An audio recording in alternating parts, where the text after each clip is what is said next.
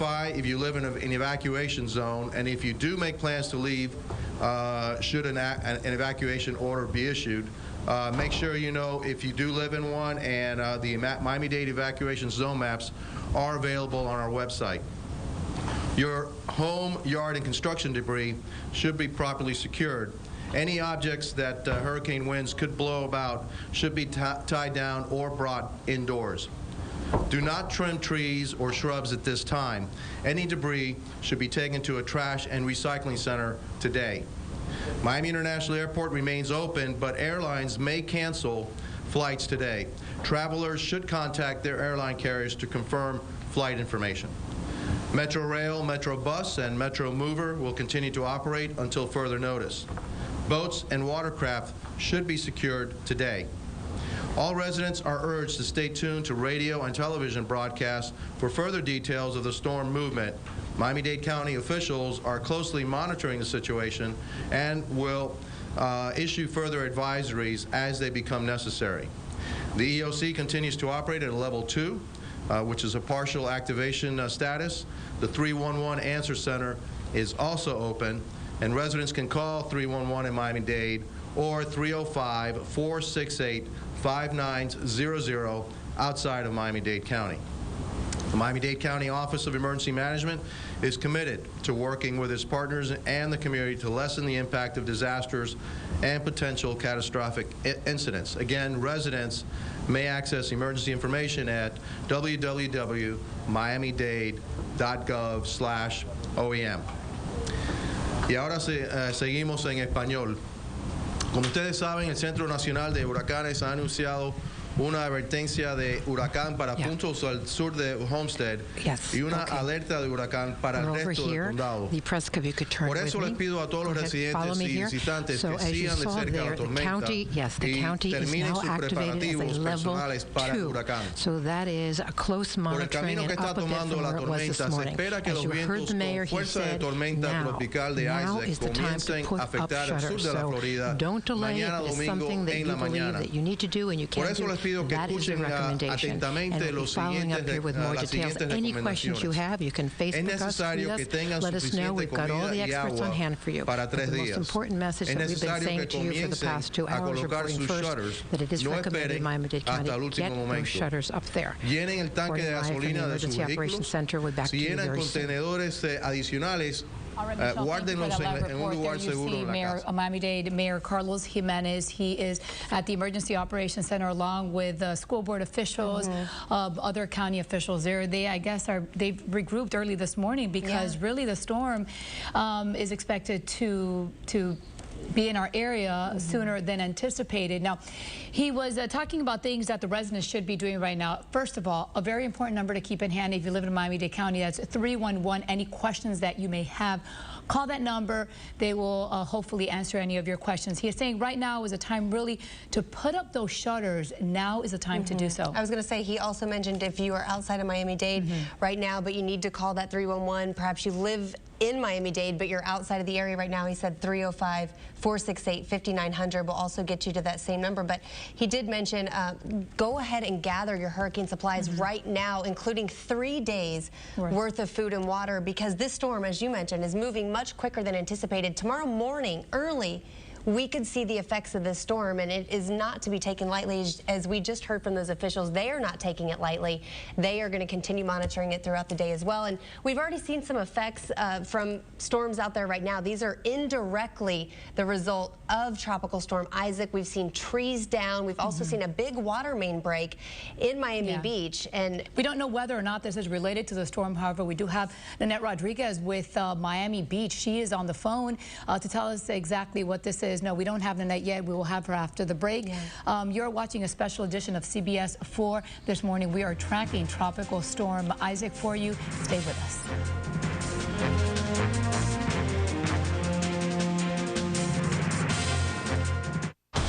#1 in daytime talk. I moved in with my former high school teacher. Her mother thinks you are a pedophile.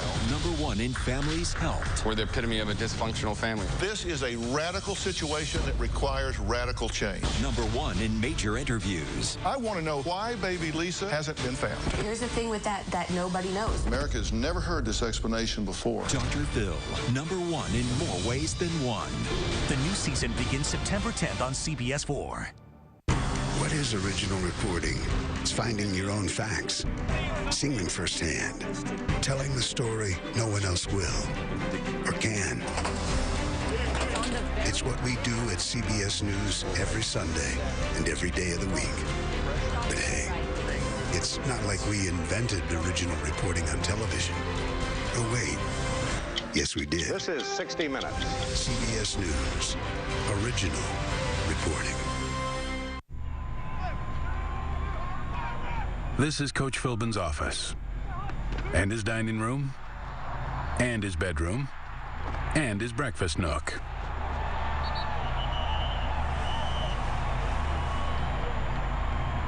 Home sweet home.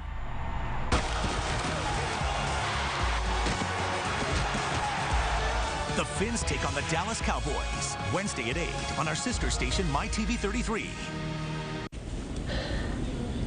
Welcome back to this special edition of CBS 4 this morning. We are tracking Tropical Storm Isaac. If you are just waking up or just tuning in, we welcome you. And things are constantly changing with this storm. We unfortunately have gotten bad news. The storm is moving quicker and also more north this morning. That is bad news for South Florida. Yeah, it may be approaching us sooner than anticipated. We are feeling some of the indirect effects right now. But we want to speak with Annette Rodriguez. She is with Miami Beach. And there's been a situation out there, a water main break. Nanette, good morning. Hey, good morning. What can you tell us? We saw these images out there in Sunset Harbor. What's going on there right now? Right now we have our public works crews on the scene trying to determine what areas are affected. We have shut off some valves, so some residents may experience not having any water at this time. It's not associated with the storm. Okay.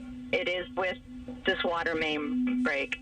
By when do you think you'll be able to, fix this problem? Because if more rain is expected to come this way, then that can make matters worse.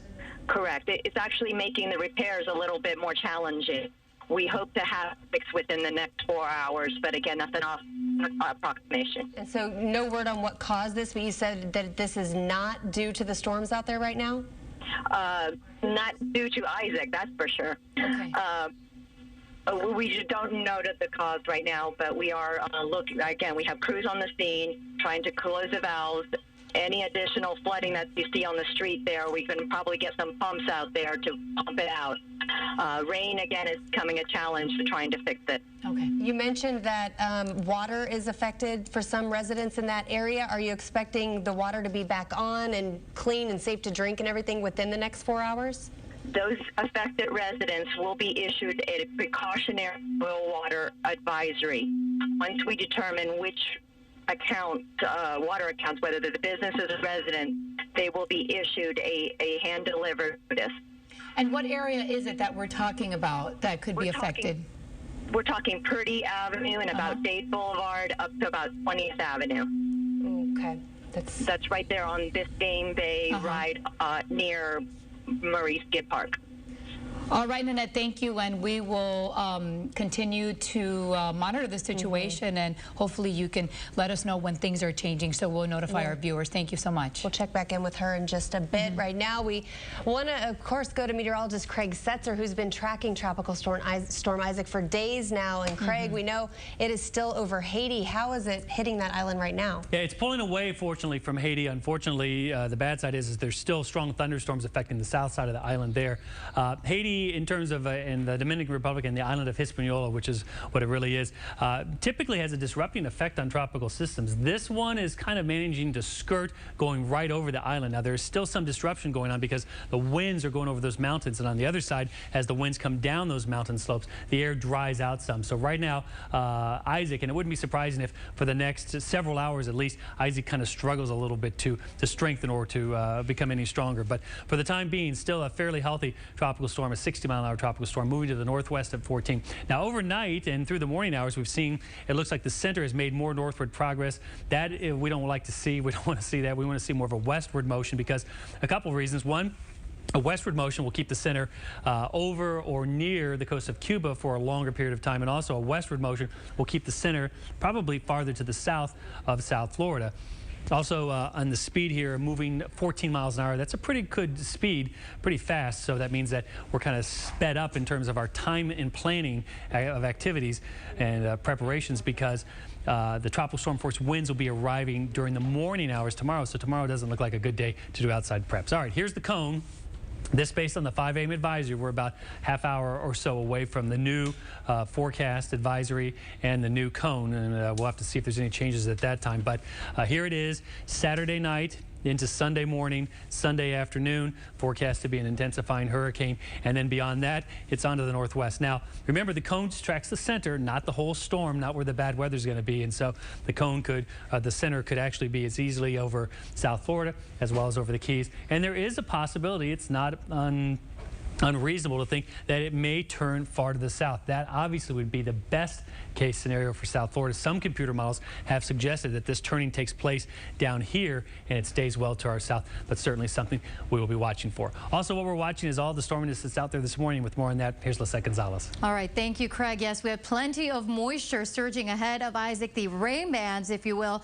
And looking at the radar, some strong storms right now across the Upper Keys, Ocean Reef, Key Largo, Isla Mirada, Duck Key right now just getting drenched. We've seen some dangerous lightning firing up, and we're continuing to see that wet weather across Duck Key Marathon, where reporter Peter Dench's Big Pine Key. Down in Key West right now, a little bit of a break there for our reporter Vanessa Borge. As we continue our team coverage, Miami-Dade County is getting soaked all the way from Homestead through Cutler Bay and Kendall and Key Biscayne, and even outside our studios in Doral, Miami Shores, Pembroke Pines, and Hollywood. Now, Broward County, we're seeing some showers around Fort Lauderdale, Lauderhill, Sunrise, and Oakland Park, and we will continue to see these showers and storms on and off again throughout the day today. Miami Beach, the highest wind gusts so far at 49. Miami Shores at 46 miles an hour. Doral's highest wind gusts at 43 and up to 40. North Dade County, we've seen almost actually about 3/4 of an inch of rain there at Miami Shores and about 1/2 of an inch in North Dade, and we will continue to add to those rainfall totals because of all the tropical moisture that is going to be moving in across our area associated with Isaac. And in addition to that, of course, we've got the windy weather. So here's your weather headlines. Strong to severe storms possible today with the potential for flooding, gusty winds up to 65 miles an hour or higher, dangerous lightning, rough boating conditions, and the high risk of rip currents. And needless to say, it is not a good day to head out in the water or in the water, folks, as the weather is just going to be nasty. So once we had a little break from the storms in Broward, you can go ahead and try and head out there and take care of those final preparations. Review your hurricane plan, top off your supplies, move boats, secure your vessels, bring in loose items, freeze bottled water, and we are recommending shutters, and so are emergency officials. So for today, squalls increase, storms likely. Tonight, the weather continues to go downhill with gusty storms and flooding possible. And again, that small craft advisory in place because it will be rough on the water. So tomorrow into Sunday, our weather will depend on the strength and the intensity and track of Isaac, but expect that we'll see the potential for strong to severe weather, isolated chance of tornadoes and squalls streaming on in, and we could be dealing with tropical storm force wind gusts or hurricane wind gusts tomorrow through Monday. Ladies, back to you. If only we could skip to Tuesday, Lisette. Thank you for that live report. Right, a whole lot of going on, and it's constantly changing. And that's what's interesting is we've had live crews all over the Keys, and you know, we go to them 1 minute and things are completely clear, and then we go back to them 10 minutes later and it's pouring rain and the wind is just gusting like crazy. Yeah, and speaking of our crews, CBS 4's Vanessa Borge, she is live in Key West. You've been there all morning long. Vanessa, there's people walking around out there. Yes. It looks dry out there. I see a bike rider behind you. Yeah. I'm happy to report right now, ladies, that I am dry. The weather is dry right now, but you know the drill here, exactly what you said, Rhiannon. Any second it could change.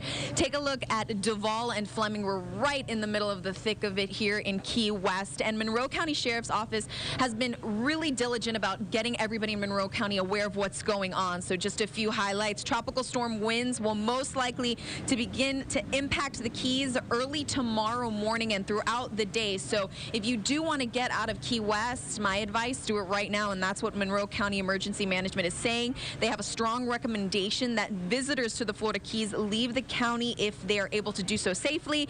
And county offices, sheriff offices, schools, and county courts are all going to be closed on Monday, and so is the Key West International Airport. So a lot affected here within South Florida, within Key West. You are going to want to be diligent and aware, and obviously, of course, always keep it tuned on to us. As of right now, I've been telling you throughout the morning to show us your pictures of what's going on in your area, because I know what's going on here in Key West. I'm showing you live pictures right now, but take a look at this. This is a viewer that sent us a picture, sent me a picture on Twitter at Vanessa Borge, and you can too.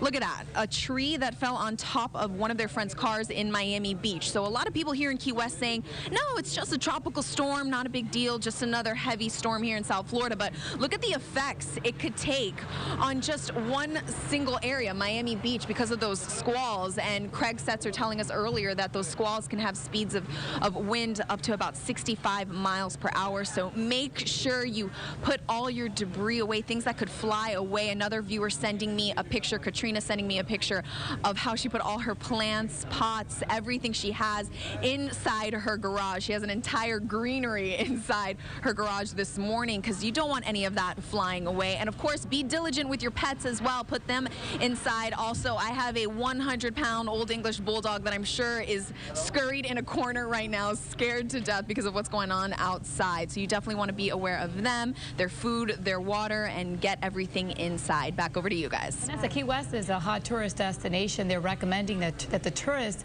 get out now while they can. Have you been able to speak with any tourists who are planning on leaving, or what are they saying? They're pretty much hauled up inside their hotel rooms this morning. So everybody came out. We're actually right on the corner of a Starbucks. Everybody getting their breakfast. A bunch of residents just running around, going for jogs, walking their dogs. And then everybody's just going to get back inside to either their hotels or their homes and just ride out the storm there. All right, Vanessa, thank you. And she made a good point, too, about to make sure your dogs and your pets are cared for as well. Monroe County said that if you do go to a shelter, you can bring your dog. They will house them separately, but you can bring them along. So yeah, most important here, we can't stress it enough, just have your plan in place. You're watching a special edition of CBS 4 this morning as we continue to track Tropical Storm Isaac. Yeah, here's a live look at Marathon this morning. Oh, you can see cleaning off that camera. Yeah, it is raining down there, very windy. Look at the palm trees there swaying around. We continue following Tropical Storm Isaac, and we'll be right back.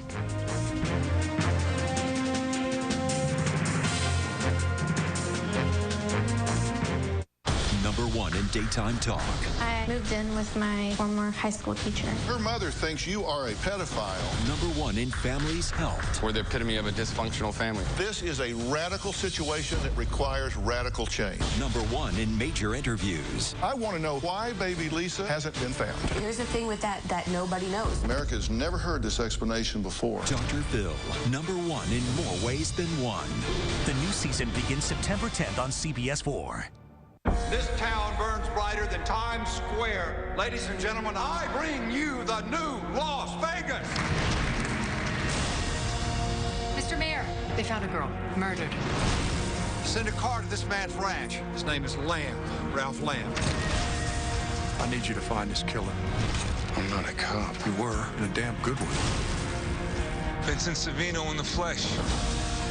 Every crew in the country's planting their flags. I'm gonna plant mine.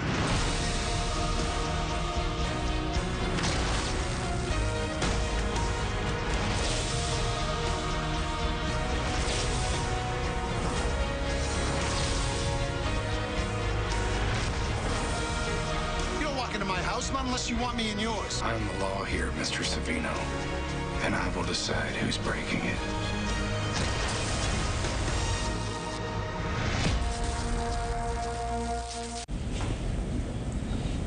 Welcome back to this special edition of CBS 4 this morning. We continue tracking Tropical Storm Isaac, already seeing some of the indirect problems from Isaac here in South Florida. Pretty much all across, we've seen vans with damage, trees toppled down. We've seen water main breaks. It's just a mess out there already. It really is only the beginning. If you're just joining us, thank you so much. And there's warnings, there's watches. We want to go ahead and keep you up to date on that. Monroe County, hurricane warning. Miami-Dade, hurricane watch. And Broward County is under a tropical storm warning. However, we are already feeling some of those effects. Meteorologist Craig Setzer, he is standing by. He's been here bright and early following Tropical Storm Isaac. Craig, good morning, and what can you tell us? Hey, Craig. Good morning. Seems like a long time, huh? Yeah. We've been here, but time flies when you're tracking a tropical system. Let's first start off with what's going on across South Florida, because I know folks are trying to make preparations, take care of things outdoors right now, and they're playing dodgeball with some of these thunderstorms coming through. So we'll start in the Keys first. Right now, the lower Keys looking good. Key West has a pretty substantial break for several hours, and from our live shot with Vanessa earlier, you can see people walking around and stuff. You know, if the sun comes out for a little while, which it may do from time to time through the day, and we get some breaks in this rain and activity, take advantage of that, because it looks like the weather is going to be going down and up all throughout the day, and you don't want to get caught behind the curve here. Middle Keys right now not looking too bad. Line of thunderstorms well offshore. That activity will be moving through within the next half hour. Upper Keys saw some pretty good squalls go through there, and still some off and on heavy rain continuing through the Upper Keys. All right, Miami-Dade, heaviest activity right now continues over from Ocean Reef down through Florida City and also Homestead, and that has not been moving north, so good news there. And farther to the north, in North Dade, it's been raining now, persistent rain for some time, and mainly along and south of 595 we've had the rain. So looking okay for shutters, putting up shutters, getting out and about right now in northern Broward and in some spots in Miami-Dade. And once again, the recommendation this morning is for shutters in Miami-Dade and Broward because of the possibility that the core of the storm, and I know right now it's a tropical storm, but it is forecast and we have every expectation it'll be a hurricane. The core could come over South Florida. Here's the 8 a.m. advisory. Tropical Storm Isaac, 60-mile-an-hour tropical storm moving to the northwest at 14, located at that time 85 miles to the east-southeast of Guantanamo, Cuba. Now, the future track continues to take it in a general west-northwest or northwest motion here, but as you can see, apart from our last night, or separate from our last night cone at 11 p.m., the cone is now shifted a little bit more over the water, and if that center stays over the water for a long time here, and it would have at least about 36 hours over the water, that would give it the opportunity to strengthen possibly into a hurricane. And in fact, that is the forecast to be a hurricane by tomorrow afternoon. And then in this general area tomorrow night, and then it's up the eastern Gulf of Mexico, making landfall in the middle of the week over the northeast Gulf.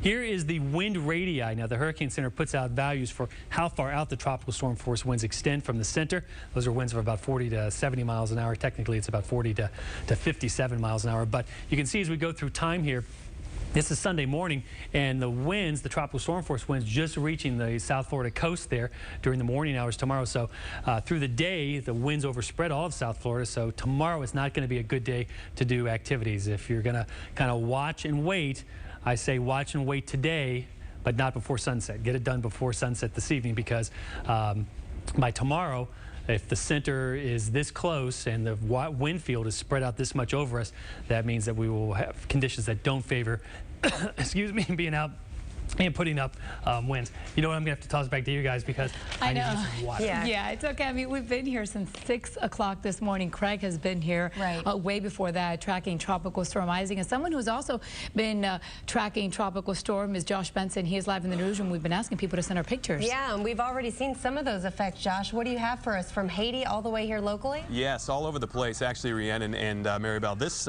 you know, is getting awfully busy on Twitter and on Facebook, everywhere else. Check out this picture. We're going to take you out to Haiti. Actually, our Miami Herald reporter Jacqueline Charles snapped this photo with her cell phone. That is a billboard that has been almost ripped off of the pole. This is near the Port-au-Prince airport. So obviously the big winds have kicked up down there. The storm has passed through for the eye, has pushed through there at this point, but there is a billboard and some damage. Now, we have gotten an update on flights out of MIA going to Port-au-Prince and flights coming into MIA from Port-au-Prince. So far, 6 have been canceled, 3 of them arriving and 3 of them departing from Port-au-Prince. So that's an update for MIA. Now, the Fort Lauderdale airport, 2 arrivals from Port-au-Prince and 1 departing have canceled. So those are the updates for the Port-au-Prince flights from both respective airports. We want to show you some other pictures as well. We're going to take you out to Davie And if you can see this, I know it's a dark picture, but this is the Sterling Apartments. And Yvonne Cabrera sent us this picture. Some trees down in the parking lot. Big mess starting out there as these outer bands start to roll in and push with it the rain and the winds knocking down the trees. So dangerous conditions just starting now, so people need to start paying attention. Let's take you out to Miami Beach, a more peaceful picture, but some threatening clouds. You can see this is a picture that Scott took. I believe that's near the Eden Rock Hotel, but Scott took this picture of Miami Beach. Starting to darken out. Not a good day to lay out on the beach and get a tan, obviously, but Scott took that great picture. Thanks for sending those in. We want to see more of your pictures, more of your videos. All you have to do is send them to pics@cbsmiami.com. That's pics@cbsmiami.com. We'll try to get them on the air for you. Also, I do want to make one more point about airports. Key West International just got this update into our newsroom. Key West International Airport and Marathon Airport, they are going to be closing after the last commercial flight departs at 7 o'clock tonight.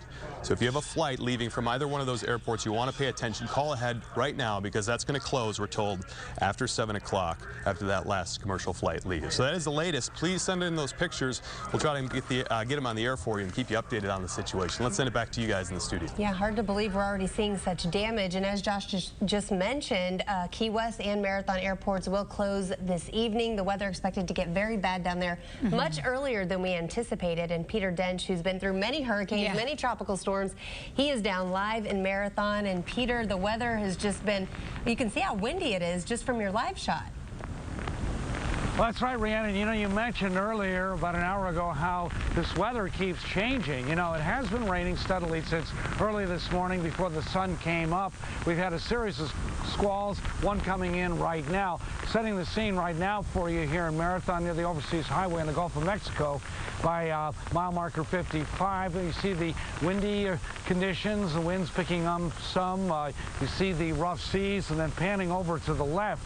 A number of people have been taking their boats out of the water. Limited traffic now. We've seen a steady stream of people and boaters, one over there to the right, bringing his boat in. But again, limited activity in light of the conditions here. And then coming back over, if you can, to your left, you'll see that most of the traffic we've been seeing has sort of been northbound on US 1 on the Overseas Highway. People heading out from the Keys, heading northbound, heeding the cautionary warning that tourists and visitors should get out if they can do so safely. If they insist on staying, they need to find a safe structure. So again, this sort of has been non-stop in terms of the rain that's been coming down here, the squalls and the conditions. Certainly a very visual reminder that time to heed the warning about leaving this area. We're live in Marathon. Peter Dench, CBS 4 News. Well, that is good to see some of those drivers heading north. That means they are heeding the warning. The Monroe County Sheriff was recommending that tourists do leave now while they can. And also something else that I can't stress enough, there's only one way in and one way out of the Keys. So if everyone tries to get out at the same time, there's going to be quite a bit of traffic, and also the weather conditions, they don't make it any better in the traffic. So if you can't leave now, go ahead and do so. If you have to get into the Keys to maybe, you know, tighten your boat because you do have property there, do so as soon as possible. You may want to call a friend if you have one that lives down there to go ahead and go over there and do it, because that is a good point, though. You do not want to get stuck in traffic with this weather that is heading our way. And there's plenty, of course, to do if you do need to get your home ready for a hurricane. But what you do inside your home can also go a long way to protect your property. First of all, protect your important papers. Make sure your keepsakes and your small valuables are all put in waterproof plastic containers. Cannot stress this enough. You do not want your marriage certificate getting ruined in the storm. Also, store the containers on upper shelves in a closet to avoid any possible flooding. We're already seeing flooding in some areas. Videotape or take your pictures of all of your contents so that if you need it for insurance purposes, you have it. Also, keep copies in a safe place in case you do need to file insurance claims, of course.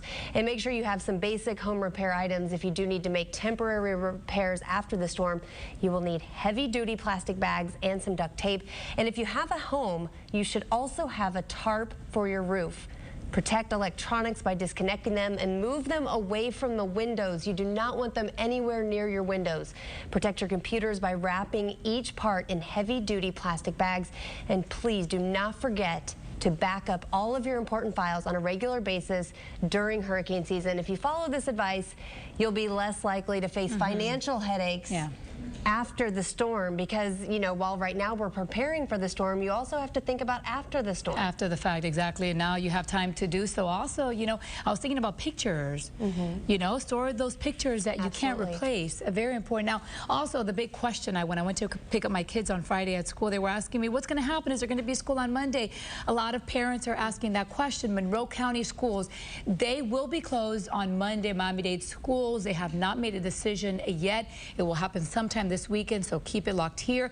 We'll let you know. Right now, Broward schools, they will be open on Monday, but however, that can all change, as we know, depending on the weather. And we want to remind you, if you have any questions at all about Isaac, you can call Miami-Dade's hotline for information. That number, very important, 311. They'll answer any questions you have about the storm, give you the latest updates, and any information you may need. The hotline is open from 8 a.m. until 5 p.m. And they may end up extending that as well. And remember, you can find complete coverage of Isaac on our website at cbsmiami.com/tropics. We have the latest advisories. We have a printable hurricane guide, also any cancellations, any announcements out there. We just heard actually from Miami-Dade County Mayor Carlos Jimenez just a little while ago, and we know the school board was present there as well at the Emergency Operations Center. So they are looking at all of the information. They are recommending that you go ahead and put your shutters up in Miami-Dade. Again, Miami-Dade is under a tropical storm or a hurricane watch. Yeah, so very serious. And also, we want to remind you, if you see the effects of Tropical Storm Isaac, capture it, send it to us. Our email is pics@cbsmiami.com.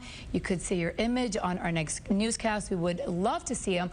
Also, we have much more information ahead on Tropical Storm Isaac. There is, send your photos to pics@cbs.com. Also Facebook and Twitter as well. Yeah, we've seen some of that damage already. We'll be right back.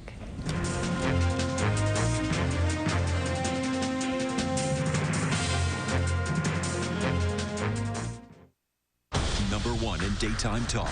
I moved in with my former high school teacher. Her mother thinks you are a pedophile. Number 1 in family's health. We're the epitome of a dysfunctional family. This is a radical situation that requires radical change. Number 1 in major interviews. I want to know why baby Lisa hasn't been found. Here's the thing with that nobody knows. America's never heard this explanation before. Dr. Phil, number 1 in more ways than one.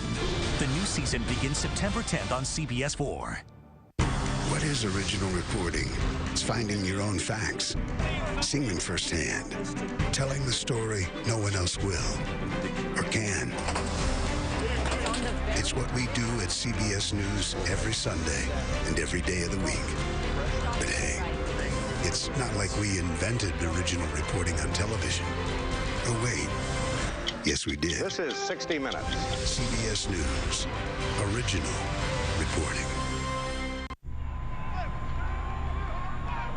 This is Coach Philbin's office, and his dining room, and his bedroom, and his breakfast nook.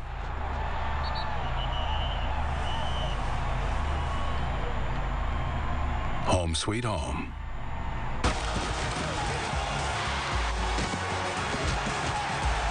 The Finns take on the Dallas Cowboys Wednesday at 8 on our sister station, MyTV33. Welcome back to this special edition of CBS 4 this morning. We are still tracking Tropical Storm Isaac, and we are waiting for the latest advisory to come from the Hurricane Center. Thank you so much for joining us. If you're just tuning in, I'm Rhiannon Alley. I'm Josh Benson. Yeah, next to Josh Benson, our new morning anchor, and we are just seeing a mess outside already. This is all, you know, very fluid. Things are changing constantly throughout the morning. We should be getting the newest advisory, hopefully in the next few minutes. Meteorologist Craig Setzer standing by with what is going on out there this morning. That's right. Good morning. We are continuing to follow the Or Lisette Gonzalez. Let's go to her instead. Well, actually, no, we are going to go to Craig Setzer. So it's Craig in the Storm Center. He's going to have the latest on Tropical Storm Isaac. I'm here. You guys hear me? The great thing about live TV, huh? And you folks at home get to join along with us and watch everything happen as it goes. But the latest on Isaac, and I'm going to do a little bit of meteorology lesson here, so put on your thinking caps, because really what we're going to be watching very, very closely is all about the direction, the heading that the storm is making, where it is headed.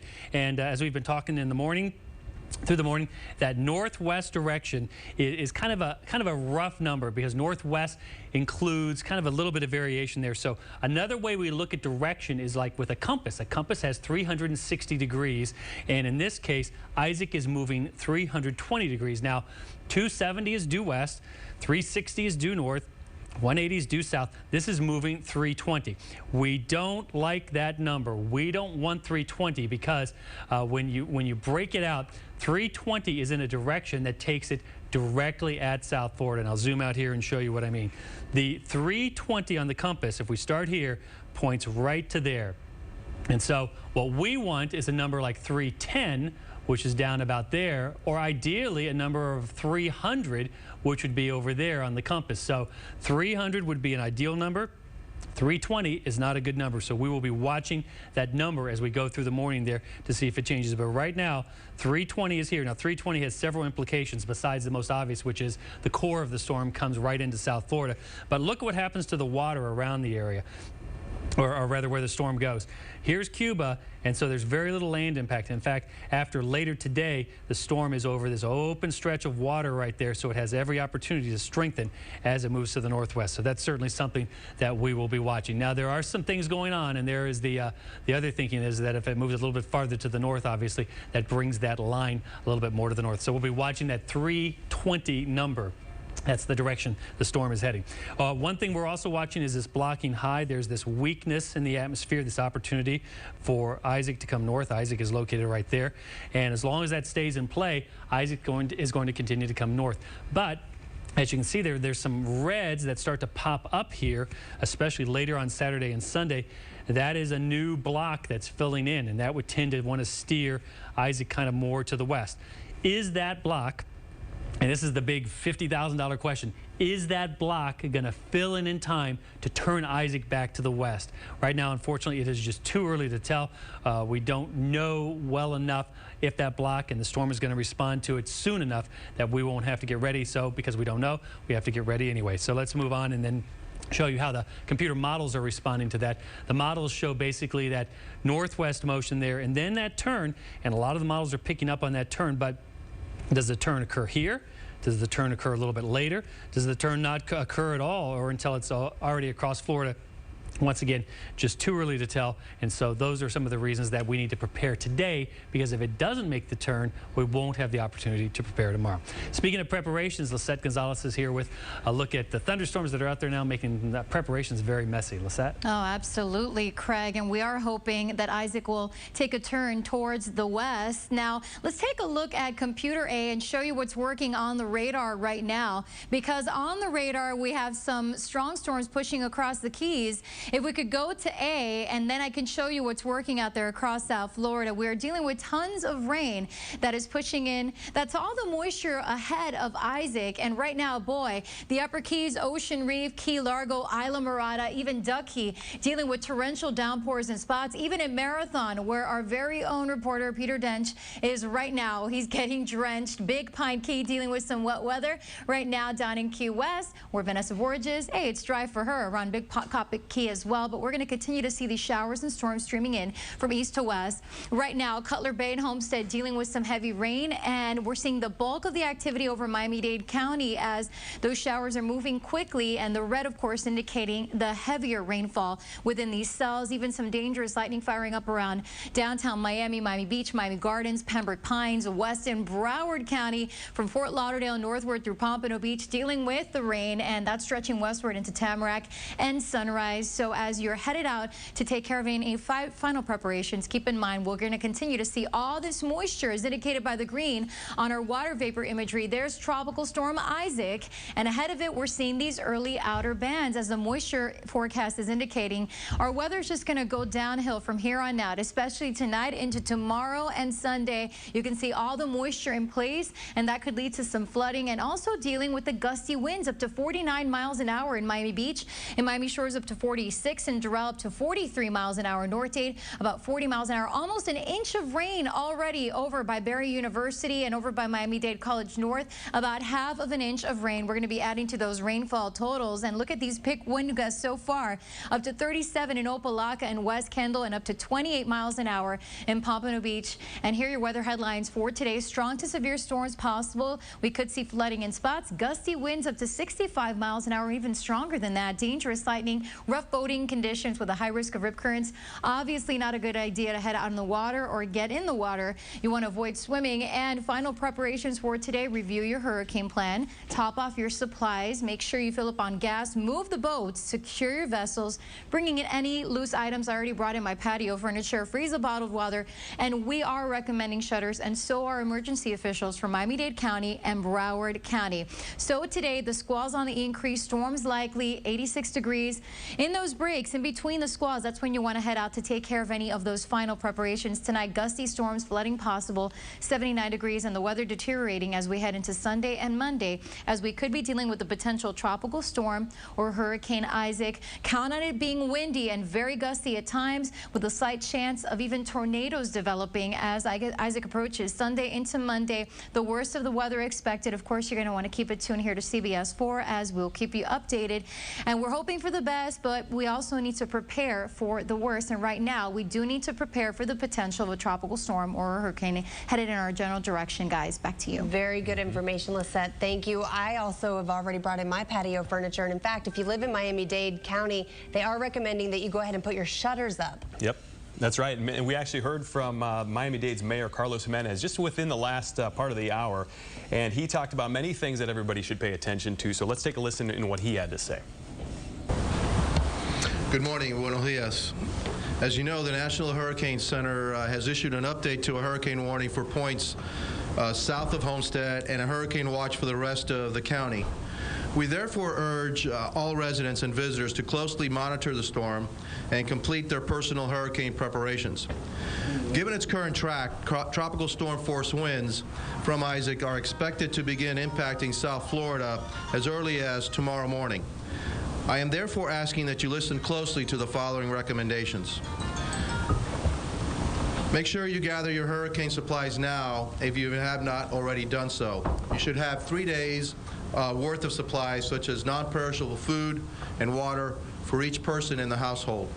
You should begin putting up your shutters now. Even tropical storm winds can cause significant damage, so you shouldn't wait until the last moment to protect your home. Fill your vehicle's gas tank with gasoline. If you fill extra gas containers with gasoline, make sure you store them in a safe area in the home. Verify if you live in an evacuation zone, and if you do make plans to leave, should an evacuation order be issued, make sure you know if you do live in one, and the Miami-Dade evacuation zone maps are available on our website.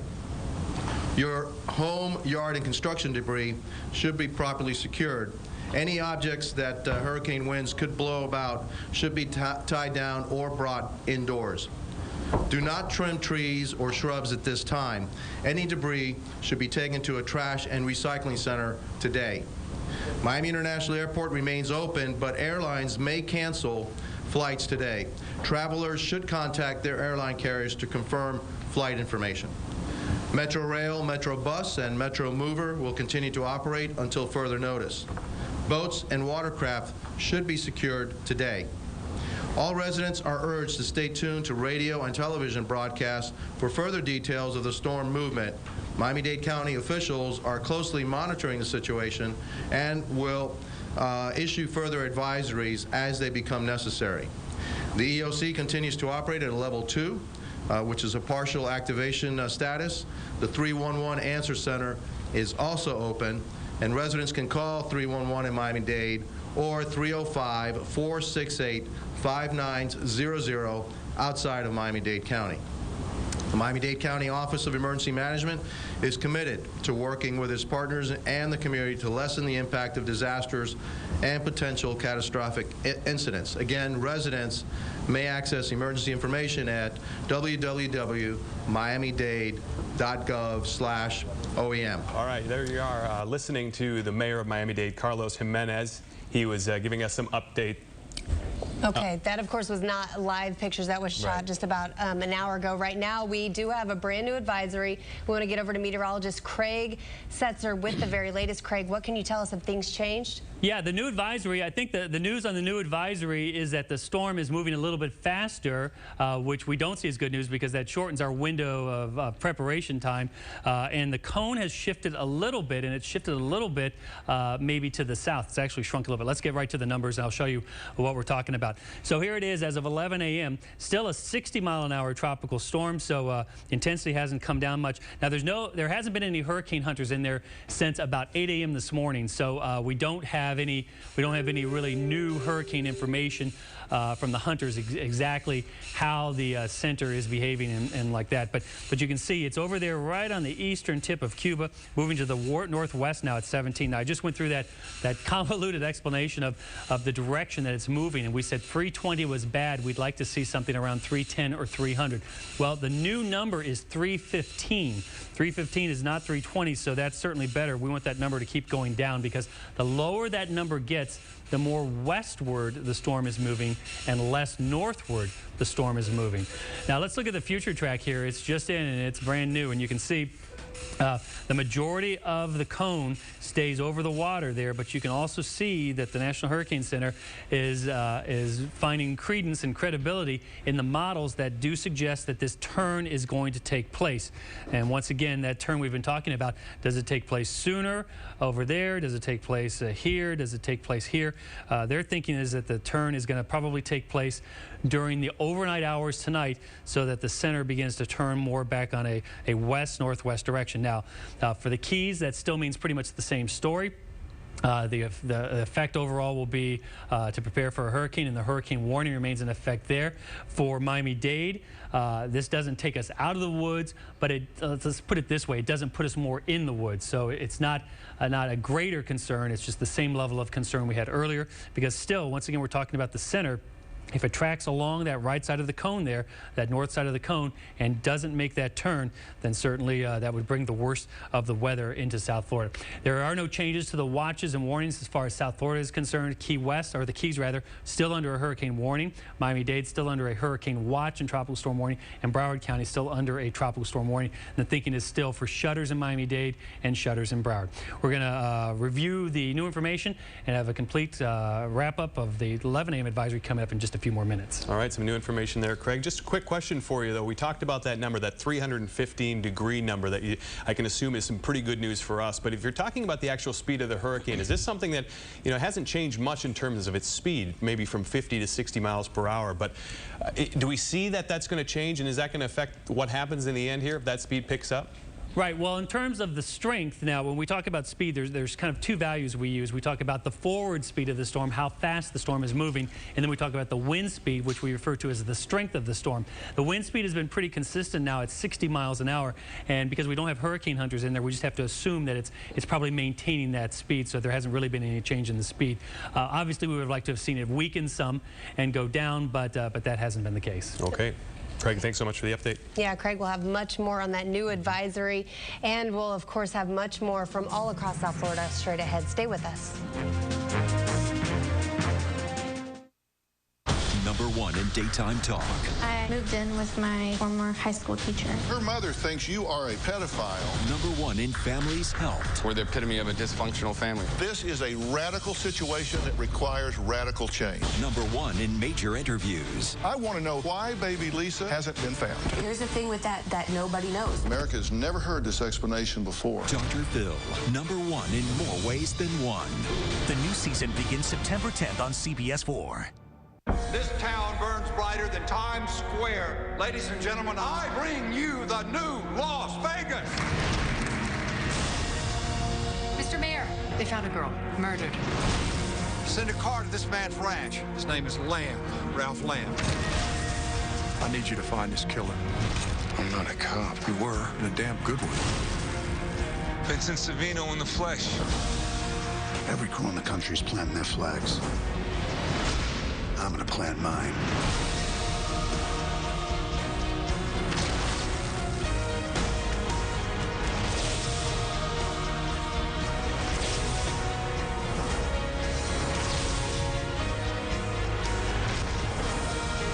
You don't walk into my house, not unless you want me in yours. I'm the law here, Mr. Savino, and I will decide who's breaking it.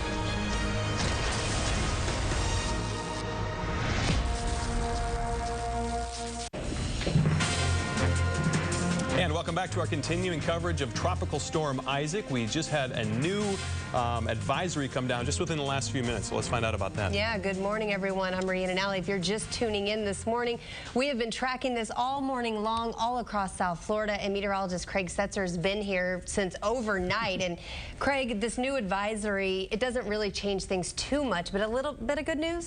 Well, I don't know. You know, you always try to look for the good news and find it in a situation like this. I think the good news may be that because it is moving a little bit faster, and this is funny, it's kind of the double-edged sword. It's moving faster, so does that mean you have less time to prepare? In some ways, yes, but it's moving faster, so that may mean it won't be over the water quite as long and have as much of an opportunity to strengthen. Needless to say, really, there's not much good news or bad news in the new advisory. Our concerns are still up because it looks like its transit over Cuba is going to be brief, and so we were hoping for a longer passage over Cuba as a tropical storm, possibly even weakening some. That's probably not going to happen, but as of 11 a.m., 20.1, 74.6. The strength of the storm still at 60 miles an hour, so hasn't changed there in terms of its intensity, and the movement has picked up a little bit. And as we've been talking, also we think of movement. Also, when we're looking for really precise measurements of direction, we use what we call compass degrees, and so 315.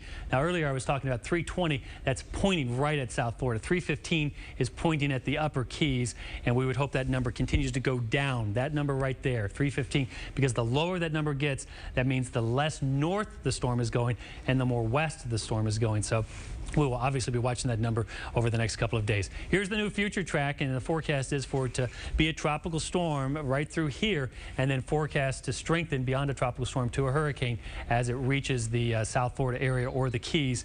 And as you can see, most of the cone now is over the water, so over the water, the transit over the water gives it the opportunity to strengthen.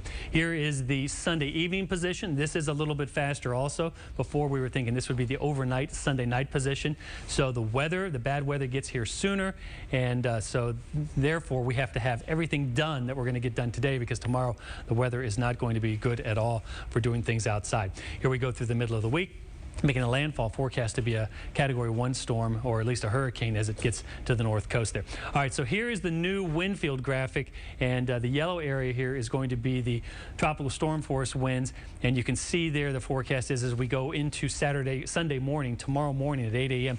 It's sped up a little bit, so the tropical storm force winds already coming on shore there, and so much of South Florida already in tropical storm force winds tomorrow at sunrise thanks to that faster motion. And then as we go through the day, tropical storm force winds, and then overspreading South Florida, as well as the possibility of hurricane force winds through the Keys. And once again, just a little adjustment to the right there, to the northeast, and that puts the hurricane force winds into mainland South Florida. That, of course, is our concern, and because of that, the hurricane watch is up, and also because of the concern that just a little deviation on that course could affect mainland South Florida.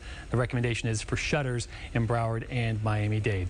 In terms of what else is going on, we have the hurricane warning for the Keys, and now going up the west coast of Florida, the hurricane watch for Miami-Dade, tropical storm warning for Broward and Palm Beach counties, and through the Bahamas, much of that area under tropical storm warnings. Here's the latest radar, and you can see pretty good band now starting to come in. It'll be affecting the middle Keys right now, the lower Keys looking good, and throughout the rest of South Florida.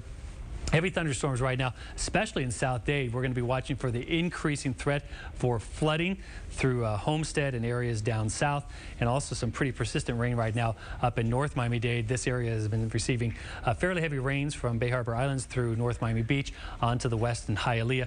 Right now, Broward is looking pretty quiet with just light rain, but that's good news because we need a break in the weather so we can prepare for the weather. And we'll, of course, have more on that coming up in a bit. Back to you. Oh, good point, Craig. We need a break. We're not going to get it anytime soon, South Florida, so now is the time to prepare, as we've been talking about. And as Craig mentioned, that hurricane warning that's affecting the Florida Keys right now is a big concern, and they're preparing themselves there. And we do have a reporter live in Key West. There she is, Vanessa Borge, joining us now live. Vanessa, you've seen rain. You know, when you got there, it was dry. Now it's raining. It's been on and off. So what's the latest down there in Key West? It has been on and off, but I'm a little scared because for the past hour or so, it's been very calm, just a little bit of gusts of winds, but so far so good. You can see right here on the corner of Duval and Fleming that everything is dry. A bunch of people heading out the door this morning, getting errands done before the big storm really rolls in later today and tomorrow.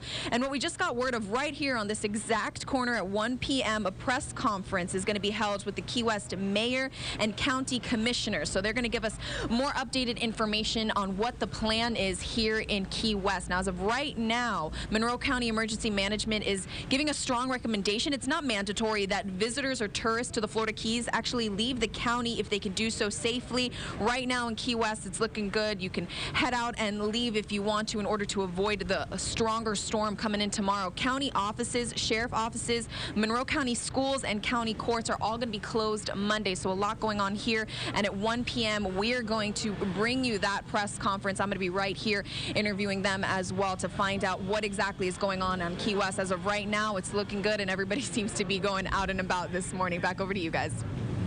And a good point to mention is that, you know, it's not mandatory right now that you leave the Keys, but they are recommending it. And there's only one way out of the Keys. You do not want to get stuck in traffic when this storm hits. So probably a good idea to go ahead and get out right now. Just about 50 miles north of Vanessa is our reporter, Peter Dench. He is live in Marathon. And Peter, same thing there. The weather's been, it's been dry, it's been rainy, it's been dry, and it's been very windy as well. What's the latest? Well, it has been somewhat windy lately. Again, it's been raining ever since this morning, off and on, the conditions going back and forth. For the most part, we've been seeing that many tourists are heeding the county's strong recommendation that they leave if they can do so safely, and also find a safe place to stay should they decide to stay here. Now, people living on boats or staying in recreational vehicles or campers are being urged to find a safe structure as we look at the choppy conditions on the Gulf of Mexico here in Marathon. You're looking at the situation just off the Overseas Highway. Tourism officials are reminding people that hurricane-force winds of at least 74 miles per hour are expected in the next 24 to 36 hours. We also have some important new information for you in regard to emergency shelters being opened up in Monroe County by 2 this afternoon. County will open up 4 shelters: Key West High School, the Stanley Switlick Elementary School in Marathon, Coral Shore High School in Isla Mirada, and the Sugarloaf School in Upper Sugarloaf Key. People are being urged to bring their own supplies because no items will be supplied there, and they can bring their pets, but those pets will be housed in a separate facility. So, will this be as bad as Wilma back in 2005? Doesn't appear that it will be, many hoping that it's not, but people are taking precautions, and tourists are apparently heeding the warnings and getting out. We're live in Marathon. Peter Dench, CBS 4 News. And Peter, we mentioned that the airports down there in Key West, also in Marathon, expected to close later this evening. Have you seen any tourists or anyone trying to get in or out of town that way? Well, we haven't been able to get that far out at this point because we've been pretty much locked down here on the Gulf of Mexico. But we know that there has been some activity, but we just haven't seen much as far as where we are right now. Okay, Peter, thank you for that live report. Constantly changing. Yep. Down in the Keys, also up here in Miami-Dade as well, and that's where we find Michelle Gillen, our chief investigator. She is live. We just heard from Mayor Carlos Jimenez just a little while ago, Michelle, and what do they say? Did you speak to them after that news conference? What are they saying? I certainly did, because I think the next important piece of news we need to know about includes the schools. Will Miami-Dade schools be closed on Monday? Just as we anticipated that the word would be to put up shutters, the mayor just left here right now himself to go go home and shutter his house, which he says he hopes others will follow that example. But we were able to bring you that recommendation. I think it's important now. Families need to plan for Monday. So I'm told that school officials are still discussing that decision. Keep in mind, they've got to decide whether or not it's safe to send out all those school buses, never mind the precious cargo on them. So we hope to bring you that decision soon. The mayor expects to be back here by about 4 or 5 o'clock this afternoon. In the meantime, they're just urging everyone to check your supplies. I said, could it be a bit of a scramble here? This is a small window of opportunity for people to shutter and also to make sure they have those 3 days worth of food and water. And of course, the advice is always at the beginning of hurricane season to make sure you have that along with batteries. There are many of us who don't quite get to it, so if you didn't, now is the time to get there. And again, they always stress here, if you can, check in on any elderly or frail neighbors that you might have. If you want to get those shutters up and you need help, there are specialized lists that you have already registered with the county. I'm told that right now county workers are making all those phone calls to you. If you're on that list, they should be calling you and letting you know that they're coming out right now to help you. If you're not on that list and you need help, and I anticipate that there are some folks, I put the question in to ask, can anyone be added to that list? As soon as they can give me an answer, I will get back to you. As far as social media, I did bring up the point that, you know, we anticipated some more recent tweets because there hadn't been a tweet since 11 o'clock last night, but they're on it now. They are sending out information. They recently sent something out regarding animal services. They are closed, so do not bother stopping by animal services if you by chance thought that you could leave an animal there for safety over the next few days. If you felt you couldn't handle the animal itself, basically they are closing. But we'll be here for you. Any questions you have, send them on in, and we'll be back very soon live. All right, reporting Michelle. from Emergency Operations. Back to you. Michelle, it is Josh. We have a quick question for you while we have you live here. You know, the mayor said, you had said he's going to be coming back about 4 o'clock. Has there been any announcement on if he's going to make scheduled updates throughout the process of the storm, or is it too early to tell? Well, I think so. I mean, I think they're going to be looking at an 11 o'clock advisory. They're going to be huddling on that. I pushed them even on questions of what if there's some people who might need shelter. So I think this is very fluid, and we will have this place manned all day, all night. So I think, just as the mayor said to me, you know, he went to bed last night anticipating the best. They did not think that we would be in this situation right now. At least they hope not, and really awoke to this change, and that is why now the shutter recommendation, et cetera. So they're also aware that things are fluid and could even, you know, fall apart a bit more very quickly. So I think we're going to have teams in place here, and just know that we will bring you the very latest. All right. Some very good information coming out of there today, too, as well. Thanks so much. Absolutely. Yeah, and next we want to let you know, if you do live in Hollywood, the city is offering free sandbags, and we have CBS 4's Silva Harapeti, and she is on the phone now to tell us more about that. Hi, Silva. Good morning. You know, we talked about not anticipating what they woke up to this morning, and that's exactly what's been happening here in Hollywood as well. They put the advisory out that they were going to be offering sandbags, and they did not anticipate the reaction and the number of people that have now showed up to collect those sandbags. They're obviously, I can't bring you any live pictures at this moment for obvious reasons. We're having weather issues and signal issues, but you're looking at pictures of a long line of people, drivers, waiting in line to get to fill up the sandbags. In fact, this line was not moving fast enough. So what they did was they picked up a whole bunch of sand from one location and moved it to another part of the public works facility here. So they've created 2 locations for people to fill the bags. Filling the bags wasn't moving fast enough either, even after creating 2 different areas. They brought in a couple of pallets of pre-filled sandbags, and those went very quickly, and we're back to filling the bags from scratch again. Every single resident is entitled to 8 bags, and that's what they've been taking in. Hello, sir. How are you doing today? Better than that. Now tell me where do you live, and you don't have to give me your exact address, but what are you anticipating? Terrace, 13th Terrace, and we get flooded every time it rains. In the front, about 4 houses there on 13th Terrace right here in Hollywood. You decided to come out here and fill the bags? Get some bags. You do every time it rains? This is my first time. brought you out here this time. It was different. I saw it. With the advisory, obviously the warnings and the watches that have been issued. If you live in Hollywood, there are 2 locations you can go to. City of Hollywood Public Works Facility at 1600 South Park Road, and at the Driftwood Community Center at 300 North 69th Avenue in Hollywood. We'll be repeating those addresses as well, and we'll be out here, be talking to more people, try to see if we can bring you some live pictures in the next half hour or so. I'm Silva Harapeti on CBS Sports. Okay, Silva, thank you for that live report. Of course, it appears that people are taking these very seriously. We just saw the long line of people getting those sandbags. Absolutely, a lot going on. We're going to follow it up. We're going to have more coverage for Tropical Storm Isaac when we return. Stay close.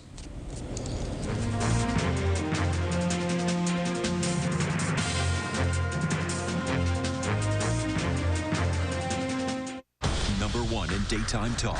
I moved in with my former high school teacher. Her mother thinks you are a pedophile. #1 in families helped. We're the epitome of a dysfunctional family. This is a radical situation that requires radical change. #1 in major interviews. I want to know why baby Lisa hasn't been found. Here's the thing with that nobody knows. America's never heard this explanation before. Dr. Phil, #1 in more ways than one. The new season begins September 10th on CBS 4. What is original reporting? It's finding your own facts, seeing them firsthand, telling the story no one else will or can. It's what we do at CBS News every Sunday and every day of the week. But hey, it's not like we invented original reporting on television. Oh, wait. Yes, we did. This is 60 Minutes. CBS News. Original reporting. This is Coach Philbin's office, and his dining room, and his bedroom, and his breakfast nook.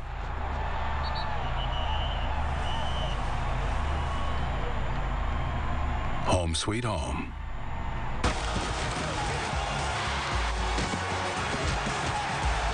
The Finns take on the Dallas Cowboys Wednesday at 8 on our sister station, MyTV33. Welcome back, South Florida, as we continue tracking Tropical Storm Isaac. Thank you so much for tuning in. I'm Rhiannon Alley. And I'm Josh Benson. Thanks for being with us on this busy Saturday. A lot going on today. And we just heard about the 11 o'clock advisory. And meteorologist Craig Setzer is in the Weather Center with the latest. Craig, what's the latest? Yeah, the latest is that the forward speed of the storm has increased, now moving northwest at 17. So we've been talking about this faster forward motion right here on the graphic, and that would bring the bad weather more quickly to South Florida. And in fact, it may not really matter in the end, because the bad weather, as opposed to arriving at 7 a.m. tomorrow, the tropical storm force winds may arrive at 4 a.m. tomorrow, and then the weather goes down through the day. The main point is that tomorrow is not the day to do preparations. Today is the day to do preparations, and the recommendation is shutters in Miami-Dade and shutters in Broward, with the possibility that the core of the storm doesn't turn onto the west and does affect us more directly. 60-mile-an-hour tropical storm as of 11 a.m. The motion we've been talking now on the compass, if you look at the compass, you know, it's got the north, south, east, and west, and we're talking about a northwest motion, but the compass also has this thing called degrees, and the degrees are real precise ways to measure direction. So the storm is now heading 315 degrees, but the Hurricane Center says that's kind of an approximate position or direction there, because they were having a hard time seeing that if the center was kind of wobbling a little bit, or anyway, what it indicates is that it is moving in a direction that is in our average location, basically heading towards us, but for the most part, it looks like the cone looks like this. So here's the cone right now. The new forecast as of 11 a.m. updates the cone, the future track, and you can see that for a good duration of the storm's life, it looks like it's going to be over the water there, and by 8 a.m. tomorrow morning, still forecast to be a tropical storm, but forecast to strengthen during this time period as it approaches either South Florida or the Keys. There's the 8 p.m. evening position. Forecast to be Category 1, and then the forecast is for continued strengthening, possibly Category 2 there in the northeast Gulf of Mexico before it makes landfall later in the week. All right, a new graphic that we've been using this season, the significant wind impact. This is the highest possibility of any type of damaging winds or significant damaging winds, and the values continue to rise through the Keys and also through South Florida as well now as on the northeast Gulf Coast. Here's the satellite loop, and there is Isaac this morning. Isaac looking a little bit less healthy than it did just several hours ago. we would certainly welcome that.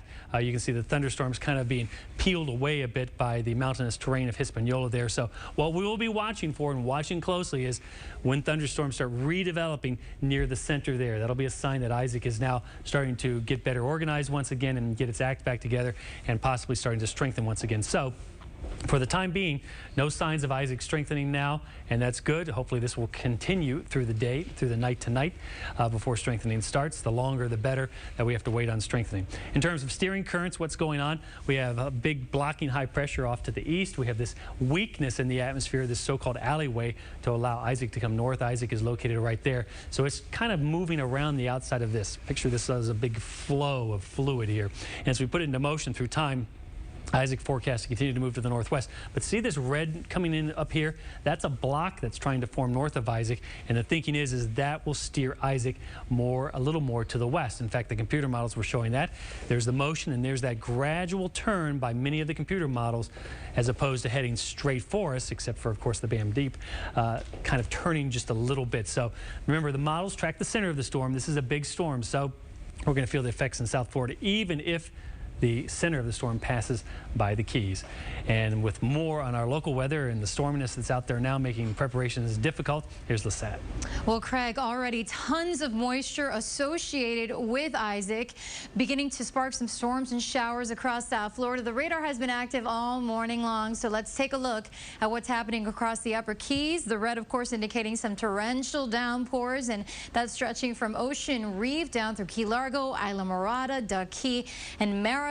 Big Pine Key dealing with some wet weather. Right now, Key West is quiet in Big Coppock Key as well, so this is the calm before the storm. And we're looking at Miami-Dade County and from Homestead through Cutler Bay, dealing with some heavy rain there and even some dangerous lightning firing up.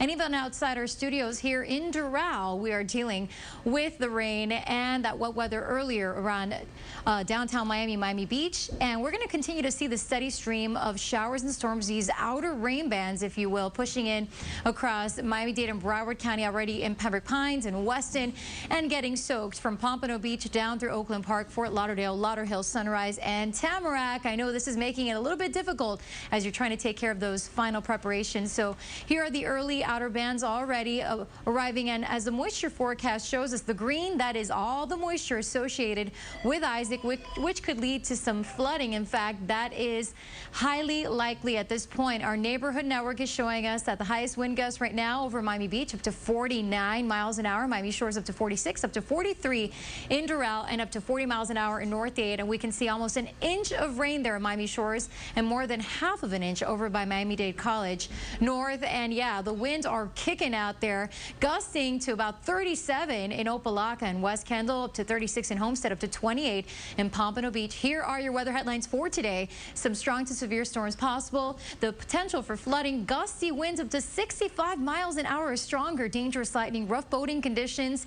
Obviously not a good idea to head out on the water or in the water for that matter. We'll have the high risk of rip currents, and that means it's best to avoid swimming. And as you head out for your final preparations, review your hurricane plan, top off your supplies, move the boat, secure vessels, bring in loose items, freeze bottled water, and we're recommending shutters, and emergency officials in Miami-Dade and Broward County are also recommending shutters. Today, squalls increase, storms likely tonight, gusty storms, flooding possible overnight and into tomorrow. The weather going downhill as we head into tomorrow. The potential for tropical storm conditions, even hurricane conditions possible, especially across the Keys and all across South Florida, keeping a watchful eye. It will certainly be gusty with torrential downpours, and there is a slight chance of tornadoes and severe weather as we head into Monday. Keep it tuned here to CBS for Tuesday passing storms. Looks like the weather improving Wednesday and Thursday. Rhiannon and Josh. Okay, Lissette, thank you for that. And surely with this big tropical storm, a lot of people are starting to take advantage of the social media, taking their camera phones out, taking pictures. You know, there's no shortage of great images to snap, and we're hoping you will send in some of those pictures to us. We got a bunch of them we want to show you right now. We'll start out with a big problem, a water main break that we found out earlier about today. Look at that picture right there. Yeah, this is in the area of Sunset Harbor in Miami Beach, and crews are working to fix that right now. We did get a press release. We also spoke with Miami Beach, and they said that they are hoping that it is all cleaned up in the next, now about 2 to 3, 4 hours or so. And so residents in that area, this is near Purdy and Dade Boulevard. Many residents experiencing low water pressure, some no water at all. So they say, please be patient. They are working to fix that. Also, a precautionary boil water advisory likely will be issued to those affected area residents and also businesses as well. So something very important that you'll have to deal with in addition to all the other problems we're seeing out there that are all indirectly related to Tropical Storm Isaac. So that's a big problem back here at home, but we're going to want to take you to Haiti as well, where one of our partners at the Miami Herald is on the ground there. She took this picture earlier, and Jacqueline Charles is her name. She took this picture of that billboard just almost sheared right off the pole. This is near Port-au-Prince Airport in Haiti earlier today, where they were getting hammered with high winds and heavy rains, and so she continues to file reports from out there. But a note on the airports: if you're heading to Port-au-Prince or coming from Port-au-Prince, there's been some issues at MIA, at the Miami International Airport. So far, we've been told 6 flights have been canceled there, 3 incoming and outgoing from Port-au-Prince. Fort Lauderdale, there has been 1 flight that was outgoing that was canceled, 2 incoming from Port-au-Prince. And also another update on Key West International Airport. We're told that will close tonight at 7 o'clock after the last commercial flight leaves. And Marathon Airport as well will close after that 7 o'clock departure. So there's another picture, though. We want to keep you going on these pictures. Powerful image from Haiti. Here is another one as well from Yvonne Cabrera. This one is from Davie, where this is just outside of her window, where you can see a mess of the trees. And boy, I think we're going to see a lot of these, Rhiannon. These pictures are going to keep coming in. Yeah, we're definitely going to see a lot of images coming in. And again, this is really before the storm has even gotten to us. So you see the damage already. You really want to go ahead and get prepared now. We've mentioned go ahead and put your shutters up. Monroe County, they are recommending that all tourists go ahead and leave. That is an area that you do not want to be stuck in during the storm. There's only one way out of there. So if you wait to leave, you likely could get stuck in traffic, and that is just going to be a very, very bad situation. We've also heard from Miami-Dade Mayor Carlos Jimenez. They are, of course, monitoring things very closely. They are recommending people have enough food and water for up to 3 days. They have not made a decision yet on whether school will be canceled on Monday. Monroe County has already canceled school. Also, all the county offices, the courts, everything will be closed in Monroe County. Now, Broward and also Miami-Dade still watching the storm, still going to, keep watching our advisories as they come out.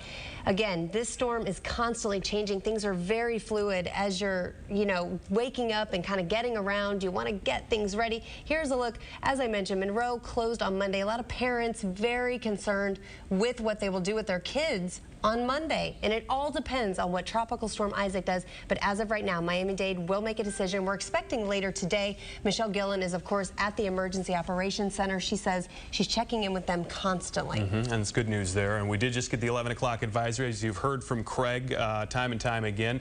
And these advisories are going to come down throughout the day, so we're going to get the latest information on what happens, because as we all know, this can change very quickly. Yeah. And it seems like it's picking up. I mean, the speed knot isn't necessarily changing, but they're not getting the planes in as often, so they're not getting a very good idea what's happening with this storm. So best case is to be prepared. Yeah, and and unfortunately the storm is not heading as west as we would like to see it. And we want to remind you, if you have any questions about Isaac, you can always call Miami-Dade's hotline for that information. That number is 311. That is expected to be open until about 5 o'clock today. They will answer any questions you have about the storm, give you the latest updates and any information you need. They may extend those hours past 5 o'clock depending on the storm.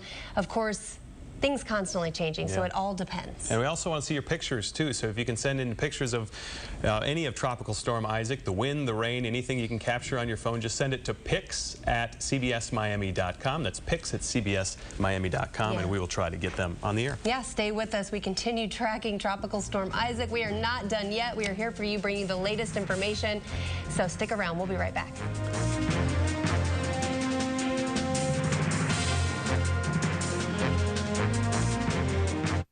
#1 in daytime talk. I moved in with my former high school teacher. Her mother thinks you are a pedophile.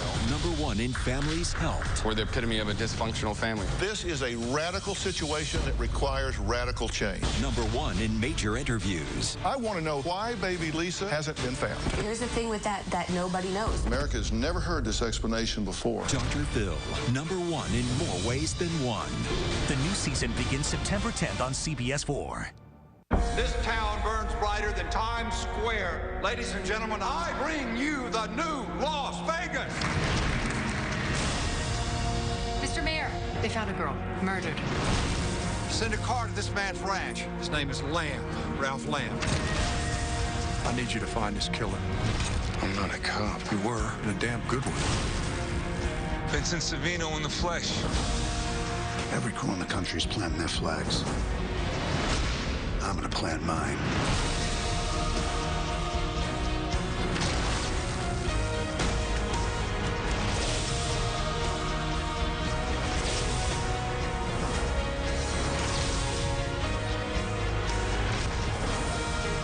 You don't walk into my house, not unless you want me in yours. I'm the law here, Mr. Savino, and I will decide who's breaking it.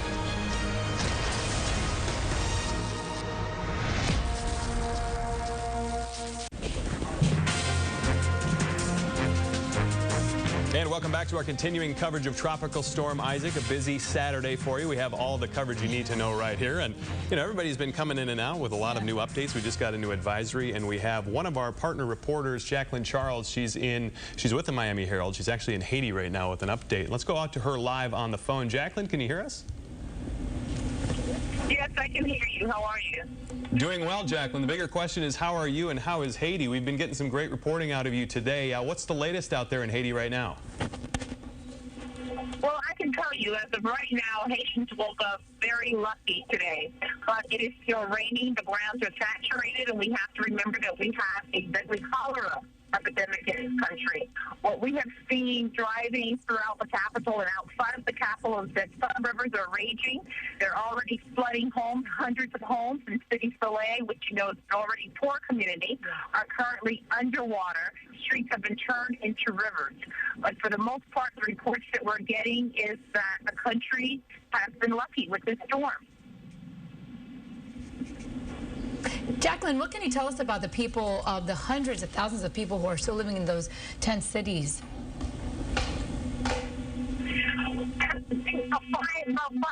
People for a shelter in the capital. A lot of tents. All right, we're having a little difficulty hearing Jacqueline. We're going to try to reconnect with her and get back with her in just a second. But I've been following her Twitter feed all morning, and she actually mentioned that one woman had passed away in Haiti, and a 10-year-old girl. And a 10-year-old girl was injured. So that was an update from earlier. We said it was a 10-year-old who was killed, but it's actually a woman who died and a 10-year-old who was injured. And the devastating is after the storm, what happens? The floodings, as you heard her say, the cholera. There's hundreds of thousands of people who are still living in those 10 cities after the 2010 earthquake. So definitely not something good there. And we want to remind you the effects of Tropical Storm Isaac. We are feeling some of those effects right now. Meteorologist Craig Setzer, he has been here since 3 o'clock this morning tracking Tropical Storm Isaac, and it is changing. Craig, good morning.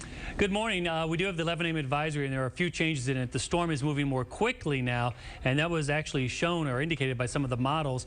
And if this bears out, it might be just a glimmer of something that we see as something that we look forward to, which would be maybe a turn to the west. We're not seeing that right now, a turn more to the west. Remember, the whole thing about this storm has been what direction is it heading and what direction will it be heading tonight and tomorrow, because more of a northwesterly direction takes it closer to us. Let's get to the pictures here, and I'll spell it all out for you.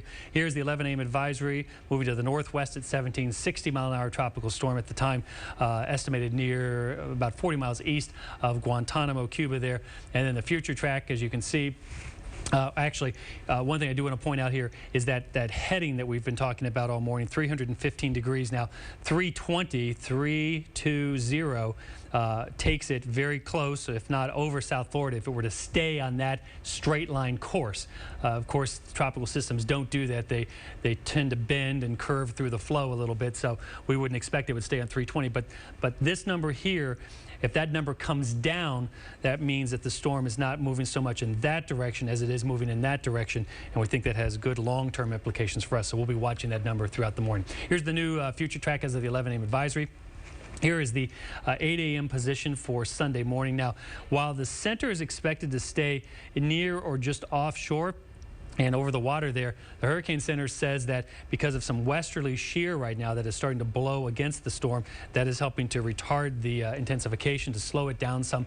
And the thinking is that it may not grow quite that much in terms of strength as it goes there overnight into tomorrow morning. The forecast is still for it to become a Category 1 hurricane as it approaches the Keys or South Florida. That's the Sunday evening time frame. And with that faster motion here, we've sped up a little bit, so the weather goes downhill during the day tomorrow in terms of the winds coming up, and then by tomorrow afternoon and tomorrow evening, some of the worst weather is expected. After that, it's forecast to intensify in the eastern Gulf of Mexico and make landfall during the middle of the week. And in terms of significant wind impact, you can see the highest potential there is where the intensity is forecast to increase, but does include the Keys as well as extreme south sections of South Florida. A hurricane warning remains in effect for all of the Keys. A hurricane watch remains in effect for Miami-Dade, and a tropical storm warning is in effect for Broward and Palm Beach County. The tropical storm warning also does include Miami-Dade County on top of that hurricane watch. Okay, here is the wind field that we look at. And you can see here as it moves through time to the northwest, so that tropical storm force winds on this little faster motion expected to arrive around sunrise tomorrow morning, and then throughout the day the tropical storm force winds overspread South Florida. Once again, it wouldn't take much if that center moves a little bit more to the north and east there. It would bring the core of the storm or possibly hurricane into mainland South Florida. All right, joining me now from the National Hurricane Center is Director Dr. Rick Knabb. Rick, it's been a while since I've talked to you. I think you were just a specialist there when I talked to you last. How have you been? Okay. Apparently we're having a hard time hearing you, so while we work that out, I'm going to go back and talk about our explanation. As soon as we get your audio, we'll punch you back up and hear how you have been through that time. Do we have him now? Can you hear me now, Craig? Yeah, I can hear you now. Okay, so good. Let's so go ahead and it's good to be back in South Florida. I wish we didn't have a storm on our doorstep, but we need to prepare for it today. Yeah, that's okay.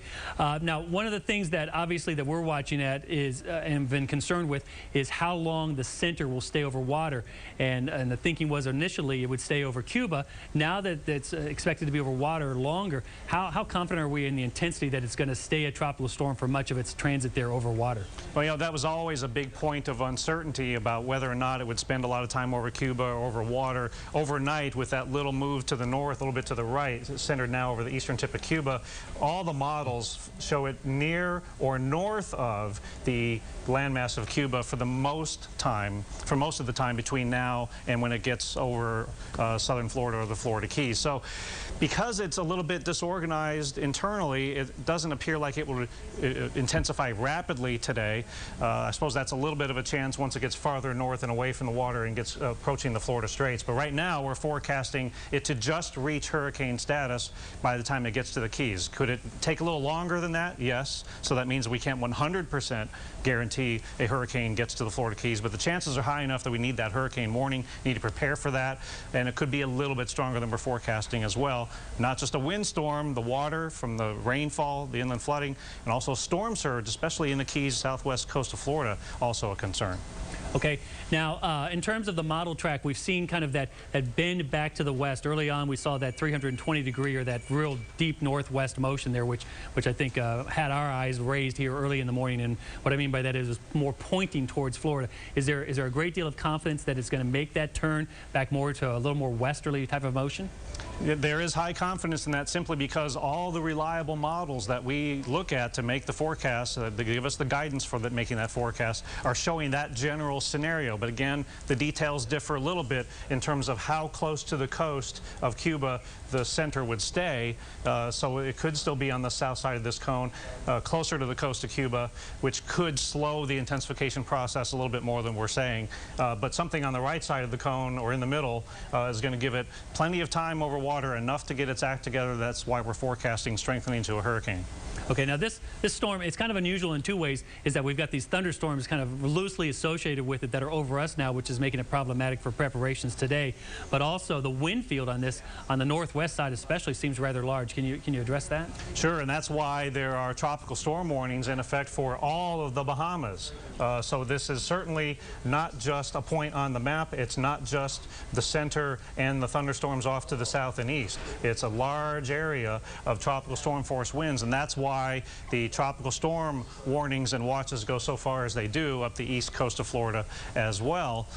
But the center of action that would have the strongest winds and be the storm surge producing part of the storm would be closer to the center, but it is a large sprawling system, not one of those tiny systems that we sometimes see.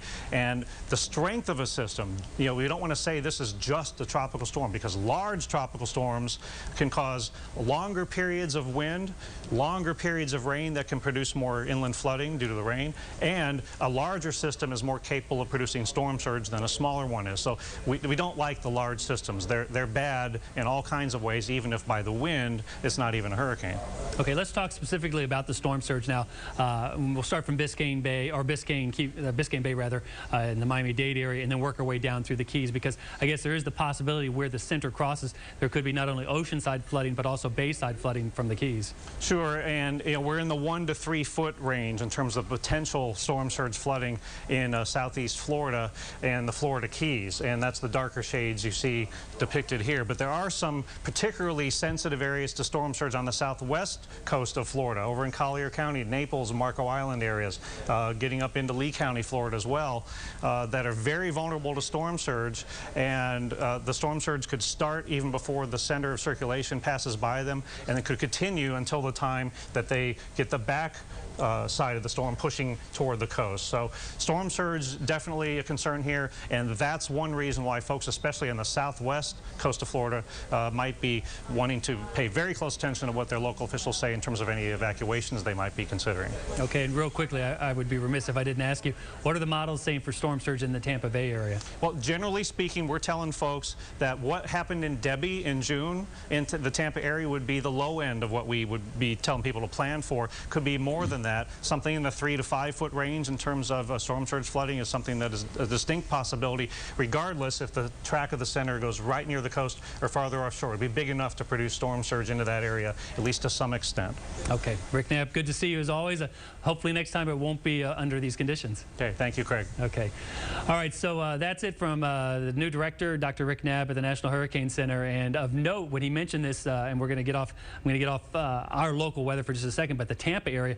Now, Debbie had serious flooding along the Bayshore Drive area on the north part of Tampa Bay there, which includes parts of downtown Tampa. And if he said that was the low end, it would be interesting to see how the folks they're dealing with the convention are going to be dealing with that, because that was significant flooding that they saw just from Tropical Storm Debbie that we saw a couple of months ago. You've been covering storms a lot longer than I have. I have to ask you, one word I've heard throughout this whole process is disorganized. Does this surprise you how disorganized this storm is compared to historical hurricanes and other tropical storms? Or is this a special case, or is this kind of the norm? Well, you know, that's always the kind of the game that you play with a tropical system is its organization, and then how quickly will it get organized, because once they're organized, then they have the opportunity to strengthen if the other conditions are right. And so this one for a long time in the Caribbean was disorganized. The top of it was over here, the top of it was over here, the bottom of it was over here. It finally came together as it was approaching Haiti, and that's when we saw the intensity come up. Now it'll be interesting as it gets back over the waters in the straits there to the north of Cuba. Is it still stacked like this? Is it tilted once again? It's a little bit hard to tell. And in fact, yeah, let me actually, if you guys can take, yeah, there you go. You can see the center right there. We're estimating it about right there. Now, there's no real thunderstorms around the center anymore, because they kind of got sheared away and stripped out by going over Hispaniola there. So that's why the thinking is it's going to take a little bit of while to get organized again. I think what they're going to be watching for, because there's no plane down there, is this area here around the center. When the thunderstorms start to develop, how persistent are they? And if they do persist, will that be an indication of strengthening? And I think it will be. So that's one of the things we're also going to be watching is it going to get zacked back together and start to strengthen once again? And Craig, I'm sure a lot of people are wondering, is Tropical Storm Isaac already in our general, it is in our direction, however, is it in our area? The answer is no. We're feeling some indirect effects. We're saying there's tropical storms in there, so that's making it difficult for people to prepare. Yeah, what's happened is, unfortunately, and let me show it this way, and I'll zoom out on the satellite here. But But here is Isaac, and there's its circulation, and it has kind of a broader circulation or storm envelope here. But we've got this disturbance kind of that's come out in front of it, and so we're getting these showers and thunderstorms, which is kind of problematic because from a planning point of view, you'd like the weather to be pretty nice on the day before that you're putting up shutters and stuff like that. Unfortunately, that is not the case. So there's still a break here that we'll probably see, but that's probably going to occur tonight where we get the not so bad weather before the real heart of Isaac starts to get here. And once again, right now, even though it's a tropical storm, the thinking is that it will get organized by the time it gets here, and it will be. And some people are already feeling the effects. We have reports 5,000 customers in Miami-Dade County without power and more than 100,000 in Broward County, and this is only the beginning, I'm sure. All right, just starting. So thanks, Craig, for the updates, and stay close. We'll be right back with more coverage of Tropical Storm Isaac.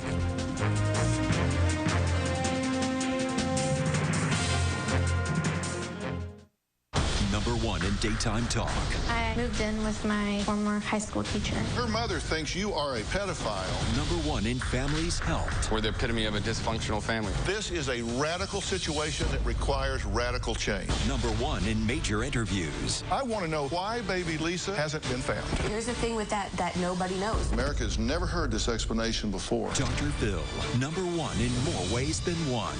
The new season begins September 10th on CBS 4. What is original reporting? It's finding your own facts, seeing them firsthand, telling the story no one else will or can. It's what we do at CBS News every Sunday and every day of the week. But hey, it's not like we invented original reporting on television. Oh, wait. Yes, we did. This is 60 Minutes. CBS News. Original reporting. This is Coach Philbin's office, and his dining room, and his bedroom, and his breakfast nook.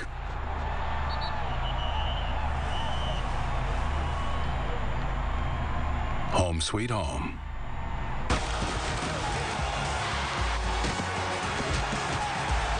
The Finns take on the Dallas Cowboys Wednesday at 8 on our sister station, MyTV33.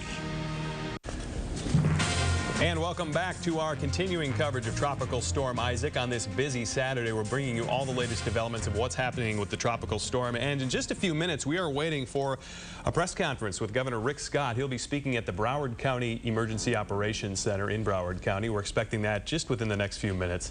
So we're monitoring that, and we'll bring you that as soon as it happens. Yeah, earlier this morning, Miami-Dade County Mayor Carlos Jimenez, they had a press conference here at the Miami-Dade County EOC with a lot of information for Miami-Dade County residents. So now Broward County residents. In just a few minutes, you'll be getting that information. And meteorologist Craig Setzer, he's been here very early this morning, keeping a very close eye on Tropical Storm Isaac. Craig, good morning. What's the very latest if they're just joining us? Yeah, good morning. The latest is that there hasn't been a lot of changes since the 5 a.m. advisory. What we're seeing is, okay, apparently the governor is speaking now, so let's go to the Broward EOC. Yep.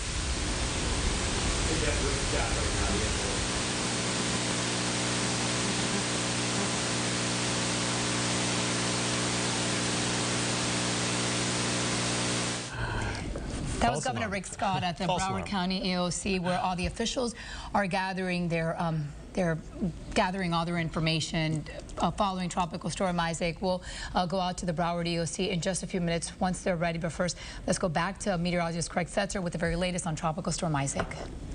Okay, so back with the 11 a.m. advisory, and as I said earlier, there wasn't a whole lot of change between the 5, the 8 a.m., which is just an intermediate advisory, and the 11 a.m. advisory, which contains the new forecast track. But what we are seeing is still the 60-mile-an-hour tropical storm moving to the northwest at 17. That's a bit faster motion. Some of the computer models indicated that faster motion, but they also indicated with that faster motion maybe a little more of a turn to the left. We would welcome a turn like that. The actual direction, it's heading 315 degrees. We've been talking about this compass direction, and these little variances in direction are going to make a difference, I think, downstream for what we get. Now, obviously, they don't go in a straight line. If it went in a straight line, It'd be very easy to predict, and also we would know exactly where it's going to go. But the thinking is that it's going to make a gradual bend to the left here, and that bend is going to be kind of slow. It may even kind of skirt the coast there. A lot of the reliable models are showing that if it goes over the water, though, and a little more over the water and a longer time over the water, it would have a better opportunity to strengthen. This is early on Sunday morning. This is Sunday evening here, so it's closest approach late in the day. All right, so let's go back to the Broward EOC. The National Hurricane Center. As you know, we have a hurricane warning now for the Keys in southwest Florida, which the Tropical Storm Isaac is going a little bit north of Cuba now, which is not positive for our state. As you know, we now have the risk of a hurricane in the Keys and also in the Panhandle. And my job is to focus on all 19 million Floridians, the residents, plus all the visitors of our state. And at the same time, we have the Republican convention coming on. We just finished our 11:15 briefing with the RNC, with federal officials, state officials, local officials. Everybody is doing a great job. They're very focused on the safety of every citizen in our state, and every resident of our state, and every visitor of our state. The State Emergency Management Center has gone to level 1, which means we're 24-hour staff, 24 hours a day with all of our different agencies in to make sure we can prepare both for these landfills, the landing of the hurricane, plus any problems afterwards. On top of that, the state, I declared a state of emergency for the state of Florida, and that's standard protocol to make sure we can coordinate our efforts with federal, state, and local so we can have the proper response. We've also had conversations with the RNC. We're trying to keep them informed of the issues that might happen in Tampa and St. Pete. Again, you know, this is a forecast, but now it's getting closer and closer.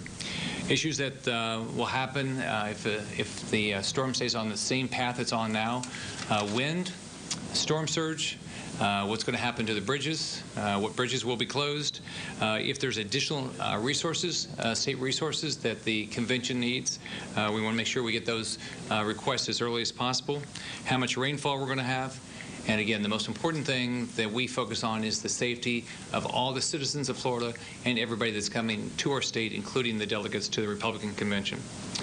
Airports, right now, the most questions are about the Tampa airport. The Tampa airport is open, and you'll have to check on all your flights to see down the road if airports are going to be closed. The most important thing is to continue to get prepared. You know, this is a state that has dealt with hurricanes forever. We're a state that we know we have to get prepared for hurricanes. You can get on floridadisaster.org to know you need 3 days of water, 3 days of food, 3 days of medication. Talk to your neighbors, talk to your family, have a plan in case something happens. Check on people that you don't see very often, make sure they're safe. We've also provided information that will be given to all the delegates at the convention about their safety, because we want to make sure, of course, everybody that comes to our state is safe. We're a hospitality state. We know how to take care of people. We want to ensure their safety. The next briefing will be at 6 p.m. tonight. My family, I'm staying here today. We'll be going to the Republican National Convention, and we'll arrive sometime before morning tomorrow. My wife's going, my daughters, my grandson, and my mom. So we're going to have a great convention, and we're doing everything with regard to the convention to give them the information so they can make an informed decision about what they should be doing. So thank you very much. I can try to answer any questions everybody has.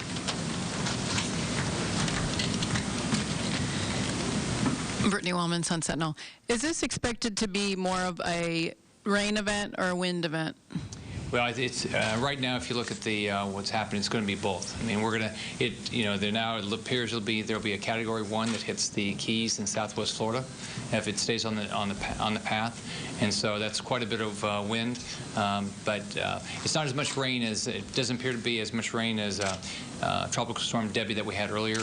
But you know, one of the biggest problems we're having now is, especially the northern part of the state is still saturated. Counties like Franklin and Wakulla are just saturated right now. But even the Tampa area and north, they're saturated. So that's one issue. But this will not. It doesn't appear today to have as much rain as Tropical Storm Debbie.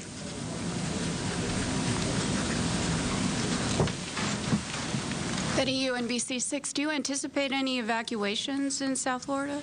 The evacuations will be decided locally. In the Keys, they've already recommended that the tourists leave. I think the anticipation is the airport's going to close tonight down in Key West. But the tourists, they've already recommended that tourists leave the Keys. But those decisions will be made locally. So I mean, it's very important that everybody in our state, the residents and visitors, watch the weather, listen to the local officials because they'll be making the decisions about the evacuations. We're starting to have shelters open up around the state for individuals, but that'll all be done locally. Do you think that the decision to continue with the convention is firm, or could we expect any significant change with the 6 o'clock update from you? Well, I think the convention will make that decision. We're going to continue to provide them information. The issues that we're dealing with in the Tampa-St. Pete area is how much rain are we going to get, how much wind are we going to get, what's the storm surge going to be like, what's going to happen to the bridges, we already have, it's already a saturated area, so we're giving them all that information and then making sure we get back from them what state resources they need so we can be responsive. But you don't envision a scenario where you would advise this doesn't appear to be safe? Well, we'll look at that as we get closer to it. I mean, look, we're going to have much better information when this storm leaves Cuba, because then we'll know how bad the winds are, and we'll know how defined it is. So it'll be a lot easier to make a decision then. That should happen, I think, early Sunday, tomorrow morning. So we'll have. I think the real key is going to be tomorrow, probably the 11 o'clock. Update by the National Hurricane Service tomorrow. We'll have a lot better idea then. Okay. But everybody's got to get ready for this. I mean, we need to be prepared. We need to, the state's doing a great job.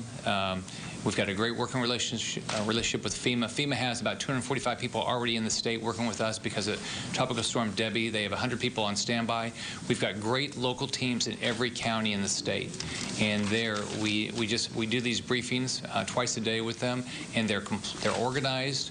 They're letting the state know if they need any resources, and they're making logical decisions. Miami Herald. Hi. They obviously the time frame is a little bit different. It seems that we're getting weather already. Can you kind of address locally what people should be doing at this point? Shutters, getting. Well, the big thing is prepare for hurricane. South Florida and the Keys are under a hurricane warning. So prepare for a hurricane. That means, have 3 days of water, 3 days of food, 3 days of medication. Have a plan. Don't, if you see flooding, don't drive into it. Drive away from it. Don't go into standing water. Don't try to move power lines. So all the things that, basically all the things our parents told us growing up. Do all those things. And call. If you have a problem, call local emergency management teams, and listen to the news, watch the weather.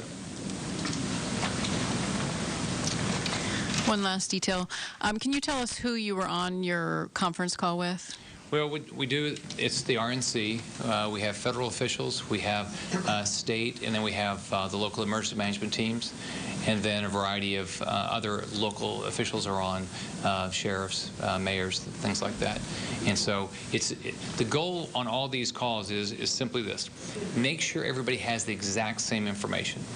And if there's any question about any additional information, and we also have the National Hurricane Center, make sure everybody has consistent information so everybody can make informed decisions. Then on top of that, if anybody needs any support from anybody, whether it's the state or federal, that's the place to ask for it.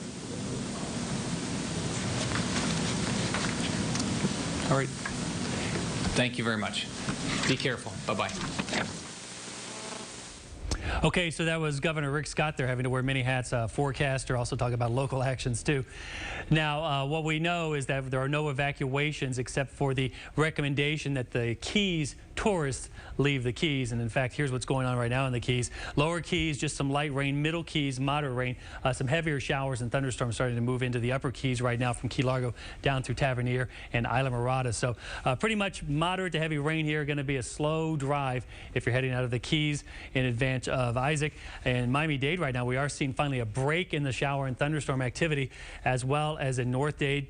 Broward has been pretty good throughout the morning, so good news there, because I think we're going to see less rainy conditions that will give an opportunity to get shutters up in Miami-Dade and Broward, and so that is certainly some good news there, although we may see more showers and thunderstorms develop later on in the afternoon. But what we were hoping for was that break. Of course, the 11 a.m. advisory on Isaac showing that it hadn't strengthened, it had increased its forward speed towards South Florida, and of course we'll have complete details coming up at the top of the hour. We'll recap everything and talk about what's going on with Isaac and what to expect here in South Florida. That's coming up as CBS 4 News continuing coverage of Tropical Storm Isaac. It comes right back. Okay, we're going to have some more updates. As Craig just said, we'll be back in just a few minutes. Stay with us.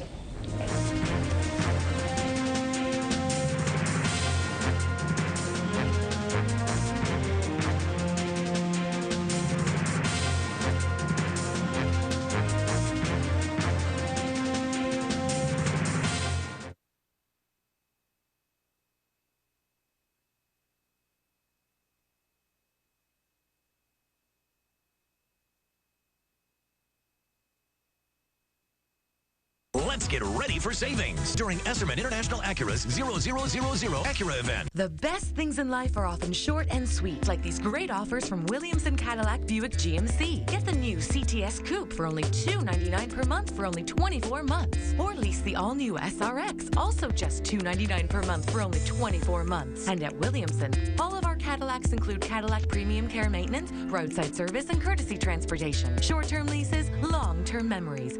How sweet it is at Williamson Cadillac Buick GMC on South Dixie Highway at Southwest 104th Street. In the past, people have relied on their homes and investments to build their wealth. But let's face it, times have changed. You need to invest in yourself if you want to get ahead in the world of business. Education and training have real value. It's competitive out there, and you need to have an edge. Now is the time to go back to school. Go back to school. Go back to school. Invest in yourself with a business degree from Kaiser University. Call 1-866-639-3237. Kaiser University, over 30 years in career education. Your golden opportunity is here at Lexus of North Miami. The new Lexus IS250, just $219 a month for 24 months. Plus, we'll include an iPad at Lexus of North Miami, Biscayne Boulevard at 141st Street. Tracking Isaac. For the latest updates, keep it on CBS 4 and CBSMiami.com. From Miami-Dade, Broward, and the Keys, this is South Florida's CBS 4 News. Welcome back, South Florida, to extended coverage of CBS this morning. You are taking a live look right now. This is Marathon. You can see the water pretty calm right now, but the Keys still under a hurricane warning this noon. We continue following that. Good afternoon. I'm Rhiannon Alley. Thanks for joining us. And I'm Josh Benson. Thanks for being with us. We just heard from Governor Rick Scott just a few minutes ago from Plantation up in Broward County. He gave pretty much an overview of what's happening so far with this big tropical storm. A couple points that I wanted to mention. He's mostly concerned about the 19 million Floridians out there. They have activated the level 1 state EOC, meaning they're going to be staffed 24 hours at this point. They're concerned about airports at this point. We have talked about some cancellations, but most airports are still open at this point. And a bunch of other points we're going to bring to you in just a few seconds. But let's get the latest on Isaac. The wind is 60 miles per hour. Craig is following it. Craig, what's the latest? Hey, Craig. Hey, the latest is of 11 a.m., which is our latest advisory, shows a 60-mile-an-hour tropical storm moving to the northwest at 17. Now, if you've been following the motion, that is pretty fast. And in fact, some of the computer models suggest that faster motion means that it's going to turn more to the west. At least the models that show it moving more to the west kind of capture that faster speed. So faster speed, in many cases, it's kind of a double-edged sword because it gets here sooner, but in this case, it's probably not going to matter because we've got today to prepare for it, and then tonight, hopefully all your preparations will be done, and then tomorrow the bad weather arrives. The faster speed also, while it's bad that it gets here sooner, the good news is that it won't have quite as much time over the water. I don't say quite as much because it's kind of not that big of a deal. 40 miles east of Guantanamo at 11 a.m. The actual movement on the compass is 315 degrees, and when we look at directions, sometimes when we're looking for more precision, we talk about the degrees that the storm is heading. So 315, we're going to watch that number through the day and hope that it comes down a little bit, because right now it's making some northward progress, and and some westward progress. But if that number comes down, it means it's making more westward progress than northward progress, and we would see that as a good thing. And here's the reason why: because if you put a lot of northward progress in there, you're heading towards mainland South Florida, a little more westward progress, and you're starting to take the eventual outcome of where Isaac goes farther and farther to the south away from us. That being said, the future track right now brings it into the Keys on Sunday afternoon, Sunday evening time frame there. South Florida still in the cone, but remember, the cone just tracks the center of the storm, not all the weather. And over time, the cone is getting smaller and smaller because the storm's getting closer. But the cone tracks the center of the storm, so all that bad weather is going to spread out ahead of the storm and reach South Florida. We're certainly going to feel the effects of Tropical Storm Isaac, or possibly even Hurricane Isaac, as it passes through, even if it passes over the Keys. And then beyond that, it's forecast to strengthen as a Category 2 storm up the eastern Gulf, and then making landfall in the middle of the week in the northeast Gulf of Mexico.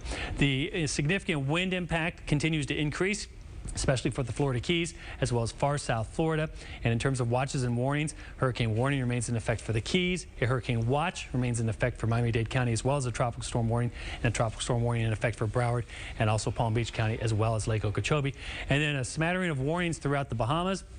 Tropical storm warnings, a hurricane watch for Andros, and much of Cuba is under a tropical storm warning, and now a tropical storm watch has gone up for the west coast of Florida there, with the possibility of tropical storm force winds reaching there. Here's the wind field of Isaac this morning. There's the center over the eastern tip of Cuba. The forecast is for it to continue to move northwest. The wind field may contract a little bit in the next several hours, but then after that, you can see by tomorrow morning, the wind field reaches South Florida. So that's when the strongest winds are expected to begin, during the morning hours tomorrow or late overnight. And then during the day tomorrow, the tropical storm force winds overspread all of South Florida, as well as hurricane force conditions possible in the Keys.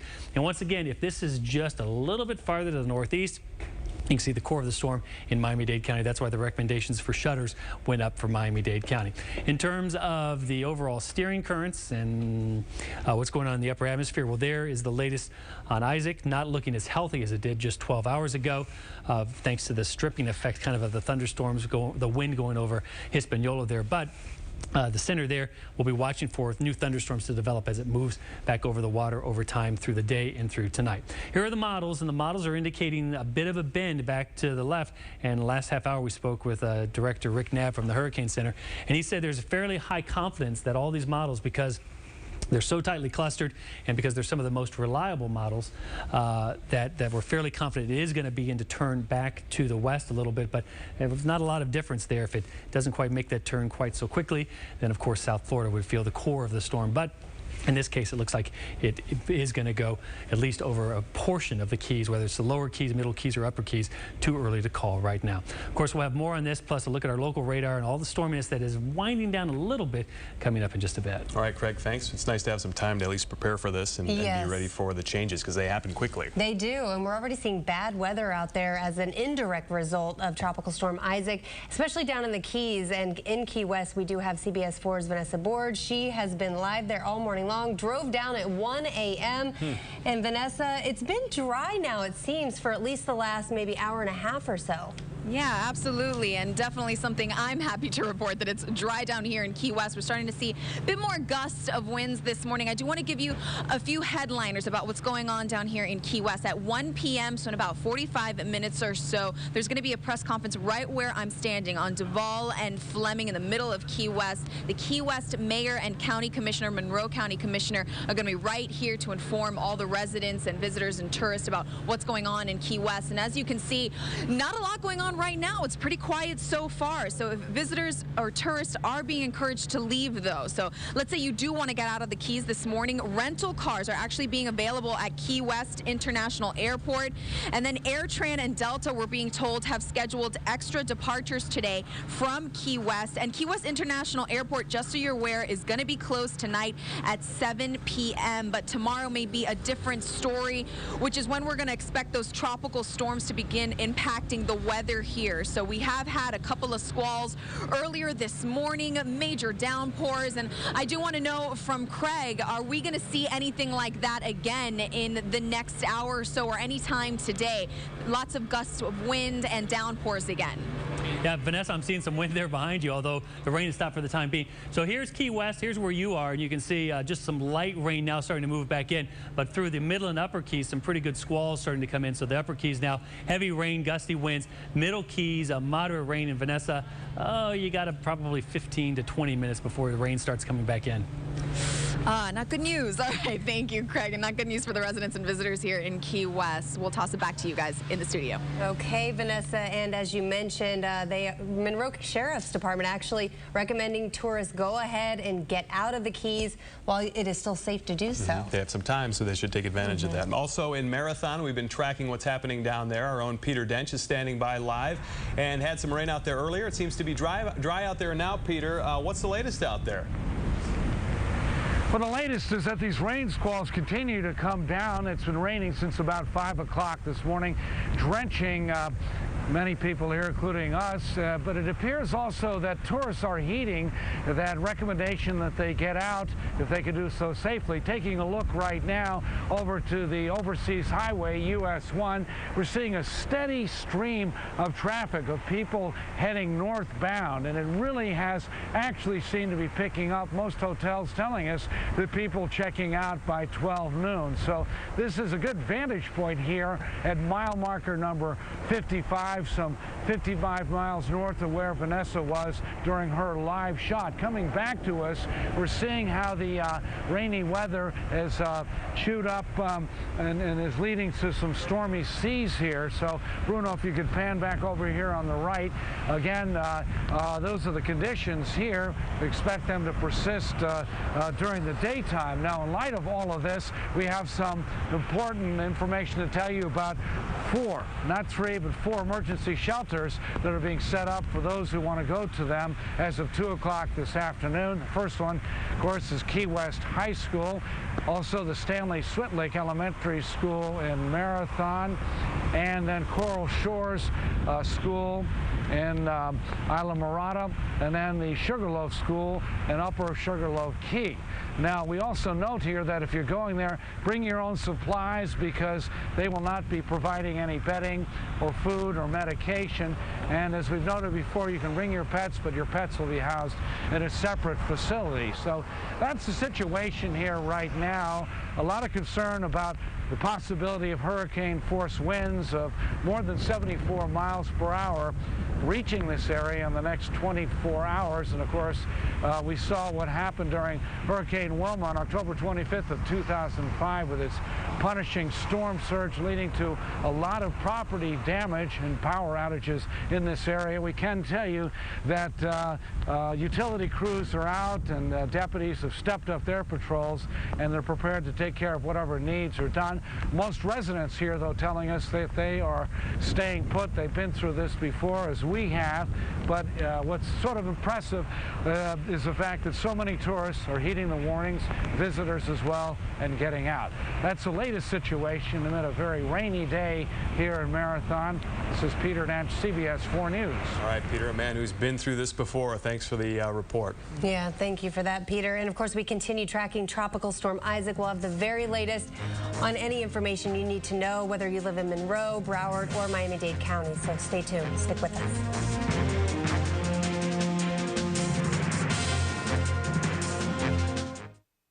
This CBS 4 Tropical Storm Isaac coverage is sponsored by Triton Window Distributors, South Florida's impact window and door experts. When you subscribe to the Sunday Miami Herald, you enjoy the local news and information you trust, the lifestyle features you love, the South Florida sports you crave, and lots of ways to help you save.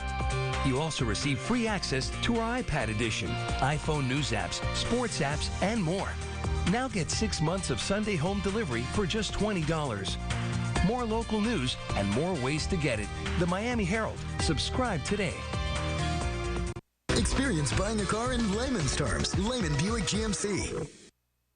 You love making a difference. That's what you do every day as an occupational therapy assistant. You help people of all ages with disabilities cope with their daily routines.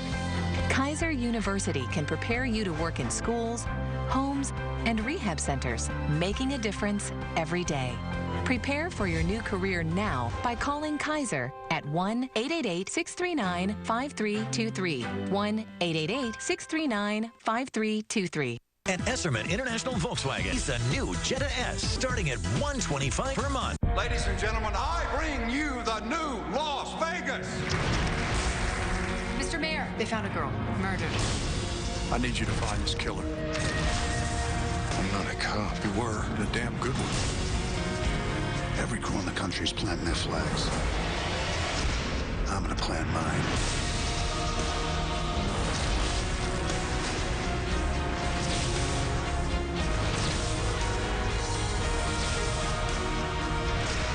You don't walk into my house, not unless you want me in yours. I'm the law here, and I will decide who's breaking it.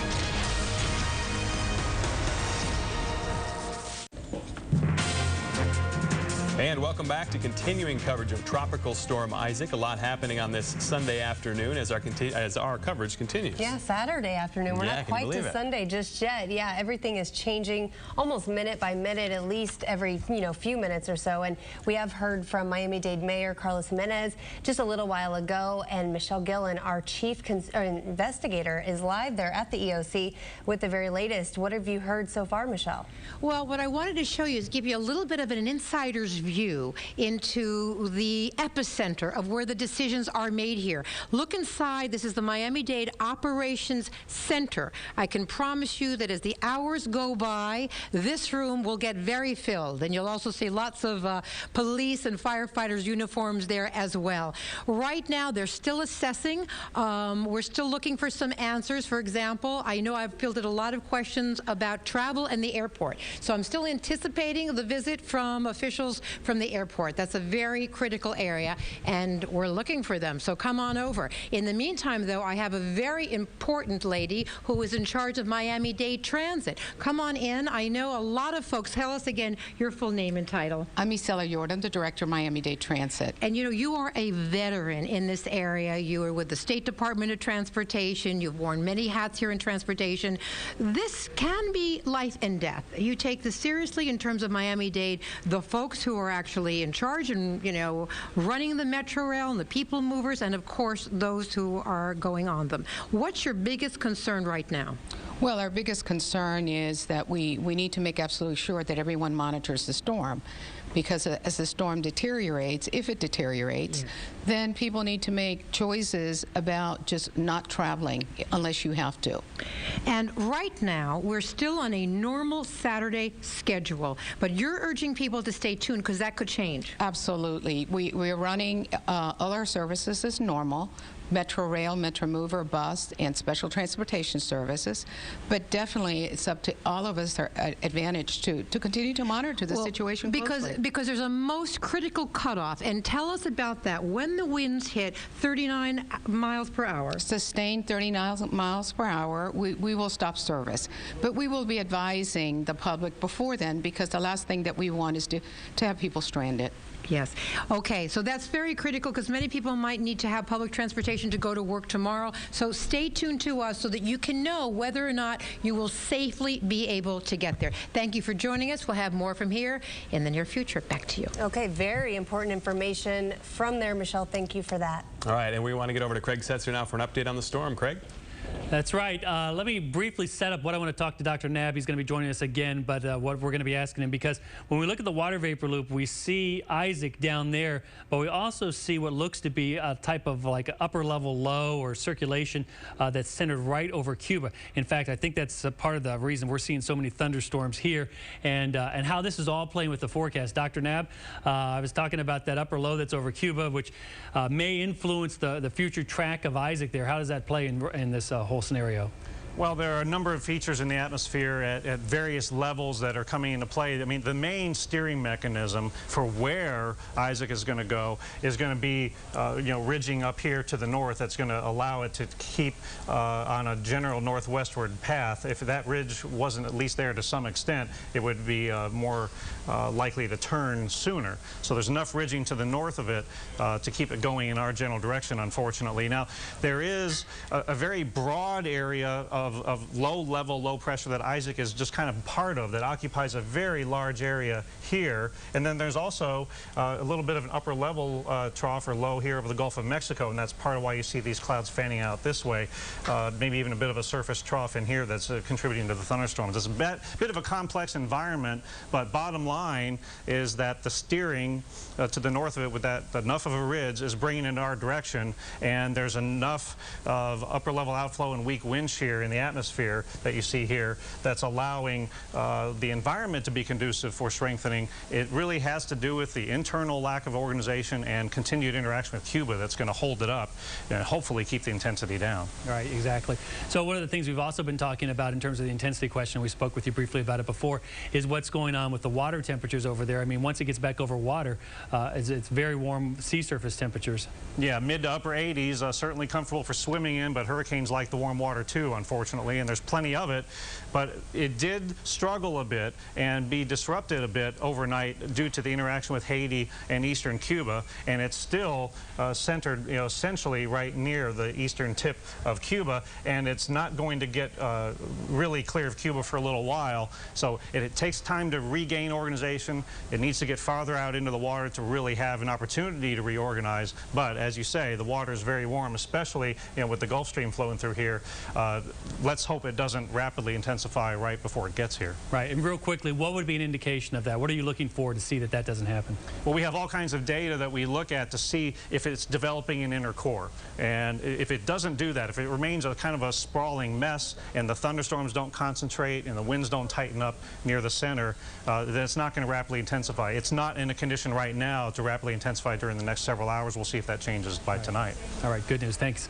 Dr. Rick Knapp from the National Hurricane Center, the director there. Now, speaking of our local weather, it's been a very stormy morning. Here's Lisette. It has been, Craig. We have all that moisture ahead of Isaac, taking a live ominous look from our Doral camera, and the radar has been active all morning long, looking at these storms sweeping in across the Keys right now, from Key Largo down through Isla Mirada and Duck Key, and all this rain is also pushing around Marathon, Big Pine, Key West. Get ready for some showers beginning to push on shore. Miami-Dade County, not as bad as earlier, but still seeing some lingering showers there around Homestead, Cutler Bay, Doral, and even through portions of Weston and Broward County. Still seeing some wet weather there, and expect that on and off again throughout the day today as we experience these early outer bands associated with Isaac. And look at all the moisture that is headed our way as we head into tomorrow and Monday. We are expecting heavy rainfall and also strong gusty winds already, up to 46 miles an hour. Miami Shores up to 43 in Doral, 40 in Key West and North Dade.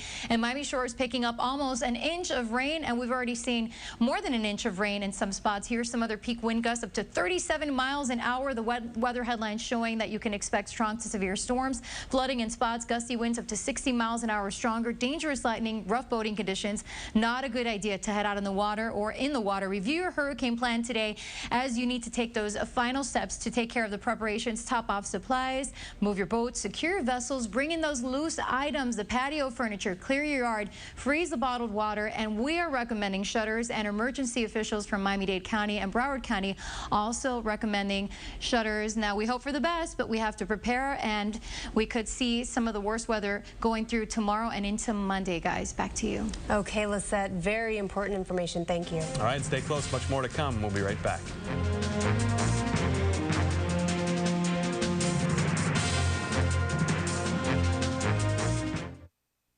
#1 in daytime talk. I moved in with my former high school teacher. Her mother thinks you are a pedophile.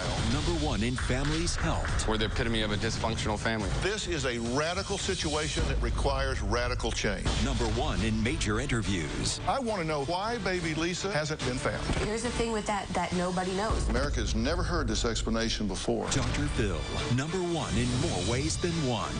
The new season begins September 10th on CBS 4.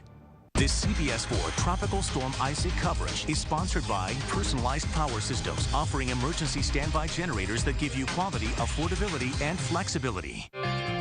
When you subscribe to the Sunday Miami Herald, you enjoy the local news and information you trust, the lifestyle features you love, the South Florida sports you crave, and lots of ways to help you save. You also receive free access to our iPad edition, iPhone news apps, sports apps, and more.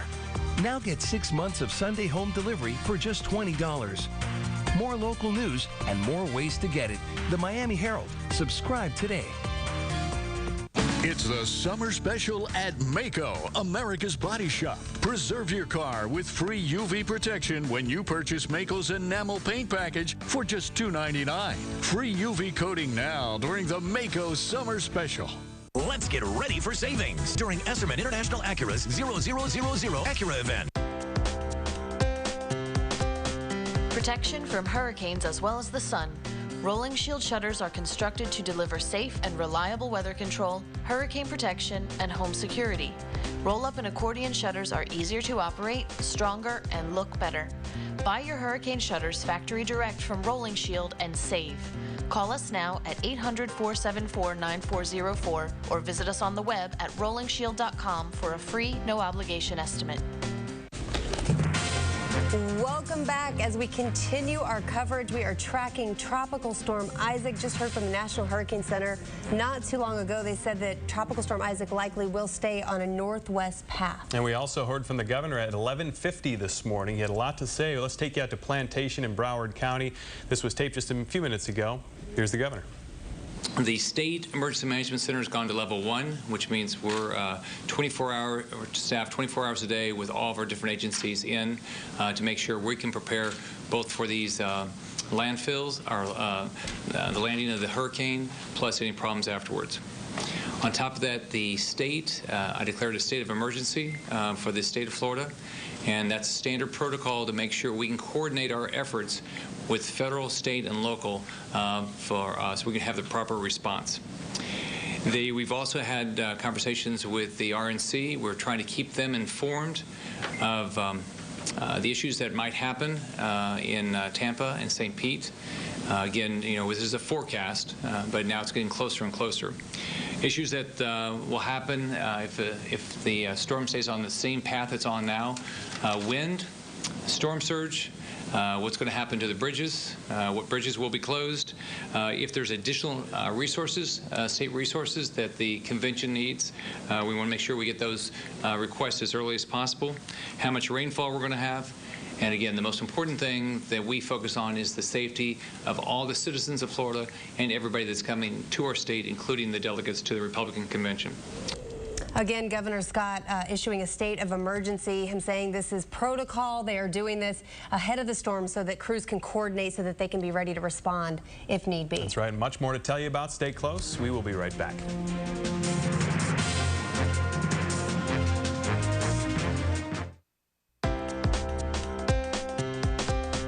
Protection from hurricanes as well as the sun.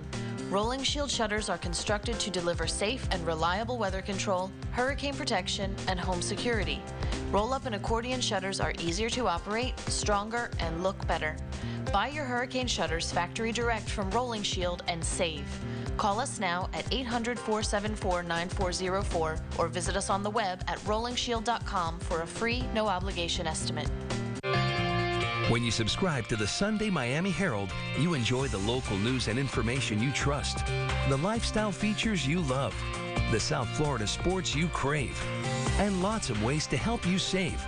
You also receive free access to our iPad edition, iPhone news apps, sports apps, and more. Now get 6 months of Sunday home delivery for just $20. More local news and more ways to get it. The Miami Herald. Subscribe today. It's the summer special at Maaco, America's Body Shop. Preserve your car with free UV protection when you purchase Maaco's enamel paint package for just $2.99. Free UV coating now during the Maaco Summer Special. In the past, people have relied on their homes and investments to build their wealth. But let's face it, times have changed. You need to invest in yourself if you want to get ahead in the world of business. Education and training have real value. It's competitive out there, and you need to have an edge. Now is the time to go back to school. Go back to school. Go back to school. Invest in yourself with a business degree from Kaiser University. Call 1-866-639-3237. Kaiser University, over 30 years in career education. This CBS 4 Tropical Storm Isaac coverage is sponsored by APS Security Systems, providing security solutions for your home or business. Tracking Isaac. For the latest updates, keep it on CBS 4 and CBSMiami.com. Welcome back. We continue tracking Tropical Storm Isaac. We, again, Monroe County under a hurricane warning, Miami-Dade under a hurricane watch, and Broward County under a tropical storm warning. Broward and Miami-Dade also recommending that you do put your shutters on. We want to get straight over to meteorologist Craig Setzer. And Craig, pretty much everyone needs to be hunkering down and getting things ready right now. Yeah, right now we're in our getting ready mode. Tomorrow evening, tomorrow afternoon, maybe the hunker down mode if the storm intensifies quite a bit. But the main thing today is the getting ready mode. And what you can see here is in the Keys, we've got a kind of a line of showers and thunderstorms oriented north to south there, moving westward through the Keys. So some gusty winds with those showers and thunderstorms, increasing over the lower Keys, increasing over the middle Keys, decreasing over the upper Keys. So if you're making preparations outside in the upper Keys, you've just about got a window of opportunity here to get out and about and take care of that. In fact, some of the heaviest rain right now moving through Isla Mirada on down towards Duck Key. But as you can see, some breaks coming in, so some hit and miss breaks as we go through the morning. Miami-Dade, pretty much the same story. Heaviest rain has now moved inland, still some heavier thunderstorms near Homestead. That's where some of our heaviest rainfall has occurred, so this potential for flooding is on the increase. But once again, there's a little bit of a break offshore, and that certainly is good news there and welcome news. In Broward, mostly quiet, just some light sprinkles here or there. Otherwise cloudy skies and just a few showers here or there. So for the most part now through the afternoon, it looks like we're going to have an opportunity to get out and get some preparations done, shutters if you're going to put them up. Otherwise clear any loose yard items, take them inside, because you don't want those blowing around as the wind comes up later tonight and tomorrow. And that's certainly the thing that we're going to have to think about, is that tonight you're not going to want to be out doing things. So try to get it all done today, because tomorrow I think the winds are going to be strong enough that it's going to be hard to handle any type of shutters or anything like that, especially from the sunrise hours on throughout the day Sunday. All right, thanks Craig for that update. And we're going to keep you updated with more coverage as we continue. We're going to take you live to the Florida Keys and live to Marathon, among other places. Yeah, we have complete coverage with, it is constantly changing information, so we'll bring you the very latest. Stick with us. We will be back in just a few minutes.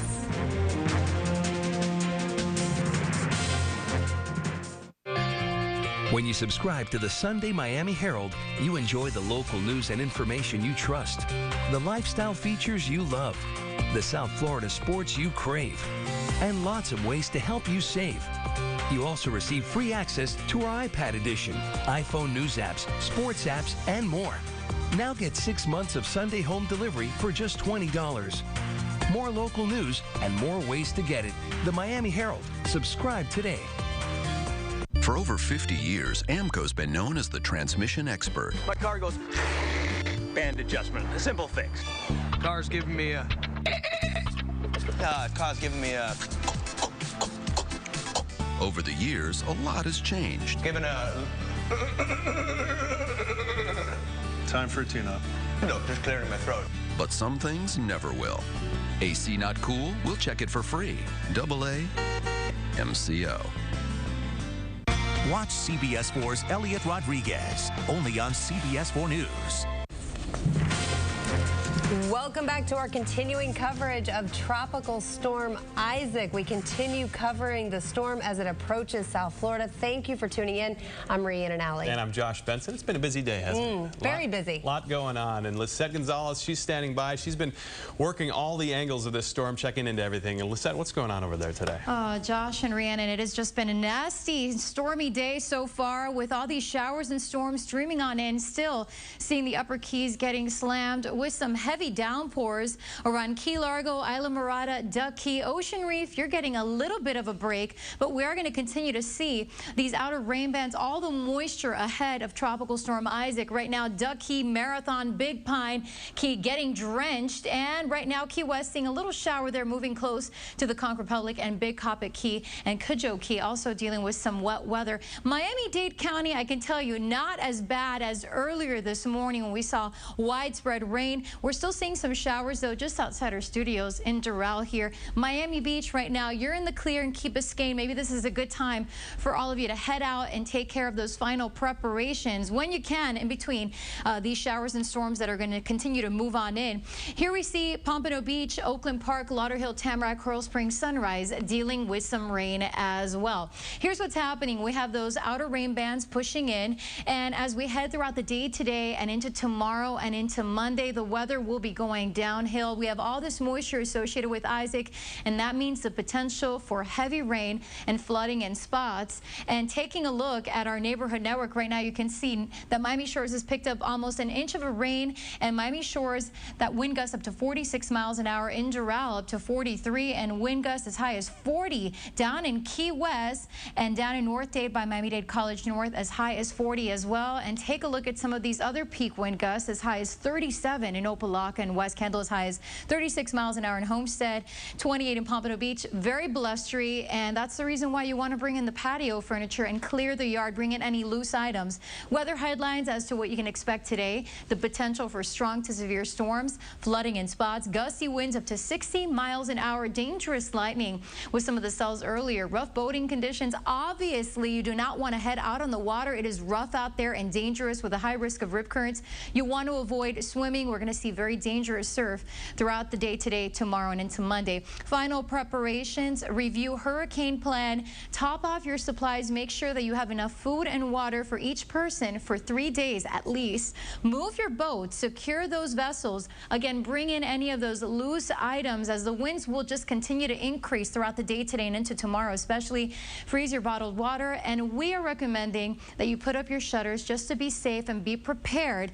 And also, emergency officials from Miami-Dade and Broward County also recommending shutters. So for today, squalls on the increase, storms likely through tonight, gusty storms, flooding possible. And again, tomorrow, we are expecting the potential for a tropical storm or hurricane to move in our general direction, especially through the Keys, where we could see hurricane wind gusts or tropical storm force conditions. So it'll be windy and nasty at times, the weather deteriorating. Keep it tuned here to CBS 4, as we're going to see the potential for severe weather, even the isolated chance of tornadoes as Isaac moves through, depending on the track and the intensity. As we head into Tuesday, passing storms, it looks like the weather may be improving Wednesday into Thursday, but still need to keep a very close eye. A lot can change. Rhiannon and Josh. Okay, thanks for that update, Lisette. We just got word in from Broward County that they're planning to open up 2 special needs shelters at 3 o'clock, so just in a couple of hours. Anyone who needs additional medical assistance, these are special needs shelters. Again, they're opening up 2 of them in Broward County at 3. Yeah, I want to mention, too, if you live in Hollywood,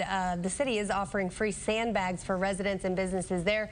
That is where we find CBS 4's Silva Harapetian. She is live there, where they really weren't expecting the huge demand that they've already seen today, right, Silva?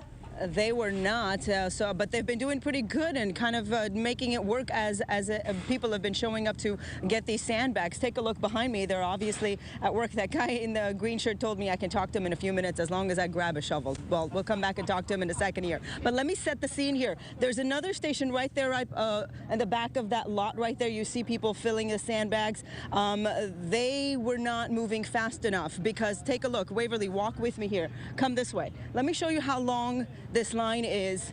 Take a look. These people have been waiting for a very long time. We've been here for a couple hours, and this line has been just like this for as long as we've been here. They've been trying to accommodate the demand when word went out that you could come out here and get sandbags. People obviously listening to the news and worried about flooding. So they've been coming out here trying to fill the sandbags. That wasn't moving fast enough. So what they did was they brought in pellets of pre-filled sandbags. Those went very quickly. So they went out and they just dumped this mountain of sand here. And they've created another station for these people to fill the sandbags. Everybody can take 8 here in Hollywood. Hello, sir. How are you? Working hard. Working hard. Are you worried about flooding? Is that why you're here? A little bit, yes. And do you have this problem often? No, not really. Not really, but this looks like it's going to be a big one for water, more than wind, so better be safe than sorry. How about you, sir? Do I need to grab a shovel to talk to you? No, absolutely All right. not. I like your sense of humor, and at least to be ready for this storm. Oh, yeah. I have a dog daycare and boarding facility here in Hollywood, Metropolis Park. So I have some dogs boarding overnight, and I want to make sure that they're safe and keep the water on the outside and not on the inside. How do you handle that? I know we're kind of going off subject here with the sandbags, but that's something that you work with, obviously the storm affecting the animals. Tell me a little bit about that. Well, we just try to keep them safe and keep them dry. Lots of times when it rains really hard, the parking lot floods and we get water in the front door. So I think the sandbags are a great idea to put in front of the door to keep the water out. And then I just try to keep the dogs at the highest spot that I can find and try to stay ahead of the water on the floor and stuff with a wet vac and everything. And is 8 going to be enough for you today? I hope so. Okay. Well, thank you for talking to us. I appreciate you letting me actually. Brought me an extra shovel. All right. Well, obviously people here worried. So there are 2 locations here in Hollywood that I want to tell you about. City of Hollywood Public Works Facility. That's where we are at. 1600 South Park Road in Hollywood. That's the first location. The second location is Driftwood Community Center at 300 North 69th Avenue. That's also in Hollywood. We've just gotten word that Homestead has also opened 2 facilities for anyone who wants to get free sandbags. That's open from 12 to 5 o'clock this afternoon at Harris Field Park at 1034 Northeast 8th Street and at Roby George Park at 975 Southwest 4th Street. We're going to try to get those addresses up on our website, so if you need more information as to where to go, you can look up on CBSMiami.com. I'm Silva Harapeti on CBS 4 News. All right, Silva, thanks for the update. A lot of people doing the heavy lifting out there, planning for this big storm. Yeah, and she made a very good point. All of that information will be on our website. You can find everything on there, including all of the sound that you've heard this morning, whether it's from Governor Rick Scott or anyone else. We actually heard from Miami-Dade Mayor Carlos Jimenez a little while ago. He spoke about what the county is looking at. They are really watching this storm, trying to determine if there will in fact be school come Monday and what the county is planning to do. So take a listen to what he had to say. Good morning, buenos dias. As you know, the National Hurricane Center has issued an update to a hurricane warning for points south of Homestead and a hurricane watch for the rest of the county. We therefore urge all residents and visitors to closely monitor the storm and complete their personal hurricane preparations. Given its current track, tropical storm force winds from Isaac are expected to begin impacting South Florida as early as tomorrow morning. I am therefore asking that you listen closely to the following recommendations. Make sure you gather your hurricane supplies now if you have not already done so. You should have 3 days worth of supplies such as non-perishable food and water for each person in the household. You should begin putting up your shutters now. Even tropical storm winds can cause significant damage, so you shouldn't wait until the last moment to protect your home. Fill your vehicle's gas tank with gasoline. If you fill extra gas containers with gasoline, make sure you store them in a safe area in the home. Verify if you live in an evacuation zone, and if you do make plans to leave, should an evacuation order be issued, make sure you know if you do live in one, and the Miami-Dade evacuation zone maps are available on our website. Your home, yard, and construction debris should be properly secured. Any objects that hurricane winds could blow about should be tied down or brought indoors. Do not trim trees or shrubs at this time. Any debris should be taken to a trash and recycling center today. Miami International Airport remains open, but airlines may cancel flights today. Travelers should contact their airline carriers to confirm flight information. Metro Rail, Metro Bus, and Metro Mover will continue to operate until further notice. Boats and watercraft should be secured today. All residents are urged to stay tuned to radio and television broadcasts for further details of the storm movement. Miami-Dade County officials are closely monitoring the situation and will issue further advisories as they become necessary. The EOC continues to operate at a level 2, which is a partial activation status. The 311 answer center is also open, and residents can call 311 in Miami-Dade or 305-468-5900 outside of Miami-Dade County. The Miami-Dade County Office of Emergency Management is committed to working with its partners and the community to lessen the impact of disasters and potential catastrophic incidents. Again, residents may access emergency information at www.miamidade.gov/OEM. And that was recorded a few hours ago at the EOC. We are expecting to hear from Miami-Dade Schools Superintendent Alberto Carvalho this afternoon, possibly about whether or not they will have school on Monday. Monroe has already called off school. Broward County has not made a decision yet. Of course, it all depends on what happens with Tropical Storm Isaac. There's a lot of information out there, and we want to bring you all as much as we can. So we're going to bring you that just after a break, but stay close. We'll be right back.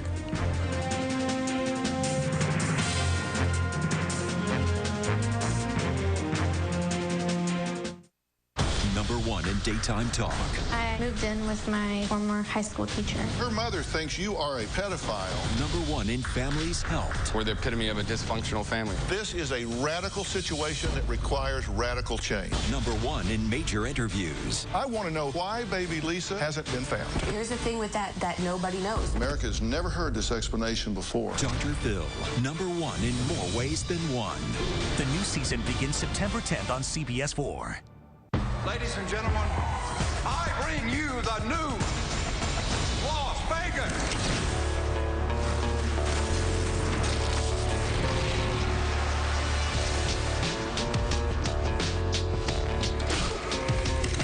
I have a warrant. Get out of my casino. I'm the law here. I will decide who's breaking it.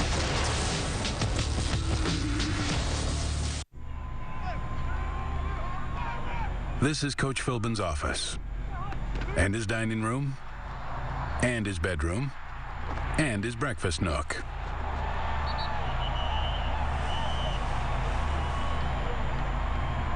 Home sweet home.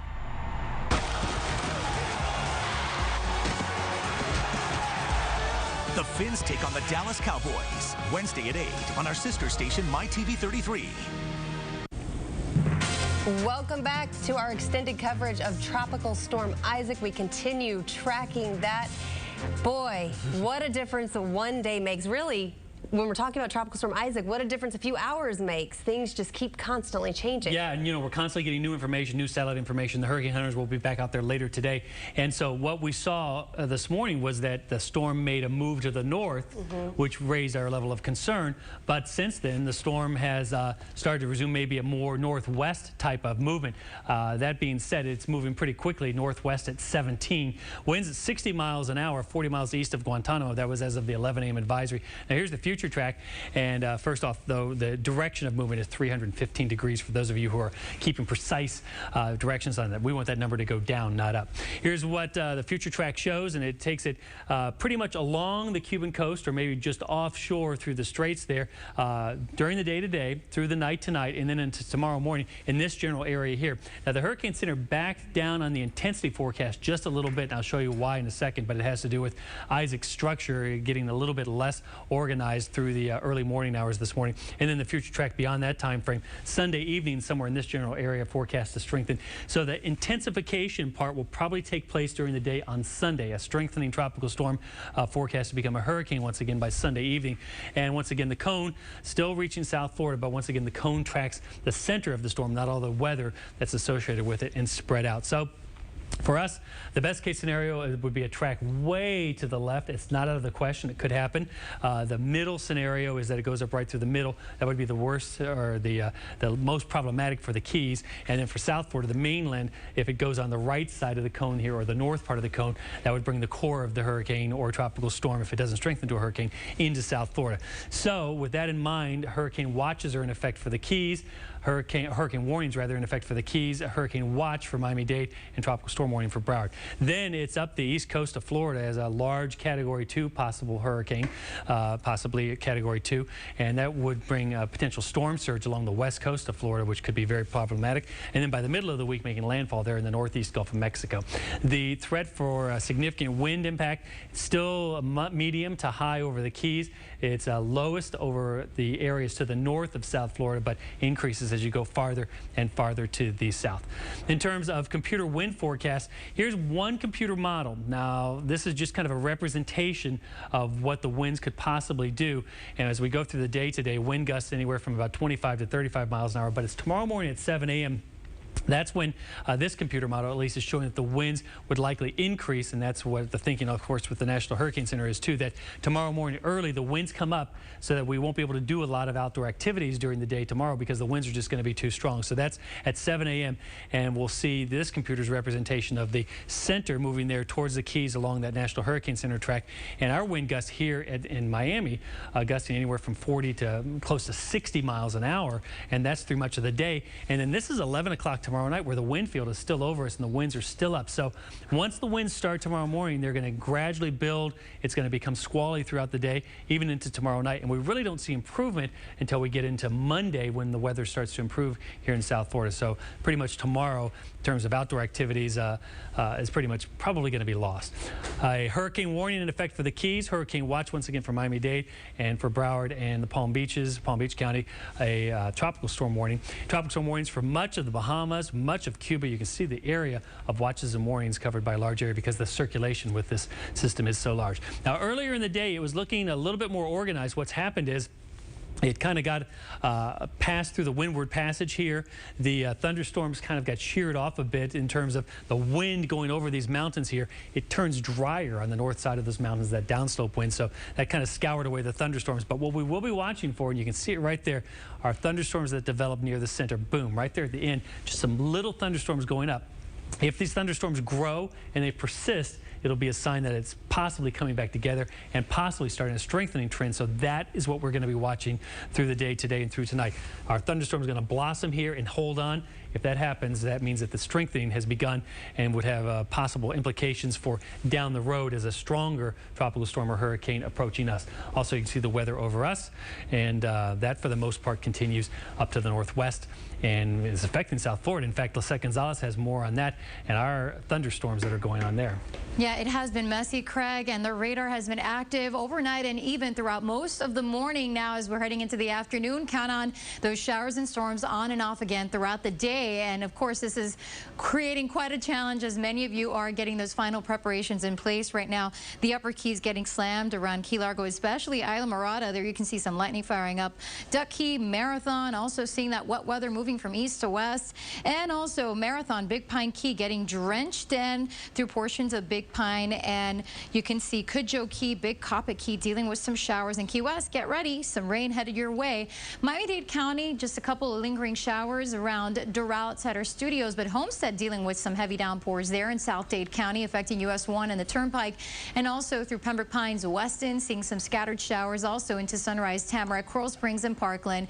So just keep that umbrella handy as these early outer bands and that moisture ahead of Isaac pushing in, and we're going to see plenty of tropical moisture over us tomorrow into Monday, which means the chance for some flooding, and we're also seeing the threat for some coastal flooding due to the storm surge. Look at these wind gusts right now, up to 46 miles an hour over Miami Shores by Barry University, and Doral up to 43, in Key West and North Dade up to 40, and even sustained winds ranging from 8 to 23 miles an hour. And we've already seen over an inch of rain in spots, and here are some other peak wind gusts up to 37 miles an hour in Opelika and West Kendall, up to 36 in Homestead.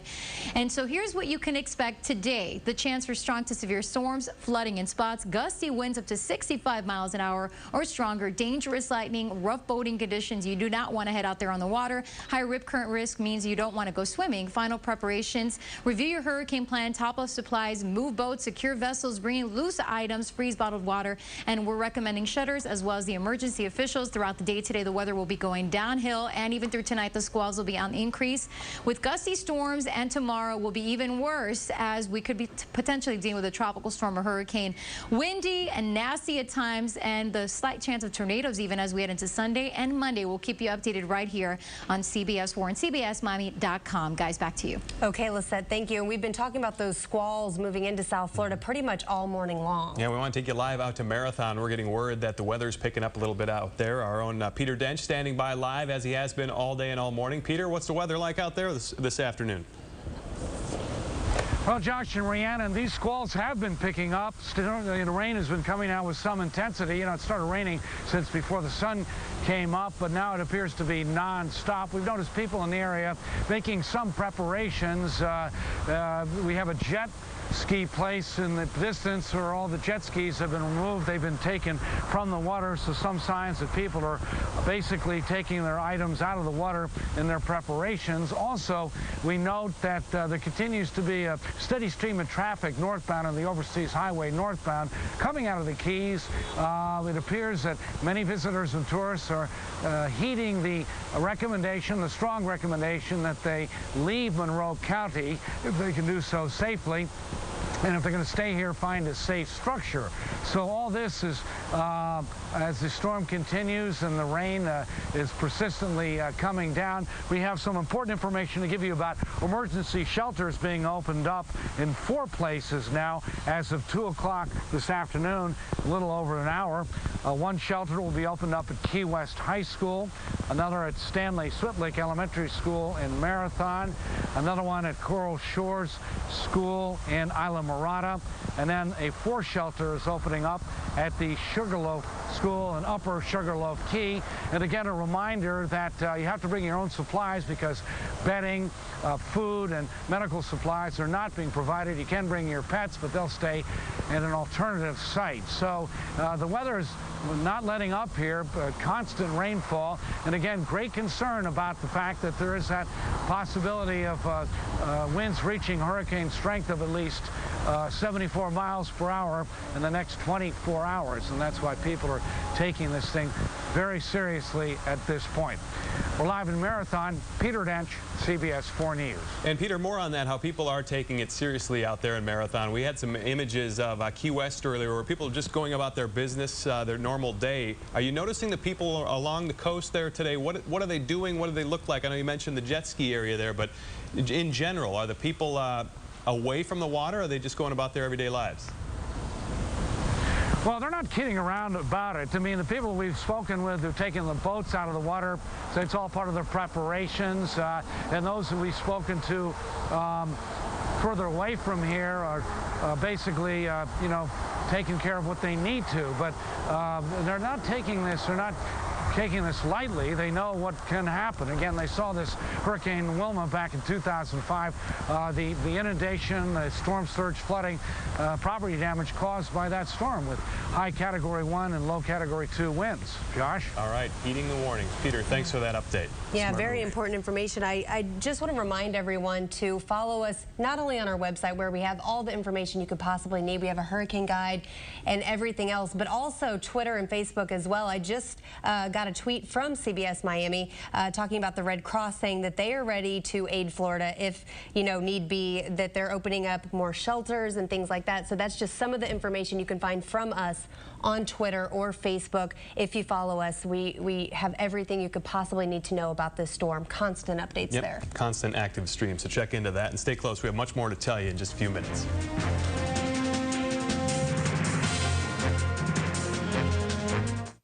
When it comes to the news of the nation and the world, you can tune in to the CBS Evening News. When it comes to severe weather, no one knows it better than CBS 4 Chief Meteorologist David Bernard, and we're glad to be on the same team. Neighbors for Neighbors was created out of the crisis of Hurricane Andrew's aftermath. Those affected by the storm needed help, and those spared wanted to help.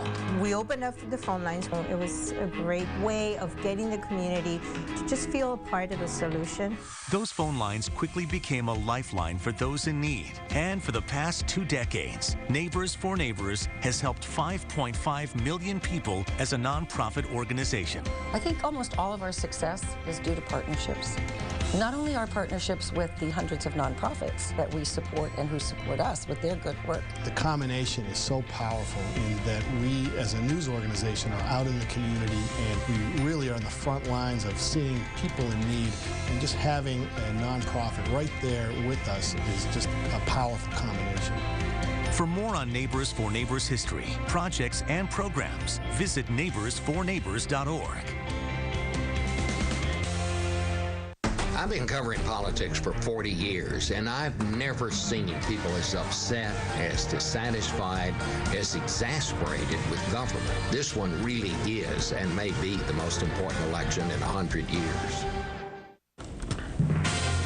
And welcome back to continuing coverage of Tropical Storm Isaac. A lot has happened since if you've just joined us now, I should say. All morning we've been covering the latest developments, and it's moving right into the afternoon, as you can see. Yeah, and flooding always a huge concern here in South Florida. So we have Randy Smith from the South Florida Water Management District on the line right now to talk about how they're preparing for this storm to reduce flooding in South Florida. Good afternoon, rather, Randy. I almost said good morning. Good afternoon, Randy.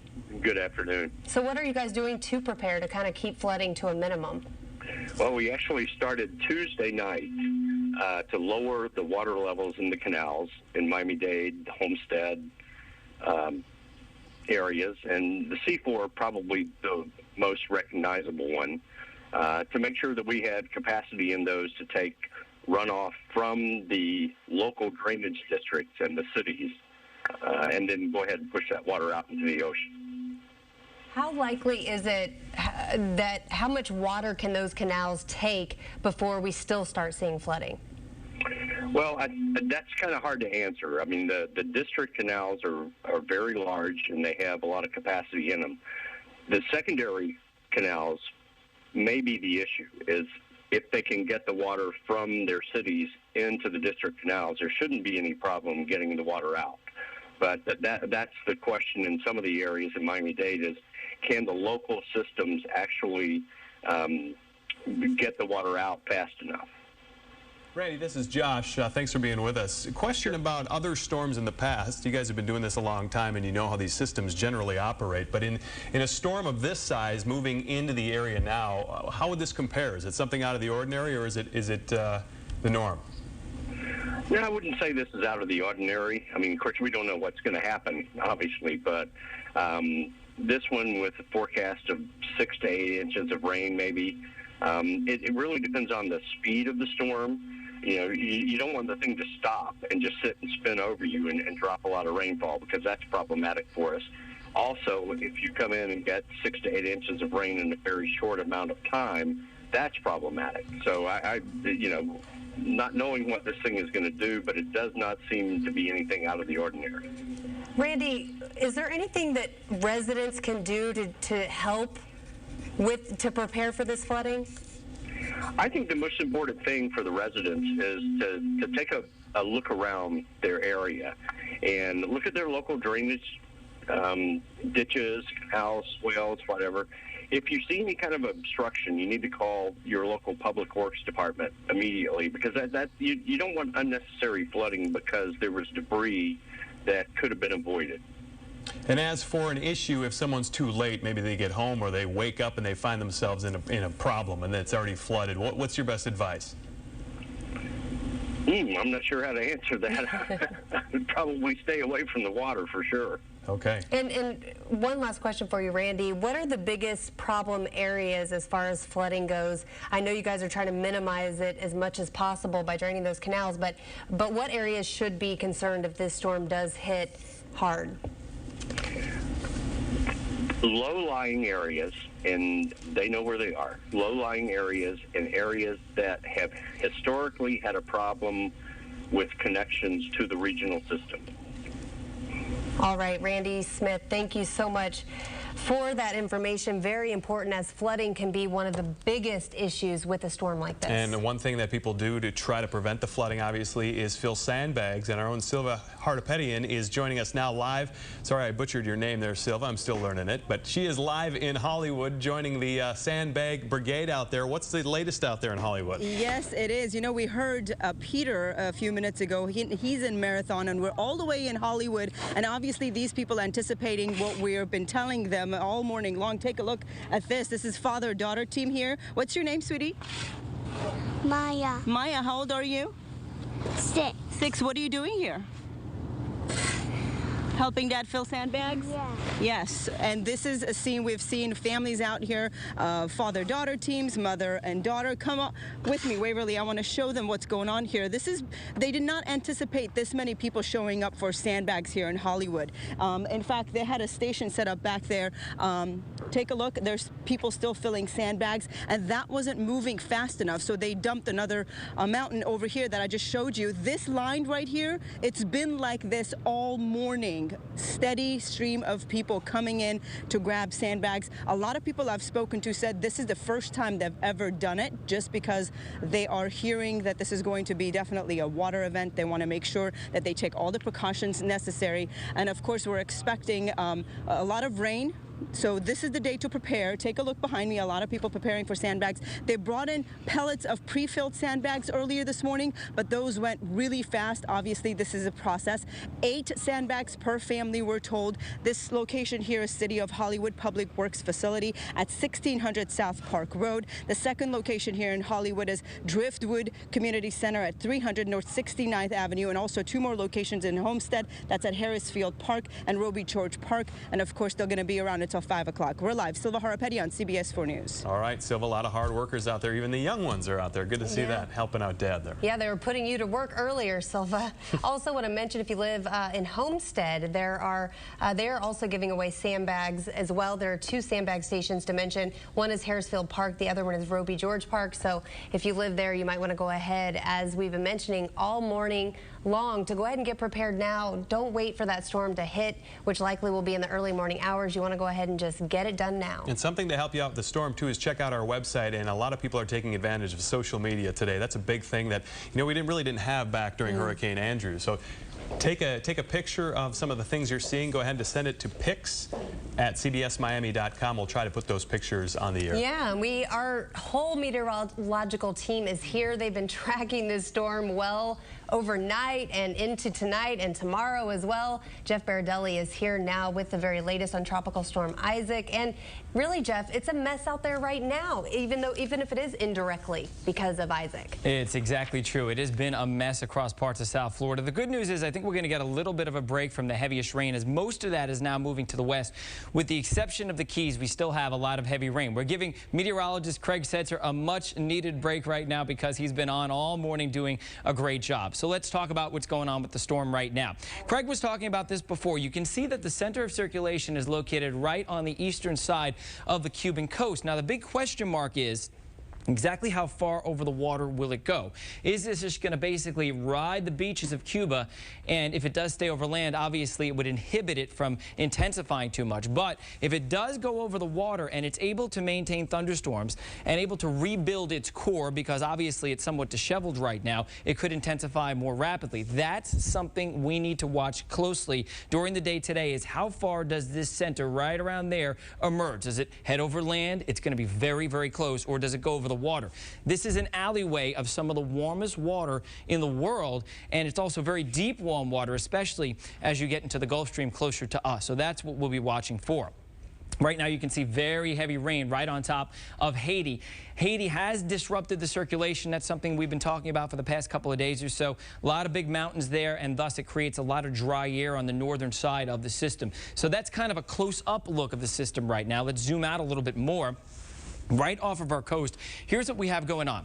We have a trough of low pressure right here in the Gulf of Mexico, kind of carving itself out. And what that does is it evacuates the air in the upper part of the atmosphere and sucks up air from down below. And that causes those thunderstorms to really blossom. So we have a couple of things coming together here. We have moisture feeding in on the outer edges of Isaac right now. And at the same time, we have the lift being provided by that upper level low of the Gulf of Mexico. And that's why we've seen all that heavy rain. But the heaviest stuff is now moving across the Keys, and it's drying out a little bit in Broward and also into Miami-Dade. This is something we've been talking about all morning. We now, of course, have those hurricane warnings out for all of the Keys. In Miami-Dade, it's a hurricane watch. And as we head into Broward County, it's a tropical storm warning. We are recommending that you put shutters up in Miami-Dade County and obviously in the Keys.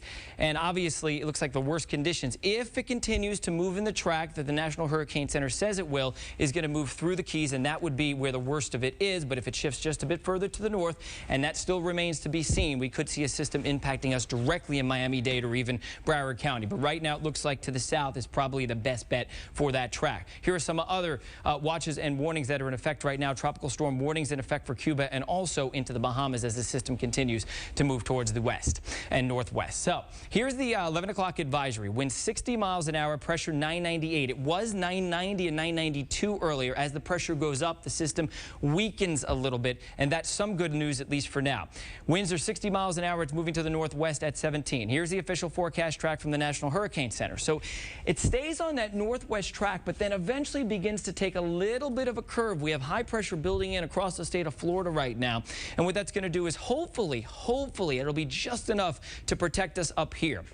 So the official forecast track and the latest information from the National Hurricane Center is that this should begin to curve a little bit more towards the west. So obviously, as the system starts to approach tomorrow morning, that's when the worst conditions will start to be felt across South Florida, and conditions will roll downhill as the day goes on. Looks like the worst in the Keys will be later tomorrow afternoon and tomorrow evening, with the center right there. And then after that, the system moves to the west of Fort Myers Monday at 8 a.m. and conditions begin to get a little bit better. System should make a second landfall, maybe as a Category 2, as it heads up into the Panhandle, and that will be on the day Tuesday. All right, that's it for now. Of course, we'll be back in a few minutes. Let's send it back to you guys.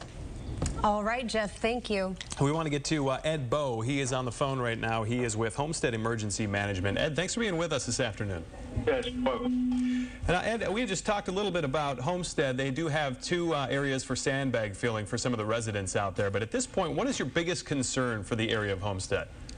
Well, the biggest concern is that people are not prepared and haven't taken necessary steps to be prepared. And at this point, we're already facing some, rough weather out there. It's only going to deteriorate from here. Very true. It's only going to get worse. What is emergency management recommending as far as what should residents be doing, in your guys' opinion? What's the biggest thing? Well, they need to start by having a plan for themselves, their family, and have an idea as to what they're going to be doing. It's still not too late to start doing some things. Make sure they have a 3-day supply of food and water for themselves. They can and start securing their property. We noticed in Hollywood when they were filling the sandbags that they actually brought in some additional piles of sand because the response has been so big. Are you prepared for something like that in Homestead? Are you going to see that residents are coming out? And I know it's going to happen from 12 to 5. Could that be extended, or is that going to be the only time frame they can get these sandbags filled? You know, it's really going to be dictated by a lot by the weather and our supply, of course. And if they waited till now, and these are supplies also that are available at stores. I believe they could probably go to local stores, perhaps Home Depot, Lowe's, and so forth, just like they would for their water and other supplies. Okay, and is your team on standby now 24 hours? Is that the status of the EOC out there in Homestead? No, we have not activated yet. We usually follow the lines of the county, Miami-Dade County. That decision will be made sometime today. And Ed, have you guys seen any damage in Homestead? Any downed trees, power lines, anything like that? Not so far that I've heard or has been reported to us so far. All right. Ed Bowe, thanks so much for joining us on the phone from Homestead's Emergency Management. We appreciate the insight you have from Homestead. Thanks again. Yeah, pretty much the same, recommendations for all of South Florida, and that is, just to get prepared right now. Meteorologist Lisette Gonzalez has been here since early this morning. And Lisette, for people that are visiting or maybe, think this isn't a big deal, what advice would you have for them? Well, I grew up here in South Florida. I survived Hurricane Andrew, and I think that you always need to be prepared. We can never let our guard down. And with these tropical storms, with these hurricanes, a lot can change very quickly. And especially now that we're under hurricane warning down through the Keys, hurricane watch for Miami-Dade County, and tropical storm warning for Broward County.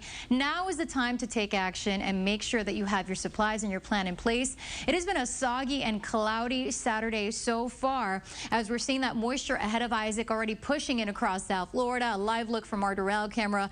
Ominous clouds out there. And right now, as we look at the radar, we're seeing some nasty storms streaming in across the Upper Keys, Ocean Reef, Key Largo, Isla Mirada, Duck Key, Marathon. Just can't get a break. We have our reporter Peter Dench down in Marathon, and he's just been drenched. Big Pine Key also dealing with plenty of wet weather.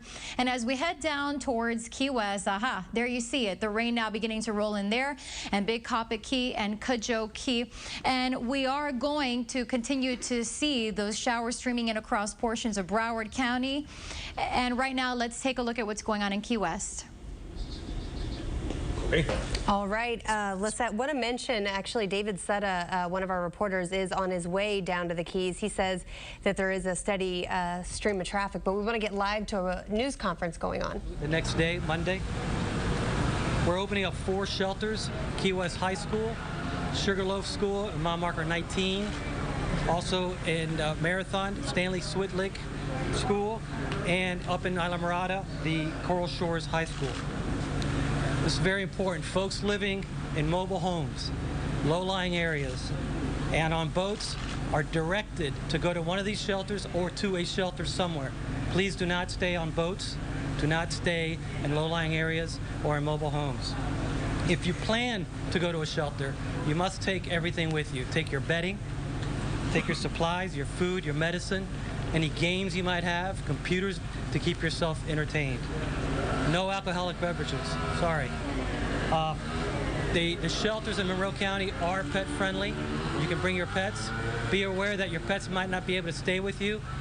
They'll be in the shelter, but in other parts of the shelter, they're not necessarily stay with you. You'll be able to visit your pet. We're strongly recommending the visitors leave now if you're able to leave safely. If you choose to remain in the county, please stay indoors during the storm. There's a lot of people moving around. Please stay indoors. Do not go outside during the storm.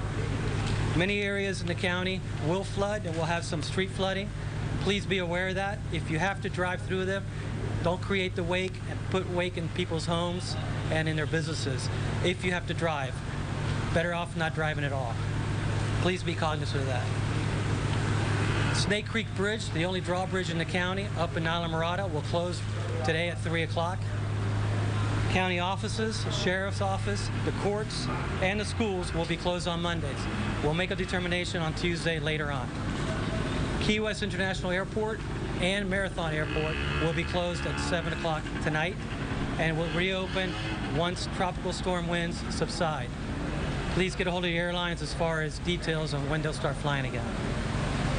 The parks, beaches, all will be closed now at 2 o'clock throughout the county and will be continued to close throughout the day. Everyone in the Florida Keys must be watching this storm very closely. Conditions and timing of the storm remain in flux. Make sure to complete your preparations now. Now is the time to do that. We have activated the emergency information hotline. That number is 1-800-955-5504. I'll repeat that, 1-800-955-5504. I'm going to go ahead and turn it over now to Mayor Cates from Key West. Thank you, Roman. The only points that I'd like to make is that we're running a bus services today. We actually have extra buses on the street to get people to the shelters. There will be no bus service on Sunday. There will be no trash pickup on Monday. But what's important is we're asking our residents and visitors to please stay off the streets during the storm and look out for one another, help one another. I know a lot of them have experienced a hurricane or weather like this, so please don't go outside just to try to experience. If it looks like it may be a problem, we may implement a curfew in Key West. We haven't decided yet for the height of the storm. But other than that, our primary goal is to keep everyone safe. Okay, we could answer any questions you all might have. Yes, sir. I saw on one of the press releases a rumor hotline. That's the same hotline, the same number. What is the deal? What is a rumor hotline? Well, it's important to have a rumor hotline because things, people have rumors. The storm is intensified all of a sudden, that kind of thing. And we can squelch those rumors if you call in. That's what the importance of a rumor hotline. We have a rumor hotline. Yeah. Okay. I was just going to say. We also have a rumor hotline for the city of Key West. It's 809-1108. Anything else? I don't know. Any other questions? Any questions? Yeah, that's it. Thank you, guys. Thank you. We got one other. One question. There's no mandatory evacuation, right? What's the deciding factor on whether one would be issued or not, and why hasn't one been issued? Well, we didn't issue a mandatory evacuation yesterday because at the time it didn't look like we were going to have any hurricane force winds at all, and it wasn't necessary. If you looked at last evening's forecast, the forecast was to have hurricane force winds after it passed the Florida Keys, so it wasn't necessary. Also, it's important to realize that this weekend is, if we're going to have a hurricane, it's going to impact the Keys. This is the weekend to do it because it's the least amount of visitors that we have throughout the whole summer, because school just started and the occupancy is the lowest for the whole summer. So we got lucky in that regards. So frankly, this is going to give us a nice soaking. It's going to clean the streets and everything. And next weekend is our biggest weekend because it's Labor Day weekend, and we're going to be clean and ready for our visitors to come back next weekend. Okay. Roman, you want to handle the hospitals? You're going to do it here. Most of the hotels and motels are staying open. There is some transferring back and forth. Some of the older, smaller hotels are accommodating folks and helping folks move to the bigger, newer, stronger hotels. So there's a lot of that going on. But occupancy is very, very low right now. We don't have a good number, but it's probably around 20 or 25%. Yeah, 25. So something in that range, which we normally, on weekends we'll have 80, 85% sometimes. Are you afraid this is going to scare people away for next week for the Labor Day? No, we welcome people to come right back. If they don't want to wait till next week and come back Tuesday or Wednesday when it's safe. When we make that determination, it's all clear. So we really feel we're looking forward to a nice, long, productive Labor Day weekend. What are the areas of flood that you're expecting to flood? Some of the low-lying areas in the Middle Keys, up the Keys, and the Big Pine area. Here in Key West, I believe down Southern Point, southern downmost point, they have some flooding there. I don't know. You guys want to answer that? Yeah, we have a few low-lying areas just around the borders of Key West, and the direction of the wind, the storm will be what areas are affected, and so depends if it goes above us or below us. So, but everybody will be evacuated from them areas anyway. And you mentioned the bridge closing at 3 o'clock. Another bridge to get out of here? Yeah, Jewfish Creek will be locked down at 3 o'clock. It just won't open for boats to go through. Yeah. Past cars and trucks can go across the top of it. So if you got a boat, you better move. Right, yes. Right. That's for large boats. They cross. And Mayor, do people in Key West that live here, do they ever evacuate? Yes, they do, but at a little higher winds than this one here. But our hospital is staying open, so that's one of the reasons why we're very confident we won't have any issues. Any other questions? Should we expect any other press conferences today or tomorrow? I don't believe there'll be any more today. I would tomorrow, say probably as warned. What time? As warned it. Well, yeah. What time is good for you guys? What time works? What time is What time works? What time tomorrow? What time tomorrow? As long as we have advance notice. How much time do you need? Are you going to do one day? 2 hours. 2 hour notice, okay. Yeah, give us a couple of hours of notice because we have to set up satellite phones. Well, it's going to depend on the speed of the storm because it has picked up speed. It's supposed to get here sooner than was expected, so we'll have to monitor that. We'll let out a press release when it'll be. When do you expect that we'll feel tropical storm force winds here?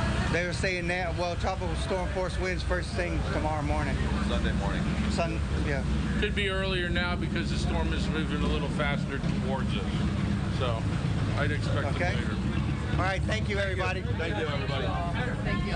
All right, you're listening to the mayor of Key West alongside the Monroe County Administrator. And if you didn't catch all the information there, there's an important number that Key West residents or visitors to Key West can call. It is 1-800-955-5504. It's on your screen now, 1-800-955-5504. It's the Key West hotline. And again, Monroe County is still under a hurricane warning. And just to recap some of the things that they just said in that press conference, they are strongly recommending that any tourists or visitors that are down in the Keys, anywhere in the Keys, to go ahead and leave while it's safe to leave right now. And we are hearing that there is a steady stream of traffic leaving the Keys, so you do not want to get stuck in traffic. Also, parks and beaches will be closing at 2 o'clock today.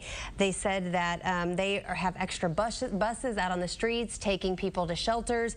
And they did say that there are shelters open down there that you need to bring your own supplies. If you do go to one of those, your own food, water, you can bring your pets. They will be housed separately. No alcohol. You cannot bring any drinks to those shelters.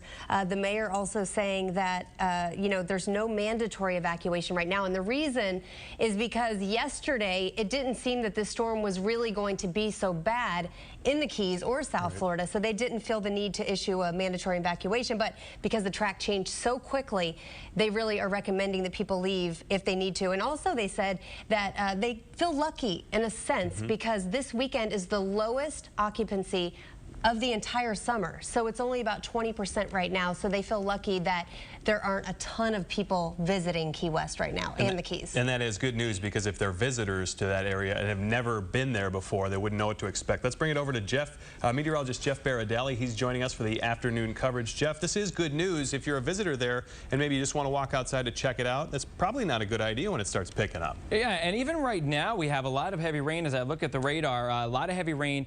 And even if it's not blowing hard where you are, remember, these storms move fast, and these are squalls, so it may be perfectly fine and perfectly still 1 second, and then really just a matter of a couple of seconds later, it's blowing at 50 to 55 miles an hour. We're going to continue to see that, and that will especially ramp up during the day tomorrow as the center of Isaac makes a closer approach to us.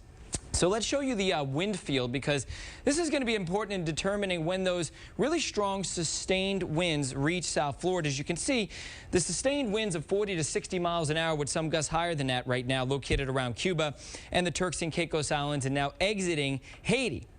As we put this in motion for you, you can see that it moves across the Bahamas, and it is knocking on our door early tomorrow morning. So at around 3, 4, 5 a.m., you'll start to notice those strong, sustained winds start to move on in. And obviously, in any banding, even if the storm at that point has winds of only 50, 60, 65 miles an hour, within thunderstorms, you can see wind gusts past that. So right now, we're calling for the onset of sustained winds of 40 to 70 miles an hour, probably early tomorrow morning. And notice, as we put it in motion, pretty much all day tomorrow, we are under the influence of those tropical storm force winds. And in the Keys, notice where we expect that bullseye to possibly be if it goes down the center of the cone. And that's where we're going to see probably frequent hurricane gusts if it in fact does strengthen, and that remains a possibility. And even on Monday morning, parts of our area still under the influence of sustained tropical storm force winds, with the hurricane force winds now exiting and moving out into the Gulf of Mexico. This map you see right here forecasts wind gusts, and you'll notice as we head through the day today, it's not so bad yet, but notice tonight, here come the stronger wind gusts past 40 miles an hour. Tomorrow during the day, you can see a 51 there in Miami. If you head down to the Keys, obviously closer to that center of circulation, depending upon how strong the storm is by then, we could be seeing hurricane force wind gusts anywhere in the Keys. And again, it really will be determined by exactly where the center of the storm tracks. And even Sunday night late, our winds are gusting to around 52 miles an hour.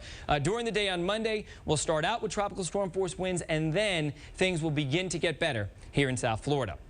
Looking at the satellite, you can see that we have a disorganized system across Haiti and the Dominican Republic. And the real question mark here is exactly when will the center emerge off the Cuban coast? If it happens soon, it can organize its core. If it organizes its core, it can then intensify. But it can't intensify until it organizes its core. And that's good news, because right now the core is not organized whatsoever. So it's going to take some time to organize that center, that core, get thunderstorms wrapped around it. And then it can start to make its way to the west-northwest across the warm water and intensify. We, of course, hope that it remains over land for as long as possible. Way ahead of the storm is all that rain we've had in South Florida this morning. Most of it right now is over the Keys. Very heavy rain, gusty winds to around 50 miles an hour. We're going to get maybe a little bit of a break from time to time. Today would be the day to make any preparations you need, because tomorrow, pretty much all day, most of our area will be under tropical storm force winds. So we have that. Hurricane watch that's in effect for Miami-Dade. Tropical storm warning in effect for Broward County, and down in the Keys we have a hurricane warning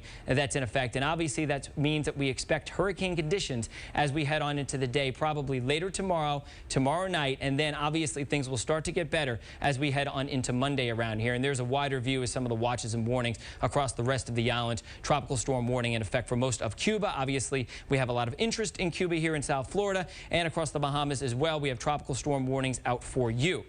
By the time the storm reaches the Keys, we're looking at it probably being a Category 1 hurricane. But for right now, guys, the winds are 60 miles an hour. It's moving to the northwest quicker, and that means the worst weather will move in faster here in South Florida because the storm has picked up its forward pace. Still remains to be seen exactly where it's going to go, but it is possible it could be a Category 1 hurricane when it reaches the Keys late tomorrow, guys. And Jeff, just want to ask you quickly, I know we're expecting another update coming out really in the next 20 or so minutes, another advisory. How important is this 2 o'clock advisory? Are we expecting a big change, or do you think it's going to be pretty much on the same track? I think it's going to be pretty much the same. We haven't seen much flux in the satellite. I don't expect too much at 2 o'clock. I would expect some movement here at 5 o'clock. At 2 o'clock, we are going to see some changes. It'll be interesting to see if the pressure has begun to drop. We've seen a blossoming of some thunderstorms, not too many, but some thunderstorms near the center. So with that said, we will start seeing the pressure drop. I really am interested in seeing exactly where the fix of the center is, because if that center is not over land and it's over water, it's going to have that much more coastline to work with, that much more water to move through as it heads towards South Florida. And that would be a bad situation for South Florida because there's a lot of very warm water there. So our hope is that it remains on the beaches, on the coast, and not too far offshore. Okay. Thank you for that, Jeff. We, of course, will be watching that very closely. And of course, the Keys and Marathon in that line of red color that Jeff was talking about. We want to go live out to Marathon now, where Peter Dench has been standing by since early this morning. Peter, Jeff saying that this possibly could be arriving into the Keys as a Category 1 hurricane. Are people aware of that down there? Very much aware, Josh. In fact, they've been making all the preparations. Some say that they don't want to leave, but tourists and visitors are getting out. Now, it's been raining here steadily since 5 this morning, a sign perhaps of what's to come. We've been hit by a series of squalls. We noticed a lot of squalls here by mile marker 55 in the Gulf. There's a lot of concern that hurricane-force wind gusts of more than 74 miles per hour could reach here in the next 24 to 36 hours. As you see here on the Gulf, there is limited boating activity, and the site is one thing that prompts a lot of tourists to heed the strong warning that they leave Monroe County. Let's take a look at some video that we shot earlier today. Again, this is one of the strongest squalls that we've seen here by the Gulf, prompting concerns and all that, and many people seeing this and realizing that this is something to be taken very seriously. Now, around Monroe County and other developments, we can tell you, and we have a graphic here, we can tell you the county is opening up 4 shelters at Key West High School, at Stephen Switlick Elementary School, at the Coral Shore High School in Islamorada, and the Sugarloaf School in Upper Sugarloaf Key. You'll have to bring your own supplies. You can bring your pets, but they'll be housed at separate facilities. Now, again, taking a look here, this is Gulf. Let's take a look over at the traffic on the Overseas Highway. And again, what's impressive is this stream of traffic heading northbound. Most of the traffic we see is northbound, people heading out of the Keys and heeding the warnings from emergency officials that they should get out if they can do so safely. And again, if they're staying, they need to find a safe place to be. We're live in Marathon. Peter Dench, CBS 4 News. All right, a lot of people heeding those warnings and getting out of town. Peter, thanks for that update. Yeah, Peter, thank you. And again, Governor Scott has issued a state of emergency for Florida. This is ahead of the storm, so crews can go ahead and start preparing now. We continue with our coverage tracking Tropical Storm Isaac. We'll have much more coming up after the break. Stay tuned.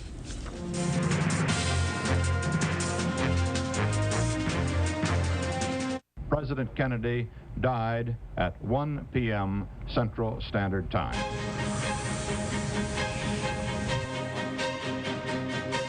Can you guarantee as president those checks will go out on August the 3rd? I cannot guarantee if we haven't resolved this issue. George Zimmerman charged with second-degree murder for shooting and killing Trayvon Martin. Zimmerman claims the shooting was justified. Then things are going great.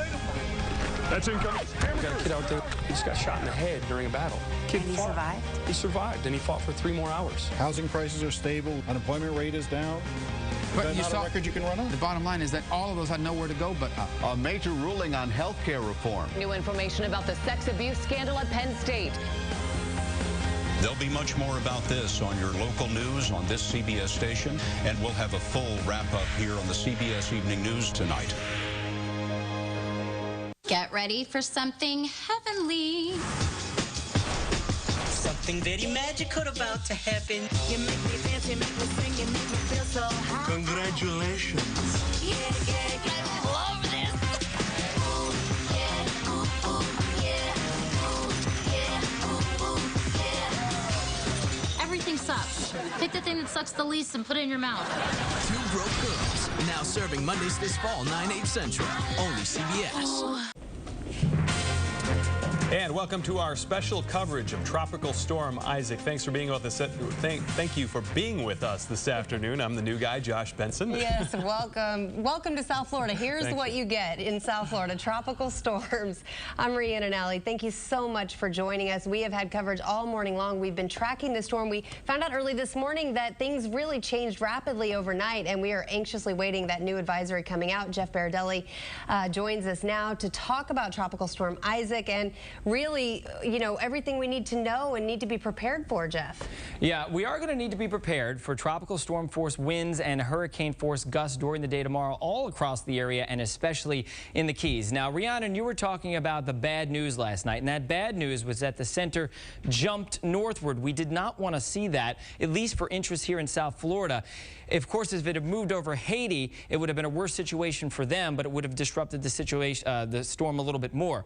The good news is, though, for us at least, is that the storm has finally disorganized enough so that it's not quite as bad as we thought it was going to be. Okay, we're going to head over to the EOC now to listen to what they're saying. 180 years old. Hopefully this is not an indication of what this storm will be for Miami-Dade. But after significant conversations with the National Hurricane Center and emergency management personnel here at the county, we have decided to cancel classes for Monday, August 27th, with a full expectation that we will resume full operation Tuesday morning. When we cancel classes, we are canceling not only school, but also activities and athletic programs for Monday. In addition to that, there will not be adult programs taught Monday night. We made this decision on the basis of 3 very specific considerations. Number 1, we cannot safely operate school buses when there's the possibility of sustained winds with speeds meeting or exceeding 39 miles an hour. Second, we have been informed that probably the harshest of conditions will be felt in Miami-Dade, particularly in the southern part of the county, sometime tomorrow night and early Monday morning. As such, we will not be able to inspect and assess the condition of our schools prior to the arrival of students and employees alike. So, as a measure of precaution, we have decided to cancel school, cancel all classes, activities, and athletic programs for Monday the 27th, with full expectation of reopening our programs on the 28th of August, Tuesday. We are asking parents to turn Monday into an educational day. We have uploaded into our website, www.dadeschools.net, educational resources such as links to learning that children can log on to and continue learning from home. They can also download that information and print it. Parents can also read with their children during Monday. Going to Spanish now? No.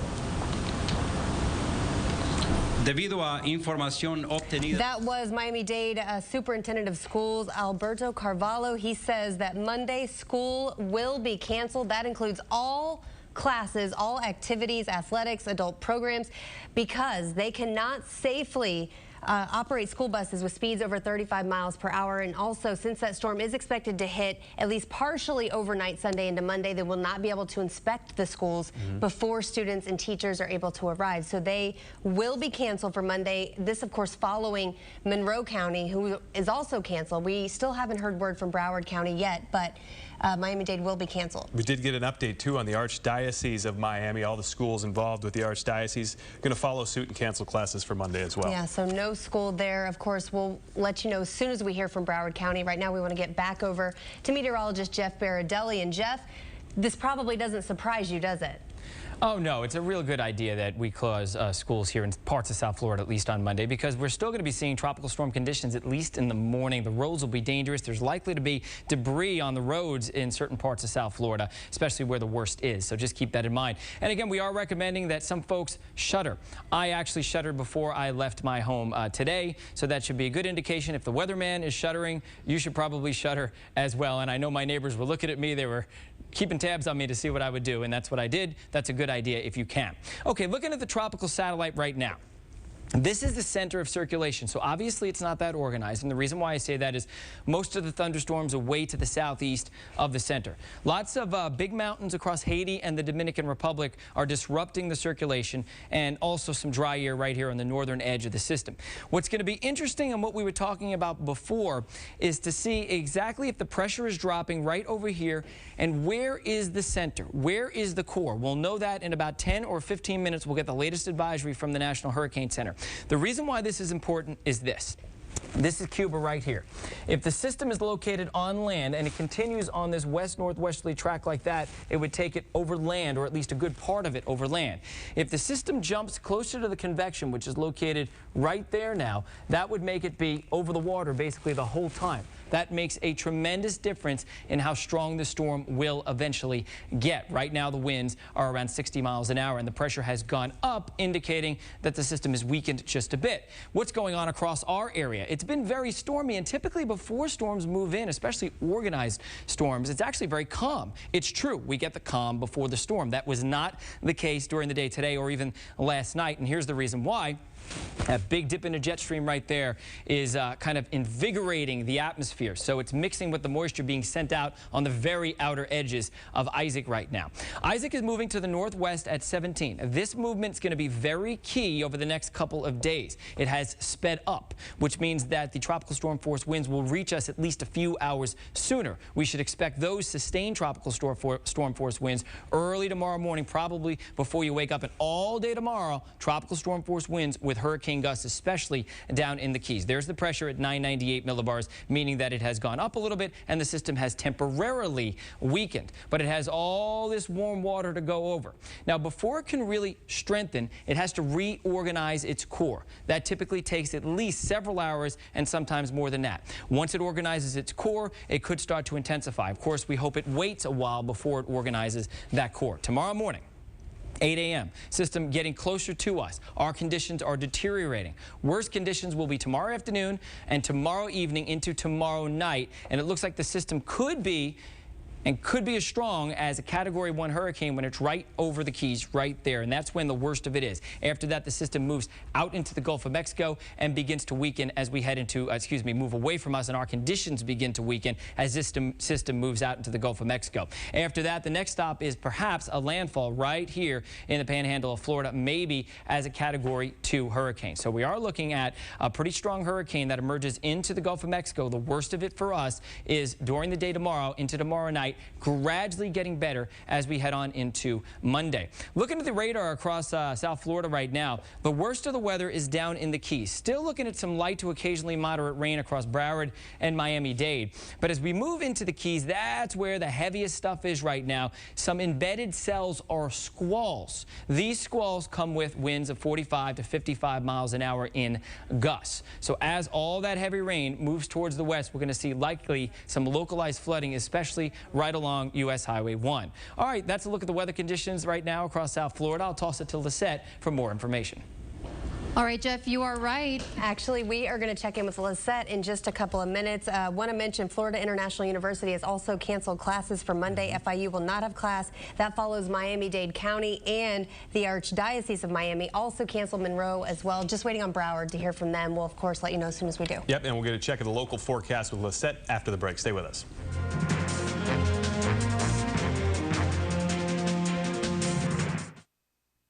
#1 in daytime talk. I moved in with my former high school teacher. Her mother thinks you are a pedophile. #1 in families helped. We're the epitome of a dysfunctional family. This is a radical situation that requires radical change. #1 in major interviews. I want to know why baby Lisa hasn't been found. Here's the thing with that nobody knows. America has never heard this explanation before. Dr. Phil, #1 in more ways than one. The new season begins September 10th on CBS 4. This town burns brighter than Times Square. Ladies and gentlemen, I bring you the new Las Vegas. Mr. Mayor, they found a girl, murdered. Send a car to this man's ranch. His name is Lamb, Ralph Lamb.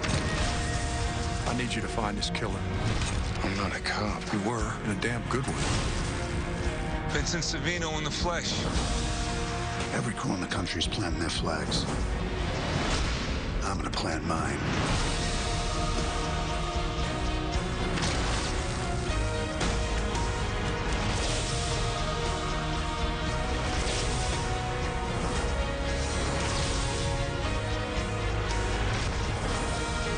You don't walk into my house, not unless you want me in yours. I'm the law here, Mr. Savino, and I will decide who's breaking it.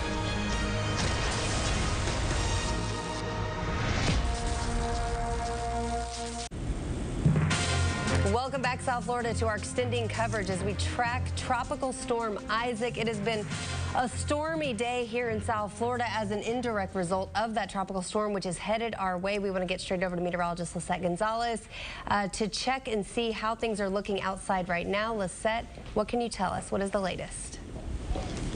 Well, we'll get to her in just a second. Actually, we were listening earlier. We've had a number of news conferences today talking about from the governor had talked from Key West. So we're going to bring you some updated details about what had happened in those as well. Yeah, there are even some power outages as well in Miami-Dade. 5,000 customers without power, just 150 in Broward. So we'll, of course, stay on top of all of that for you. But now we want to get to meteorologist Lisette Gonzalez to see how things are looking out there right now. Hi, Lisette. Hey, Rhiannon and Josh. The radar has been active overnight and throughout the morning and into the early afternoon hours. And we're still seeing those squalls moving across the Keys, especially. That's where the worst of the weather is right now. So we'll zoom on in and show you what's working. If you live right around Key Largo, Isla Morada, we've had some torrential downpours embedded in some of these cells, even some lightning firing up early around Layton, Marathon, seeing that wet weather rolling in from east to west, even around Duck Key and stretching down through Big Pine, Cudjoe Key, Big Coppet, and Key West. And we're also seeing some rain lingering off to the west of Miami-Dade County, although much improvement in comparison to earlier. So this is that window of opportunity for you to head out there and take care of any final preparations, dealing with some wet weather around Pembroke Pines and Broward County. Now seeing a shower just moved in across Lighthouse Point and Pompano Beach. And again, throughout the day today, we are going to see these rain bands pushing on through with some heavy rain in spots and the potential for flooding. There you see Tropical Storm Isaac, and that's dumping tons of rain across Hispaniola and now into Cuba.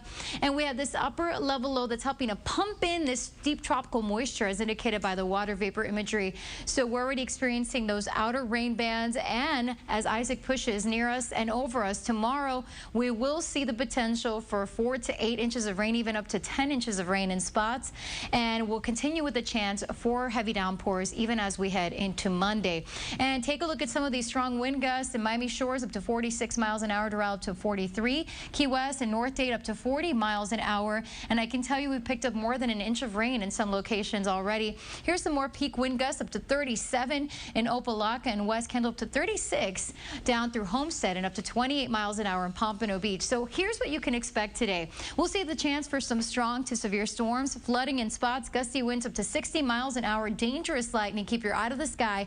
Rough boating conditions, high risk of rip currents. Needless to say, it is best to stay out of the water, and probably not a good idea to head out on the water because it's going to just going to be very rough and dangerous. And now that we're seeing some drier conditions across Broward, Miami-Dade County, it's time to make those final preparations. Review your hurricane plan. Top off your supplies, enough water and food for 3 days for each person. Move boats, secure vessels, bring in loose items, meaning bring in that patio furniture, clear the yard, freeze bottled water, and we're recommending shutters, and so are the emergency management officials of Broward and Miami-Dade County.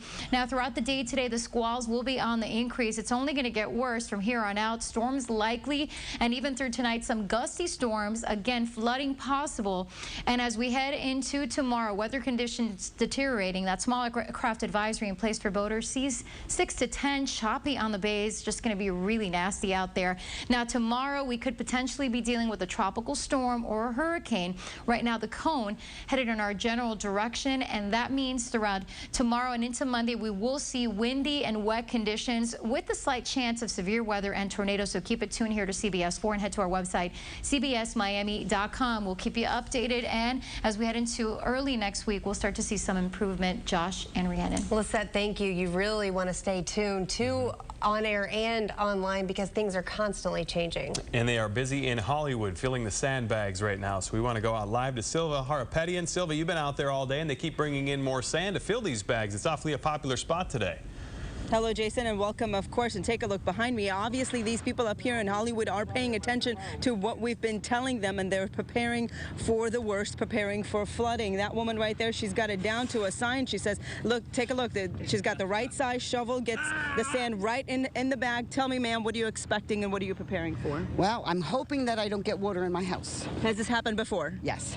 It's happened before? Yes. So 8 sandbags enough for you? Yes. Okay, so everybody gets... Right now, where I'm living, 8 is sufficient. Okay, so this is Hollywood, City of Hollywood Public Works Facility. I just heard the gentleman who is in charge on the phone trying to get more sand out here because they're getting more demand than they had expected. Waverly, keep walking with me. I want to show you the line here. Take a look at this line. These folks have been waiting here for, this line has been like this for several hours now. They come in, they want to get some sand, and they want to leave, but obviously this takes time. They have to fill the sandbags one at a time, and that's taken a while. But we do have 2 locations, City of Hollywood Public Works Facility, and also, of course, Driftwood Community Center, and also a couple of places in Homestead, and we'll give you that information on our next report. We're live. Silva Harapeti on CBS 4 News. Okay, Silva, thank you for that live report. And again, Homestead also has a couple of locations where you can go get sandbags as well. We have that info on our website, cbsmiami.com. And we want to go live now on the phone with Mary Ross Augusta from Miami Archdiocese. Mary, good afternoon to you. Well, good afternoon. I know we're all working hard, keeping our eye on the storm. Yeah, absolutely. It's been a busy day, obviously, and you guys have made some decisions just in the last hour or so. We see on your website, as well as the phone calls, that the Archdiocesan schools are going to be closing on Monday. Is that correct? Well, let's be very specific. The Catholic schools in Miami-Dade County have now been declared they will be closed. We're still waiting on the Broward Okay. So for now, it's Miami-Dade Catholic schools that will be closed on Monday. We also have Mary Immaculate Star of the Sea School in Key West that is closed Monday. Now, is that just concerned around the school? Is there other events and everything else associated with the schools that will be closed on Monday for those who are closing? I'm sorry?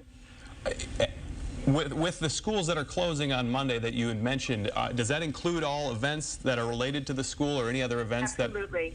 Absolutely. And at this point, you know, we're hoping that the tough end of ice does not hit us, but this is certainly a precautionary decision.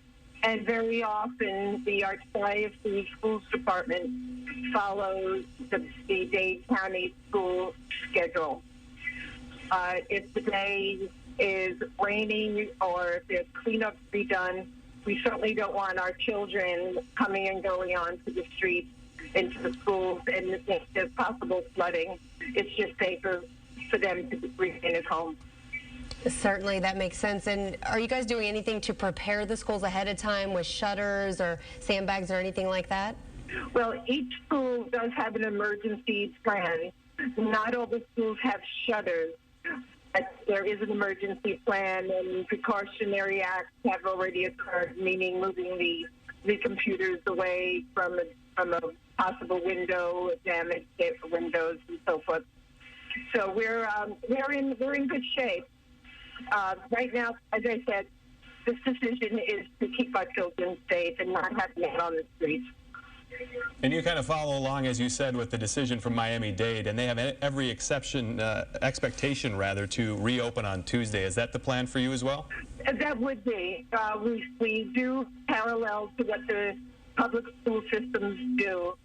So we may be talking even later today when Broward Department of Schools makes their decision. All right, Mary Ross Augusta from the Archdiocese of Miami. Thank you so much for your time. We appreciate the information. Yeah, and just want to remind everyone, Miami-Dade County Schools will be closed as well, along with Florida International University. Monroe County closed as well. This includes all activities, any athletics, anything regarding, in association with the school districts will be closed. Broward County, we are still waiting for word. As of right now, Broward County schools will remain open, but that can change at any time. It just depends on this storm. Right, a lot of things happening now, so stay close. And we're going to stay with you for about another 10 minutes, and then we're going to take a break. But stay with us. We'll be right back now.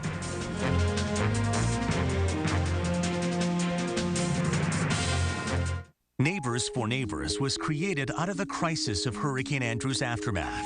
Those affected by the storm needed help, and those spared wanted to help. We opened up the phone lines. It was a great way of getting the community to just feel a part of the solution. Those phone lines quickly became a lifeline for those in need. And for the past 2 decades, Neighbors for Neighbors has helped 5.5 million people as a nonprofit organization. I think almost all of our success is due to partnerships.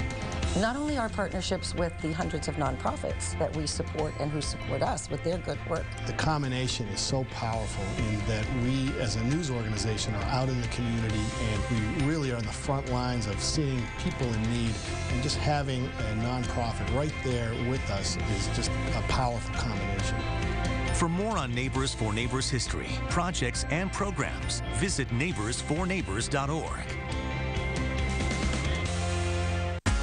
We know you take this decision very seriously, and we want you to know, so do we.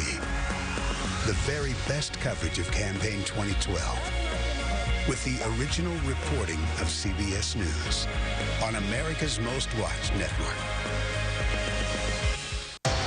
She's in the safe room. What safe room? The one behind that wall. Sometimes I hate it when I'm right. And welcome back to our continuing coverage of Tropical Storm Isaac. It's about that time that we all kind of wait for a few times per day, is waiting for that big advisory to come down, and it just has come down. Yeah, we just got brand new information, and right now we want to get straight over to meteorologist Jeff Baradelli and see what the latest is on Tropical Storm Isaac. Has anything changed, Jeff? Well, it's right in my hand right here, and yeah, it hasn't changed that much. We didn't expect there to be too much change in the 2 o'clock advisory, but there's likely to be more change in the 5 o'clock advisory. By the way, no new warnings and no new watches are issued. Everything remains intact. Winds right now still 60 miles an hour. The pressure has gone up 1 millibar, indicating that it has weakened just a little bit more. Still moving to the northwest at 17. So again, no major change. Notice where the center of circulation is, right along the immediate coast. The question is it going to be over land as it makes its way to the northwest, or is it going to be over the water? And that remains to be seen, and that's why I think over the next few hours it's going to be critical to see how this evolves. If it emerges over the water, it has all this water to work with right here to intensify and strengthen. If it stays over land up to here and then makes the turn a little further north, then obviously it has a lot less water to work with. So really at this point, it is a very close call. Here's the official forecast track from the National Hurricane Center, which remains pretty much the same. As you can see, tomorrow morning at 8 a.m., it's located to the southeast of South Florida. That's when our conditions are going downhill. You should expect tropical storm force winds as early as tomorrow morning with hurricane gusts tomorrow afternoon, especially in the Keys. Notice where it is tomorrow evening at 8 p.m., right across the Central Keys. It could be as far west as Key West. It could be as far east as Miami-Dade County, if you look at it that way in terms of the cone. And so anywhere in here, we could be talking about hurricane conditions. You should be prepared everywhere in our area for a Category 1 hurricane. Then the system moves slow slow out to the west. So it does slow down between Sunday night into Monday. And so we hang on to tropical storm force winds at least through Monday morning. And then after that, the system exits and our weather improves later on Monday and especially on Tuesday and Wednesday. It makes landfall again, we think, as perhaps a Category 2 in the Panhandle. And it moves to the west of Tampa, but Tampa is going to see strong gusty winds and heavy rain. But right now, it looks like the core probably passes to the west of Tampa. Okay, looking at the tropical satellite right now, just over the past couple of hours, we've seen a blossoming of a couple of thunderstorms just to the northeast of the center right there.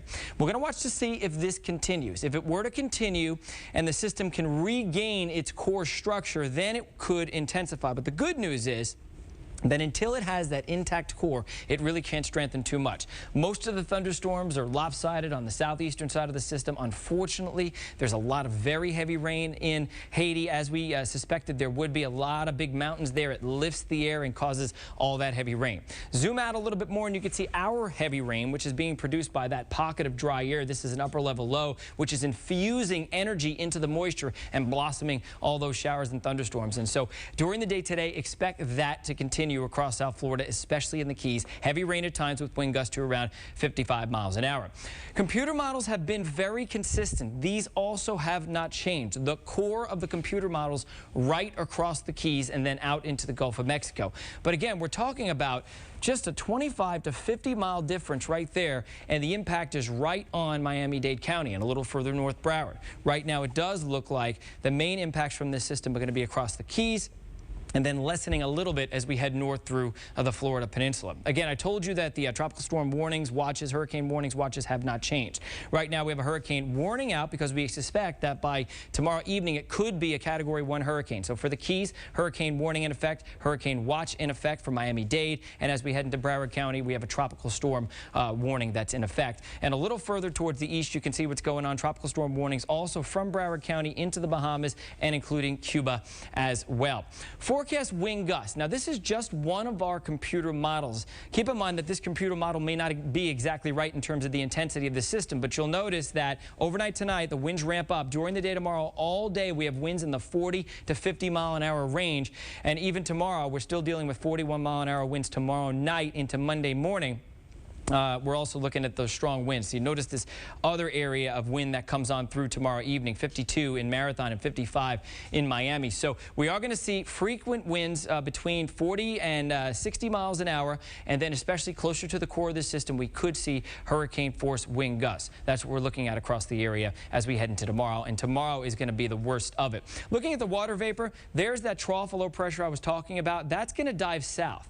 At the same time, that trough of low pressure right there is lifting to the northeast. So notice this moves south, that moves to the northeast, and it opens up that corridor right in between South Florida and Cuba for the system continue to move towards the west. So look at all the water vapor right now and all of the moisture on top of us. That's causing the showers and thunderstorms here. But it's this that we're worried about for that flooding potential here in South Florida tomorrow into Monday morning. Conditions will not get better, guys, until probably sometime on Monday afternoon. So at least through Monday morning, tropical storm conditions are possible. Okay, things still looking bad out there. Thank you, Jeff, for that update. All right, I want to take you live now to Key West, where our reporter is standing by, Vanessa Borge. Vanessa, how's it looking out there? Looking pretty good so far, Josh, and it's, as you can see, just drizzling a little bit, some standing water. Everybody's still out and about. We've been here since about 4 o'clock this morning and reporting live to you since 6 a.m. and throughout every live broadcast, you've kind of seen the weather deteriorating and then it gets better, downpours, squalls, strong winds, and then kind of just like this, a bit of drizzling and some strong winds as well. As of right now, we're just waiting for the next advisory at 5 o'clock and waiting as Isaac inches closer and closer to us, and we'll see how the effects really affect Key West at this point. Back over to you guys. Okay, four shelters open in the Keys. Vanessa, thanks for that update. And also the airports in Marathon and Key West will be closing later tonight as we expect that storm to hit overnight tonight. Want to mention once again, we have heard from Miami-Dade School Superintendent Alberto Carvalho. He says that Miami-Dade schools will be closed on Monday. That includes any activities, any athletics, any adult classes that evening, completely closed. Also, the Archdiocese of Miami says that they will also be closing the Catholic schools in Miami-Dade. Still waiting happening for Broward, but Monroe, they canceled classes yesterday for Monday. So we already know that school will be canceled in Monroe as well. And our coverage is going to continue throughout the day. We're going to take a quick break in a little bit, but first we want to get to some pictures that are being sent in from some of the viewers. This first one is coming to us from Southwest Miami-Dade, right around the area of 112th Avenue and 191st Lane, from Ronnie, I believe, or Randy Soriano. That's a big tree down in the front yard, and the work has begun for those folks. Yeah, thank you for sending that picture in. We have a couple of others from Coral Gables we want to show you there. Oof. This, yeah, is from Sylvia Penna. Sylvia, thank you for sending these in. Look at that tree down. This is Red Road and Coral Way, and you can see there we're already seeing damage, and these storms are nothing compared to what we could see from Tropical Storm Isaac coming up overnight tonight and into tomorrow. So we, of course, are going to continue following all of this. Now, we are going to leave you now to join Tennis in Progress, but we want to remind you we will be back from 5 until 8 o'clock tonight, and then again at 11 o'clock tonight for CBS 4 News and continuing coverage of Tropical Storm Isaac. And if we need to break in for any reason whatsoever before 5 o'clock, we will do that. Just because we're not on the air does not mean we're not watching this storm. We will be here watching every angle, every area, just tracking the storm to see what is going on, and we will have the very latest. And we have heard a lot today. Obviously, the governor has spoke earlier today talking about the state of emergency. You know, their plan, they're looking ahead to the Republican National Convention. They're going to make a call on that tomorrow, depending on the 11 o'clock advisory. So they're watching that one very closely since Tampa's more up the coast. And we're hearing from other places as well, so we're going to bring you more on that later in our coverage. That starts at 5 o'clock. Yeah, we want to go quickly to live pictures out of Hollywood. You can see people, they are giving away free sandbags right now. People are bagging them up. They keep having to bring additional sand in. We've seen a long line of cars, people out there. There are 2 locations in Hollywood, also 2 locations in Homestead. If you do want to take advantage of those free sandbags, go to our website, cbsmiami.com. We have the addresses there. Yeah, and it's going to be expected to be a very busy day. This is Key West. It's starting to darken the skies over there as well. Stay close with us on the air and online at cbsmiami.com. Be safe. We'll be back at 5 o'clock. See you then. Winners. To the Keys, you can see that some of that heavier rain at this point has shifted off to our west, so we'll keep an eye on that. But if we're talking about preparing, right, this is a great time to go out when we get a little bit of a break. Even though we've still got some clouds around, this is your chance to go out, make sure you have the water, make sure you have everything in order as we head into the weekend. And we can even take a moment here and talk about some of the impacts county by county. Let's go ahead and bring it back over to Max. Now, this was created based on the 11 a.m. advisory, and I'm not going to be able to access updated information for about half an hour. So in half an hour, we can go over this again with some of that updated stuff. But this will give you a great frame of mind for making your plans right now and just getting your preparations in order. Now, a hurricane warning for all of the Keys, simply stated, that means hurricane force winds possible during the day tomorrow and even into Monday morning. Now, the strong winds are probably going to start at 9 o'clock Sunday morning. I mean, talk about starting early. This is going to be a long event. Those winds will probably be at their strongest around 10 o'clock in the evening here on Sunday. And look at that time span there, equally taking that much time to start to taper off. So expect the strong winds to end here Monday morning. The model's indicating 5 inches of rain are possible through Monday. I mean, we could see more than that depending on where some of those rain bands set up. A hurricane warning also in effect for the middle Keys here. Your strong winds are probably starting around 6 o'clock in the morning, and they're going to be at their strongest around 8 p.m. So we've got a whole chunk of time here where you're going to be dealing with first tropical storm force winds, and in the Keys, we could even get into those hurricane force winds, and that's probably going to be centered around that 8 p.m. mark, and then things starting to taper off here towards late Sunday and early Monday. You could see up to 6 inches of rain, maybe even more with some of those heavier pockets. And then a hurricane warning, of course, also in effect for the upper Keys. Your strong winds start 5 a.m. You're one of the first to see it here. Winds reaching their strongest around 6 p.m. in the evening. The model is saying 8.5 inches of rain could possibly develop overhead, and think of it like a range. I mean, 8.5 inches is a nice way to kind of get a feel for how much rain we could see. There could be a little less than that. There could be more than that. And I think that's the moral of the story that everyone across South Florida should take out of this whole thing. Now, Miami-Dade, a little bit confusing here perhaps for some. We've got a tropical storm warning in effect, which means we do expect tropical storm force winds, 39-mile-per-hour winds or stronger. But that hurricane watch means that we're keeping a close eye on the potential for hurricane force winds. Now, over time, probably by tonight, we could see some changes here with your watches and warnings.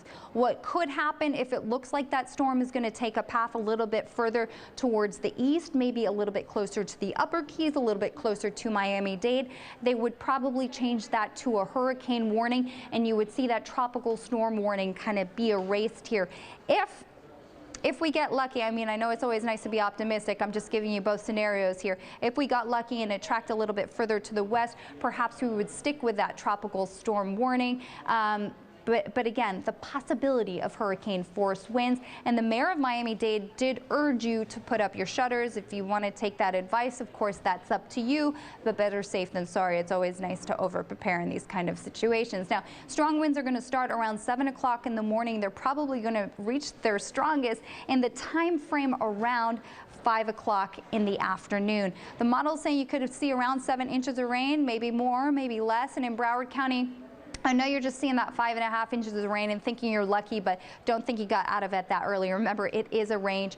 You could see more than that. I'm going to say about 4 to 8 inches of rain for you as well. Strongest winds will be in place starting at 8 o'clock in the starting 8 o'clock on Sunday, continuing all the way to early Monday morning. And they're going to be at their strongest around 7 o'clock in the evening, a little bit before that, a little bit after that. A tropical storm warning means that we are expecting tropical storm force winds there. Remember, in about half an hour, I'm going to be able to update all of this with that latest advisory that came out at just 2 p.m. And of course, we're staying on top of this. So guys, back to you for now. But don't go anywhere. We always have questions. I do have a question real quickly. This is, talk about the immense size of this. It was 700, 800 miles wide, something like that. Then the wind field is enormous as well. Yeah, you know what? I heard a great analogy yesterday. Somebody said, if you pick up all the clouds associated with Isaac, you pick it up, you put it on the map of the United States, it's about the size of Texas. Now, that was yesterday. I'm not sure exactly what state it's like today, but yeah, and Keith, you made a great point, the wind field with this thing. We've got tropical storm force winds extending out 200 miles from the center. So even if this does track over Key West, Broward County easily feeling those tropical storm force winds. Sherry, any chance of wind shear beating this thing up a little bit more? I see it's being disrupted by land right now. But any other factors? Right now it is battling a little bit of wind shear at this point. But the problem is, Trina, once it's forecasted to make its way into some of the warmer waters in the Florida Straits, it actually looks like some of that wind shear is going to let up a little bit. And of course, you know, as a meteorologist, that we pair that lighter wind shear with some of those warmer ocean waters, and that's exactly why the forecast has it strengthening to a Cat 1 hurricane. So strengthening, I think, overnight, but in the near term, with some of that wind shear, some of that interaction with land, we're probably going to see it maintaining its intensity here as we head through the afternoon. All right, Sherry, thank you much. Sure. All right, the school closures, let's talk about those. Broward County still hasn't made the decision on that. They should be making that today, and we'll certainly let you know as soon as we get word of that. If they don't, they'll make it tomorrow. They're not going to wait to let you hang until Monday. But of course, Miami-Dade has made the decision. Correct. Alberto Cavallo spoke just a little while ago. Let's listen to him because Miami-Dade schools are closed on Monday. We made this decision on the basis of 3 very specific considerations. Number 1, we cannot safely operate school buses when there's the possibility of sustained winds with speeds meeting or exceeding 39 miles an hour.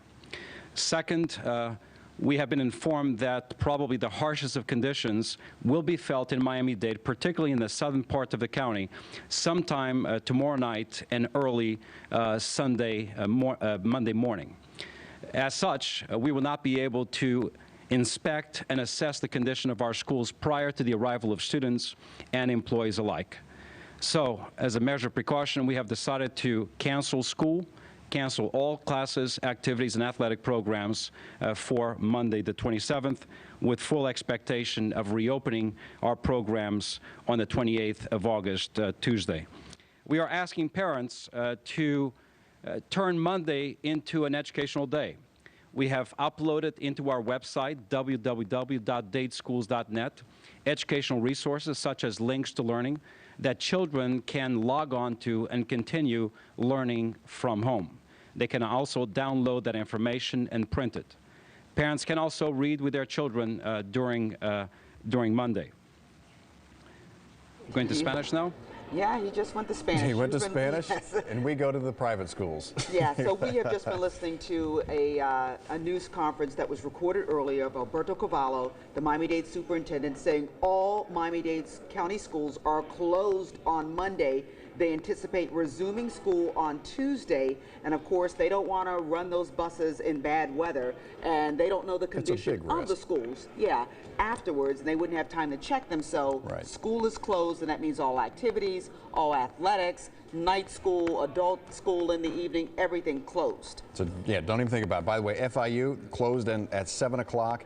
That'll be 7 Sunday and Monday, so it's closed tonight at 7, and then Sunday and Monday also closed. Ransom Everglades closed for Monday class as well. And if you go to a private school, if you're a student that attends a private school, and we don't have the list here, you got to call them. You know they got a hotline or something set up. They're not going to leave you hanging either. You're going to know either today or tomorrow. Yeah, and if we find out, of course, we'll update you. But right now, we want to get an update from the southernmost point of the Keys, and our man Hank Tester is down there live and ready for action. Hey, Hank. And that's something I've never seen behind you, Hank, tying that thing up.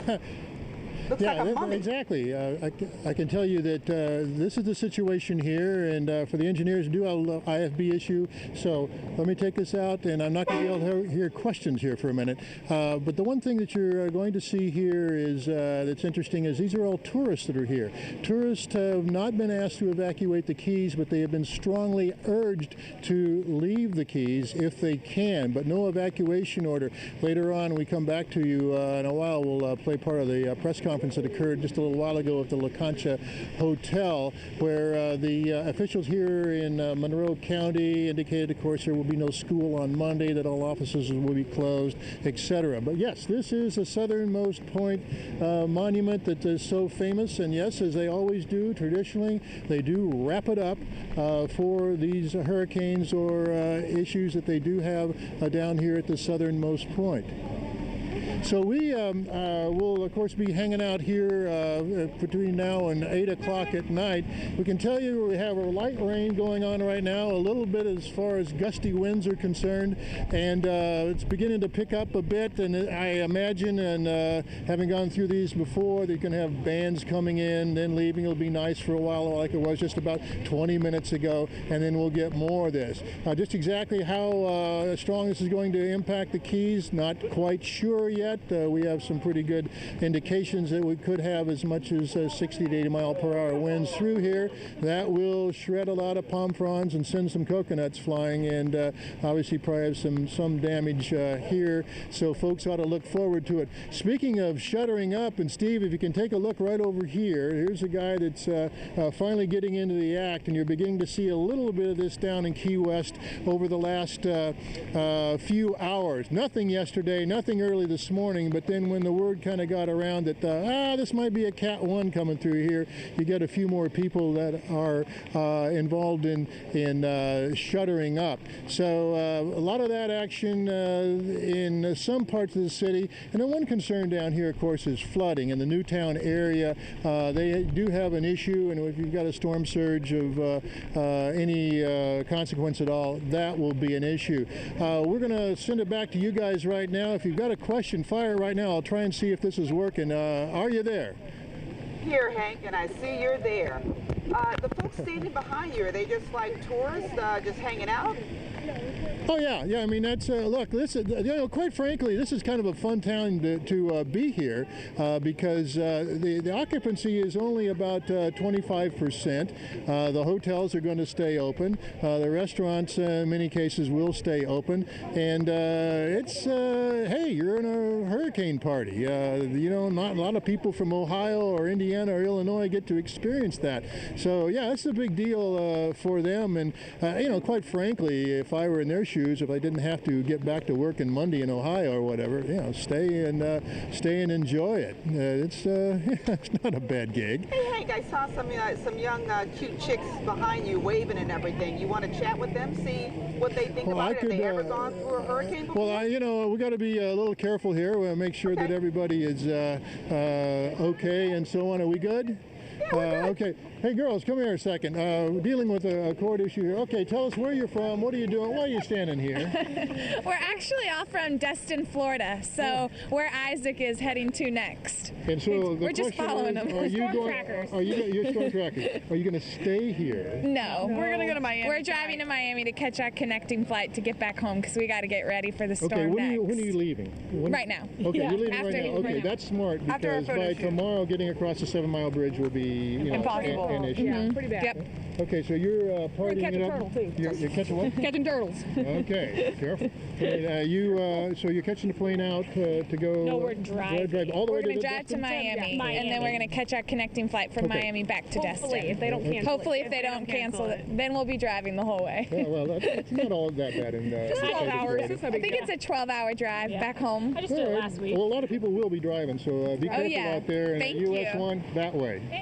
Okay, thank you very much. Okay, so there you go. That's the latest from. And you know what's interesting? What they're saying is driving out of here is what a lot of people are doing, and hopefully we can get some video to show you the people that are renting cars because their flights were canceled tomorrow. Airport closes tonight here at 7 o'clock. So those people that were planning on flying out Sunday, which you normally would on a vacation day or vacation situation, they're not going to be able to make it, and so they're driving. So we'll get that for you coming up too, so we can get the little editing situation. Back to you guys. All right, our man Kester down there in the Keys at the southernmost point. Talked to a few young ladies, and they said that they were from Destin, Florida. Yes. And they kind of gave us the forecast of what they think is going to happen with Isaac. They said, hey, it's headed our way, so we're going to get home as best we can. It seems that they're going to get together with Hank and have a little hurricane party. I think they better get on the road. They looked a little young, and Hank's got no time to party. He really doesn't. He has to keep everybody abreast of what's going on over in the Keys, especially with the warning, the hurricane warning right now, and we know that there are no mandatory evacuations for the residents. The visitors, as you can see, that they're probably getting ready to head on up.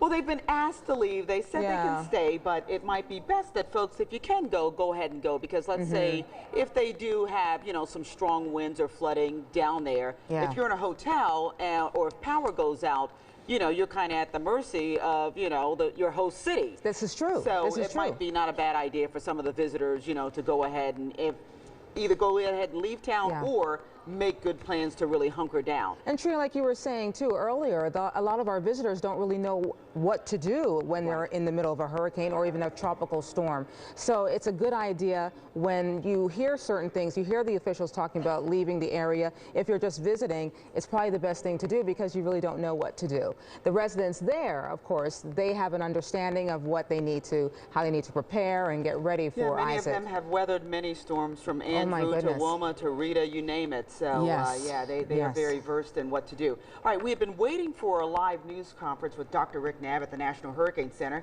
and Sherry was going to be talking to him. Do we have that? Are we ready, guys, to go with Sherry in that? No. Not as of yet. So we'll just hold tight. Sherry, you want to do a little weather right now? Can I ask you a couple of questions? Yeah, absolutely. All right, Sherry. Hey, I've got viewers asking me questions too, Trine. You want to ask the first one, then I'll have some viewer questions? You know what, Sherry? Actually, we do. We have a question coming in from Jessica Ray. Okay. Can the forecast track still change, or is it pretty much set? That's my favorite question. I'm so glad that you asked that one. Can it change? Yes. That's why we actually have a cone right now. And what you can see happen is over time, the cone over South Florida is going to shrink and shrink and shrink as the storm approaches. So can the track change? In a sense, it can. That cone can change. Now, what you need to do, though, is when you look at that cone here, and let's see, I think I could pull up the cone behind me here. When you look at the cone, keep in mind that it is not a single point. The storm has winds that come out from the center about 200 miles. So it's a large area that we're watching right now. As far as changes go, we could see that cone shift to the east, to the west, or the left or the right here. And we can still see intensity changes. You know, the intensity forecast here can be so tough when it comes to something like this that oftentimes when we're tracking hurricanes or tropical storms, usually it's the path that comes into alignment a little bit before the intensity, and the intensity can, need fine-tuning over time. And with that said, we've actually got Dr. Rick Knabb available here from the National Hurricane Center. We got the new advisory in for 2 p.m. here, and with it, we're not seeing too many changes here, but of course, as soon as we have Dr. Knabb up, Tammy, do we have him? Here. Okay. Hi, Dr. Knapp. I was hoping to ask you, with this 2 p.m. advisory, what kind of changes should the public know about? What did you see change? Well, we didn't make any changes to the watches and warnings that are currently in effect, and no change to the maximum winds, 60 miles an hour. Tropical storm still moving northwest at 17. The pressure is at 1,000 millibars, a bit higher than it was early this morning and last night. It has struggled, it weakened in its structure in interacting with Haiti and Cuba, but the overall picture is still the same, that it has an opportunity the next day to day and a half to strengthen as it just hugs the northern coast of Cuba for a while, maybe gets a little farther away from that coast. Still, we think has time to become a hurricane right about the time, plus or minus, when it gets to the Florida Keys or extreme southern Florida. But as you say, a lot of uncertainty in that intensity forecast, not guaranteeing it'll be a hurricane by the time it gets here, but the chances are high enough. We need to have that hurricane warning in place. Today is the day to prepare before it gets dark tonight, because overnight the conditions will go downhill. Okay, now Dr. Knapp, can you talk to me about what some of the influences are that could shift that track to the east or to the west?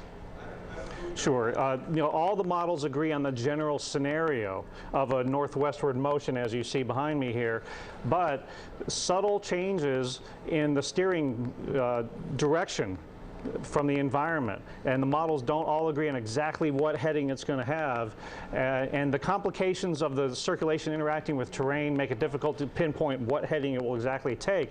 But that slight difference in heading from one model to the next can make all the difference in terms of which one is closest to being right, because a slight change in the direction over the next day and a half means it goes to the right side of the cone or the left side of the cone or stays near the middle, and that could determine who gets the strongest winds, where the heaviest rains fall, and who gets the most significant storm surge.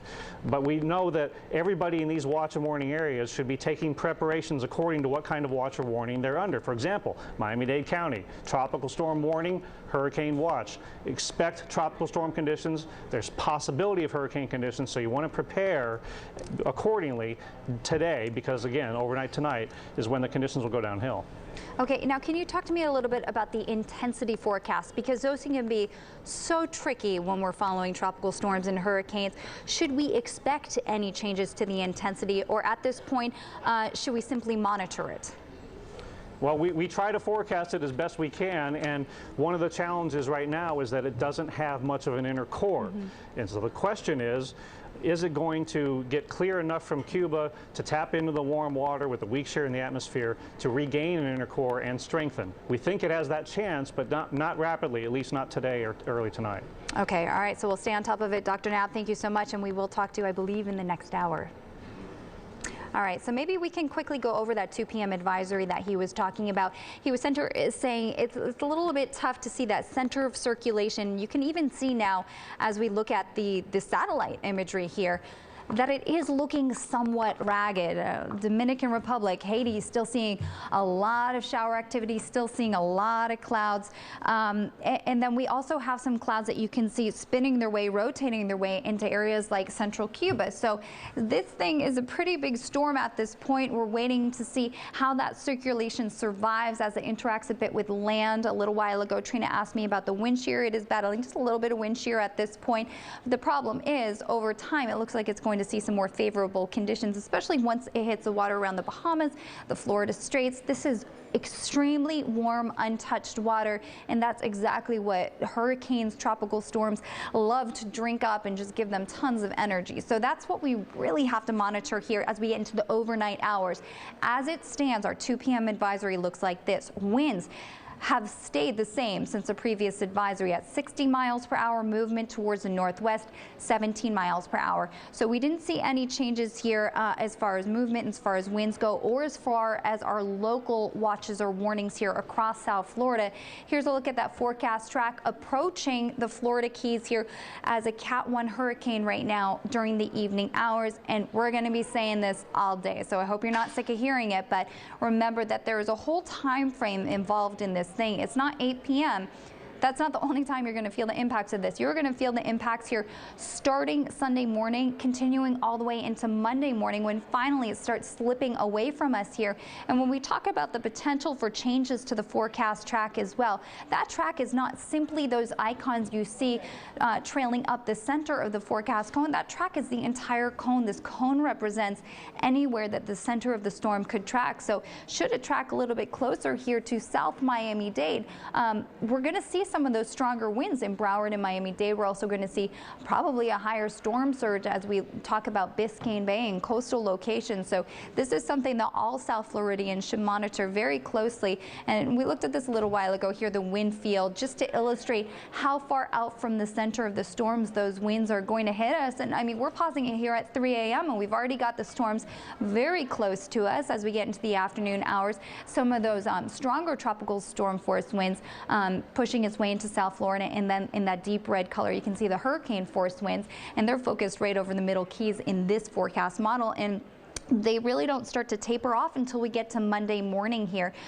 So very important things to pay attention to. And of course the rain coming along with this thing, it is going to be an absolute soaker. 4 to 8 inches of rain, I think, widespread here for South Florida. We could even see local amounts higher than that. Maybe we can go over to radar for just a moment, because I actually want to switch up what I have on max right now. So let's take you over to radar, check out what's happening with the showers right now, and you'll notice Broward, Miami-Dade. We had some wet weather this morning. We've still got some spotty showers that continue across Broward County and in Miami-Dade as well, especially down towards the Homestead area. I got a question on Facebook a little while ago actually asking me if this is Isaac rain, and the moisture that we're dealing with today is kind of trailing off from Isaac, but I wouldn't go ahead and call these rain bands. This is kind of just a very moist environment right now, which is encouraging those showers and those thunderstorms to pop. But we're going to get a little bit of a break during the afternoon. That is going to be the perfect time to head out. Make sure you have some water, make sure you have some batteries, and let's go ahead and bring it back on out to max, because we do have watches and warnings that I just want to cover here and make sure everybody understands what these mean. A hurricane warning for the Keys means that hurricane conditions are expected within the next 36 hours. That's the definition. You're going to see hurricane force winds and tropical storm force winds here during the day tomorrow, and the tropical storm force winds could continue even into Monday morning here. That tropical storm warning means winds at or over 39 miles per hour for Broward and Miami-Dade here. So we are expecting tropical storm conditions to develop during the morning here tomorrow and continue into Monday morning. And there's actually a hurricane watch for Miami-Dade, and that means that we're going to have to monitor the potential here for hurricane force winds. If you think about the warning here as probable and the watch as possible. So you could possibly see some hurricane force winds there in Miami-Dade. And over time, we would expect as that cone shrinks and we get a clearer idea of what kind of path Isaac is going to take, that we're going to be able to fine tune watches and warnings, that you might see some changes occur to these. So these are not set in stone, folks. That tropical storm warning over time for Miami-Dade, you know, I think that's something that we're going to have to watch. And even at 5 p.m. with the next advisory that comes out, I would encourage you to pay close attention to any changes that might happen with that track. Do you guys have any questions for me, Trina or Sharon? You know, I always have questions, Sherry. Sure, go for it. Now, is one of the concerns wobbling once it's no longer on land?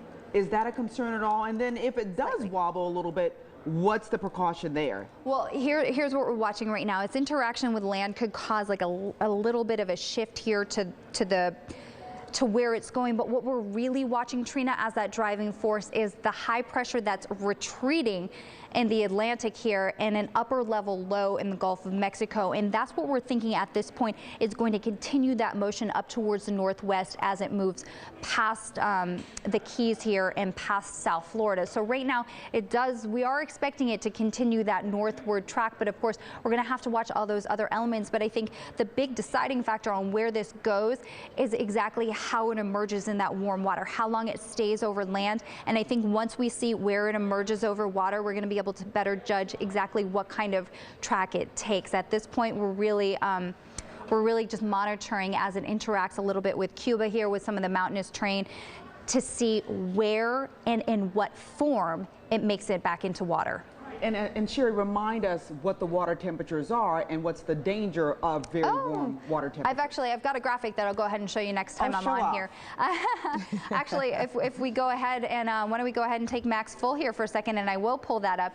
We do have, guys, I'm going to have to step off for just a second. I hope you don't mind. We do have a graphic here that illustrates that these temperatures are well into the 80s. You know, we actually in our boating forecast take a look at the water temperatures every day when we tell you what kind of high and low tide, what kind of boating conditions we expect. And boating temperatures down in the Keys, we've had reports of 90-degree water. Temperatures into the 80s elsewhere, and it's that 80-degree mark. I'm putting my show in play right here, and hopefully those icons will pop up. It looks like I've got a little bit of a freeze frame there, but where you can see the oranges and the reds, those are the mid to upper 80s. So it's very warm right now. Hurricanes, tropical storms, tropical systems need water at or above 80 degrees. And Trina, there you go. I mean, we've got it in the upper 80s. And like I said, so far this summer and very recently, we've had reports of water temperatures closer to 90.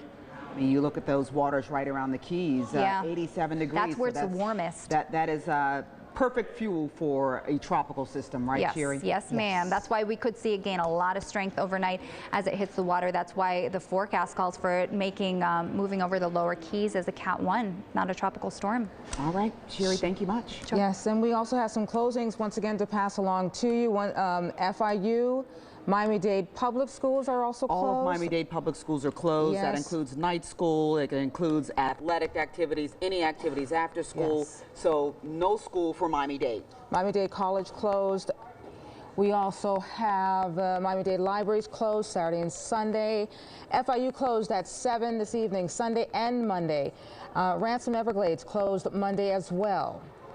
So the closures that we're looking at this particular hour. We are still waiting on Broward County to discuss or come out and tell us exactly what their line of action is going to be come Monday for their students. Yeah, and we heard from Alberto Cavallo not too long ago, and he said their thinking was three things. One, that they can't operate their buses with winds blowing around in excess of 39 miles per hour. He also said that if there was some damage at school, there's not enough time for their people to get in and inspect those schools to see if they're safe enough for students to return.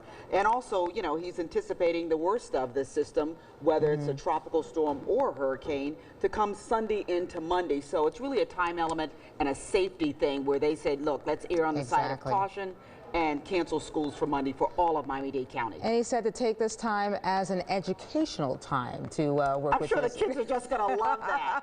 They're like, can't we just enjoy our day off? No, no, no. We're going to make it well, they do have a the learning experience. experience. And I'm sure it's going to be like cabin fever. Parents, you know, are going to be like wondering, what are we going to do with these kids for the day since we can't go out, we can't go to the movies. So, you know, you might as well like make some plans down. All right, you want to go to Betty U now? Let's go to Betty U, standing by live at Broward EOC with the latest over there. Betty.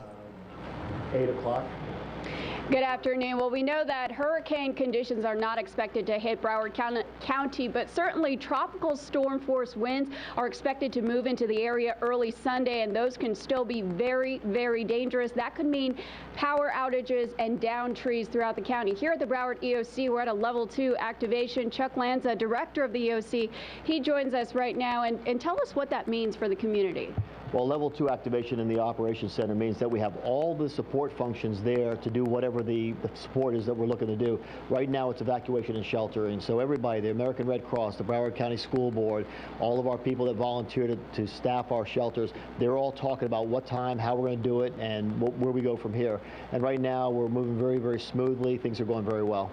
And we know that we're not expecting something with the intensity of Hurricane Andrew to hit this area, but certainly with every storm, you need people to use common sense. Well, and that's one of the biggest problems. This is definitely not going to be a Katrina or a Hurricane Andrew, but we always find that people do not use common sense all the time in hurricanes. There'll be people out there surfing on the beach. We always have drownings early on in an event like this. People make mistakes and they drive after a storm, go into canals. People pick up or walk into puddles with electrical lines that are down. All kinds of things that we should be reminding people not to do. They seem to have a tendency to do.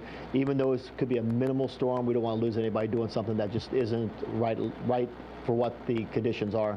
And you're a homeowner. What should other homeowners be doing right now? Well, I keep promising that I'm going to go home and do my shutters, and it was supposed to be at noon today, and I haven't got to it yet, but I plan to do it before dark. I certainly don't want to be up on the second story doing shutters later on in the evening. And as far as shelters go here in Broward County, where do we stand with that? We're still finalizing our plan. We'll be able to roll it out when we do our next press conference. We want to make sure that people that need to be sheltered are sheltered. The homeless right now, we're going to do bus pickups to take them to the homeless shelters. And then we're going to be looking at how we're going to deal with the special populations and also the people who live in low-lying areas and trailer parks. Chuck Lanza, thanks so much for that update this afternoon.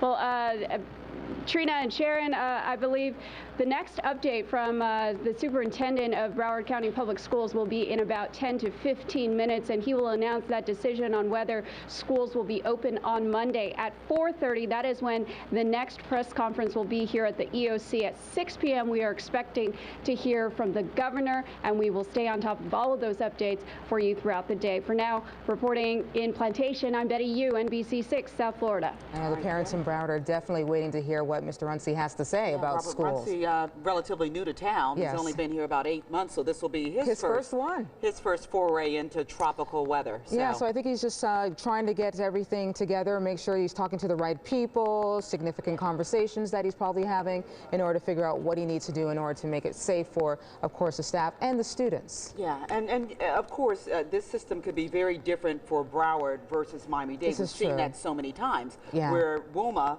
Miami-Dade, a lot of folks didn't get a whole lot. Not at all. With Wilma in Broward, you had tons of blue tarps for as long as the eye could see. No electricity for 2 weeks. Yeah, so you know, their situation in Broward is quite different than Miami-Dade, so they had a little bit more time to kind of like wrestle with what exactly they wanted to do. So true, so true. And you know, we've had we haven't been under a situation like this for a few years now. You remember? How about 2005 when Wilma came in October? That's the last time we did. 2005. The last time we've had to really go into continuous coverage, where people have really had to really activate their, you know, tropical storm plans. So yeah, we're getting been a little while. tired. Yeah. So now we have to listen and heed the warnings and make sure that we stay safe. And in the meantime, we've been asking all of you guys out there to send us some Instagram pics of how you're preparing during the storm, and we're also asking you to send it via Twitter or hashtag, using hashtag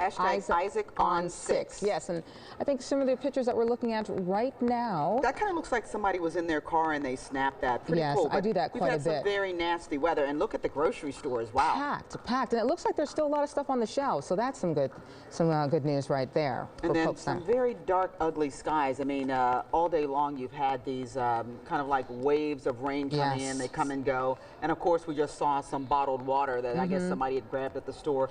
If you don't have a generator, and even if you do, it's a good idea to get enough water for everybody in your family to last them 3 days. Yeah. So some good stuff there with these pictures. Keep them coming, please. Yeah, and I saw the beach just a second ago too. I think there's a shot of that coming up, and it looked quite calm. I know that usually around this time we'll see a lot of those surfers out dudes. there. Yeah, the surfer delight enjoying this type of weather when they have a little bit of rough surf, because it's usually very calm out there in the water. Well, but the only thing is, you know, Chuck Lanza mentioned that so often that's when you have the drownings. People go out. I mean, if you're an avid surfer and a good surfer, it's probably not best for you to be out there, but they have a better chance of somebody who's just a regular swimmer going out there fighting that rough surf. And rip currents are probably a big problem right about now, too? Rip currents are kind of a different kind of scenario as far as, you know, climatologically. So rip currents aren't a problem. It's really the heavy surf, the strong surf that, you know, a tropical system kicks up. Yeah, that's your meteorology coming out of you right there. Yeah. What was that word again? Rip currents are kind of like a shift in sand, so it's a little bit different. Okay. But you know what? After the storm, we probably could have some. You're right. Because a lot of times after the storms, you do. Trina, thank you again. And Diana Gonzalez, I think, is standing by live. I'm not sure exactly where she is at this hour. Oh, Lady Di's been in Homestead all day long. That's right. She was in Florida City, too. She's been all over the place. That's right. Can you even and see now her? I am in Homestead. I am in Harris Field in Homestead. And no, you're not. Your vision isn't bad. It's not cloudy. It's actually our lens due to condensation, all the humidity and stuff. But I am standing here next to Jim Santee and Richard Smith. They're both residents of Homestead. They came here to get sandbags for their homes and to help each other out. Let's talk about why you feel you really need these sandbags. We needed to put in front of our garage doors so that the water from the street, when the street floods, it will come inside our garage floor. And any boxes or anything that we have to either elevate them or lose them. Wow. So we put the sandbags to block the water from coming into the garage. So you've had problems with flooding before? Yes. Okay. And you are the nice neighbor who's coming to help him out. And your wife recruited you today. Oh yeah, she told me to get the house buttoned down and to get the garage door taken care of. Now, where do you live in Homestead? Is it a low-lying area? Is that why you have flooding problems? Or? Keys Gate, it's a little low lying on the street. So we're just taking every precaution to make sure we take care of our homes. Have you had issues before with flooding? I haven't. I've only been here the last 6 years. Okay. But neighbors have, so all right. I'm listening to the neighbors and taking care of business. That's good. And getting prepared early, not waiting till the last minute. Anybody living east of US 1 is considered lowlands. It Okay. used to be a potato farming area, Yeah. and Homestead is known for its agricultural area, and therefore we also have to carry flood insurance, being that we are east of US 1. Definitely. And are you concerned about this storm at all? If it keeps turning east, yeah. Yeah. But I mean, as of last night, wasn't too concerned. This morning, a little more concerned, so we'll see how it goes. What about you? I'm sure you've weathered a few storms down here in Homestead. Yes, I've been here since 1923. Wow. And I've been through quite a few storms. Went through Hurricane Andrew, lost That's everything. a big one. Oh, did the big you? one. Lost our house, lost the roof. The main thing is we were out without phone for 6 months. We were without electricity for 3 months, and no place to get anything to eat. No food, no restaurant, no gas station, no street signs. When the Army came in, they kept trying to figure out where were they. And, well, everything was completely demolished. I'll tell you, we were remembering those days just yesterday on the 20th anniversary of the storm. You're new to this area. Have you been through a storm before? Yeah, evacuated for Katrina out of New Orleans. So. Oh, out of New Orleans. Yeah, so I know. Yes, you do. Take care of your family and your home as much as you can. So you guys are both pros. You're prepared. That's a good news, and hopefully we're not going to be dealing with anything too serious over the next couple of days. We thank you very much for talking with us. Back to you from Homestead. Thank you. All right, Donna, Diane. thank you. And we had basically some storm warriors down there. Gentleman who's been here since 1923. Unbelievable. Who went through Andrew, lost his house. Lost a lot of no things. phone for 6 months. Was waiting for the cavalry like a lot of folks were in Tent City in Harrisfield. And another gentleman who had gone through Katrina and is here from Louisiana. So if they're lining up to make sure they're ready and get sandbags and everything, I think the rest of us should, follow their heed. Follow suit. And it's nice too because they're also working together. They realize that when you have a storm that's pending and threatening, that it always is good to check with your neighbors, see if they need any help. It was nice to see him saying that and well, especially helping if you each have other older out. neighbors too. Yes, I mean, if you've got older especially. neighbors, really check in on them because they may not be able to get out to the store and get the necessary supplies and that kind of stuff. So you do want to check in on them and make sure they have their medications, their glasses, everything they might need. And when we're talking about even just picking up, like you were saying, the groceries and also the gallons of water, when you're talking about elderly people, it is very difficult for them to be taking all of that water. I know for my mother and getting alone. out on the road in these nasty conditions. And we're talking about three gallons per person per day for 3 days. For 3 days. Yeah. So that's a lot. It is if you're talking about somebody that probably won't be able to, struggle and bring all of those home. So it'd be nice really to just check on your neighbors and see how they're dealing with the storm. These storms we always come together and help each other out.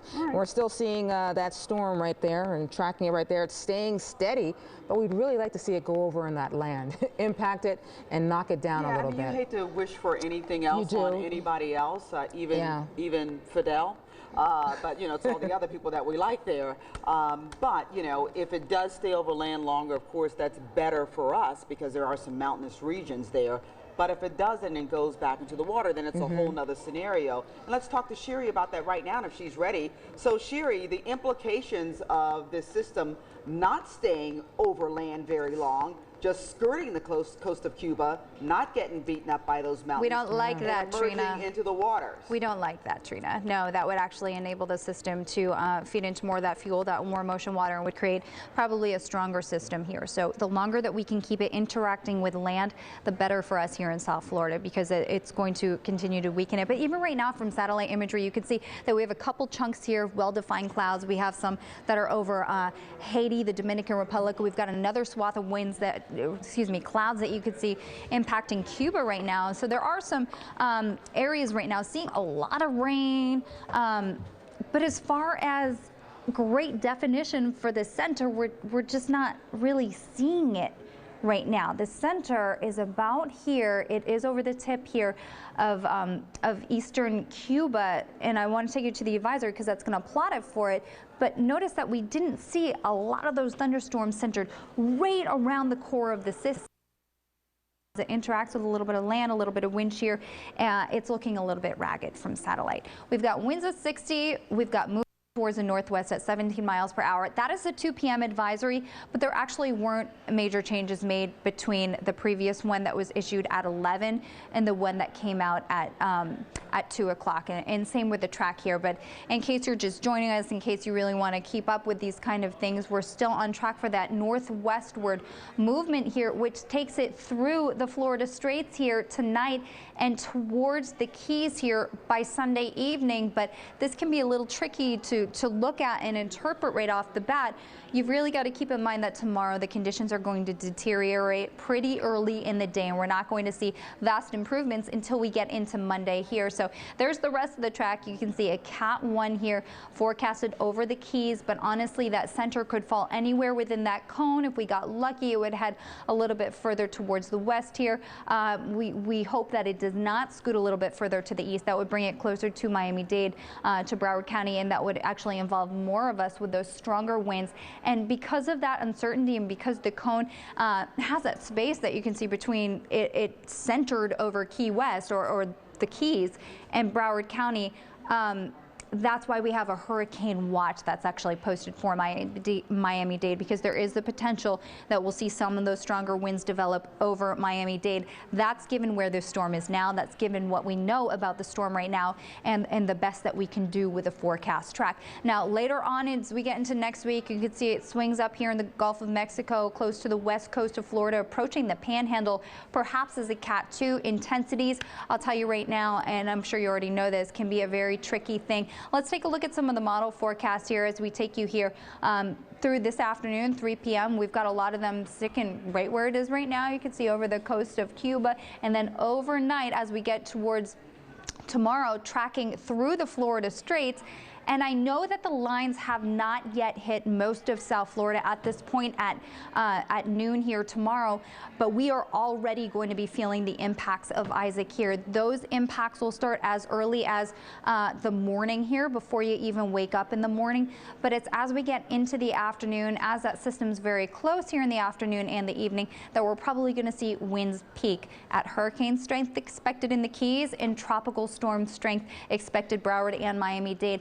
Possibly hurricane strength again, which is why that watch has been issued for Miami-Dade. Now 6 p.m. Monday, we've got the system pulling away from us at this point. I would expect to see improvements here beginning Monday morning, but because we could see those winds lasting here into Monday morning, that's actually why that call has been made, at least in Miami-Dade, not to have school on Monday, because they don't want the buses out when there are possibly tropical storm strength winds. Now, current watches and warnings, we do have the Keys, like I said, under hurricane warning. We are expecting hurricane strength winds for you as we get into tomorrow.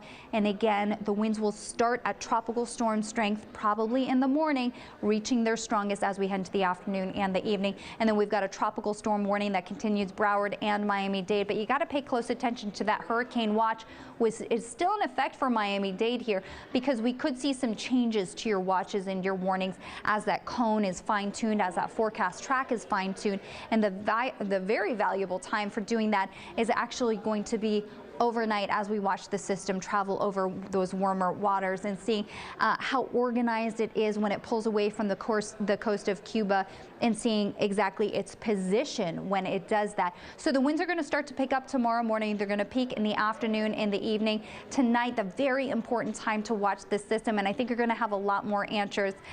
We do the best we can. We hate to see it's a wait and see game, but that's exactly what it is at this point. We have the best tools we have, and that's what's given and generated the forecast track that we currently have. We'll have a lot more information as we get into tonight. Several inches of rain, so this is not just a wind event, it's also going to be a rain event. And Trina and Sharon, widespread 4 to 8 inches look likely at this point, but locally where those rain bands set up, we could see up to a foot of rain.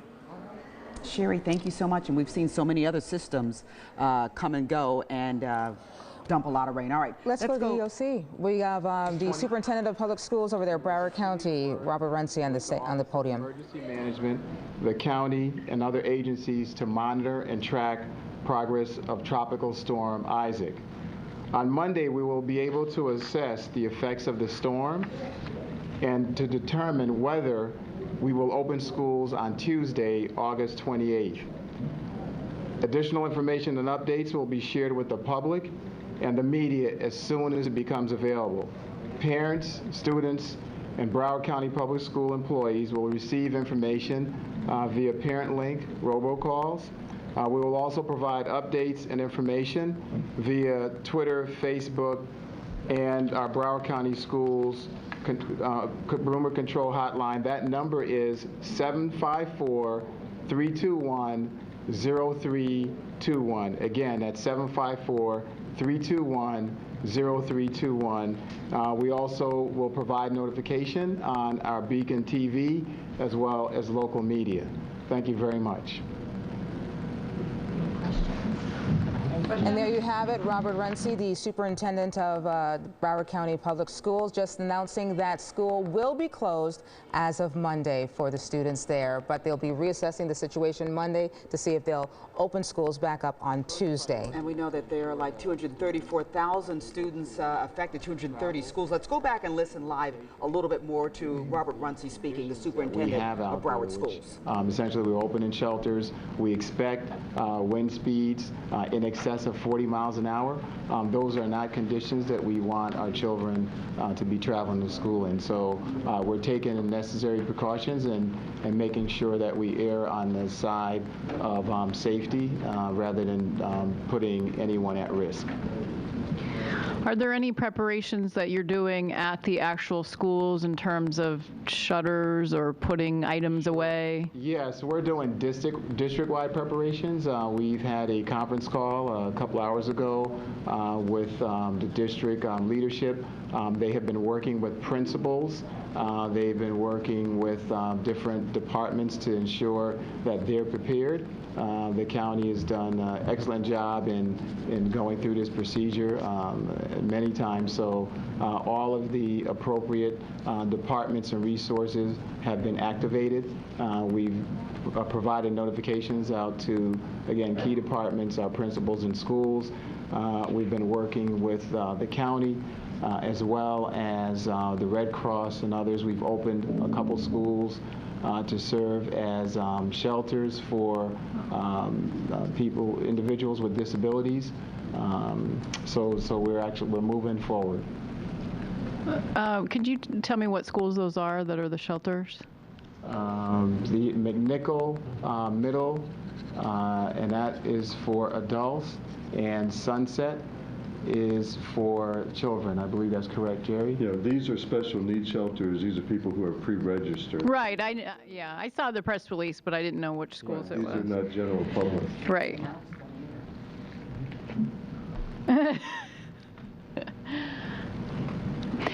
Do you know offhand how many days are built into your school year to accommodate, these hurricane days? Well, there's always a handful of days that are built into the schedule, and if we need to, we would, extend and adjust the calendar as we go forward. So we'll make accommodations based on how things transpire throughout the school year. And then do you also know how many schools have been built since the South Florida Building Code went into effect? Jerry? Okay. When the Florida Building Code for enhanced hurricane protection areas, we have 43 schools that have been constructed since 1994 that meet that code requirement. That's a Florida Building Code. There's no South Florida Building Code anymore. It's the Florida Building Code. And that's out of how many schools? 43 out of? Well, those are the 43 we built since 1994. All those schools. We have. I mean, how many schools are there? We have 240. 240. Mm-hmm.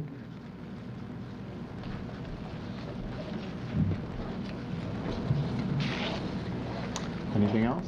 Are you concerned about how any of your structures or facilities may hold up against these tropical storm force winds?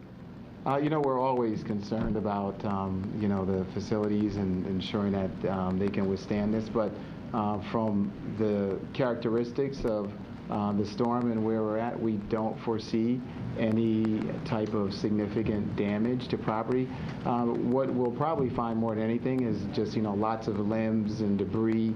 And our crews are preparing to go out and to clear our school grounds and the travel paths to the school to ensure that they're safe once we announce the opening of school. All right. So yes. I was just going to say, this is your first hurricane, right? Yes, it is. So are you prepared at home? Do you? Yes, I was prepared. Is your family excited? Yeah, it'll be a new adventure, and I hope that all of our children and families in the district are secure and taking the necessary precautions, and you know, staying inside and being safe. Want everyone to show up next week and safe and healthy.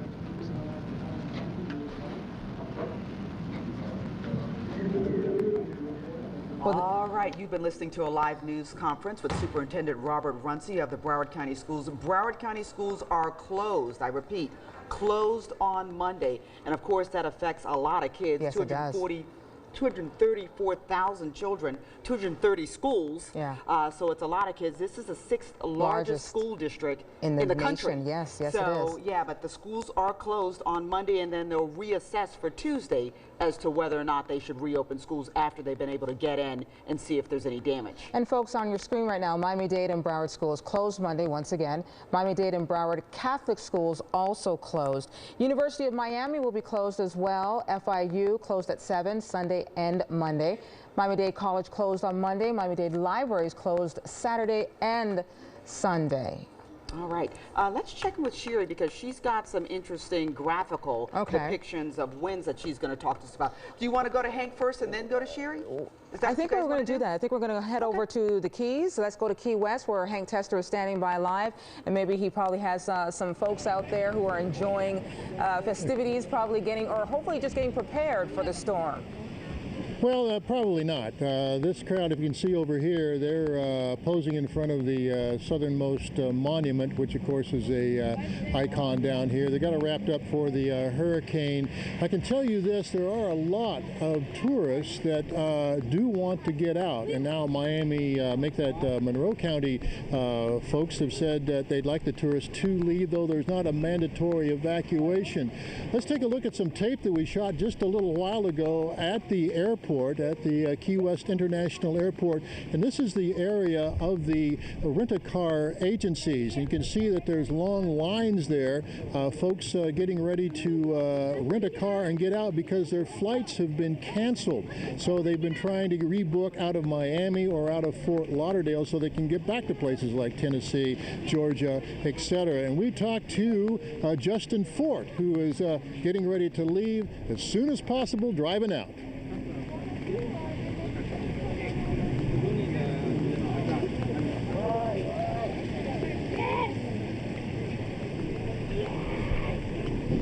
We have your sound there, so we're going to come on back here. Hank had talked to a person who had booked a flight and was about to get out of Dodge, but we'll see what happens with that. And we do know that the airport in Key West and in Marathon both will be closing at 7 p.m. tonight. So. I'm just loving looking at these pictures right now, these live pics out of Key West with a tourist out there taking pictures of the weather. And well, here's the thing. If they don't get going soon, they won't be able to get out. That's true. The traffic's going to be backed up on the 7-mile bridge. The flights will be, stopped after 7 p.m. So if they're going to go, they need to go now. Go now, definitely. Hank, is Hank still there? Can we still speak with Hank out live, or did we already lose him? Hey, listen, you can talk to me anytime you want to. That's what I love about you, Hank. That's what I love about you. Keith, I mean, what are the conditions like out there?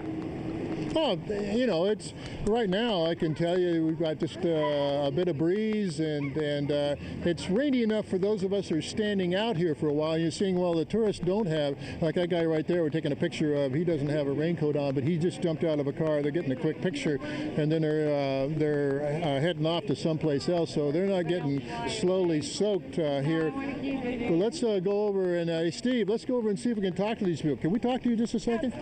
Okay, she's all set to talk. You're going to be talking to Hank. That's Steve. I have to be interviewed. I'm sorry. And you're live with NBC6 out of Miami, and Trina's there, and we're all getting together here to talk about a hurricane. Now, are you local or I am. You yes. Okay. So got it. All right. So you don't want to talk to me, right? You shut it up.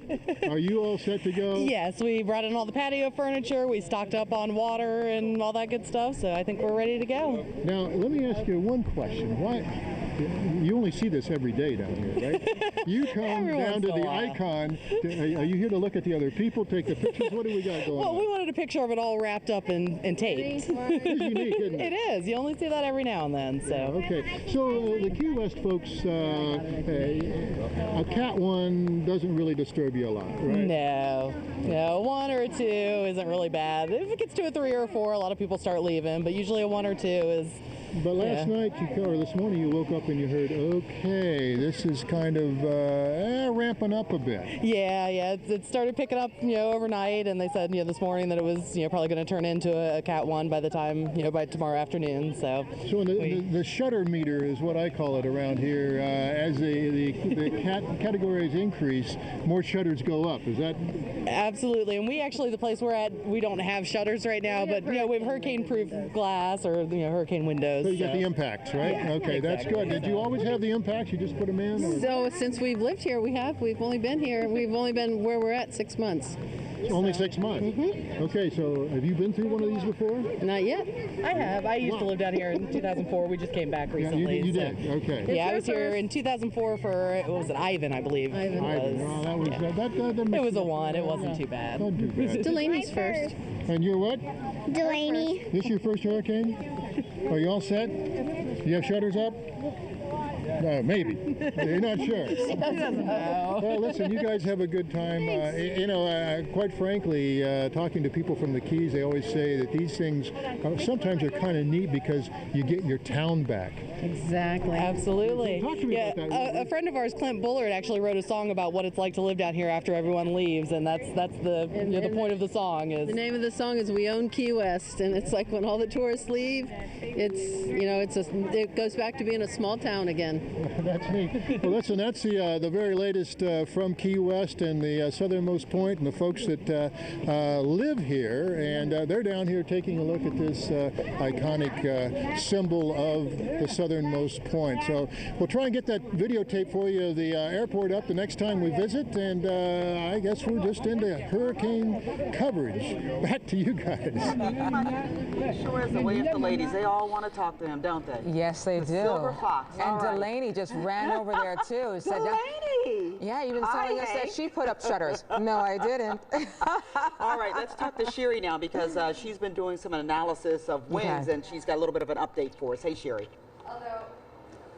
Although I also enjoyed Delaney's reaction. She was like, yeah, no, no. All right, let's talk about the wind field a little bit here, because I think this is a great way to analyze. If you've been with us here for the last 15 minutes or so, we've actually been talking about the schools and school cancellations here for Monday morning. And at this point, Broward, Miami-Dade, the Keys, we don't have school on Monday. And I think I have a great way to show you why here. As we head into tomorrow morning here, notice that we've still got Tropical Storm Isaac some distance away, but we've got the winds that are already ready to push their way into South Florida. So remember, this is kind of a tentative timeline. I think what you should take out of it is tomorrow morning, the winds will start to increase. Yes, in the morning. If you take a look at the track, I know the icon isn't over the Keys until we get into the evening, but morning hours are when we're going to see these the storms begin to pick up here. The yellow representing those tropical storm force winds. The red, these would be the stronger tropical storm force winds, the more damaging winds, and you can see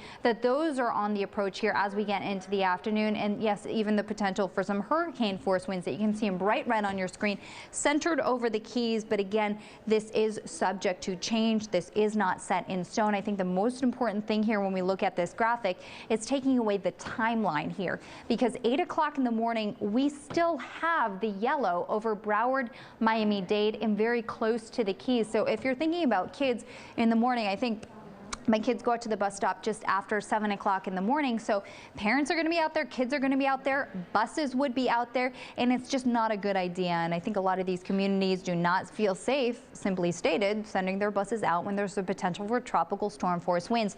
Those would be winds at or over 39 miles per hour. So that was a large player in that decision not to have school here on Monday. Once we get into Monday morning, though, you're going to start to see those the winds really beginning to back down, to die off here, and with the decreasing wind will hopefully come the decreasing rain. Let's talk about the chance here of seeing tropical storm force winds.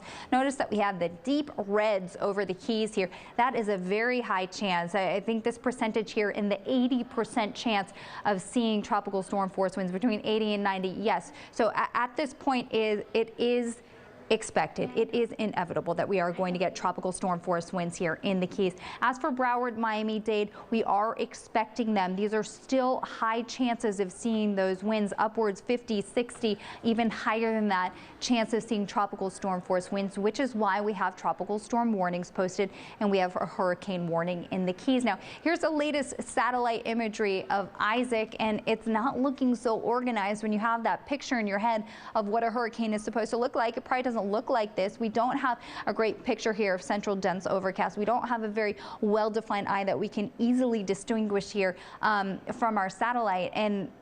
And that's all kind of factoring into that uncertainty as for the track and the intensity of Isaac. Right now, we're in this position where we're watching Isaac here, hovering very close to the coast of Cuba. We're watching it interact a bit with land here, and we're really having to watch this track closely.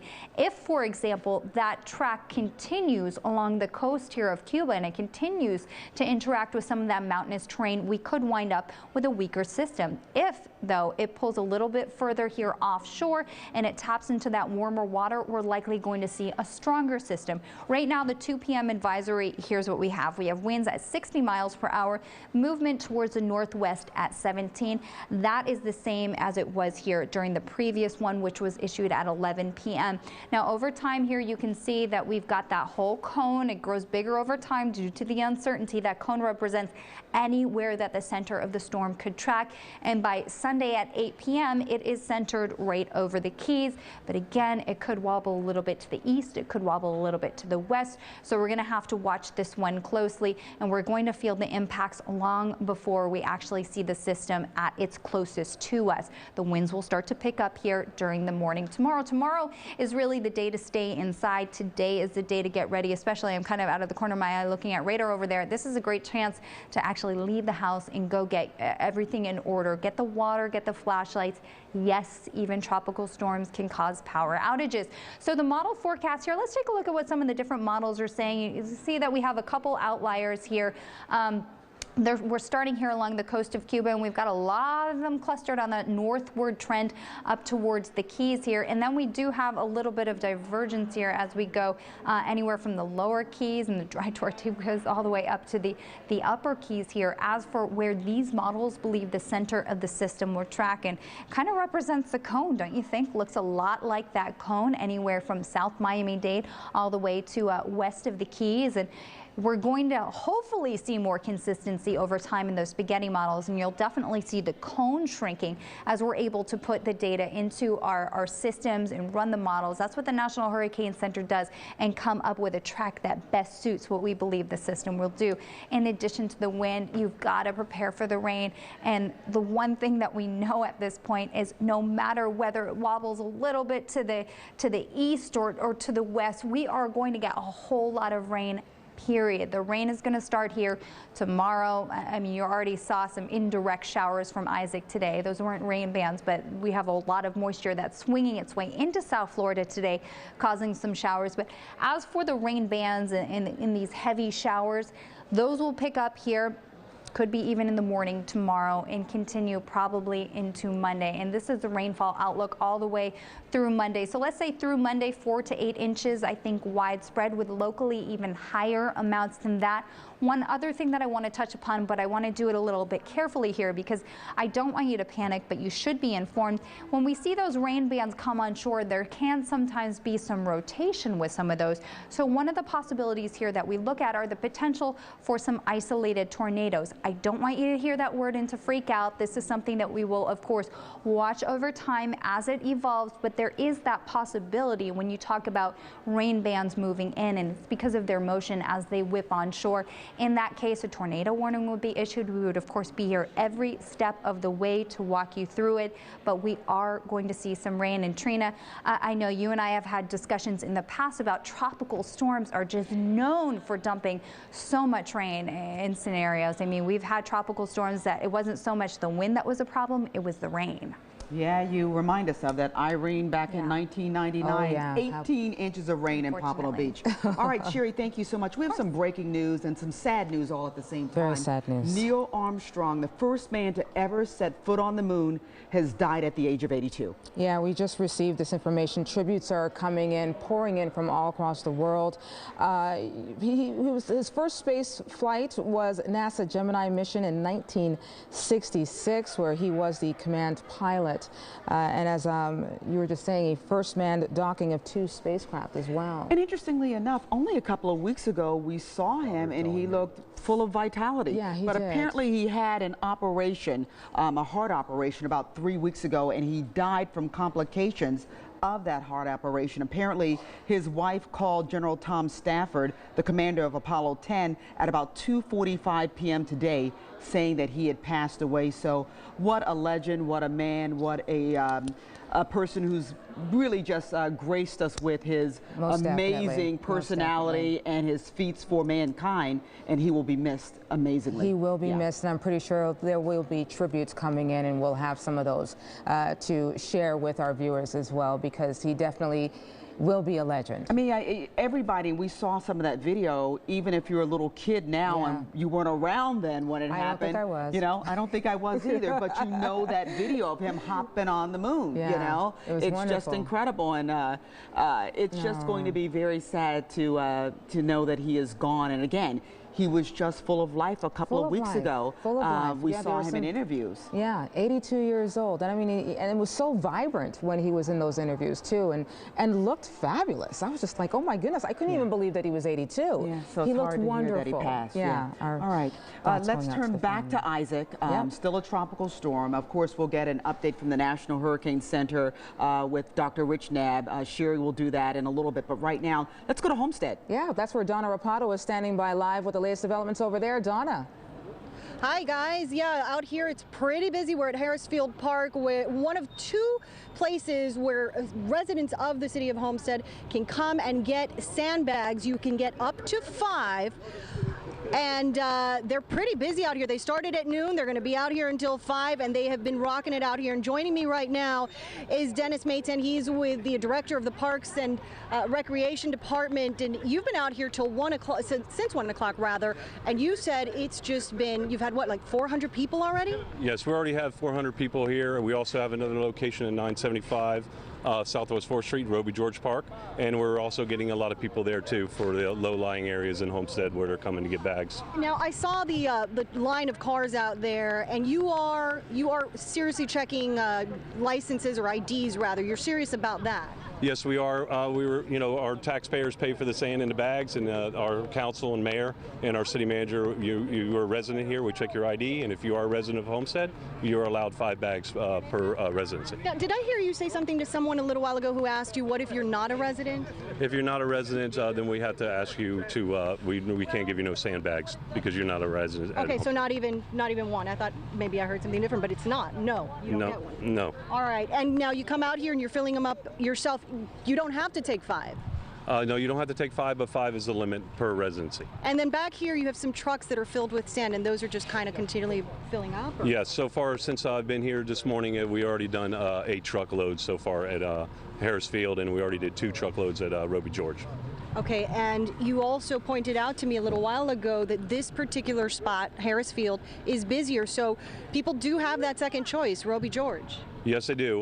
We also are telling the residents that do come here, because since we have a long line, that we do have another spot open, and we have asked them to go to that park to maybe cut down on the demand over here because we have so much traffic in here. We're asking them to go to the other park to kind of make it go faster for the residencies. All right, Dennis, we'll talk to you a little bit later. And so, again, if you're a resident of the city of Homestead, bring your ID. They will check it, but you're allowed up to 5 filled sandbags to take home with you here at Harris Field at Roby George Park as well. And it's only until 5 o'clock this afternoon or until supplies last. So you want to get down here soon because, as I mentioned a few minutes ago, there is a long line of cars. But I will say this, they're moving pretty quickly. They're getting them in, getting them right back out. All right, we're live in Homestead. Donna Rapato, NBC6, South Florida. All right, Donna, a nice cap.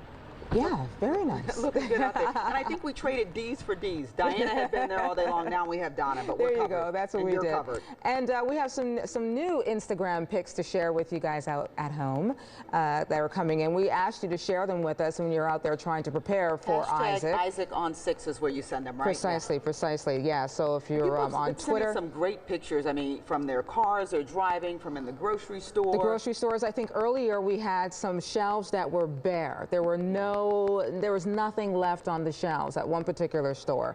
And then there was another shot, I believe, of just a lot of people in grocery stores. You know what I'd like to see? I'd like to see if there are any lines out there with some gas stations, because I heard there are a lot of people. Well, the puppies are ready.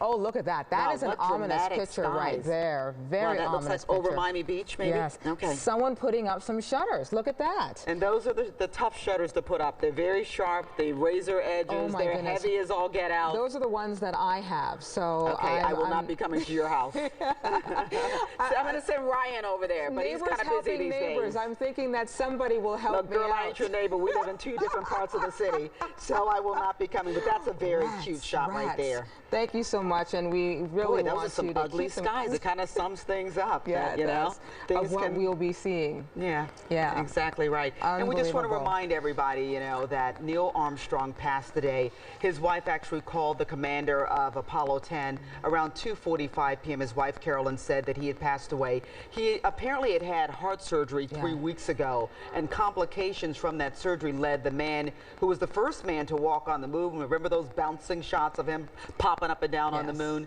Has passed away at the ripe age of 82, and he will be sadly missed and sorely missed. When we're looking at those pictures right now, we were just talking about, we just saw him not too long ago in interviews, and full of vitality. Yes, you know, it didn't look like he was there on you see him there with sadly. President Barack Obama at the White House because he got a major award. I forgot what the award was. I believe that was what the interview was about, wasn't it? Yeah, I forgot what the award. It's a major award. It just doesn't. I've had Isaac on my mind, so somebody would have to remind me. I want to say it's like. Oh, but you're saying you were saying also that just being you know, in that and up in that atmosphere. When you go into space, not like I've been, but you know, being kind of a amateur weather geek, when you go into space, it does a lot to your body because, of course, the upper atmosphere is quite different than down here, and it ages your body, and that's why when they get off the shuttles, when we still had the shuttle program going, when they get off, it takes several weeks for them to rehabilitate their bodies, and even when they would first land at Cape Canaveral, they wouldn't just come out of the shuttle because they barely could walk because the gravity and everything is quite different. But you know what? Right now, why don't we check in with Sherry because we're coming up on that big hit with the National Hurricane Center with let's Dr. check Rich in and Knapp. see what's going on. All right, thanks, ladies. Yeah, I think we're about 5 minutes away from that, so maybe this is actually a good opportunity to revisit the advisory that we're going to be talking about, and maybe I can even squeeze in some questions before we go to Dr. Rick Knapp. All right, so here's the satellite. This is Isaac at this point, looking pretty ragged, pretty disorganized. The center of circulation is somewhere in here, but at this point it's not very easy to distinguish as we look at satellite. Now this system is still interacting with land, and we're not going to see, I don't believe we're going to see significant strengthening here until it pulls away from land here. So we're going to have to watch it very closely in these overnight hours.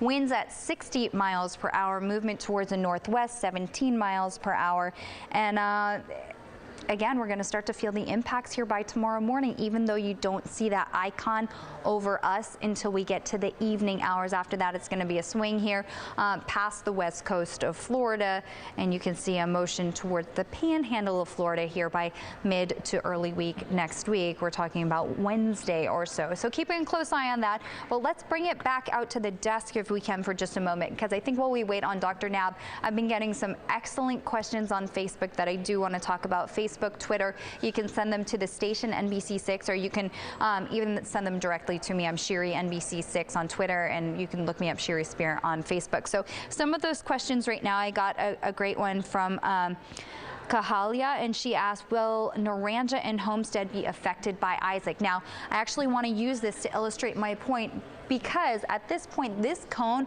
represents where the center of the storm could track. It's not just the areas that will be impacted. In that center track, you can see that we have the icons there, but that's not set in stone. Over time, the cone closes a little bit. It's going to narrow over time and hopefully become, well, it will become more defined as the storm approaches us. But there's so much happening other than the center of that system. We've got tropical storm force winds that extend out about 200 miles from the center. So even if the system does track over, say, Key West, or even a little bit further to the west of Key West, we're still going to feel those impacts in the form of rain and wind throughout Broward, throughout Miami-Dade, throughout the Keys. So yes, Homestead, Naranja, just like anywhere else in Broward, Miami-Dade, and the Keys, I'm going to say yes, you're going to feel the impacts. Of course, at this point, we do have a hurricane warning for the Keys, and that means that they're expected to feel the strongest winds. We've got a tropical storm warning for Broward and Miami-Dade, meaning we're expecting tropical storm force winds here during the day tomorrow, and a hurricane watch for Miami-Dade. I know there can be kind of confusion there because you already have a tropical storm warning issued. That hurricane watch means that there is the potential for hurricane force winds, and that's something that we should be able to feel more confident about and more certain about here in these overnight hours as we see how Isaac progresses. A couple things that we're going to be looking for here is where it pulls away from the coast of Cuba, what exact location it's at, also how organized it is at that point, and that should help us understand how it's going to strengthen and also what kind of motion it's going to have. Perhaps it pulls away from the coast a little later than we expect and the whole thing gets nudged a little bit further to the west. That's best case scenario, but perhaps it pulls away a little sooner and it all gets nudged towards the east, and that's why we have that cone, and that's why we say that that center could fall anywhere in that area. All right, let's take another question as long as I've got time. Tammy, whoever's in the booth right now, I'll just let you guys tell me when Dr. Knapp is ready, and otherwise I'll just keep going with the questions. Somebody earlier saying Miami Beach looked really bad. This came on Twitter, actually. Is this Isaac All right, so today we did have a lot of rain in place. Maybe we can actually go ahead and pull up radar behind me here and we can take a look at what's happening there right now. But we did have some showers that moved through today. It was a pretty wet morning across the area, and although this is the result of moisture kind of extending from Isaac, these aren't the actual rain bands. What you're going to see with those rain bands as they come in tomorrow, it's kind of nice to look at radar, isn't it? And see that live Doppler 6. We're getting a little bit of a break in the action, letting you prepare. But tomorrow, you're going to see those showers and storms actually pivoting their way in. They're going to be moving in from the east. They're going to be moving in from the water, and they're going to be moving onshore. And as they come on, they're going to come with some very gusty, heavy showers. And I do want to stress this because tomorrow is not a good travel day. So really go out, get your stuff ready today, and tomorrow plan on being inside. And with that said, we actually do have Dr. Knabb here from the National Hurricane Center, and we can ask some follow-up questions here. And Dr. Knabb, we just had the track up a moment ago, and I'd love to ask you, what are some of the influences that could nudge this track a little bit further east or further west? Well, very subtle changes in the heading that the storm takes relative to the northern coast of Cuba could make a big difference in terms of exactly what you get tonight and tomorrow night, wherever you live in the Florida Keys or extreme southern Florida, because the closer it stays to the northern coast of Cuba, probably the harder time it will have regaining an inner core and strengthening. But any kind of clearance away from Cuba, it could tap into that warm water. So we're forecasting gradual strengthening just to get to a hurricane by the time it gets to the Keys or South Florida, but we can't guarantee that will happen. Chances are high enough, though, that in the hurricane warning areas, people need to prepare as if there's going to be a hurricane. And of course, people are very eager to know when we're going to have a better feel for perhaps how strong Isaac's going to be, a little more of an exact path. And we're talking about when it pulls away from Cuba. So for people listening at home, what time can people start looking for a more definite track on Isaac? Sure, yeah, we get that question a lot, and quite frankly, I ask myself that question a lot, living the hurricane problem as a resident of South Florida myself, and it's always shades of gray. You always have to make some decisions before you fully know what's going to happen. So right now is the time to prepare for the potential for a hurricane if you're in the hurricane warning area. And even up in Miami-Dade County, we have a hurricane watch, hurricane conditions possible, along with the tropical storm warning, because we're expecting those conditions at the very least. So you really need to prepare now. Don't wait until there's more information and we're really sure about what's going to happen. It might be too late to do anything by then. The conditions will go downhill overnight. Today's the day to prepare. Hey, let's talk a little bit about coastal locations as well, because I know people along the coast very worried about flooding. What kind of storm surge could we expect with this? Well, if you're on the southeastern coast of Florida and in the Florida Keys, generally speaking, the potential is for 1 to 3 feet of storm surge flooding above ground level. That's how high the water might have rose above your toes. 1 to 3 feet potentially. I mean, the details in any one spot hard to pinpoint. The local emergency managers know that and can give you instructions. Listen for what they have to say today about what you should be doing. But the area we're really concerned about, mostly for storm surge in South Florida, is on the southwestern coast in Collier County, Lee County. 5 to 7 feet of storm surge flooding above ground level possible. Definitely listen to what the local officials tell you. You might need to evacuate if you're close enough to the coast. Okay, so we've done storm surge, we've touched on winds here. Talk to me about rain, because this looks like a really big rain maker across all of South Florida. Yes, and that's a lot to do with the fact of that it's a very large circulation, and large storms can make the rain last for a longer period of time, and it's not going to be moving terribly fast when it passes through and by Florida, and the rains can start well ahead of Isaac, and in this case that's truly happening. We have some indirectly related showers already happening, and the rains could last, although they'll be intermittent later today and tonight, but tomorrow night into Monday, it could take well into Monday for this to totally clear out. So we could get up to a foot of rain locally in some places, 4 to 8 inches, many places other than that. You want to be off the roads tomorrow night and Monday, because flooding on the roads can really get you into trouble, can be even a deadly situation. Trees can come down if the winds get strong enough.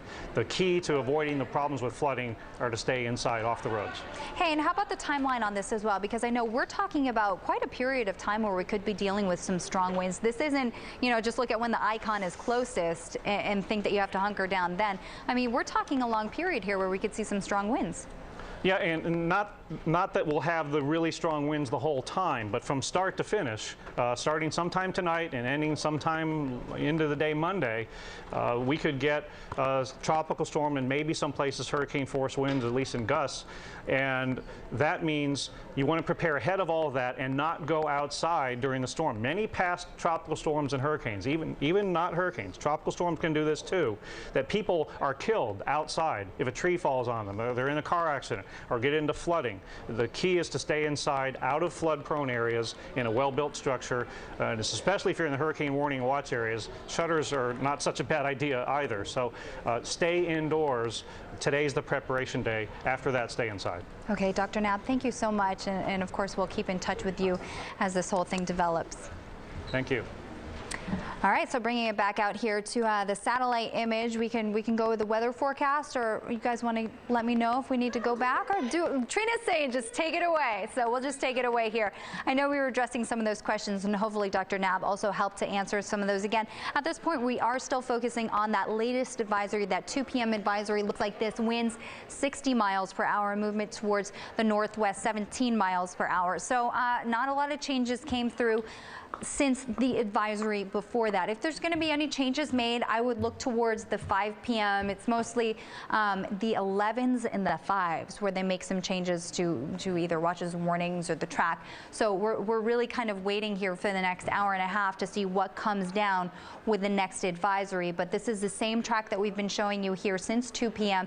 And you can see that we've got the whole Isaac here, and it's cloud field and everything, moving towards South Florida for 8 p.m. Sunday. But you heard Dr. Knapp focus on the fact that we don't want you to focus on that single location at that single time, because honestly the center of Isaac could fall anywhere in that cone, and we've got winds coming out from the center of that about 200 miles. So expect it to start influencing your local weather about 200 miles before it comes closest to you, and of course as it pulls away as well, you're still going to feel the effects for some time. So the timeline on that is going to be approximately tomorrow morning, occasionally feeling those tropical storm force winds peaking during the afternoon and the evening, and then starting to diminish as we get into Monday. But that could happen after the school buses would typically go out, and that's one of the reasons that we are not having school here in South Florida on Monday morning. Current watches and warnings, again, we did not see any changes come down with the 2 p.m. advisory. We've still got a hurricane warning that continues for the Keys, where we're expecting those strongest winds at or above 74 miles per hour. A tropical storm warning continues here for Broward and Miami-Dade, so winds between 39 and 74 miles per hour there, and then a hurricane watch for Miami-Dade. And that's kind of tricky. I know it can be confusing because you see that tropical storm warning there, but the watch means that hurricane strength winds are possible in that location. And I think Miami-Dade is really the area that we're going to have to watch for any tweaking of your watches and warnings. Perhaps if it takes a little bit more of a track towards the east, we could see it become a hurricane warning. So again, that has not happened now, but I'm just telling you some things to kind of stay tuned to here as we wait for that 5 p.m. advisory. So the winds start to pick up here tomorrow morning. They could pick up even before you wake up. Some locations showing that start of tropical storm force winds as early as 5 a.m. Not everywhere though. It's actually going to start probably in the upper Keys, South Miami-Dade, and then spread up to Broward, spread into the middle, and then the lower Keys. So tonight, the very important time to watch. That's when we're going to see Isaac start to pull away from the coast of Cuba. We're going to have to see where it is when that happens, how organized it is. A more organized and stronger storm, or for example, if it pulls away a little bit earlier, there is going to be more of an opportunity there for it to strengthen. If it hovers along the coast longer and it continues to be impacted and influenced by that mountainous terrain, we could end up with a weaker storm, perhaps something that tracks a little bit further towards the west. That would actually be best case scenario for us here in South Florida, but we do have so many things to watch, and our full picture really isn't going to come into focus until tonight. So several inches of rain. This is expected to be a very rainy second half of your weekend and beginning of the work week. I mean, today's showers aside from Isaac alone, as we go into the next 2 days, we could see 4 to 8, maybe even more rain here. And I know Trina a little while ago had asked me about those warm ocean waters, because this is the food that feeds tropical systems. This is what they thrive on. Water over 80 degrees here, and we've got some of those highest temperature readings clustered here very close to Florida. In fact, as we've been updating beach and boating forecasts here over the summer, we've even seen some water temperatures closer to 90 degrees, so very warm. That means that it is going to help the system strengthen as it hits those warmer waters and pulls away from land. And lastly here, I do want to talk about water vapor. Where we've got the green on the screen, that's deep tropical moisture. Where we've got the red, it's some drier air. And obviously we've got the deep tropical moisture that's pushing its way into South Florida that helped to feed the early morning showers there. And you can see it's all kind of connected here to Isaac, and we continue with copious amounts of moisture over areas like the Dominican Republic, like Haiti, where they're still feeling the showers. They could see up to 20 inches of rain when all is said and done. So one of their main concerns, of course, flash flooding and mudslides, and just a very horrible situation for them. And then as we turn towards eastern Cuba, central Cuba, Jamaica, up to a foot of rain in these locations. And again, you can see some of the clouds impacting the area there, but especially over the Dominican Republic and Haiti, we've still just got a lot of moisture in place at this point. And all of this is tracking towards the northwest and is what's eventually going to bring us diminishing or deteriorating conditions as we head into our Sunday. So back over to you. All right, Sherry, thank you so much for that update. Well, we told you a little bit ago some very sad news that Neil Armstrong, the first man to walk on the moon, has passed away. He died earlier today, and right now we have a report on a look back at his life. One small step for man, one giant leap for mankind. In the summer of 1969, Neil Armstrong became the first man ever to set foot on the moon and imprinted his name alongside history's greatest explorers. He's on the moon. That's all set. In one tense and glorious July evening, Armstrong and the Apollo 11 crew changed the face of possibility, made the unimaginable manageable, and brought the world together as never before. On the surface of the moon, I could look up and see the planet Earth, and it was very bright and very beautiful and very small.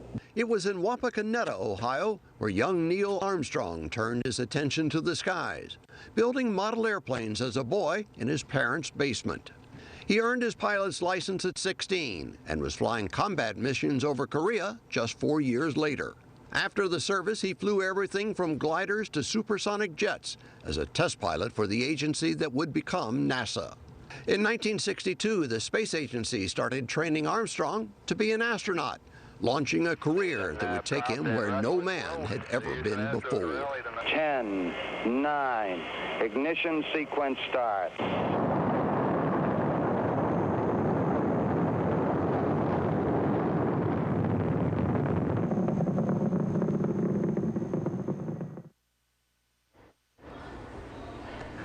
00764.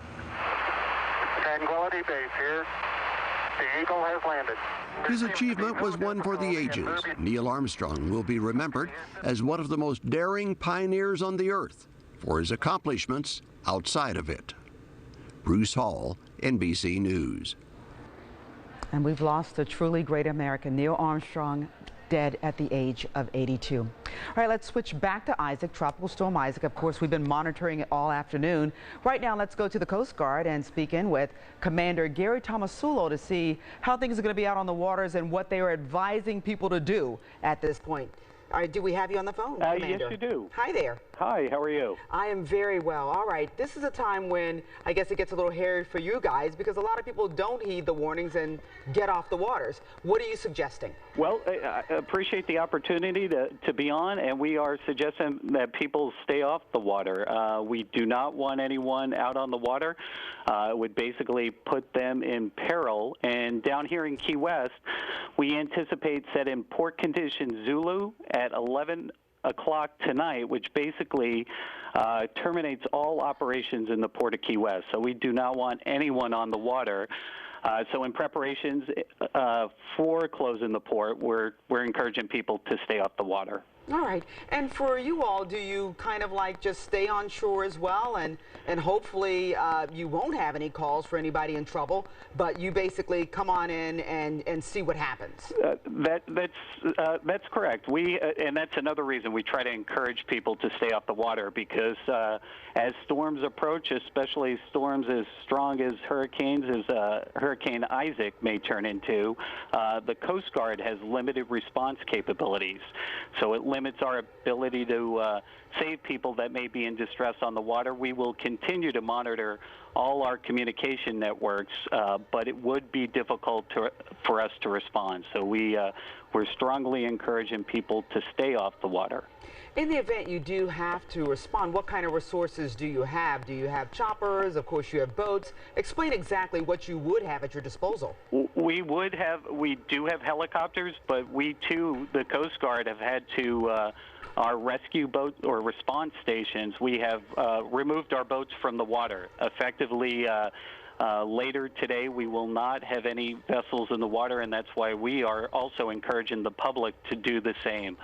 The captain of the port down here will effectively close all traffic in the Port of Key West tonight. But we do have resources. We have air stations in the area. But once the storm picks up and the hurricane is over Key West, it exceeds our operating capability as well and would not be able to respond in the middle of a hurricane storm. You do ramp up your manpower, though, correct, sir? We do, and we have been tracking this storm for days here, and we have been encouraging the boating public gradually to make preparations to be prepared when the storm hits. So we have encouraged people to, if possible, trailer their boat, and if they don't have a place to trailer their boat, to make sure they secure it properly. And in an event of a rescue, because we know you all had very dangerous missions over, the past years, how difficult is it to go out once you can, and what kind of danger does it put your personnel in when you've got to go out and try and save someone else's life who was on the water who really shouldn't have been? And that's why I appreciate this opportunity. Our hope is to encourage people to stay off the water, so they not only do not put themselves in peril, but do not put Coast Guardsmen in peril.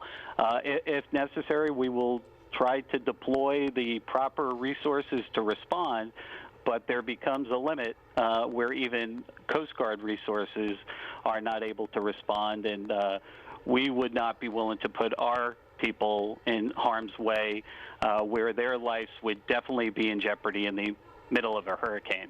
All right, we've been speaking to Coast Guard Commander Gary Tomasula. We thank you so much for your time.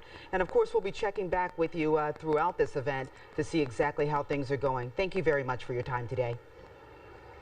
All right, let's change gears and head back down to Homestead. Donna Rapato has switched out with Dinah Gonzalez. She's been monitoring basically the sandbag distribution.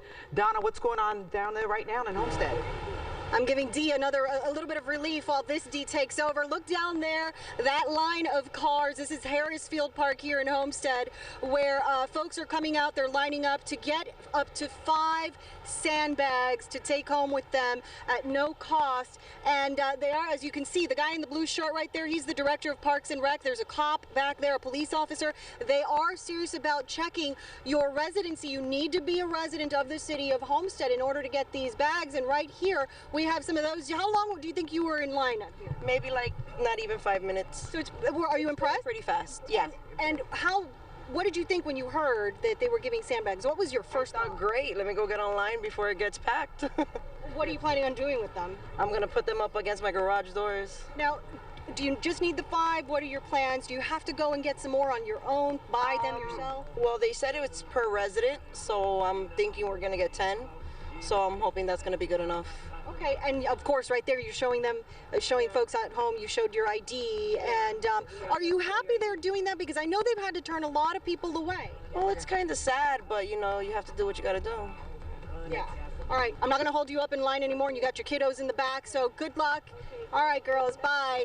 And so again, out here at the City of Homestead, here at Harrisfield Park, also at Roby George Park, that's a second location where they're giving you up to 5 sandbags that you can get at no cost. But if you are not a resident of the City of Homestead, and they really are sending people home, they're sad to do it. I was just talking to Dennis back there. He says, I hate to do it, but we have to, because the taxpayers are the ones who are paying for these piles of sand and the bags, and so they must stick to this out here. By the way, so far they've had about 500 people come to Harrisfield Park. Since they started giving these out at about noon, they are only going to do it until 5 this afternoon, or until supplies, or while supplies last, I should say. So again, as you heard that lady say, and I've watched it myself, the line is actually going pretty quickly, but it is a long line. You'll have to wait a little, but once they get you in there, you're right back out. So if you can and you need them, get right down here and get the supplies while they last. All right, we're going to send it back to you guys. We're live in Homestead. Donna Rapato, NBC6 South Florida. All right, Don, I'm not going to let you off the hook that fast.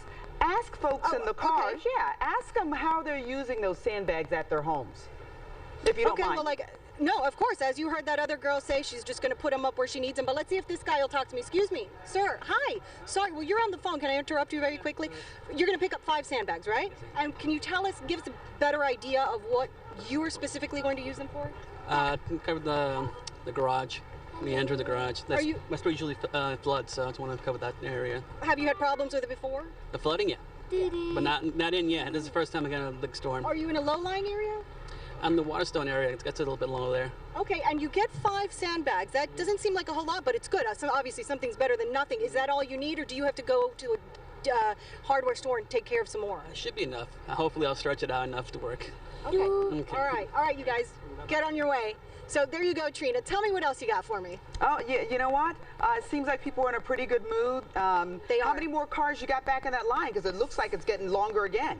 It really is, and it kind of, they're doing such a good job of keeping everybody flowing and moving and out of here that you really don't see it stack up too long. I just know, because I've been here for a while now and I've watched it move along, but I would say right now there are about 20 cars in line, but a few minutes ago, before you guys came out to me out here, there were only about 5. Now I will say again, they are cracking down, they are looking at the IDs. Some of the IDs say Homestead, but they can tell that you are not a resident of the city within the city limits, and they will send you that way, and cars will have to turn that way, and they will send you away. And I spoke to the folks, to Dennis, the director of Parks and Rec. He said, I hate to do it. It doesn't make me happy, and I can see the look on people's faces when they kind of look dejected. And man, I sat here in this line for a few minutes, and I can't get my sandbags, but they got to do it because the taxpayers are the ones who are paying for these bags and this sand, and they, with budgets and financial issues and all of that stuff, they got to stick to the plan. And Donna, it looks like things have kind of improved as far as weather-wise, because it looks like you got your rain slick off, you don't have an umbrella up, so things are a little bit better weather-wise right now? Yeah, Diana Gonzalez, who I'm now relieving, she gets to go home and get a little bit of rest. She just left a little while ago. She was, of course, still in her slicker. I watched her this morning. She was in her slicker all morning long, and she was soaked inside. I mean, that's how much it rained on them today. And so I expect that it's going to start raining here again in a little while and throughout the night. Ryan said that earlier, and of course Sherry, that it's going to start picking up again. And Rudy and I, my cameraman and I, we're prepared. We've got our stuff in the car, but for right now, it's so humid out here. That's where this comes in. So, yeah, I expect the rain to start here in a little while, but it's nice to have it let up for a bit, especially getting all that sand into those bags. It lets these people work without the added issue of the rainfall.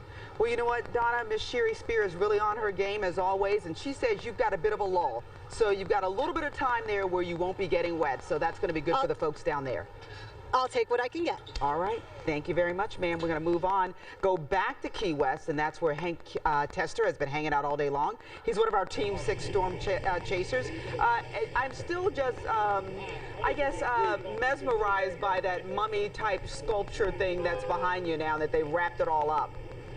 And it's pretty funny because a guy that's lived here for 17 years just walked up to me and said, I've never seen him do this before. And I said, where have you been? They've been doing this for years. Hey, listen, folks down here, that's pretty good stuff. Now, What's our issue down here? Well, tourists. Tourists have been asked to leave. They've not been told to evacuate, but they've been asked to leave. And one of the issues that we come across is renting cars, because a lot of the planes have been canceled coming out of town. And let's take a look at some videotape that we shot just a little while ago over at the airport, Key West International Airport. And you can see the long lines there and folks trying to get their cars, and unbelievable, they have been able to do that.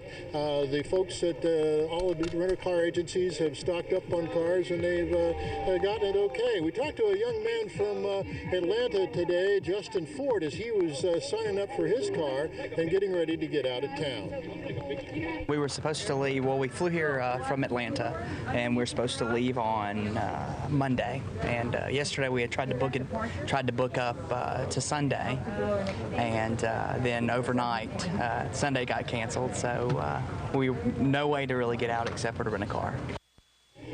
Okay, well, back live here to show you what a small island this is. This guy saw us at the airport shooting that video, and how'd it go as far as getting your car? Absolutely perfect. Key West International Airport, they have their stuff together, and specifically Avis and Budget, those guys, I mean, we were in and out of there. They had the cars ready. Couldn't ask for anything better, and now we get to stay here and have a little fun and then get up in the morning and head out. Okay, so now tomorrow morning is when it's going to get ugly, so what time are you getting up early? We're thinking maybe 6 o'clock and try to beat the traffic out. We don't want to get hung up on the highway going up to Miami, but we think we're good. Well, and the issue for you are the several bridges, including the 7 Mile Bridge, which you don't want to be on top of when it's blowing real high. Right. We've been watching you guys on and off for the last day or so, and we're, what they said, 85 miles an hour by tomorrow afternoon, so we're going to try to beat that out. All right, well, that's smart planning, and you down here with a bunch of guys having a good time. And we're down for a birthday party. One of our friends turned 50, and we've had such a great time. Key West, how can you beat it? How can you beat this? I mean, other than you guys having to work. Well, but they'd like you to come back and enjoy it, and this of course is an issue for them, because a lot of times people cancel because of this weather, but it goes by quick, and hopefully you'll be back sometime. We will, and I'll say one more time, as far as the storms go and events like this, I mean, all of you guys do your part, but the airports and the local folks, you have information. If you can plan ahead to get out, and so anybody that says, oh, well, I couldn't, they planned poorly, because you guys make it happen. Well, you said the magic word, that's called planning, and listen, thanks a lot. Yes, Name? Where are you? Brian Faircloth, and I'll give you a card. And where are you from? We're up from Perry, Florida, near Tallahassee, so we're sort of home Florida boys. Okay, so, all righty, well, having a good time down here with all the North Florida guys, and enjoying it here, and also they're getting out of town because they have a plan, and that's a great word, because we always urge everyone to plan, have that plan A, plan B, if you've got Isaac or any other hurricane coming your way. So that's the very latest from Key West. Send it back to you, Trina. All right, Hank, thank you so much. An amazing amount of people from North Florida down in the Keys. Welcome, we thank them. All right, let's go to Gilma Avalos. She is live at the Broward EOC with the very latest on what's happening there with preparations. Hi, Gilma. Hi, Trina. Everyone here at the EOC, very busy. There's a press conference scheduled for 4:30, and we're joined actually by the Director of Emergency Management, Chuck Lanzo, who's going to give us a little preview of what's to come at 4:30. Chuck. Well, the mayor will be here, and the vice mayor will be here, and she'll be talking about some of our evacuation plan that we have for this afternoon. Then we will have the school superintendent, who has already said the schools will be closed on Monday. He'll be available also. We're just going to talk about the things we're doing in the Emergency Operations Center, and remind people that it's not going to be a Hurricane Andrew or a Hurricane Katrina type of event, but there are always a lot of consequences involved with a major rain event or a wind event like this. We want people to be very, very safe. We want to reinforce the message of what things they need to be doing now and protect themselves. As always, preparedness is key, but tell us a little bit about why the superintendent, why everyone decided that it was safest to close Broward schools on Monday. What were some of the concerns? Looking at the wind pattern for this storm right now, it's a very, very large tropical storm force wind pattern, and we are certain that the way it shows today, that we're going to have significant winds all day Sunday and most of the day on Monday, and we certainly don't want our children going to school in that type of weather. So it's the right decision to make, and school closure on Monday is the right thing to do, and I'm glad that the superintendent, we all sat down, and he's new in town, but he understands this. He's from Chicago. They have bad weather there also. This is a completely different thing for him, but he's really, really good. It was easy to work with him, and actually the vice mayor, everybody. It's just been so far, it's been a wonderful experience. Tell me a little bit about the shelter situation, if you can. I know there are 2 special needs shelters. What about shelters for other folks who think that they may need some? Well, we'll be ready to roll out a shelter at 4:30. We'll talk to the public about it, just putting some final details on it. I don't want to overspeak it now, because what ends up happening is there'll be some minor changes and we'll be sending people in the wrong direction. Don't want to do that, but there will be a new plan for additional shelter at 4:30. All right, and the superintendent did say earlier at that press conference that children will be making up that day if need be, and they'll continue to assess the situation to determine whether children should have Tuesday off as well. Trina. Well, Gilma, don't let Chuck get away. Ask him a quick question for me. If he wanted to put this in perspective as to what other system that has visited us, how would he compare, and what system would he think this is kind of like? So people get kind of a perspective. Chuck, if you could compare it to another system that we've gone through here in Broward County, what system could you potentially compare it to? It's different than a lot of them, but thinking back to Irene, the first Irene that came through here, a major rainmaker. We had significant flooding in our low-lying areas. I see a lot of that similarities with that, but this one should be much more of a wind event than Irene was when it came through. So it's a combination of Irene and something else. I haven't even thought about what the wind event would be, but it's a low tropical storm wind event with a potential for a lot of rain. And debris, right? Debris is a concern when wind is a factor. We always get debris, and that's why we're asking people to make sure they protect their houses. And for me, I'm still trying to get home to put my shutters up. It's a busy day for everyone here at the EOC. Trina. All right, Gilma, thank you so much. Gilma Avalos, live at the EOC, and we want to remind you that the Broward schools, as Gilma said, are closed on Monday. Robert Runcie announcing that just about an hour or so ago. There will be no school at all in Broward County. Same thing in Miami-Dade and Monroe. Let's listen to a news conference that was earlier with Superintendent Alberto Cavallo of Miami-Dade School. He kind of broke down exactly why they decided to cancel school for Monday. We made this decision on the basis of 3 very specific considerations. Number 1, we cannot safely operate school buses when there's the possibility of sustained winds with speeds meeting or exceeding 39 miles an hour. Second, we have been informed that probably the harshest of conditions will be felt in Miami-Dade, particularly in the southern part of the county, sometime tomorrow night and early Monday morning. As such, we will not be able to inspect and assess the condition of our schools prior to the arrival of students and employees alike. So, as a measure of precaution, we have decided to cancel school, cancel all classes, activities, and athletic programs for Monday the 27th, with full expectation of reopening our programs on the 28th of August, Tuesday. We are asking parents to turn Monday into an educational day. And so that was Superintendent Alberto Cavallo of the Miami-Dade County Schools telling us that schools will be closed on Monday. They'll reevaluate before they resume on Tuesday. It's kind of the same deal from the superintendent of Broward County, Robert Runcie. Let's hear what he had to say just not too long ago. Parents can also read with their children.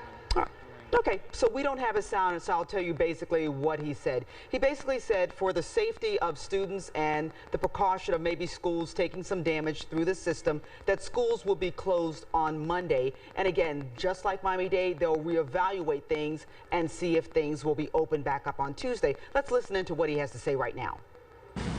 Based on the reports of the current weather conditions, Broward County Public Schools will be closed on Monday, August 27th. We will continue to work with the Office of Emergency Management, the county, and other agencies to monitor and track progress of Tropical Storm Isaac. On Monday, we will be able to assess the effects of the storm and to determine whether we will open schools on Tuesday, August 28th. All right, that was Robert Runcie, the superintendent of Broward County Schools. Let's go over some other closures real quickly as a result of Tropical Storm Isaac. If you're just joining us, I'm Trina Robinson. I work here and glad to be here taking you through the storm. On Monday, UM and FIU, the campuses are closed at 7 p.m. Sunday and Monday closed. Miami-Dade College closed on Monday. Miami-Dade libraries, all of them closed both Saturday and Sunday. So a lot of closures there. And of course, we've been telling you that the schools are closed. Broward, Miami-Dade, and Monroe County. All right, let's move on here and get back over to Sherry because she's been watching the maps and the graphics all afternoon, checking on those computer models. And Sherry, what's going on right now? What do you want to update us on? Let's do this. Let's do a county by county breakdown here because I know we have a couple different watches and warnings in effect, and that can get a little confusing when you think about what exactly is going to be rolling into my town or city. And by the way, I know on Facebook and Twitter, a lot of you saying, "Where's John Morales?" Well, he's getting mic'd up and he's getting ready to come on in just a little while. So he's here as well. All right, let's go ahead and do this. I mean, first stop here is satellite imagery of Tropical Storm Isaac. Not looking like the most organized storm here. You can see that we've got showers and clouds that continue for areas here of Haiti, Dominican Republic, into Cuba, and as far as local impacts, here's what we have. A hurricane warning in effect for the lower Keys. That means starting here tomorrow, hurricane force winds are expected. We could see some gusty winds though, and strong winds anywhere between 9 a.m. tomorrow morning. Yes, that early, all the way to 8 a.m. Monday morning. Maximum gusts here, 75 miles per hour. That is Category 1 hurricane strength. The models right now throwing out about 5 inches of rain for the lower Keys. Keep in mind, it's going to depend where those rain bands set up, and we could see locally higher amounts than that. The storm surge 1 to 3 feet. Let's go up now to the middle Keys, where a hurricane warning also in effect for those increasing winds expected here tomorrow. So those should start by 6 o'clock Sunday morning and continue to 7 a.m. Monday. Now, it's not going to be hurricane force winds that whole time. That's when they are going to get significantly strong. They're going to start as tropical storm force winds and possibly get as high as 90 miles per hour in the middle Keys. Again, that is Category 1 hurricane strength, but a little bit stronger than what we're seeing right now expected in the lower Keys. 6 inches of rain possible through Monday. I am going to again give that little disclaimer that it could be a little higher, a little lower. Surge 1 to 3 feet, and for the upper Keys, the storm surge also similarly 1 to 3 feet. 8.5 inches of rain being thrown out by the models here as we go through Sunday into Monday, and I know that's a lot of rain.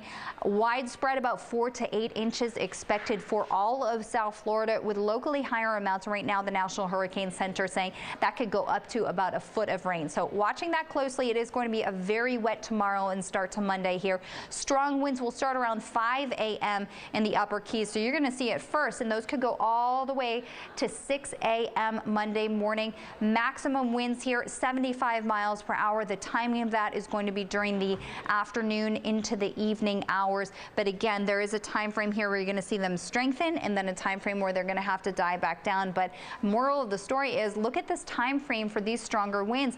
In the Keys and Miami-Dade and Broward, we're talking an event here that could last up to maybe even over 24 hours of occasionally strong winds here. So tropical storm warning in effect for Miami-Dade with a hurricane watch, meaning hurricane conditions possible. Your strong winds 7 a.m. Sunday to 6 a.m. Monday with gusts up to 65 miles per hour, and the surge 1 to 3 feet. And we could see a little bit of a higher surge as we turn towards Biscayne Bay, up to 7 inches of rain for you. It's also going to be wet in Broward County, 5.5 inches of rain put out by the models. It could be higher, could be lower. Tropical storm warning for you, and your winds will strengthen 8 a.m. tomorrow morning, continue to 7 a.m. Monday with gusts up to 60 miles per hour. So Trina, all of our local areas will see impacts. The question, of course, is who sees the stronger winds right now. That is expected in the Keys.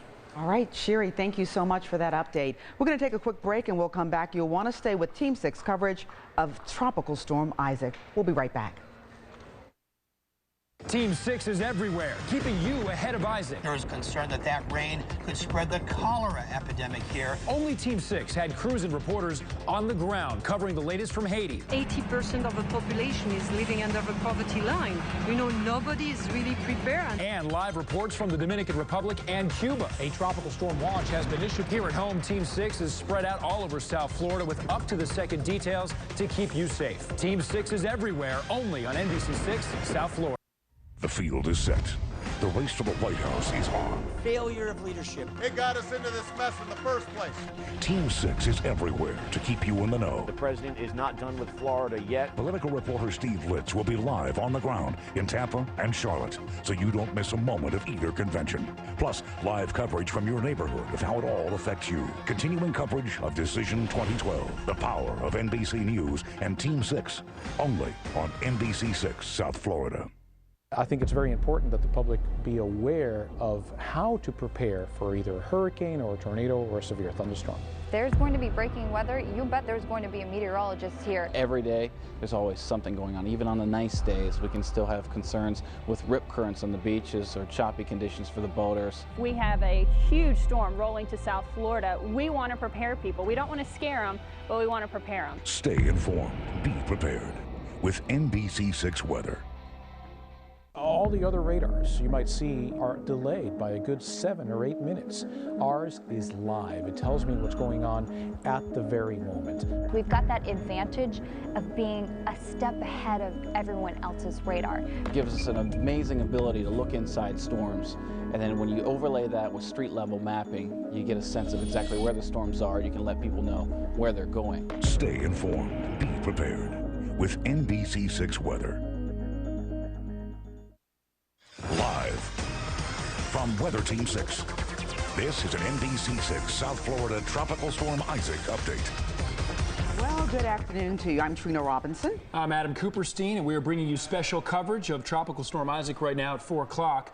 Waiting on a press conference from Miami-Dade. Carlos Jimenez, the mayor, expected to speak, but we have some updates for you. A lot of school closings, Trina. Yeah, a lot of school closings. We've got Miami-Dade closed, we've got Broward closed, we've got the Keys, all of Monroe County closed, because then the big thing is that they don't want to run buses when there's inclement weather, and also they don't know what's going to be the conditions of the schools after the storm passes if they've suffered some damage. So you don't want kids going into a dangerous situation, limbs down, power lines down. So that's why they're closing the schools, according to the superintendents. Playing it safe, and we're getting you prepared as Tropical Storm Isaac continues to continue this path. Now, obviously the uncertainty out there, Trina, with the path of the storm.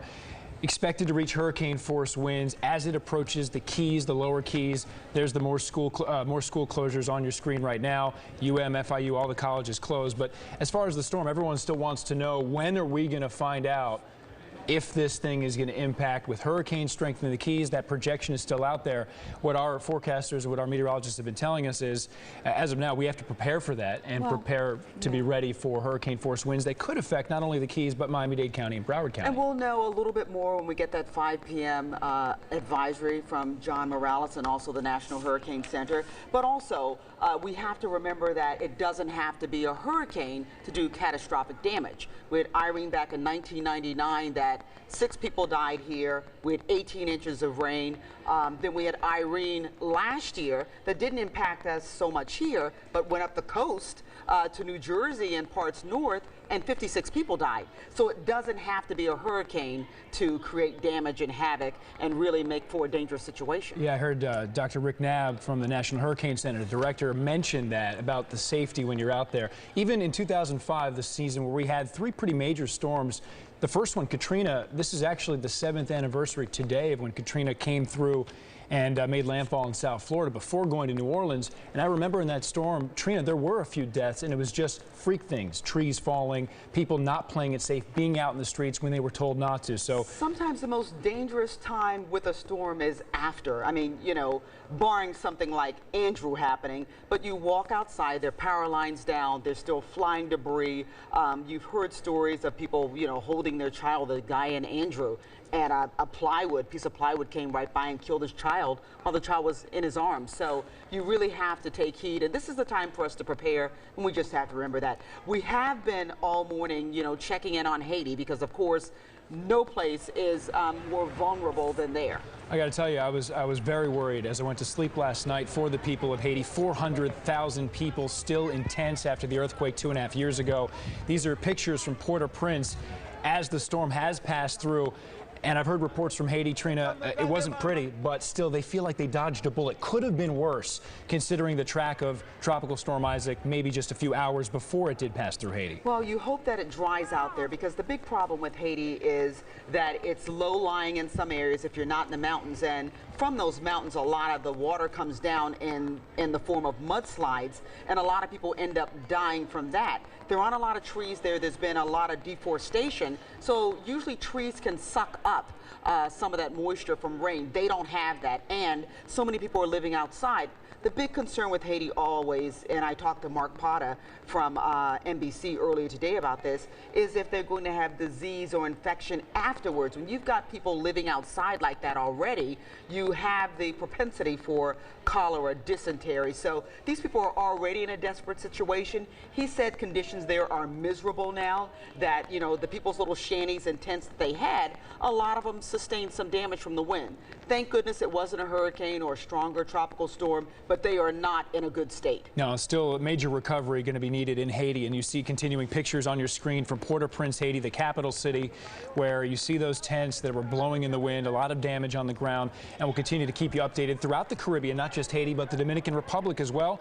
Let's take a look at what happened over there. Still flooding in the Dominican Republic, and also another Caribbean country where, Trina, they were... The infrastructure isn't exactly great. It's better than Haiti. Not Haiti, but you can see that the structures there, the homes, are, you know, they kind of look like cardboard boxes. I mean, they're a little bit better, but they aren't really built to withstand strong winds. So thank goodness it was a very weak tropical storm when it passed through. Yeah, no doubt about that. And we're still waiting to find out what's going to happen when Tropical Storm Isaac reaches the southern tip of Florida, South Florida, the Keys, Miami-Dade, and Broward. But we're certainly watching and preparing to be ready for anything. As of right now, we're going to get you to our meteorologist in just a moment to update you on the forecast. But the key thing is, Trina, the 5 o'clock advisory is when we're going to learn a little bit more about where this storm is headed, and also when. A lot of people are wondering, you know, when do I need to prepare? And you saw me doing thumbs up. I was like pointing over to John like... I thought you liked what I was saying a lot. I wasn't sure. You know, you're giving good advice to our viewers at home, but John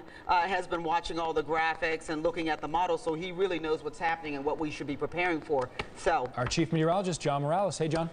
Hey guys, well, we have a lot to talk about, and I love when I have a lot of time to talk because we can describe everything that's going on, and there's still a lot of reason for optimism, folks. We've been talking about this since day one, and I want you to know that despite the developments of this system entering into Haiti as a very strong tropical storm, emerging from Haiti still with 60-mile-an-hour winds, we're still going to be okay. Now, keep in mind, it's going to be a very, very gusty, very rainy, very difficult Sunday, especially afternoon and overnight.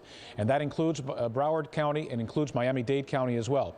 And down in the Florida Keys, a hurricane could occur. So let's take a quick look at what's going on. First of all, the rainfall across South Florida, which has been a problem today for those of you trying to get ready, of course, for the possibility of tropical storm conditions. Oh, we forgot to frame this, didn't we? Well, we can do this on the fly. It's Shiri sized. It's not John Morales sized in terms of the height, right? So there you go. The rain is giving us a break right now, giving us a chance to somewhat prepare because a lot of the heavier rain is down to our southeast and south. Unfortunately, the Keys, where you need to prepare the most, well, it's still raining there, but you're about to get a break too. You see that dry slot coming in? So that's good news. That'll give you a chance for some preparations in what's left of the afternoon. Keep in mind that we're dealing with a potential landfalling hurricane for tomorrow evening in the Florida Keys, but the winds are going to pick up as early as tomorrow. Here is Isaac. The winds on Isaac, 60 miles an hour. The center is in Bay of Nipe. It's that little indentation you see there. So technically speaking, the center of this tropical storm is actually over water right now, all right? But it's hugging the coast of Cuba. And I thought it was very telling today in the 11 a.m. advisory from the National Hurricane Center. All the data from the aircraft indicated that when Isaac went through the island of Hispaniola over here, it came through somewhat disorganized. Not completely disorganized now. We still have a viable entity there, and you know, we can't say that we were successful in our hopes of having this thing completely disappear and be completely torn apart by the landmass of the Greater Antilles, but at the same time it is a disorganized system, and that's really good news. Number two, it's expected to hug the coast of Cuba, so there's always going to be a little bit of interaction. Even though the core of the system is not over land, there'll be some interaction from the landmass there in Cuba. And like Ryan Phillips has been saying since this morning, you notice there's some dry air here still wrapped around the northwestern and northern semicircle of this system, or quadrant of the system. So I think that might play a role too in keeping its intensity relatively down. For the time being, winds are 60 miles an hour. It's moving northwest at 17 miles an hour. In about 40 minutes or so, we'll probably have the next advisory. So as soon as that comes out, I'll give you that new information. But for now, let's take a really close look at this forecast path from the National Hurricane Center. Again, departing Bahia de Nipe, Bay of Nipe, there in northeastern Cuba. That's where it was located at 2 o'clock. And then hugging the coastline, some interaction with land, at least from the broader circulation, is still possible. And then into the Florida Straits, north of Cuba. Now, the water there is extremely, extremely warm. And we would be very concerned if this system had a degree of organization at this particular moment where there was a chance that it could go through a rapid intensification cycle. That's what they're known as. But if you've been watching NBC South Florida throughout the day, you've probably seen some of the interviews with the director of the National Hurricane Center, Dr. Rick Knabb. And Dr. Rick Knabb specifically has said that they see little chance is the quote, for a rapid intensification cycle on Tropical Storm Isaac. Either way, the forecast is for the landfall of a Category 1 hurricane around the 7 Mile Bridge. If the Hurricane Center's forecast was spot on, it would make landfall around the 7 Mile Bridge, 8 o'clock on Sunday night. But another important fact, the chance that it will actually be a hurricane is 36%. All right, and I've been talking about these probabilities since we started the coverage for Isaac. It is a new concept. I don't think we've done this in coverage in South Florida, at least in my 21 years on TV here in South Florida. I've never used these probabilities of intensity, but it's a great tool to communicate to you the real chances of you having to face a Category 1 hurricane in the Florida Keys. It's actually only 36%, but you are under a hurricane warning, and it's better to be safe than sorry, right? So even though there is only a 36% chance that it will be a hurricane, you're under a hurricane warning because you need to be prepared for a hurricane coming through your area. Beyond that, of course, it's forecast to head into the eastern Gulf of Mexico. This is also telling. So there's a 36% chance that it will be a hurricane when it reaches the Florida Keys.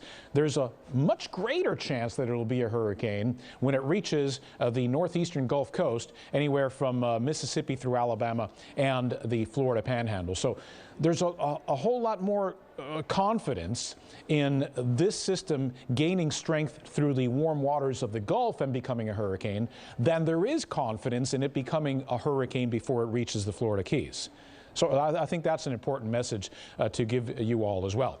All right, on to the model forecast, or at least I hope. Yep, there we go. So this is the model suite this afternoon, and we don't have any models bringing the center of Isaac towards metropolitan South Florida. The closest one is the HWRF. There you see it there into the upper Keys near Key Largo. That would be the closest approach of a model for the center of Isaac heading towards metropolitan South Florida. Otherwise, the entire model suite is generally into the middle and lower Keys. And as a matter of fact, if you discount the BAM portion here, these are really, really old models. As a matter of fact, I think next time around I'm just going to click them off because they're really, really old. But the GFS, the UK Met, even the Canadian. Remember the Canadian when it was way, way over here? Now the Canadian is across Cuba. And buried somewhere in there, there's a TVCN. That's kind of a consensus model. So you have this clustering of the best models that are used to forecast hurricane track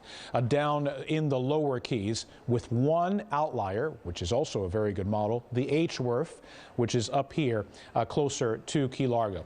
So the level of confidence that we're going to have a landfall in the Keys is high, and there's not that much concern that it's going to be a landfall in Dade, and obviously much less in Broward. What happens beyond? Well, into the eastern Gulf and points north. So there's a chance of tropical storm force winds, and now it's likelihood, of course, that we're going to get that, because whether it's a hurricane or a tropical storm, we know tropical storm force winds are going to occur all across South Florida. That's pretty much a fact already, folks. So you got to get ready for the tropical storm force winds that we are going to experience all over the area. 82% chance for those in Marathon, 76% chance for those in Key West, 69% in Miami, and this is also telling, I think. You know, you need to look in the map and see which areas have the highest chance and compare them to surrounding regions. So there's a higher chance of tropical storm force winds in Fort Myers than there is in Miami and obviously up the coast in Fort Lauderdale. That's an important message for you all as well. Now, one more thing. Chance of hurricane force winds. I'm talking sustained hurricane force winds down in the middle and lower Keys, 13 to 14%. 13 to 14% the chance of sustained hurricane force winds. Those numbers, those figures I'm giving you are specifically for Key West, 13%, Marathon, 14% for sustained tropical storm force winds at those precise locations. Now, I've got a whole suite of graphics and all kinds of information to give you throughout the course of the remainder of the afternoon. We're going to be on the air for many, many hours, making sure that you know everything you have to know about Isaac and its potential threat to South Florida. So I'll be back in just a few minutes. Back to you. Okay, you know what, John, before we turn you loose, can you do something for me? And Adam and I have been over here chatting on other stuff. Can you break down the anatomy of the system and dissect exactly what you're seeing in there? And what would be the factors that would change its course at all? Yeah, you bet. I got to see what's in this loop here as I go through. Let's see what happens if I press the hot button. Well, I'm going to get the forecast for the next 7 days, right? Let's see what comes up next, and maybe I'll be able to do that. I think I will. Yeah, all right. Okay, so we'll zoom in again. There's the rain, and then we're going to go to the next image, and we're going to look at this. All right, so there we go. We've got first of all a system that, if you recall.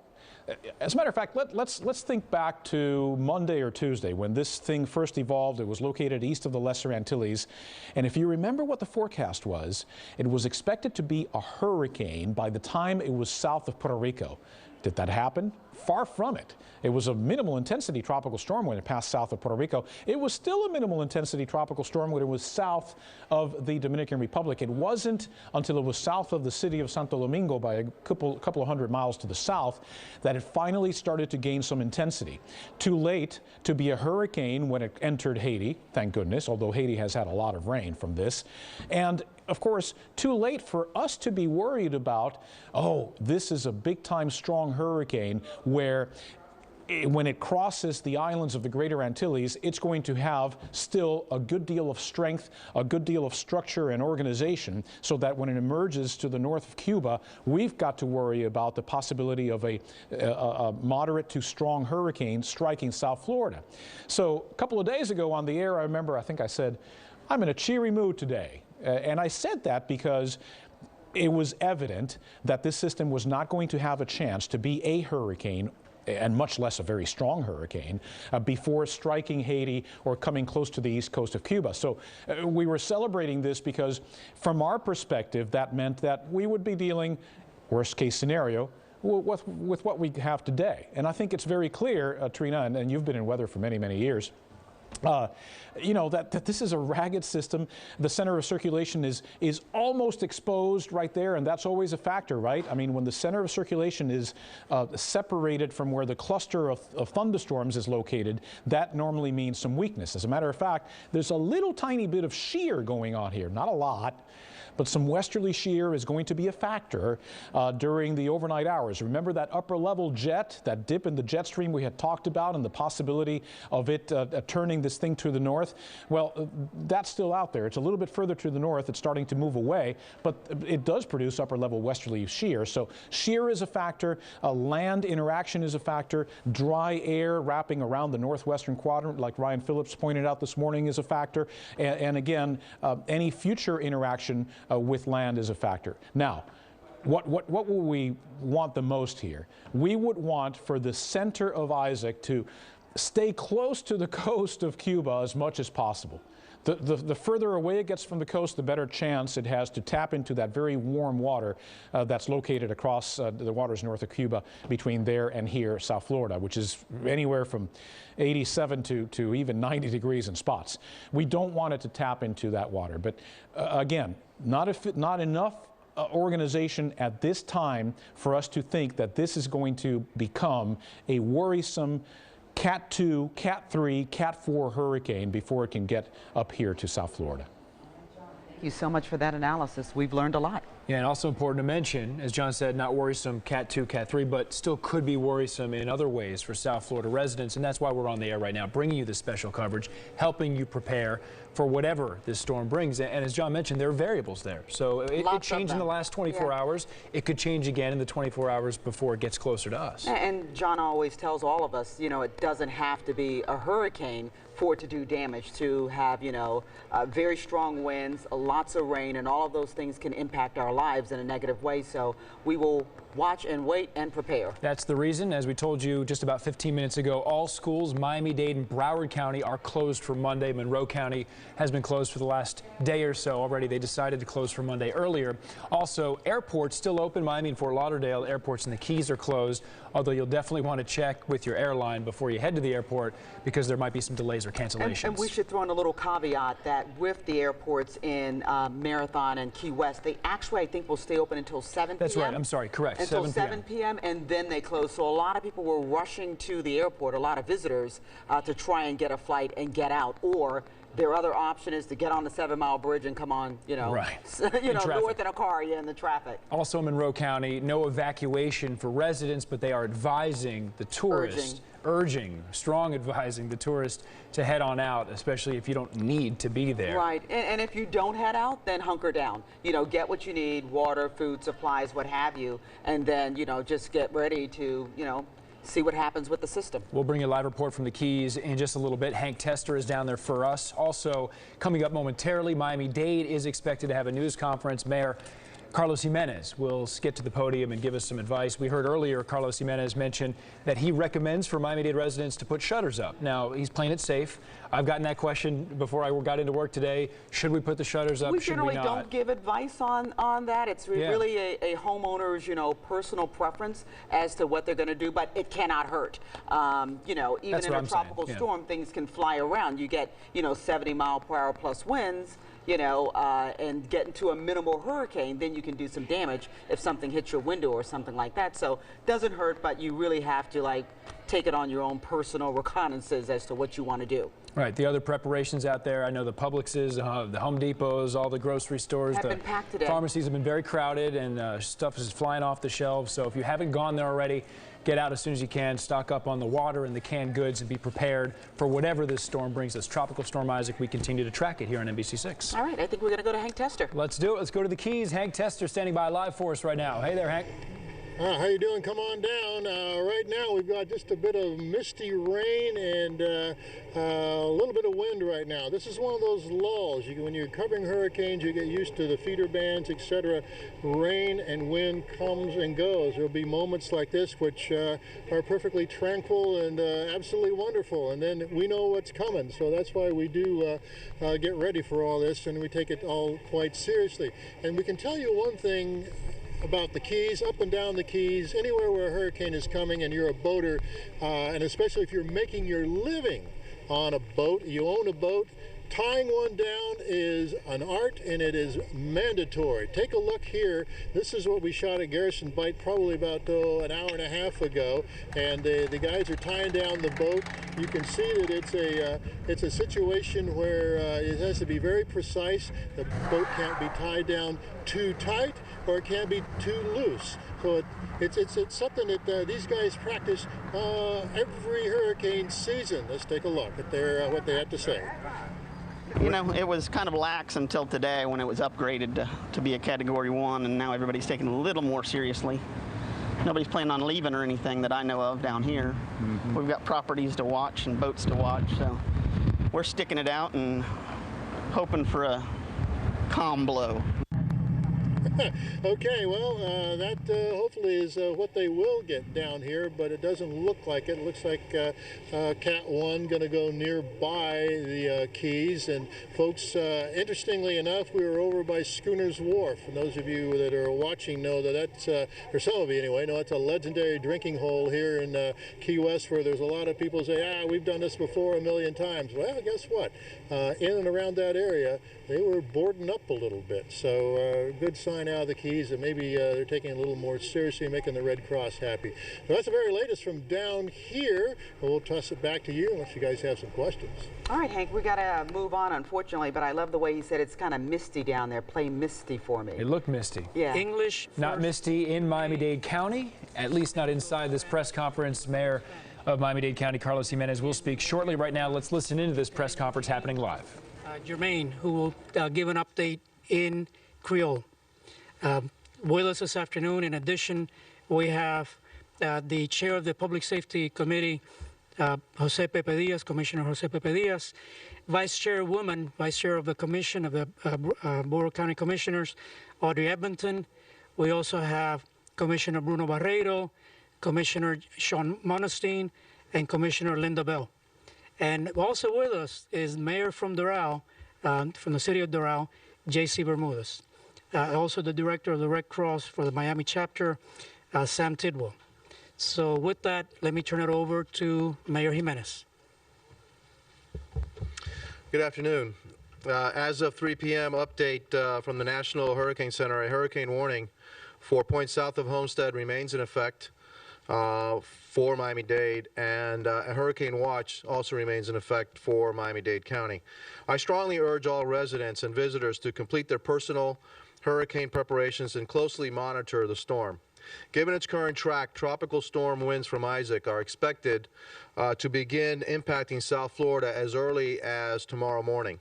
Accordingly, Miami-Dade County is issuing an evacuation order for the following areas: mobile home parks, unsafe structures, and low-lying areas that are prone to flooding. Additionally, we are opening 3 shelters to assist those residents who may need them. In North Dade, the shelter is located at Dr. Michael Kropp Senior High. It's at 1410 Northeast 215th Street. And please note that this is the only shelter that will accept pets, and it's a pet-friendly shelter. In Central Dade, the shelter is located at Booker T. Washington High School, 1200 Northwest 6th Avenue. In South Dade, the shelter is located at Robert Morgan Senior High, 18180 Southwest 122nd Avenue. That's 18180 Southwest 122nd Avenue. All 3 shelters are accessible to persons with disabilities and service animals. Shelters should be your last resort. Your first option should be family and friends. At this point, I want to strongly reiterate the following recommendations. Make sure you gather your hurricane supplies now if you have not already done so. You should have 3 days worth of supplies for each person in your household. If you're not already done so, put up your shelters. Fill your vehicle's gas tank with gasoline if you haven't already done so. Your home, yard, and construction debris should be properly secured. Do not trim trees or shrubs at this time. Visitors staying in our area should communicate with their hotel management for information. Miami International Airport remains open, but airlines may cancel flights. Travelers should contact their airline carrier to confirm flight information. The Port of Miami is scheduled to close tonight at 11 o'clock. Travelers should check with their cruise lines for further information. Metro Rail, Metro Bus, and Metro Mover will continue to operate until further notice. Boats and watercraft should be secured tonight. It's important to note that public schools and Catholic schools throughout Miami-Dade County are closed on Monday. FIU, Miami-Dade College, and University of Miami also will be closed on Monday. In addition, non-essential Miami-Dade County personnel are to stay home on Monday. That's, again, non-essential county employees are not to report to work on Monday. All residents are urged to stay tuned to the radio and television broadcast for further details involving this storm.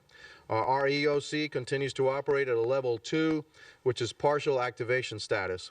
The 311 Answer Center is open. Residents can call 311 in Miami-Dade or 305-468-5900 outside of Miami-Dade County. Residents may also access emergency information at miamidade.gov/emergency. I will now take a few questions in English, and then after that I will proceed with my comments in Spanish. Any questions? What's the difference between a level 2? Well, a level 3 is just watch what we do normally every day. Here is level 3. It's level 3 is less. Level 2 is actually a partial activation. Level 1 means full activation. Level 2 is the second one. Level 1 is actually the when we're really all up and operating the EOC. I just want to go back. I want to be clear. What is it about mobile home parks? Is it recommended evacuation or required evacuation? We are well. Let me see here. We are mobile. We're issuing an evacuation order. So what does that mean exactly? That means that everybody living in a mobile park should evacuate. And also, well, they should evacuate, okay?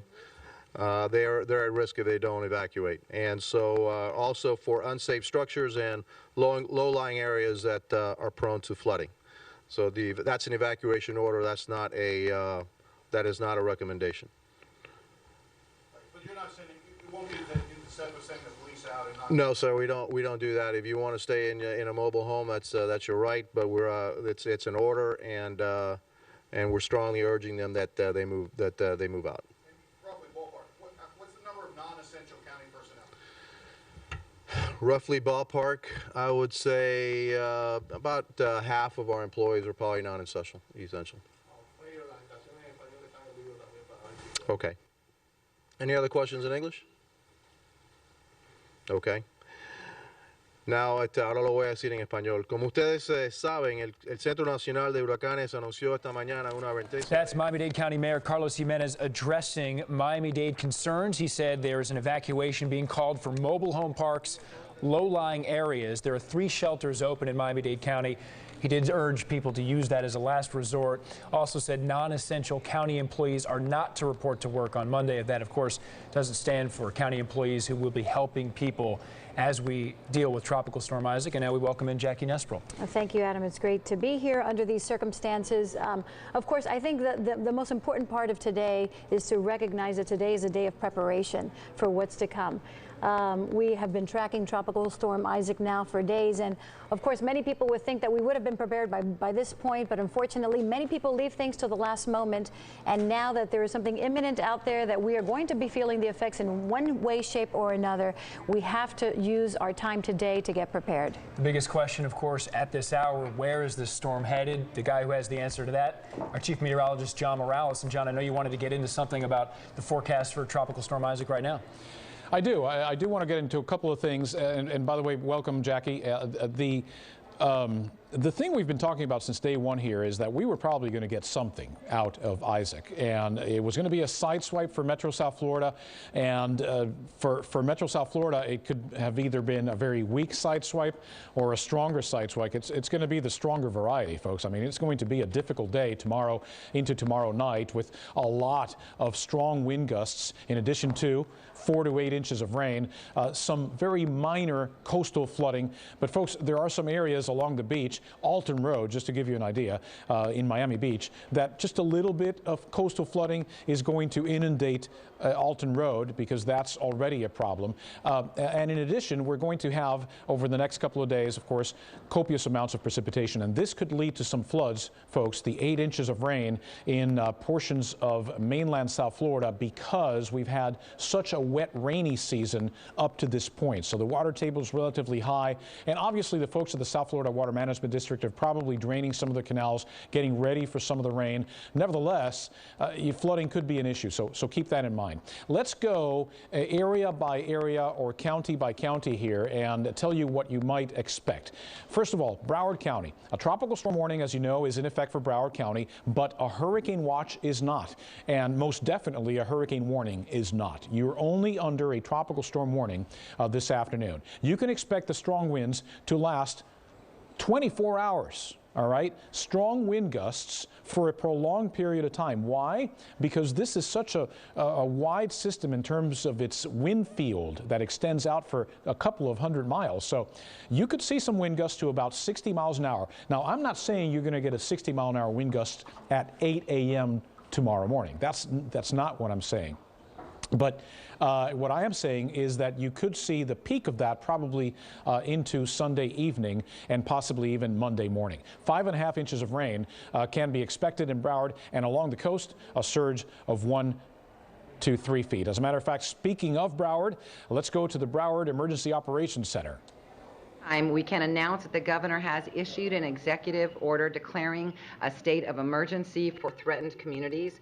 Residents should begin preparing for their homes for sustained tropical force winds, 35 to 45 miles per hour, beginning tomorrow morning around 8 o'clock.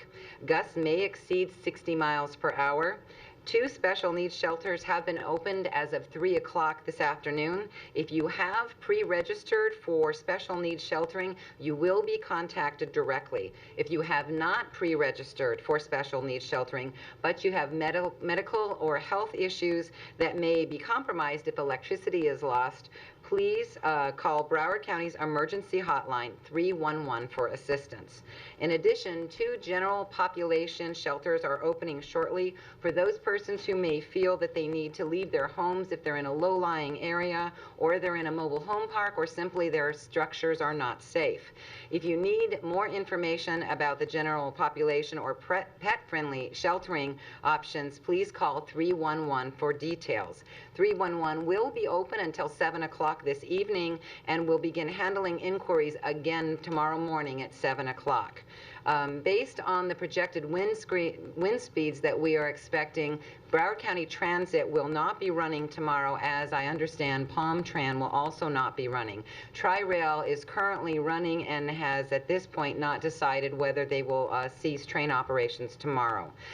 For more information on issues that are coming along and updates, you can go to broward.org to look at any of the other agencies that you may have questions on that we haven't covered today. In the next few hours, it's very important that you assess your own home for vulnerabilities. If you feel it needs to be sheltered, then by all means, please do that. Check to make sure that your family members have a sufficient supply of medications, and if you are going somewhere different, please make sure that friends or family know where they can find you. Check your emergency kit supplies. Also, make sure to verify that your generators are working, and also that you have gasoline in your car and cash on hand. At this time, we are recommending people, if you do trim your trees, we're recommending that you don't, but if you do, please make sure any trimmings that you have removed stay secured somewhere so they do not become projectiles in the storm. So far, there has been no decision made by Broward County government as to what our operations are going to be like on Monday. Those decisions will be made in the hours ahead as we have a better idea of what the effects of this storm are going to be. Now, I'd like to turn the microphone over to Chuck and Lanza, who's going to discuss other issues of concern, and that will be followed by Dr. Runcie. Chuck? Vice Mayor, thank you very much. For the last 5 days, we've been having a conversation on activities that the public should be taking. It's time for us to rush those protective actions we've been talking about to completion. As tomorrow morning at 8 a.m., we're expecting the arrival of tropical storm force winds. So the things that you've been doing for the last couple of days, you've been taking our recommendations, food, water, and other supplies, hopefully water for 1 gallon of water per person per day for 3 days.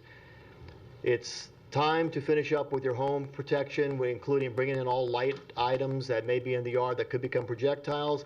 And I know I've been saying for at least the half of the day today that I was going home to put my shutters up. I still plan to do that before sunset tonight, and would suggest that the public also consider doing that. As the Vice Mayor said, we are opening up special needs shelters. For those of you that have been contacted, we are still making contact notification on when we'll do pickups for those.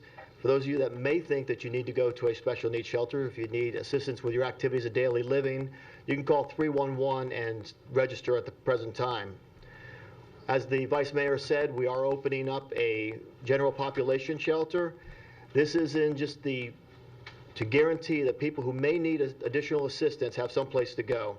And specifically those for people who live in low-lying areas that are subject to flooding. We've had significant flooding over the last couple of years in certain areas, specifically Dania Beach, Hallandale Beach, Hollywood, Fort Lauderdale, Wilton Manor, and Oakland Park. For those of you people who have, in the last couple of years, experienced that, consider going to stay in one of our shelters. It's austere. It's not going to have all the comforts of your home, but it will keep you high and dry throughout the storm. The one shelter we're opening will be Rock Island Elementary School. The address is 2350 Northwest 19th Street, Fort Lauderdale. So we're looking for people who live in low-lying areas, mobile homes, any unsafe structure, or if you just don't feel comfortable staying in your home, please consider going to that facility. We also open up a pet-friendly shelter. We want to try to make it so there is no excuse for people not to go to a shelter. There's always been that conversation that people don't go to a shelter because they can't bring their pets. We do have Millennium Middle School opening. You must contact the Humane Society. The number is 954-266-6871 and pre-register. If you have a problem with that, please call 311.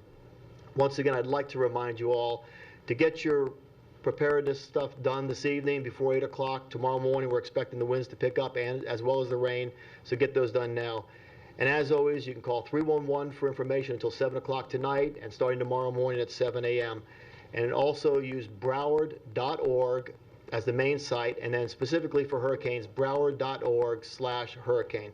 Thank you, and we'll be talking again soon. Dr. Muncy? As we announced earlier today, the schools will be closed on Monday. Just given the conditions that we've seen for this storm, we need to ensure that we have safe travel conditions for our students. That's our primary concern. And given the wind speeds, we can't, we can't have our students out and traveling to school on Monday. So schools will be closed. We will be continuing to provide updates, and those will be delivered through ParentLink, which is also robocalls. We'll provide information out on the district's website, browardschools.org, and we'll announce on Monday afternoon. We will make a determination based on the status of the storm and the conditions whether we're going to open school on Tuesday.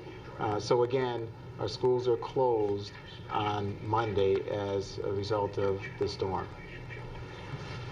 All right. Officials from, you've been listening to officials from Miami, or rather from Broward County. That was the superintendent of schools announcing that school will be out on Monday. A summary again of what to expect in Broward County. Again, strong winds gusting to tropical storm force possibly for about 24 hours, but the peak of these should be around 60 miles an hour. No, not at 8 a.m. on Sunday, probably later on in the evening, Sunday afternoon and evening. 5.5 inches of rain and surge along the coast could be 1 to 3 feet. For Miami-Dade County, what can you expect? Well, first of all, we know we're all under a tropical storm warning, and a hurricane watch is also in effect for the possibility that hurricane conditions might occur. Now, it's important to distinguish between a warning and a watch at this time, because what a warning means is that conditions are expected. So tropical storm conditions are expected, but hurricane conditions are possible. Only possible. And so that's a big difference between one and the other. Now, strong winds, again, about 24 hours worth of those, gusting in Miami-Dade County to about 65 miles per hour. Now, that's the gust. It's not a sustained wind. I'm not saying it's going to blow for a full minute or 2 or 3 or 5 at 65 miles an hour. We might have some momentary gusts to 65 miles an hour, but that's a pretty significant wind. I mean, when we're talking sideswipe here, it's a pretty good sideswipe, right? 7 inches of rain through Monday and a surge 1 to 3 feet, but higher along Biscayne Bay. Some locations in Biscayne Bay, if you live along Biscayne Bay, you're going to probably encounter some higher surge, possibly a little bit higher than the 3 feet. Keep that in mind. For the upper Keys, strong winds early Sunday morning, lasting to very early Monday morning. Your highest gusts there. No, not at 5 a.m. on Sunday. Probably in the evening, late afternoon, evening on Sunday. Gusts to hurricane strength. In the upper Keys, you could see gusts to hurricane strength. As a matter of fact, you're probably going to see this 75-mile-an-hour figure all through the Florida Keys as far as the gusts are concerned. 8.5 inches of rain. One of the highest amounts might be seen in the upper Keys, and the surge would be 1 to 3 feet. Middle Keys, again, hurricane warning in effect. Hurricane conditions are expected in the upper Keys and the middle Keys. Across the entire Florida Keys, you can expect that hurricane warning to continue in effect. Max gusts, though, down in the middle Keys could reach 90 miles per hour, according to the Hurricane Center's forecast. Now, keep in mind what I told you earlier when I showed this probability that it will actually be a Category 1 hurricane. What was that number? 36% if you watched about 20 minutes ago. 36% that it'll actually be a Category 1 hurricane at the Florida Keys. So max gust to 90 miles per hour, 6 inches of rain through Monday, and the surge of 1 to 3 feet. For the lower Keys, meanwhile, a hurricane warning is in effect. How long will these winds last? About 24 hours of tropical storm force gusts can be expected. The highest ones in the lower Keys about 75 miles an hour. So the worst conditions for wind would be middle Keys, with the upper and lower Keys bracketing that peak in the middle. So the peak in the middle is 90. The upper and lower get 75, 5 inches of rain, and 1 to 3 feet worth of storm surge. It is 4:43 at this time. I am very certain that in the next 10 minutes we're probably going to get this new advisory with a new track and new information about the intensity of Isaac. So I'm going to head off to the weather office and look out for that and come back on the air as soon as we have it. Back to you guys. Get to you as soon as we have that 5 p.m. advisory. But in the meantime, we have Jim Cantore, who's standing by in Tampa. And of course, all eyes in the country on Tampa because of the Republican National Convention that is expected to be held. And up till now, no decision has been made. Some big question marks. Let's go out to Jim from the Weather Channel in Tampa right now, live for us. Hey, Jim. Yeah, hey guys, obviously, you know, we're not, at least at this point, based on the track. It'll be interesting to see the new track that comes out, but I don't think it's going to certainly impact this area all that much. But what we're going to wait on is a storm that's going to pass by us on Monday night, and then Tuesday morning, winds are going to shift around. So that means all that water gets pushed back up into these canals in through here. And, you know, you're only talking about 3 or 4, 5, 6 feet here as far as breaching the top of them. I don't think we're going to get over 6 feet. 4 is certainly a possibility, especially if the storm intensifies, because intensification is something that the models and certainly the atmosphere hasn't quite honed in together yet at this point. But either way, the biggest issue may actually be the Courtney Campbell Causeway, because that's what takes you out to the St. Petersburg and the Clearwater beaches, which many delegates are staying there. I mean, at least a third to half is what I'm understanding. And so to make that drive, which is about 20 minutes, if you can go off the causeway, is now going to be about a 3-hour drive if that causeway closes down. That period of overwash would probably be on Tuesday into Tuesday night. So that's when they would probably shut down that causeway, and things will probably begin to calm down as we get into Wednesday and the storm enters the mainland United States. So, you know, there's no question there's going to be some type of disruption. The big question is, what's it going to be? Is it going to be just heavy rain? Is it going to be gusts to 50, 60 miles per hour? We think so. We'll definitely have that. But what we do know is when those winds shift around to southwest, that's when the water gets pushed up into the bay, and that's when we have the problems with the overwash, potentially splashing up against the wall behind me here, right in front of the convention center, and also, more importantly, the causeway, which is where people are traveling to and from. We'll keep you posted, guys. All eyes, no question, on that 5 o'clock advisory. And Isaac, back to you. All eyes on the 5 p.m. advisory. But Jim, before you take it away, of course, we're looking on the intensification of Tropical Storm Isaac. That's a key point right now as to how it's going to affect Tampa, if it's going to affect Tampa. But apparently over 70,000 people will be converging onto Tampa in the next few days. 3 bridges in and out, as you mentioned. It could take 3 hours. How can this affect the congestion in that area?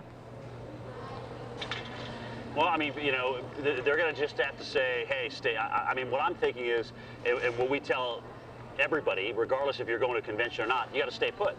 I mean, don't venture out when you know, you're getting those strong winds, and don't venture out when water's obviously overtaking roads. I mean, that's the worst possible scenario that you could be in. So I think they're just going to tell everybody to just stay put and go with a limited number of delegates potentially. Maybe they'll postpone certainly an event on Tuesday. That would, like, it's really that Tuesday into Tuesday night time period that's going to be most crucial, I think. And so, you know, if they're planning on changing things, that would be the time period that they change it. But I think it's important to convey the message. Look, regardless of if we do that or not, if the weather's bad, if the causeway's closed, you know, if there are trees and power lines down, we don't want you out on the roads, period. Jim, one more quick question for you. When we show that cone and the projected track of the storm, you see it going off to the west of Tampa, but the side of it being on, Tampa being on what's called the dirty side, does that impact some of the potential implications for that area that you talked about with the surge and being there with those bridges in danger too?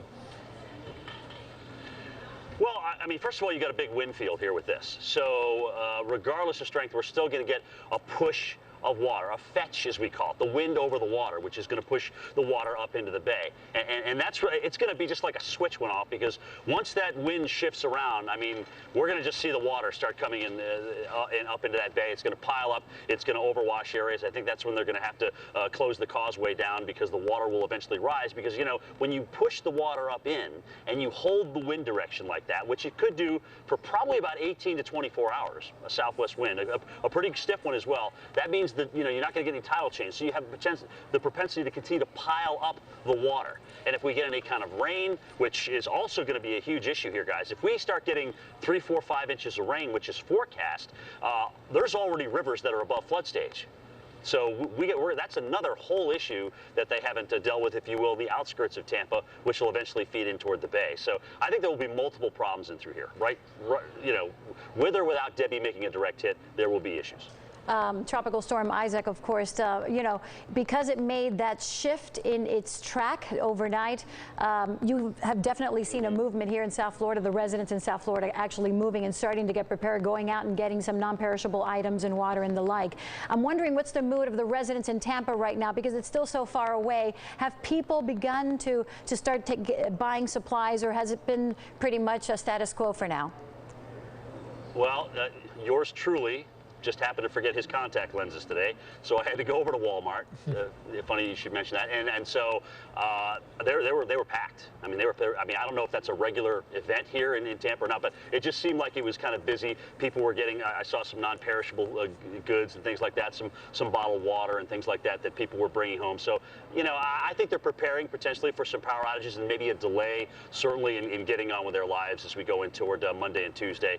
So, yeah, people are very aware of it. I mean, you know, if you're in Florida and you don't know a hurricane's coming, then I don't know what you've been doing. But I think people are aware of it here and definitely making some preparations. Good to hear, Jim. Thank you so much for your live report out there from Tampa, and we'll talk to you later. You got it. That's Jim Cantori from the Weather Channel, and I think it's good to hear that people here in South Florida, as you mentioned, especially preparing for the storm, and there's so much uncertainty still in that track. We'll get the 5 p.m. advisory for you as soon as we can. Just want to quickly mention the closings for people that just tuned in. Miami-Dade and Broward County schools both closed on Monday. Monroe County has already decided from the last 24 hours they are closed Monday as well. And they mentioned that shelters will be open for people living in mobile homes and low-lying areas in both Miami-Dade and in Broward County. But Mayor Carlos Jimenez from Miami-Dade mentioned that as a last resort, first option, friends and family, if they can take you in. Of course, absolutely. And we just listened also to Alberto Carvalho, the superintendent of Miami-Dade Public Schools, when he made the announcement that all Miami-Dade public schools would be closed on Monday. And there's several reasons for that, because, of course, we are expected to see the worst part of the storm hit us Sunday night into Monday morning. So there isn't enough time to really make assessments of the school situation, if there's been any damage. And of course, the buses, they can't transport children for sustained winds of up to 39 miles per hour or more. So they had to make that decision. They made it on time. It's still Saturday, so that's a good thing. And then, of course, as a result, Broward County Public Schools also closed, and Monroe County made that decision yesterday.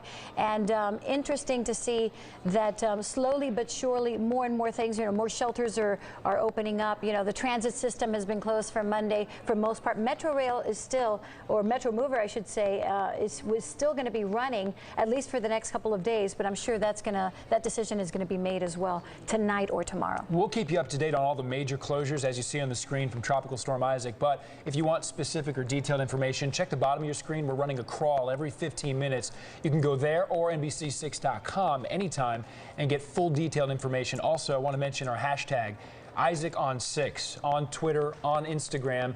Post your photos as you prep for the storm, as the storm approaches, and we'll be running those on air as well. Things have changed significantly overnight. We went from a tropical storm warning yesterday, this morning, to a hurricane watch in Miami-Dade County, and of course a hurricane warning in the Keys. So that's been a significant change. We have had several advisories since last night, and we are expecting the all-important advisory now at 5 p.m. You know, the interesting part is that interaction with the Sierra Maestra in Cuba. How is that going to be affecting the system right now? Is it going to take more of a turn to the west? west, and that will affect this storm, or will it have a more easterly effect and go into those warm waters of the Gulf and intensify before it gets to the Keys? That's the big question, and that's what we're waiting for right now from the National Hurricane Center at 5 p.m. Yeah, a lot could change in the next few hours, that's for sure. Not just the 5 p.m. advisory, but as the storm, if it does interact with land on the eastern coast of Cuba there, then what happens once it reaches that warm water out there? And does it intensify? The good news is, and I talked to John, our Chief Meteorologist, John Morales, about this before we got started at 4 o'clock, and he said Dr. Rick Knabb from the Hurricane Center was really optimistic that it won't intensify too fast, and that's why at worst you're seeing that projected path with a 1 on it, Category 1. That's still serious, and we need to be prepared, but John and Dr. Rick Knabb both optimistic that it won't intensify further when it comes across South Florida. You know, a lot of questions of the residents in South Florida. Do we need to put up our shutters? And I think that's really on a person-by-person and family-by-family basis, especially here in Miami-Dade and Broward counties. I mean, if you feel that you're exposed, if you feel concerned, then maybe now is a good time to go out there and start putting those shutters up. But it's not a necessity right now. I'm looking at John Morales right now. We're just seeing him going into the Weather Center, and apparently he's got that all-important 5 p.m. advisory. John, how's it changed? Not too many changes as far as South Florida is concerned in terms of the watches and warnings, but a significant change in the forecast intensity of the system when it comes through the Florida Keys. I just looked very, very, very briefly at the forecast track, and again, folks, when these things come out, we rush to get it on the air as quickly as possible. Let's go straight to the information. Here's the satellite picture. I'm going to do a close-up here. We'll get through the satellite image really, really quick because I know you want to see where it's at. You want to see its current strength. You want to see where it's headed. Remember earlier at 2 o'clock, the center of the system was right here in Bay of Nipe, which is right along the north coast of Cuba. Now the center of circulation is still leaving that area with winds of 60 miles an hour at 21.3 north and 76 degrees west. 60-mile-an-hour winds. Here is the forecast path from the National Hurricane Center. Tonight, skirting along the north coast of Cuba and then moving towards the area close to the Florida Keys, again on a track which would take it pretty much what I had told you before, along the 7-mile bridge or so, or perhaps the lower Keys, maybe Big Pine Key, as a tropical storm transitioning into a hurricane. So you might recall that this icon of Category 1 was earlier located right over the Florida Keys. Now it's right after. So it's one of these things about the exact timing. You know, they come up with these forecasts for every 12 hours. So in this 12-hour period between Sunday at 2 p.m. and Monday at 2 a.m., it's going to transition from a tropical storm to a hurricane. Therefore, there's a chance that it will be a hurricane when it crosses the Keys. The probability, though, which I took the number off the screen because I didn't have enough time to put the new number on, I'm going to tell you about as soon as I get it to let you know what the probability is that this will actually be a Category 1 hurricane when it moves through the Florida Keys, and that would be again on Sunday night. Beyond that, the new track, as you can see, takes it into the Gulf of Mexico. We just saw Jim Cantori live from Tampa. Tampa is currently no longer in the forecast cone from the National Hurricane Center. It almost looks like the cone is a little bit slightly to the west of where it was before, now extending from Mississippi through into the Florida Panhandle, but not necessarily including the area near Tampa. Now, for South Florida, as you know, there's a lot to talk about. So you've got the new track, you've got the new conditions in terms of current position. I'll be back with a full analysis in just a couple of minutes. Back to you. Hey, John, before you go, because I think the biggest thing that we can come out of this is that what you talked about, that icon, that movement of the icon, the hurricane as a Category 1, that transition from hurricane to tropical storm when it passes Key West. I mean, I think that for me, that was like the most important part of this latest advisory. Oh, absolutely. I mean, you know, people would rather face a tropical storm than face a hurricane. I think the H word is always a scary one. And, you know, listen, folks, I mean, I always like to think back to this entire week and how things were expected to occur and how they did not evolve that way. This thing has yet to be a hurricane. Isaac has never been a hurricane, and now it's forecast to transition from tropical storm to hurricane either slightly before or slightly after it crosses the Florida Keys. I don't think there is much of a chance for rapid intensification here. That was not said by me. It was said by Dr. Rick Knabb earlier today right here on NBC6 when Ryan Phillips was interviewing him. And I think that brings us a great deal of comfort because we know that there's very remote chance, a very remote chance that it could rapidly intensify, and there's many reasons for that, which we'll analyze over the next hour or so. But for the time being, again, long-term track, Cat 1 hurricane into the eastern Gulf of Mexico, transitioning to a stronger system off into the Florida Panhandle and possibly approaching the waters close to Panama City Beach later on towards early next week. Like the sound of the rapid intensification not happening, hopefully. So that's really good news from the National Hurricane Center. People have a lot of questions. Sherry Spear doing a live Q&A, NBC6.com at 5:30. Just go to the homepage, click on the red bar. We'll be right back. I think it's very important that the public be aware of how to prepare for either a hurricane or a tornado or a severe thunderstorm. There's going to be breaking weather. You bet there's going to be a meteorologist here. Every day, there's always something going on. Even on the nice days, we can still have concerns with rip currents on the beaches or choppy conditions for the boaters. We have a huge storm rolling to South Florida. We want to prepare people. We don't want to scare them, but we want to prepare them. Stay informed. Be prepared with NBC6 weather. The field is set. The race to the White House is on. Failure of leadership. It got us into this mess in the first place. Team 6 is everywhere to keep you in the know. The president is not done with Florida yet. Political reporter Steve Litz will be live on the ground in Tampa and Charlotte, so you don't miss a moment of either convention. Plus, live coverage from your neighborhood of how it all affects you. Continuing coverage of Decision 2012, the power of NBC News and Team 6, only on NBC6 South Florida. Team 6 is everywhere, with storm updates on air, online, and on the go. Plus, Weather Team 6 is providing updates on our radio partners to make sure you stay safe. Stay informed. Be prepared with NBC6 South Florida. As Isaac surges closer, Weather Team 6 is tracking its every move. You can too. Go to NBC6.com and check out our special hurricane section. Also follow us on Twitter. #IsaacOn6 on air, online, on the go. Team 6 is everywhere. All the other radars you might see are delayed by a good 7 or 8 minutes.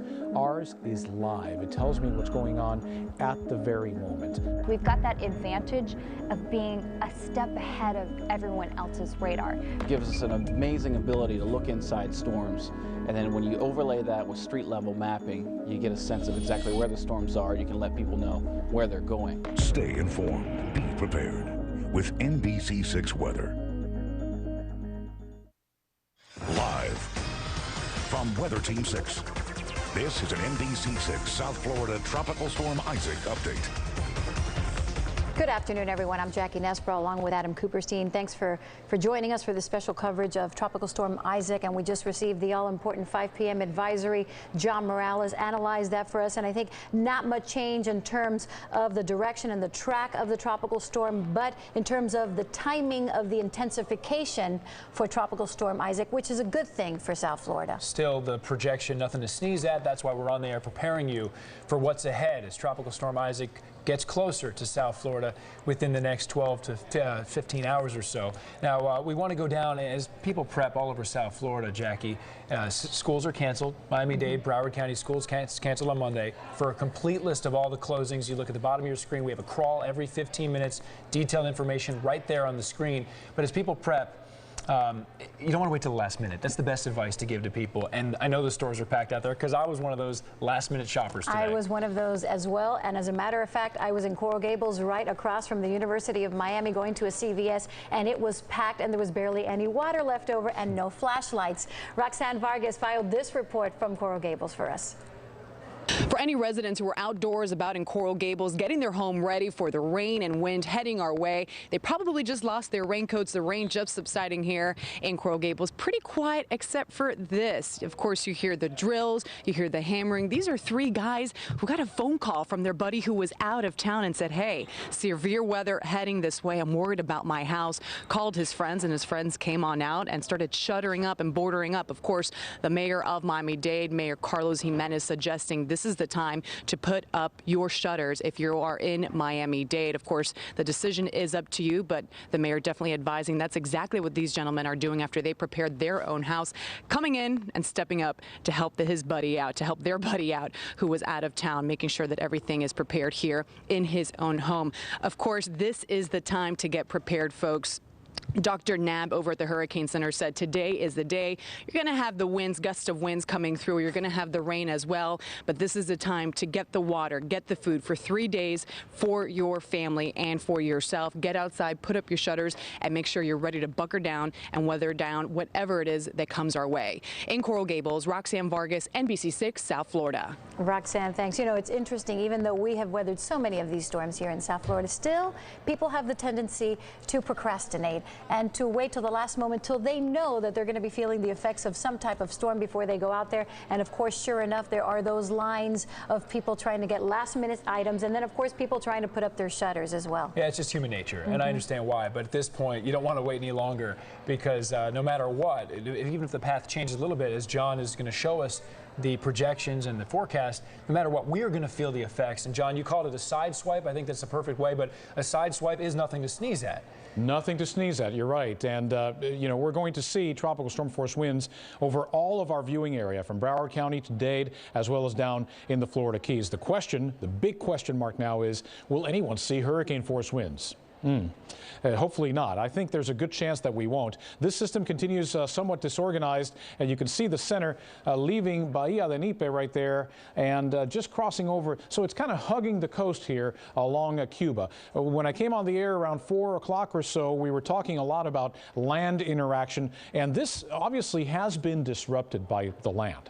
I mean, the only thing that didn't materialize when we were optimistic and hopeful here about the future of Isaac in relation to us was that we were hoping that it would just completely dissipate near either Haiti, Dominican Republic, or eastern Cuba, and that it did not do. It did not completely dissipate because it went through enough of intensification before reaching Haiti that it's still a viable entity heading into the waters north of Cuba. But it's a very disorganized entity, and the winds remain at this hour still at 60 miles per hour. The pressure is not necessarily too low. This pressure has been much lower on Tropical Storm Isaac earlier. And like we said just a couple of minutes ago, Isaac has never been a hurricane. Not yet. It's been close to being a hurricane, winds of 70 miles an hour as it was approaching the coast of Haiti, but it has yet to become a hurricane, and hopefully it won't. So I've got more of an update here as to what's expected in terms of the chances of it becoming a hurricane prior to reaching the Keys. First and foremost, you can see how it leaves the area near eastern Cuba to traverse along the north coast or into the Florida Straits overnight into early tomorrow morning. So this is the 2 a.m. Sunday forecast position from the National Hurricane Center. And then this one is the 2 p.m. Sunday hurricane forecast position, Hurricane Center forecast position for what would be a tropical storm. Now, I attach these probabilities to whatever this symbol represents, right? So this is the symbol or icon for a tropical storm. The chances of it being a tropical storm as it's approaching the Florida Keys late Sunday afternoon, 69%. That doesn't leave much of a chance of it being a hurricane, right, before reaching the Florida Keys. Now, here's the next symbol or icon. This is a hurricane icon, Category 1 hurricane icon. The chances of it being a hurricane at this point, already past the Keys, is 38%. Now, obviously, you know, you add these two and it adds up to more than 100, but we're looking at two different things here. This is the chance of it being a tropical storm. This is the chance of it being a hurricane. Again, there's a hurricane warning in effect. We need to prepare for hurricane conditions in the Florida Keys, but things are looking okay. not too bad in terms of the intensity of the system when it goes through there. And here's your final probability here. 53% chance that a hurricane is going to approach the area anywhere from Mississippi into Alabama or the Florida Panhandle by Tuesday. 53% chance that that would happen there. Now, here's your model forecast. I showed this earlier. There's good clustering of the models, good consensus of the models that this will be a track going through the middle or lower Keys. We discount the BAM. You know, I told you I was going to take that button off. I was going to take these BAM models off. They're so old and so archaic. There's the third one, BAM-S. But if we take the modern ones, the HWRF, and then you've got the GFS, and you've got the, this is the UK Met, and this is the Canadian. They're all down into the lower Keys. The one exception is the specialized, one of the specialized computer forecast models for hurricanes, which is the HWRF there, and it takes it into the upper Keys by evening on Sunday, as you look at the timestamp here above my head. But generally speaking, there's good agreement on the track that it's all going to be down there. And I continue to emphasize that there appears to be very little chance that Isaac, in its present state, is going to have a chance to intensify into a strong hurricane prior to reaching the Florida Keys. And I think that's fantastic news, because from the very beginning, that was our big concern. You remember when it was forecast to be a hurricane passing Puerto Rico? I mean, that seems like ages ago. It never was. Had it been a hurricane south of Puerto Rico, then maybe it would have intensified to a Cat 2 or a Cat 3 south of the Dominican or south of Cuba. And then imagine one of those systems crossing into the Florida Straits and then coming closer to us. It would have survived its passage over the Greater Antilles with ease, and then it would have had a chance to rapidly intensify before heading here to South Florida. So all in all, what we've been telling you, the message from day one is how great is it that it never did intensify prior to reaching the area of the Central Caribbean Sea. And therefore, we're in pretty good shape. Now, 82% chance of sustained tropical storm force winds for Marathon, 76% in Key West, 69% in Miami, and an even higher chance than Miami and Fort Lauderdale in Fort Myers that you'll see over there, tropical storm force winds due to Isaac. Now, regarding rainfall, there's going to be a lot of it, 4 to 8 inches. We are going to be on the wet and stormy side of this tropical storm or hurricane. We'll be on the wet and stormy side no matter what. So we're going to get a lot of wind gusts here in South Florida. They're going to be strong. They're going to be impressive.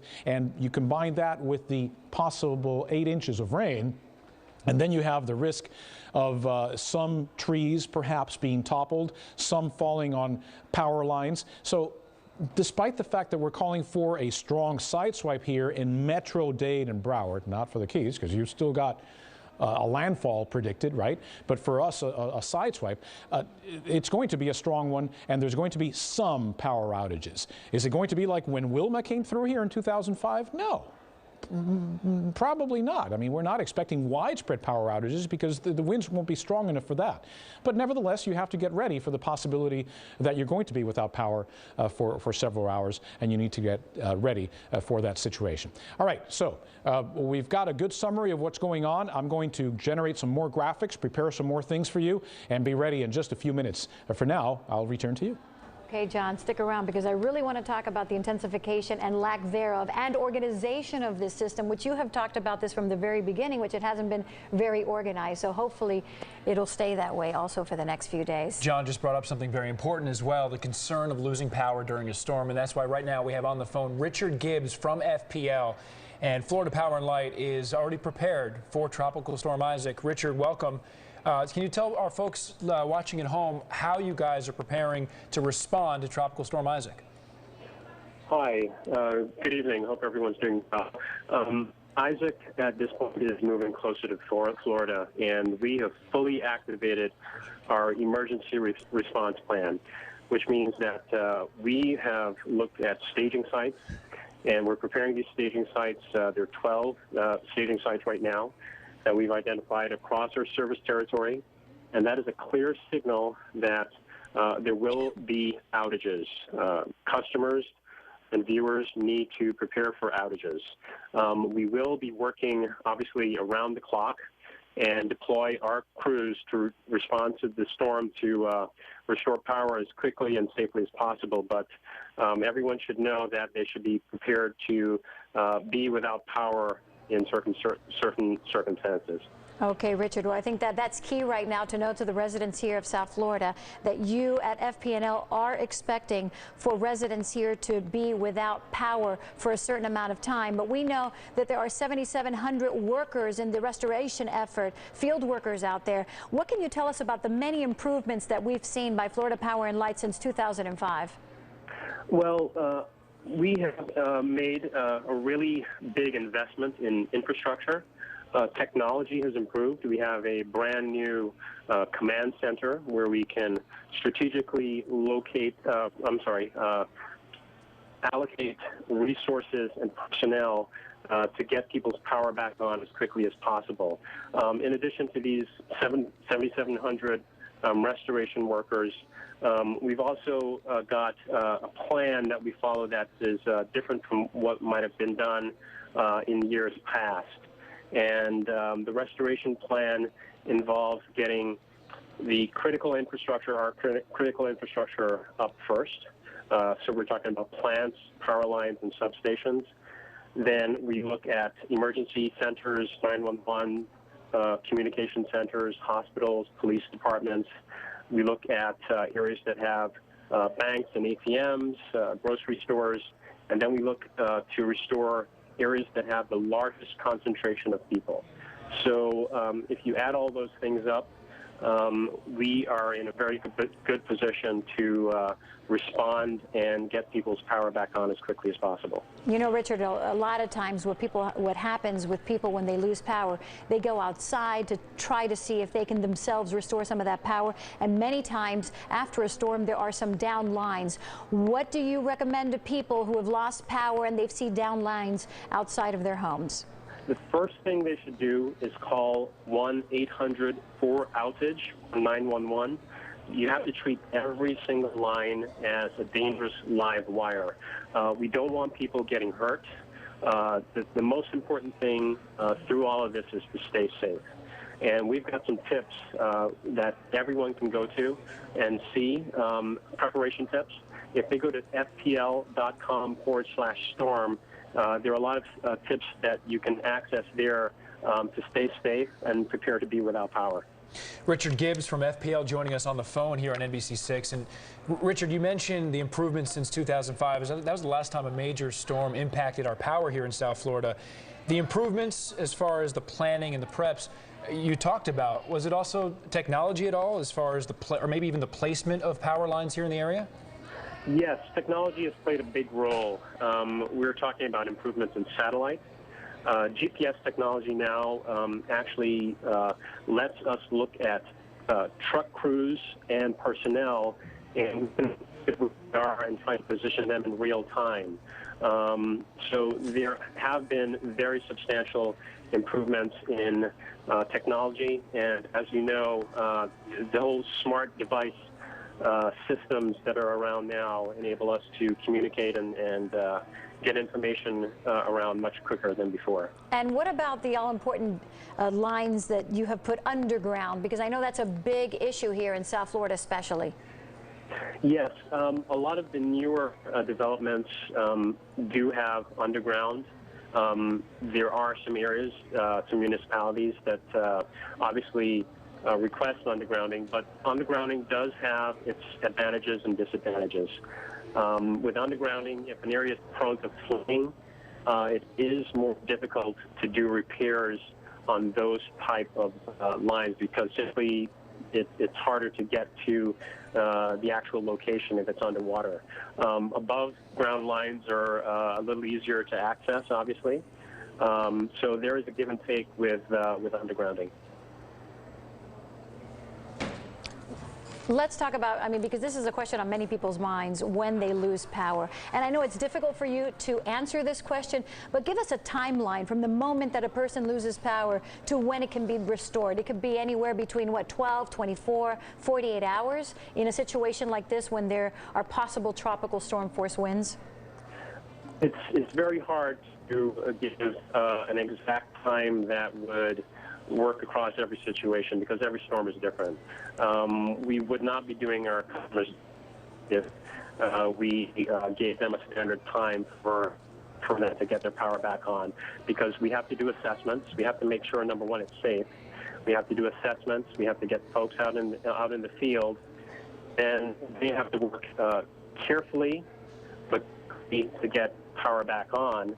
And it really depends on what the extent of damage could be from one location to another. Richard, we appreciate all the hard work and especially the extra staff that's out there helping during this tropical storm time here in South Florida. Thanks for your time today as well. Thank you, Richard. I think it's important also to know to our viewers that for any more tips in terms of electricity and power in your area, go to fpnl.com/storm, and they give you all the tips that you need to know if you lose power. And of course, you can also call 1-800-4-OUTAGE. 911 is going to be slammed today and tomorrow, so you should call for power outages, 1-800-4-OUTAGE. A lot of good news there from Richard, not only about all the changes that have been made since 2005, but he was realistic. He said there will be outages. You know, he's being realistic, but he also likes to think when there are outages, they will be fixed power coming on quicker than in the past. That's great news. We like the sound of that. Right now, let's go out to Haulover Beach. David Janot files a report on how things are going out there as people prep for Tropical Storm Isaac. While some people are out trying to gather food, water, and necessary supplies in preparation for Isaac, others are just trying to catch the perfect wave. Red flags, crashing waves, and strong winds, all signs of a bad day at the beach, but not for these people. Catching some nice waves. Kind of rough, a little windy, but nice waves. Are you nervous at all with the hurricane warning? Not with this one. It seems like to be a weak storm, so we're keeping an eye on the news. So it might be passing us here in Miami, hopefully. Dozens of local surfers came to Haulover Beach to hang 10, and even though they've heard all of the warnings, they say they're doing all they can to stay safe. We've had worse hurricanes come through here, so I mean, definitely you got to be somewhat prepared, but I took all the precautions. I'm pretty good to go. Lieutenant Grace Mangus of Miami-Dade Ocean Rescue says there's a full crew of lifeguards out to help keep people safe in these rough conditions. Because it only takes one person to get in trouble, you know, to lose their life. Surfers weren't the only ones out on the beach today. There were a couple of people out playing ball with their dogs. Lifeguards said swimming is not a good thing, but you know, a few minutes ago there were a number of jet skiers out there, and they seem to be having a good time, but it's probably going to get worse as you know the days progress. You see, there's nothing really happening here. It's just a normal Saturday. I don't know, the waves are kind of nice. The dog likes it, and yeah, it's a nice change of pace. This might look like a lot of fun, but could turn ugly really fast. And although these surfers are out here, lifeguards are urging people to continue to heed the warnings. In Haulover Beach, I'm David Janot, NBC6 South Florida. That really doesn't surprise us, because anytime you have any type of storm out there, the die-hard surfers are out there taking advantage of the surf and of those waves. Yep, and hope they have fun, but play it safe out there. That's the key. It's going to be happening in Haulover and Miami Beach, all across the coast here in South Florida. You know, one of the many things that John has been talking about in terms of Tropical Storm Isaac is not only the rain involved and the wind involved, but the flooding after the fact. And one of the places that historically here in our area has had a problem with flooding, of course, is Doral. And Donna Rapato filed this report from there. Donna? Oh, you're there live. Hi, Donna. Hi, you guys. Hi. Yeah. In fact, a couple months ago, what was it, about 3 months ago, Doral had there was a huge rainstorm that lasted a couple days down here, and they had some really big flooding problems out here. Many of you might remember that. Now, we're at Bermuda's Park here off of 87th Avenue, and just a few moments ago, some cars filling up with sandbags just left. So here, I'm going to keep the good news for the last thing I tell you, but here's some of the sand piles that they're filling up bags. You can see some of the guys over there, they're filling up bags. And we were over in Homestead a little while ago where the city was doing the same thing for its residents. Over there, they were giving 5. Here, one bit of good news, they're giving you up to 15 bags filled with sand for you to take.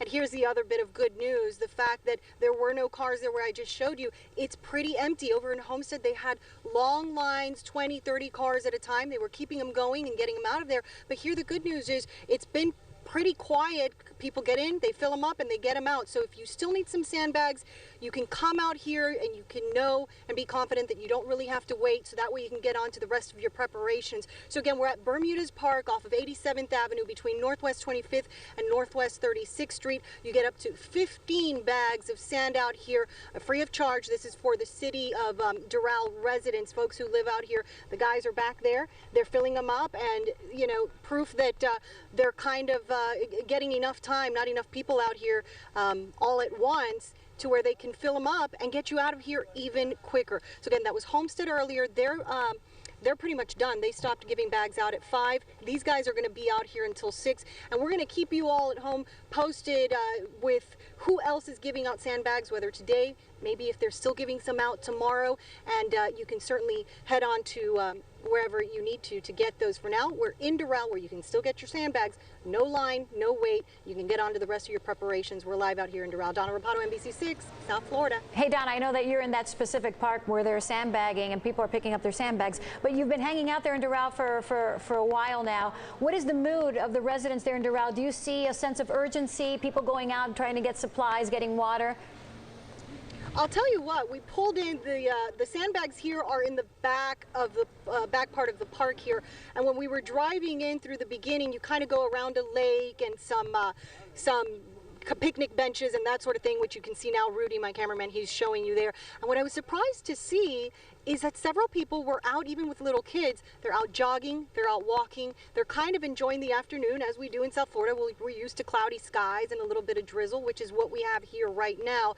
And so they're out kind of doing their thing. I spoke to one of the girls, a couple actually, a girl and a guy who came out here to pick up some sandbags, and they actually drove all the way to Homestead, thinking that it was for everyone. They didn't realize it was just for Homestead residents. Were bummed out when they found out that they couldn't get them and they turned them away. But then we're really excited to hear that Doral was giving them out, and she thought they were only going to be able to get 5 here. She says they live on the first floor and that they live right next to a lake, and when she heard it was up to 15, she was really excited. She's like, I'll take what I can get. I asked her, I said, have you done other preparations? Do you need to leave here now and maybe go to the hardware store? What do you need to do? She's like, no, I'm good. We've got the water, we've got food, we've got candles, we've got everything. So I think people are heeding the warnings, but again, you do that and then you kind of just wait it out. So as I mentioned, some people out here walking, their kids at the playground, and people jogging, kind of going about their day and monitoring things, and of course staying prepared, which is always important. Better safe than sorry. Absolutely. Donna Rapato, live in Doral. Thanks again. We'll be checking in with you in just a few moments. Good point about the flooding, though, because even on a normal stormy day in South Florida, Doral, Sweetwater, Miami Beach, they will see effects of flooding. So with Tropical Storm Isaac approaching, definitely want to be prepared for that. Now, I know you have questions for John Morales. We're going to get those questions answered with our chief meteorologist, but not everyone. Well, here's John right now. John, I want to mention, though, before we get to you, Sherry Spear, it's great. We have 2 meteorologists on staff right now working for you guys. She's going to be doing a live Q&A at 5:30 on NBC6.com. So Jackie's got questions for John. We can't think of every question. So if you have questions that you want to ask specifically, here's your chance. Go to our homepage. You'll see a red bar. Click on that. A live Q&A with Sherry at 5:30, NBC6.com. So now let's take it over to Chief Meteorologist John Morales. And John, we've been talking for days intensely about Tropical Storm Isaac. And one thing that you had talked about from the very beginning is the lack of organization of this system. What has changed in the past 24 hours that the National Hurricane Center believes that this can really become a Category 1 hurricane? Well, Jackie, I think it's the fact that when it finally got its act together as it was approaching Haiti, it did ramp up in intensity. It was almost a hurricane when it reached Haiti, 70-mile-an-hour winds when it was reaching there. So what changed was, of course, that it was a strong system entering Haiti, and therefore it was able to emerge from Haiti and now Cuba as a strong system.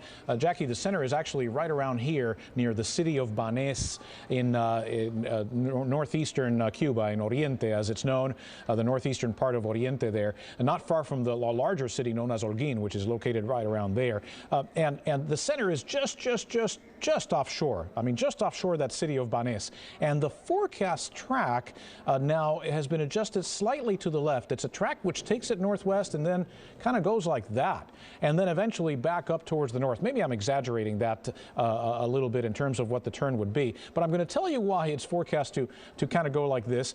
The reason is there's another low pressure area, and it's located between Jamaica and the Cayman Islands. So let's see if I can show you that. You ought to be able to see some kind of circulation right around here. So what's going on is we actually have two circulations, one here and the other one down between Jamaica and the Cayman Islands. And well, now it's going to get really complicated. Let's see. So if there's a low down here and there's a tropical storm right around here, what might happen now is that these two systems want to rotate or kind of like dance around one another. So this one's going to go like this, and this one's going to go like that. So the low that's located down near the Cayman Islands is actually helping Fort Lauderdale and Miami in keeping Isaac on more of a west-northwest track. It's expected to head northwest for a little bit and then west-northwest later on. As a matter of fact, the current track has it passing around Big Pine Key as opposed to the 7 Mile Bridge. I know that's not a big difference, folks, not a big difference, but it moves it a little further away from Miami proper or our metro area. Here's a better look at that center of circulation. The other thing to note, and I know I'm talking a lot, Jackie, but the other thing to note is that we have all the thunderstorms displaced to the east of the center. So the center is near Banes, you know, somewhere around there. And then all the thunderstorms, I wonder if I can change colors here. No, that didn't work. There's the center there, and all the thunderstorms are around here, about 50 miles further towards the east. That is most definitely, Jackie, most definitely not a sign of a well-organized tropical system, and that is why I think we're in good shape about not having to worry about a strong hurricane heading towards South Florida or the Florida Keys. Quickly, because that term rapid intensification kind of freaks me out every time I hear it. And there's still a possibility once this system enters the Gulf and those very warm waters out there that you keep talking about intensification and the possibility of intensification of this system. But you have pretty much ruled out, at least at this point, a rapid intensification of Tropical Storm Isaac. Why is that? Because of the present state of the system. It is just so disorganized, Jackie. The system is just right now not very well structured. So even though it's forecast to move across the waters just to the north of Cuba, and indeed, I mean, these waters are anywhere, let's see, I got to change the color again. I know I'm going to figure this one out at some point. There we go. So this is anywhere from 86 to 90 degrees, and that's pretty poor writing, but that's very, very, very warm water, folks, that it's going to go over. Typically, if you have a well-structured system where the thunderstorms are not displaced 50 miles to the east, where the low-level center of circulation is stacked up with the mid-level center of circulation and other assorted items, then you're going to have a chance for something to wrap up very, very strongly into a very strong hurricane heading towards South Florida. That does not appear to be something that there's much of a chance for happening here, given the present structure of Isaac. So in the case of the Florida Keys, you know, we're talking about a 69% chance, and I'm going to circle both things here, a 69% chance that it will be a tropical storm. That means there's a 31% chance or lower that it will be a hurricane. And it's actually a lower chance than the number I just gave you, because there's always a chance for dissipation too, although that's highly unlikely. Here's another probability for you. So once it's past the Keys, forecast to be a hurricane, 38% chance that it will be a hurricane late Sunday night into early Monday morning. Now, when there is a good chance not only of it being a hurricane, 53% chance of it being some form of hurricane here, but also a chance that it could be a Category 2. There's a lot of warm water in those parts there, Jackie, and that's why in the eastern Gulf of Mexico, with more favorable conditions, it should have a chance to intensify, especially without the land interaction that the Cuban coast is currently playing. Yeah, definitely. It's free there to then intensify in those warm surf temperatures. Okay, John, stay with us because we have many more questions for you. Thanks. We just brought you a live report from Doral moments ago as some residents there getting sandbags, preparing for potential flooding from Tropical Storm Isaac. And right now on the phone, we have Doral Mayor Juan Carlos Bermudez. Mayor, welcome to the show. And I want to know what message you have for residents of Doral right now. Well, thank you, first of all, for having me on. The main message is to be prepared. And I think part of what we try to do, in particular, not just with the sandbags, but also we are closing our parks early today and will not open them tomorrow. And we have not only through Facebook and Twitter, but through our TV station and our radio station, try to get the information out to our residents to put up their shutters just as a precautionary measure. We had the sandbags for our residents in case of flooding. Our worst flooding usually is in a commercial area closer to the Palmetto that's a lot older, that was built on an old brownfield, and that area usually traditionally gets a little bit of rain, is always a difficult area. But there's not much we can do. But in the residential area, certainly, the most important thing is to stay safe, stay home. Don't plan anything crazy tomorrow to go out because there's a chance there's going to be a lot of rain. Mayor Bermudez, so you're recommending to your residents in Doral to put their shutters up. And we talked about the flooding that, as you mentioned, historically, especially in that area next to the Palmetto Expressway, that ordinarily gets flooded. Is there another area other than that park that we're looking at right now, those live pictures of Bermudez Park, that some of the residents can go and pick up some of these sandbags? Well, no, we've used that as a center pickup area because it's easy to get in and out, and it's easy ingress and egress, so to speak. Our greatest concerns, there's a little bit of a older residential area off 25th Street, which some of the homes are a little bit lower lying than some of the newer homes. We've been lucky that with a lot of the new developments, we haven't had as many issues. Some of these roads are private roads, so it's difficult sometimes to be able to work as closely with as we would like with some of these associations. But I think the main thing would be to make sure that people stay home tomorrow. It's a good day to be reading a book, staying with your family, watching movies, because I think the biggest problem we've had, and we may have, is also we don't want people out on the streets at a time that there may be some debris either flying around or on the ground. You know, with the advent of social media, it's important to get the message out any which way you can, whether it's on Twitter or Facebook, or of course right with us here on NBC6, Mayor. My next question to you is, I think it's important also to get the message out for neighbors to help neighbors, because especially if you have an elderly population in that area that you're talking about that's more prone to flooding, to get people to help their neighbors out, to go and get those sandbags and try to see if they can help in any which way they can. Yeah, absolutely, Jackie, and that's a very good point. Our police department works with many of our elderly residents in situations when there are emergencies such as the hurricanes, and we have a list of our residents that need that type of support. But obviously, there's nothing that replaces community, and that's the most important thing of all. That's a very good point. So certainly, we will be giving out those sandbags to those who need it, and our police department will work directly with the elderly, and we've been doing it since we became a city, brand new city. We got hit with 3 storms right off the bat, so we learned the hard way how important it is to have that conversation. It's good to see right now, Mayor, people are in line picking up sandbags at the park as we speak, and really some good advice from you. We appreciate your time today. Thank you. Thank you very much. Thank you, Mayor. That's Doral Mayor Juan Carlos Bermudez with some good advice. He also recommended shutters for people in Doral.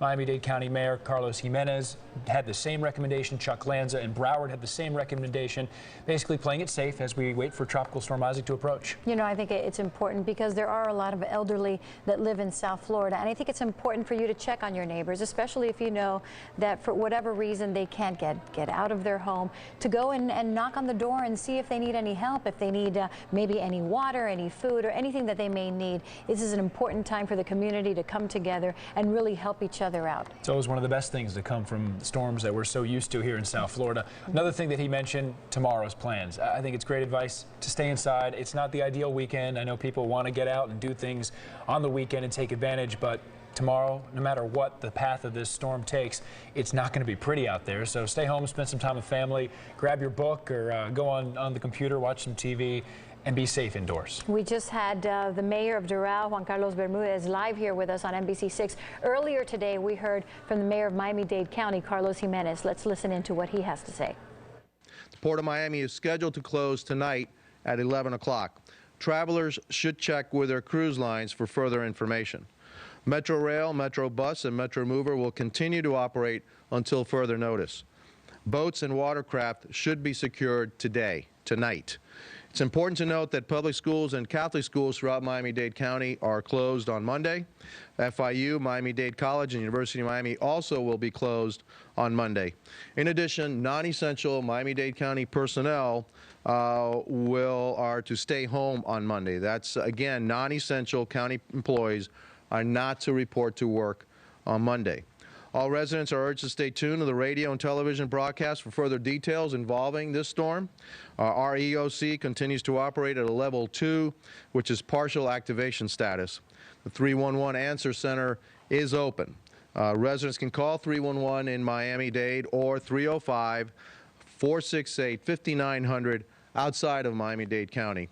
Residents may also access emergency information at miamidade.gov/emergency. I will now take a few Miami-Dade Mayor Carlos Jimenez speaking from the Emergency Operations Center earlier today. And, you know, interesting to note, because as a parent, my children that go to school, he mentioned that all Miami-Dade public schools and Catholic schools are closed.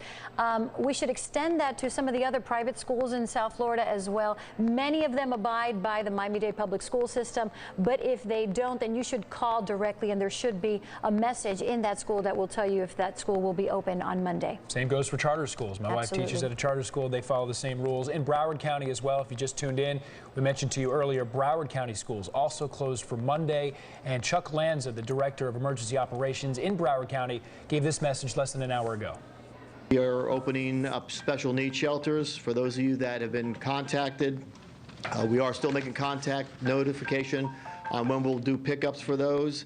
For those of you that may think that you need to go to a special needs shelter, if you need assistance with your activities of daily living, you can call 311 and register at the present time.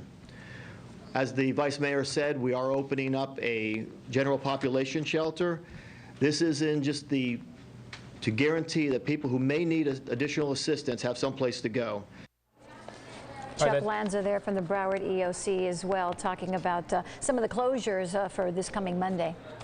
And in Broward, they also mentioned, just like in Miami-Dade, shelters will be open for people in mobile homes, low-lying areas, and in unsafe structures as well. So people living in those areas, last resort, shelters will be open. And in Miami-Dade, there was a pet-friendly shelter as well at Dr. Kropp High School, Dr. Michael Kropp High School. We just got some fresh images right now from Haiti, from part of the island of Hispaniola. Right now, you're looking at these pictures along with us at some of the damage right now in Hispaniola. Tropical Storm Isaac pushed into Cuba, but this was after sweeping through Haiti's southern peninsula. Apparently it doused the nation.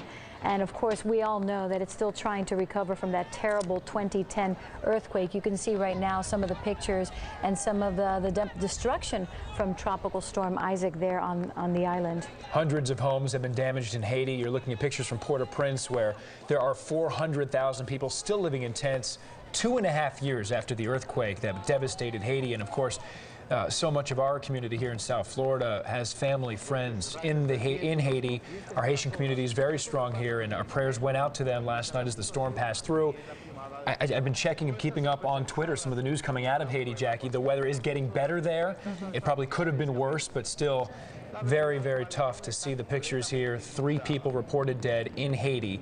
The good news is it could have been a lot worse, but they will still need time to recover. It could have been a lot worse. It just it made a little sideswipe there for Haiti, and that's good news for the people that are still recovering, as I mentioned, from the 2010 earthquake. We should mention, however, that although the airport was closed earlier, it has just reopened. So any passengers that are planning to go check in on their loved ones or had plans to go to Haiti, the airports are now open there. And if you're trying to get out of town from South Florida, Miami Airport, Fort Lauderdale Airport, both still open. Of course, check with your airline to see if the flights are canceled or delayed. And in the Keys, their airports closing at 7 o'clock tonight. Chief Meteorologist John Morales is there standing by. And when we talk about the kind of impact that Tropical Storm Isaac had on Haiti, it wasn't what was originally expected, right, John? Well, let me tell you, in Haiti, it's still raining, and I don't want people to discount the fact that it's still raining in Haiti and it's still raining in the Dominican Republic. As a matter of fact, I saw reports of 9 inches of rain up to last night in the Dominican Republic, and they've had this band of very, very heavy precipitation, a feeder band, throughout the course of the day today. So there's numerous rivers out of their banks in the Dominican Republic, and it's still raining in Haiti, so it's not over yet. And I think that's a very important message, because even though the center of the system is way, way, way over here, pretty far from the island of Hispaniola, this feeder band is pretty broad. The eastern side of Isaac is quite wet, and that's what they're seeing. And now, of course, we should be aware of the fact that the eastern side is quite wet on Isaac, because we're going to see part of that eastern side too here in South Florida. So keep that in mind, because this is bound to be a wet event for us here. Now, I do want to show you several things. First of all, here's the official track again.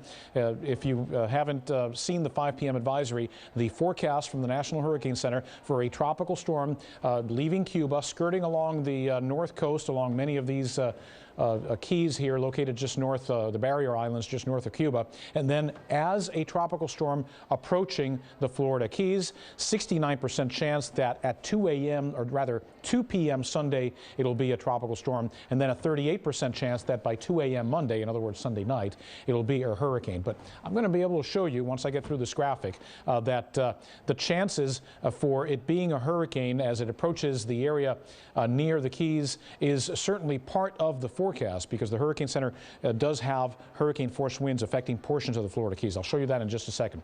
Very quickly, I do want to show you the computer forecast tracks, and I've showed you this before. We've discussed it at length, but remember a little while ago, Jackie, when we were discussing these 2 low pressure areas and how the one close to the waters between the Cayman Islands and Jamaica might help pull Isaac a little bit to the left or to the west. Here is the UK Met, this purple line you see here on top. This is the model out of the United Kingdom, out of their Met office, and it shows a very, very sharp turn to the left. In the 5 p.m. technical discussion out of the National Hurricane Center, there's an entire couple of sentences about the possibility that the UK Met might be right. Now, they're not saying that's what's going to happen, but they're certainly giving some credence to the possibility that the UK Met might be right. That would be fantastic news for the Florida Keys, even better news for places like Miami and further north, Fort Lauderdale, because we'd be even further away from the center of Isaac when it moves towards the west. Now, the wind field. This is what I wanted to discuss with you at length. So this is a very wide tropical storm. Independent on whether it's a hurricane or tropical storm, independent of the fact that it's so disorganized at this moment, the wind field is actually not a forecast necessarily, especially at this point. It's what the aircraft have already been able to observe out there as they fly around the tropical storm. So based on what the aircraft have observed, they've drawn out a wind field, and the wind field looks like that. It's a big, big, big system. So here's the forecast now going into tonight and early tomorrow morning. 3 a.m. Sunday, the edge of the tropical storm force winds start to reach the upper Keys and extreme southeastern Miami-Dade County. Now we move this along, we go into 9 a.m. on Sunday. Now we're talking about the field of tropical storm force winds extending all the way from Key West through Broward County and even up into Palm Beach County. So everybody about 9 a.m. tomorrow morning should be seeing at least tropical storm force wind gusts. How strong is that? 39 miles an hour or higher, at least the gusts. I'm not saying it's going to be sustained at 39 miles an hour, but those gusts could very well be present at that time. We jump forward here and literally jump, as you saw in the graphic, to 1 o'clock on Sunday afternoon. This orange that you see here is 50-knot winds. 50 knots equals 58 miles per hour. So here's the core of the stronger, potentially damaging winds, minor damage, but potentially damaging winds from the tropical storm. This core would be arriving around 1 o'clock on Sunday afternoon to the upper Keys. And then we jump forward a little bit more, and we see that core covering parts of mainland Monroe County, all the way up into parts of Key Largo, and then all the way west into the lower Keys, almost to Key West. But here's what I was talking about probably 3 or 4 minutes ago. The Hurricane Center actually forecasts hurricane force winds in that tiny little red dot you see right there. Those would be the hurricane force winds, technically sustained at hurricane force winds. It would be at that very moment transitioning into that intensity. So what are the chances that we'll see that? They're relatively low. But the Hurricane Center is asking everybody to prepare for it because, after all, better safe than sorry, and we have to prepare for the possibility of a hurricane moving through the Florida Keys.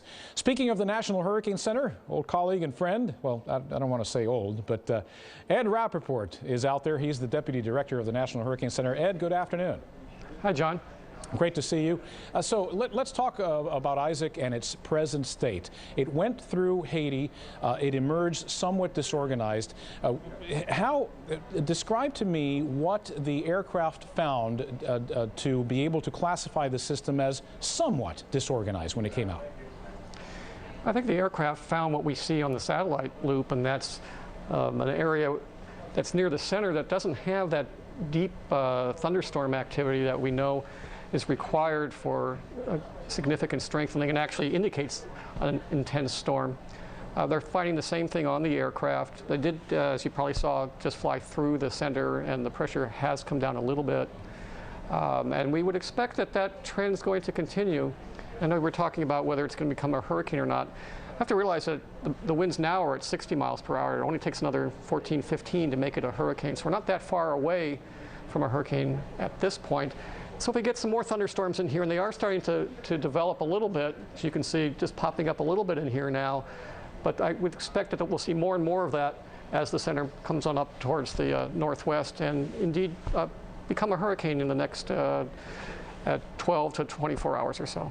What are the chances of it, with that very warm water there north of Cuba, rapidly intensifying into something beyond a Category 1 hurricane? Probably very low overnight tonight. And the reason for that is, again, we do not have a well-defined thunderstorm structure around the center. But once that does develop, and we think it will, off the north coast of Cuba, that's the time when we could see a more rapid rate of strengthening, and that would be occurring about the time that the center passes over or near the Keys. Ed, is there any dry air on that western semi or even northern quadrant there that might curtail that development as well? The pattern is very complicated, of course, and you can see, as your viewers can see, there's this big area here, which of course is the storm, and there's this other activity. And yes, we do have some influx of dry air. Part of that is coming in from the west. There's also downslope winds that come off of Hispaniola. Very complicated pattern, very difficult to forecast, in particular for the intensity. The track seems to be pretty stable in terms of the forecast, but it's very difficult to get the intensity forecast right in a case like this. And regarding the track, Ed, we were just discussing on air a little while ago this low pressure area that's also in the waters of the Caribbean south of Cuba between Jamaica and the Cayman Islands. What are the chances that that's going to influence the future track of Isaac? I think the two are interacting. In fact, you can see somewhat of a circulation in here as well as the one for Isaac, and these two are rotating around perhaps a central point. And so what's happened is that's helped bring the system up this way, and then we think we'll be turning back more towards the west-northwest. Now, of course, the center's down here, but coming up like this and like that as it gets wrapped around the other system. And what would you tell residents now of the Florida Keys under the hurricane warning? Any more time for them to prepare? They have a little time tonight, although that's not the best time to prepare overnight. Maybe an hour or two in the morning, but by mid-morning, late morning, we're going to see the first of the bands that have squalls to tropical storm force occurring down there. And as we said, if the strengthening occurs that we're forecasting, there will be some patches of hurricane force winds in the Keys.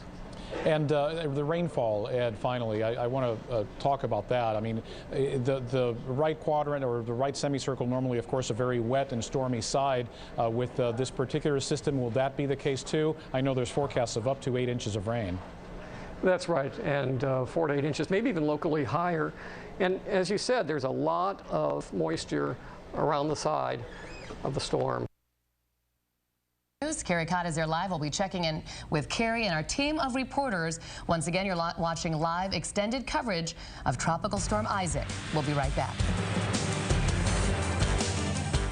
At Rooms To Go, our Labor Day event starts right now with more items on sale than ever before. We're talking race right into the store kind of savings in every department. Unbeatable prices on living rooms, bedrooms, dining rooms, plus financing that saves you even more. Because right now, there's no money down. John, a quick question, because you talked about that the feeder bands are quite broad in this system and that Haiti is still feeling some of the effects, at least in terms of rain. So how far are these feeder bands stretching when it passes through the Keys? Yeah, they stretch quite a bit off to the east. And what's going to happen, Jackie, is that not only are we going to enter the area that Ed was just discussing on air, the northern section or the northeastern quadrant of this tropical storm when it's crossing through the Keys, assuming it does indeed cross through there. But the problem is once it's past the Keys and say it's offshore Everglades City, Naples, Fort Myers, then where we're going to be is where the Dominican Republic currently is, right? We're going to be sitting in relation to the circulation of the storm. We're going to be over here, and we're going to have this feeder band over us. So I'm thinking that even after the stronger wind gusts leave, at some point overnight Sunday into very early Monday morning, those strong wind gusts depart. It's going to keep raining probably on Monday, and the rain could be quite heavy because this feeder band, folks, has dumped a lot of rain. It did it in Puerto Rico, 8 inches there. It did it in the Dominican, 9 inches up to late last night. I'm sure they've had a lot more today, so I venture to say the Dominican Republic has probably had 12 to 15 inches of rain already.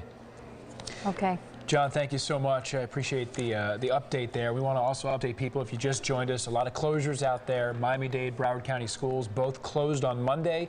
For specific closures, if you're looking for something in your neighborhood, bottom of our screen, you'll see a crawl every 15 minutes. Detailed information there, and NBC6.com. And also, we're using Twitter.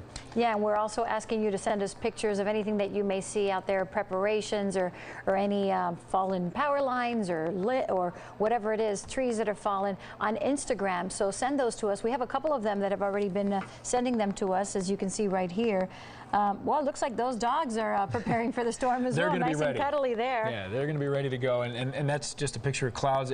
It's funny because it was such an ominous day to start the day in parts of Miami-Dade, especially, that I noticed you saw the big dark clouds. It looked like a pretty bad stormy day in South Florida, but there was this calm. And I know it sounds cliche, there was that calm before the storm. It's gotten even calmer as the afternoon's gone on, but a bunch of rain this morning, and people have been sending pictures with the hashtag IsaacOn6. I think what would happen as people woke up this morning and they saw some of those advisories coming out from the National Hurricane Center, and when they saw Hurricane 1, a Category 1 hurricane, when it crosses the Florida Keys, I think people started to panic a little bit, and that's when they started going out and making those purchases like we just saw there of the water, of those cases of water for that Instagram photo right there.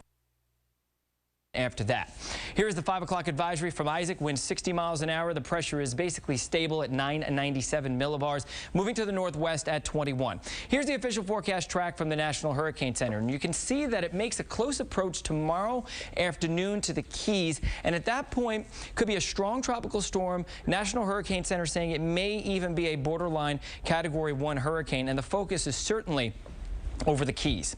As we head into Monday morning, the storm is now moving into the Gulf of Mexico and strengthening. There it is as a Category 1 located basically to the west of Naples. We are still under tropical storm force winds at that time. And then it moves into the northern part of the Gulf of Mexico, makes another landfall later on Tuesday, perhaps as a strong Category 2 or maybe even stronger than that hurricane as it makes it towards the Florida Panhandle. So what's going on steering wise? It's kind of a complicated scenario, but we have this steering ridge right here. Lots of players. What's going to be happening is this upper low is going to lift. The upper low that we talked about in the Gulf of Mexico, a separate one, that is going to drop, and this ridge is going to build in. It's because of this happening right here, that spread and the ridge building in, that it's going to kind of fend off the system and keep it probably over the straits and into the Keys. If it wasn't for that building in, it probably would have made it right through Miami-Dade and Broward. So there's the alleyway, and that continues into the Gulf of Mexico.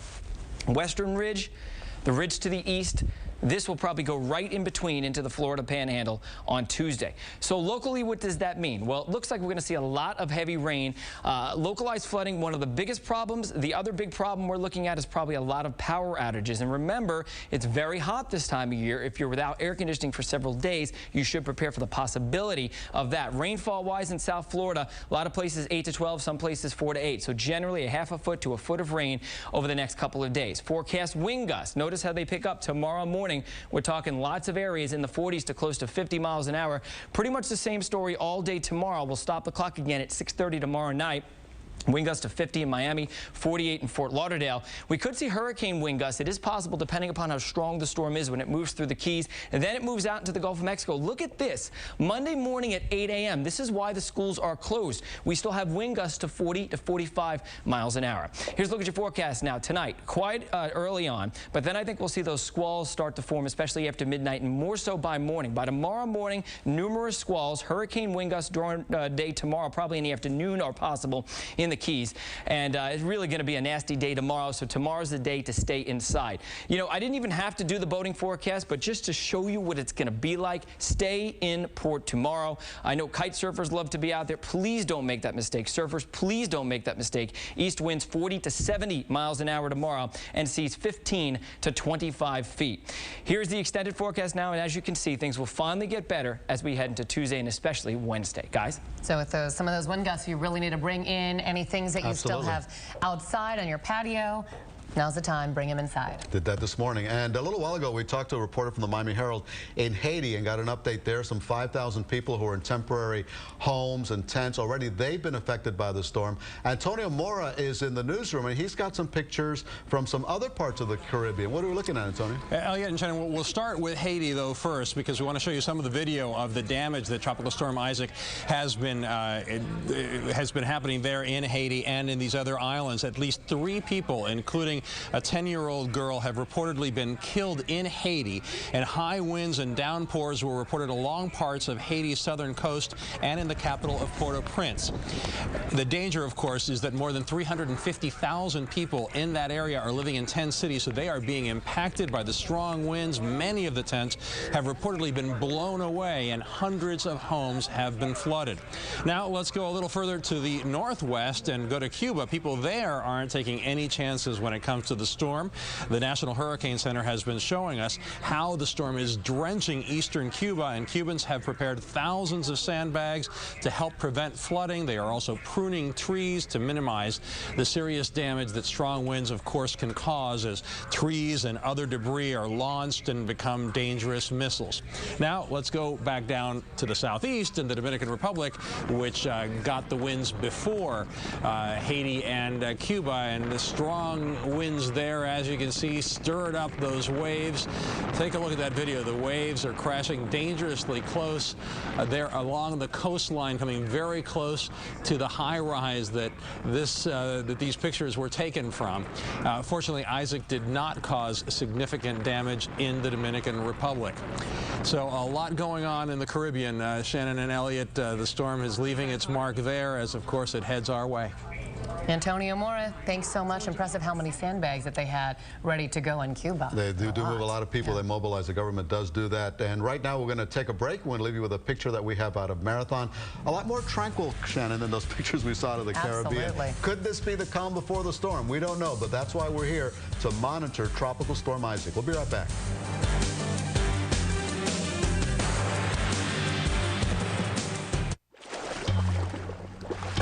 The sights of summer. Don't blink. They go fast. Summer's best event from Cadillac. This summer, you do have a choice, and the time is now. Current non-GM lessees, visit your Cadillac dealer for this attractive offer. Some things you never forget. Like your first day at school. The first time you soloed on 2 wheels. Your first love. Or your first taste of Bluebell ice cream. Because the best tasting ice cream in the country is made with fresh milk from cows who think they live in heaven. One thing is for sure, your first bite won't be your last. Bluebell, the best ice cream in the country. She's in the safe room. What safe room? The one behind that wall. Sometimes I hate it when I'm right.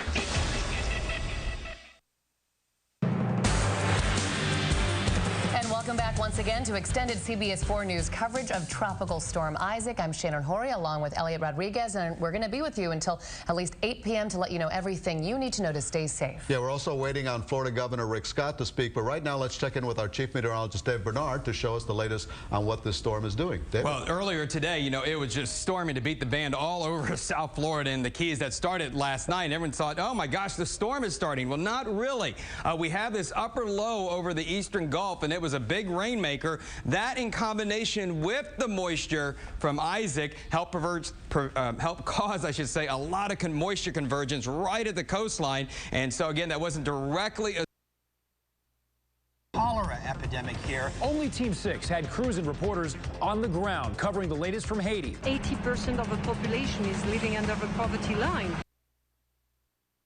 Storms that have popped up across portions of western Broward County in the last few minutes, but we've been pretty dry for the last few hours. We've had wind gusts at 40 in North Dade, also at the Naval Air Station in Key West, the Reagan High School in Doral, 43 today, and at Barry University in Miami Shores, we've had a wind gust to 46 miles per hour. But the storm is still a long ways away off the northeastern tip of Cuba, and it's moving to the northwest at 21 miles per hour. Now, I'm going to be watching the pressure very closely tonight as hurricane hunters are going to be constantly flying through the storm as it makes its approach to the United States during the day tomorrow. And based on the 5 o'clock advisory, we're thinking that the center of Isaac will be somewhere in the straits or the vicinity of the Keys by tomorrow afternoon. Now, right now, the intensity forecast is showing a tropical storm, but again, we always have to prepare for a category higher, and that would be a hurricane at this point in time, and certainly that could be the case, because by Sunday night and early Monday morning, we do have the forecast for a Category 1 hurricane here. There is great potential, we think, for a very strong hurricane in the Gulf in the next 72 hours, and the Hurricane Center agrees with that, with a Category 2 approaching landfall somewhere along the Gulf Coast during the day on Tuesday. My thinking is the further west this hurricane is, the stronger it could be, and I'm not even ruling out the possibility it could be a major hurricane. I think the further east it is, the weaker the storm is likely to be. By the time we get to Wednesday and Thursday, it's going to be long gone. Now, here's our significant wind impact graphic, and it really tells a story about why the hurricane warning is in effect for the Keys and why we have a tropical storm warning in Broward, but not a hurricane watch. But we have a hurricane watch in Miami-Dade, especially Central and South Dade are in that medium threat potential for significant wind potential. So this is where we think the strongest winds could possibly be. All right, we're going to take a break right now because we want to go over to the Broward Emergency Operations Center where I think the governor is getting ready to speak. Okay, we're waiting on the governor. He's still not there. But again, this is where we think that the strongest winds are going to be. And as a result, that's where the highest wind impact may come. Now, here's another way of displaying that. This is the Tropical Storm Isaac wind field. Current time of the last advisory, 5 o'clock. The yellow area are tropical storm force winds with a small area that will grow to potential hurricane gust as we move along the forecast path. And notice there's the center of the storm, but look how far out the tropical storm force winds expand. This is Sunday morning. Tomorrow morning at 5 a.m., that's when we expect the tropical storm force winds to start spreading across the upper Keys and also across Broward and Miami-Dade. During the day tomorrow, tropical storm conditions are likely across all of Florida with maybe hurricane gusts in the lower Keys. Now, Governor Rick Scott is at the Broward Emergency Operations Center. 60 miles per hour. When it hits the Keys, it'll be pretty close to a hurricane, but it looks like it'll be a tropical storm. So that's going to start Sunday morning, finish Sunday night. We now have, it looks like it's going to be a Category 2 when it hits the Panhandle. We're focused on the storm surge, we're focused on the wind, and we're just focused on the entire impact for the state. I made the decision based on the fact that we now know we're going to have a very strong tropical storm and possibly a hurricane make landfall. I'm going to withdraw from all my RNC activities on Monday. I was honored to have the opportunity to give a speech at the convention, but I'm going to cancel my speech and cancel all my other RNC activities on Monday. I've already informed the convention and the Mitt Romney campaign that I'm going to do that. I will be going to Tampa later tonight with my family, and I'll be having the next briefing in the Tampa Emergency Center. We have had multiple conversations today with the the Republican National Committee, the host committee for the convention, continue with the goal of keeping them informed so everybody has the exact same information so they can make a decision where they go from here. We focused on things such as wind, storm surge, what's going to happen, how much rain we're going to have, things like that. I also had the talked with Governor Romney around 12:30 today to give him an update on what was happening in the state and the same issues with how much wind does it look like we're going to have with the present path, the storm surge, what concerns that I have. I've been very impressed with what's happened with all the counties, the cities. We had another briefing at 5:15 today. We will continue to have those. Everyone involved is very focused on the safety of everybody in our state, the residents of our state, our visitors. Also very focused on, there's a lot of focus on opening shelters around the state, and again, what's going to happen, the anticipation of the storm surge, how much wind, how much rain we're going to get, and there's great coordination. As you know, FEMA has about 245 people already in the state because of the Tropical Storm Debbie, and they have another 100 on standby. So we're very focused working with them. We got a great state effort and great county effort. The next briefing is going to be at 11:15 in the morning. I'll be in Tampa with my family. But the goal, again, is every citizen of the state and everybody in our state to get prepared. That means have 3 days of water, 3 days of food, get your medicines, make sure you have plenty of gas in your car, talk to your friends, talk to your neighbors, talk to your family, have a plan, get on floridadisaster.org. Don't be, if there's standing water, don't be getting into the water. If there's down power lines, call, don't do something yourself. If you have damage with your trees, be very cautious if you're going to be cutting down any trees, because a lot of times a lot of our injuries and problems happen after the fact. The storm itself doesn't cause the problem, it's the things we do afterwards. So we're ready. We're going to make sure that we continue this effort to get our state ready for this, and we're going to make sure that we take care of all the citizens in our state, keep them safe, all the visitors to our state, keep them safe. And I know the convention is very focused on making their decision. I know they have more time to make their decision. I've got to get ready for taking care of the whole state. So I'll now be open to answering any questions. Governor Scott, my name is Al Sunshine with CBS 4 in Miami. First question, if we could, what ended up triggering you coming up with an emergency disaster declaration several days after the Keys were identified as potential targets of a tropical storm, and how would you answer some concerns that the Keys residents might not have enough time to adequately evacuate and get out of harm's way? Sure. First off, the state of emergency is a standard procedure to make sure we can coordinate activities and any needs at the federal level, at the state and local. I spoke with the Keys, they were on the call just at 5:15. The evacuation, the people are leaving. There's a steady flow. The airport's going to close tonight at 7 p.m. They've opened up the shelter they need, so they're doing a great job.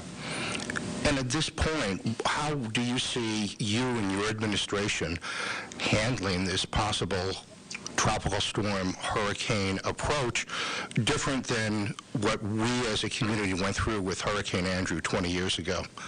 Well, as you know, in Andrew, I at the time was running a hospital company. I had 5 hospitals in the city.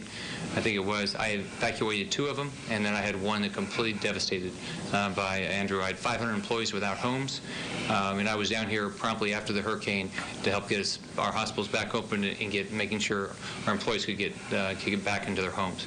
I know what we're doing. Can't comment on what they're doing. There's great coordination among our entire state at the city, county, and state level and the federal level. We're keeping everybody informed. We're making sure that everybody has good information. On our calls, we have the National Hurricane Service, the National Weather Service. They're making sure everybody has the same information. We're opening up shelters as they need to be opened, and there's great coordination right now. How's the cooperation from the federal government at this point, in your opinion? Well, FEMA is on our calls. They've, as you know, they're already here because of Tropical Storm Debbie. There's I think it's about 245 FEMA employees here right now, and there's 100 on standby. So, you know, they're doing their job right now, but, you know, a lot of their work will happen, you know, once we have damage. In your opinion, is the state of Florida prepared for a Category 2 hit in the possibly in the Panhandle over the next several days?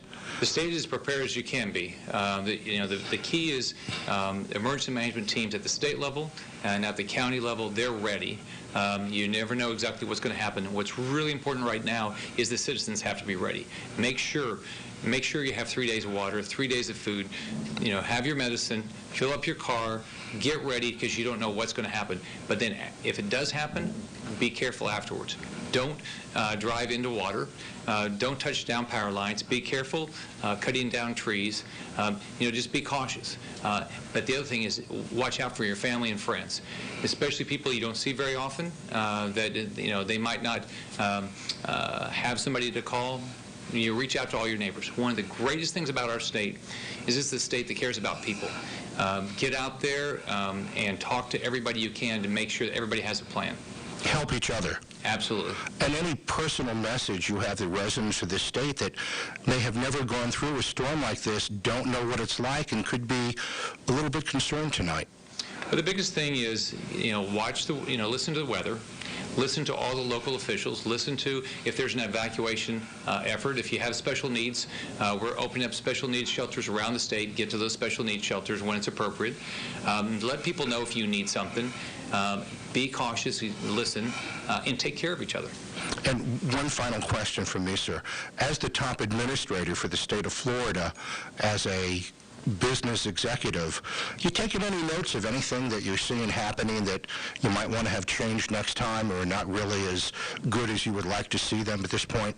Right now, you have to be really proud of the coordination we have, the sharing of information that we have. The professionalism. I'm really proud of the people that are involved in emergency management. The key right now is every citizen, everybody in our state, get ready. I know on the convention we made sure that as the delegates come into town that they have some information about things that they should be cautious about, but every citizen's got to get prepared. And one final question. What did it mean for you personally to have to make that decision not to participate in the white-hot spotlight for the Republican National Party in Tampa? And what does it mean to you personally? Well, the key, you know, from my standpoint, I'm responsible for the 19 million Floridians and everybody. We have thousands of people visiting our state every day. I'm responsible for their safety. I'm responsible to make sure that at the state level we have a great effort and also have a good working relationships with the federal government and the local officials, and we do. Hello, Governor Rick Stone from WLRN in Miami. Okay, we're just listening to Governor Rick Scott and also some terrific questions from CBS 4's Al Sunshine. And the biggest thing I think that the governor was stressing was you need to be prepared, and then also to really be careful the days following the storm, because that is when some more injuries might occur. A lot of people get hurt. The governor canceling his speech Monday at the Republican National Convention in Tampa. I want to bring your attention to the crawl that's at the bottom of your screen and some important information about school closing. Classes have been canceled Monday in Miami-Dade.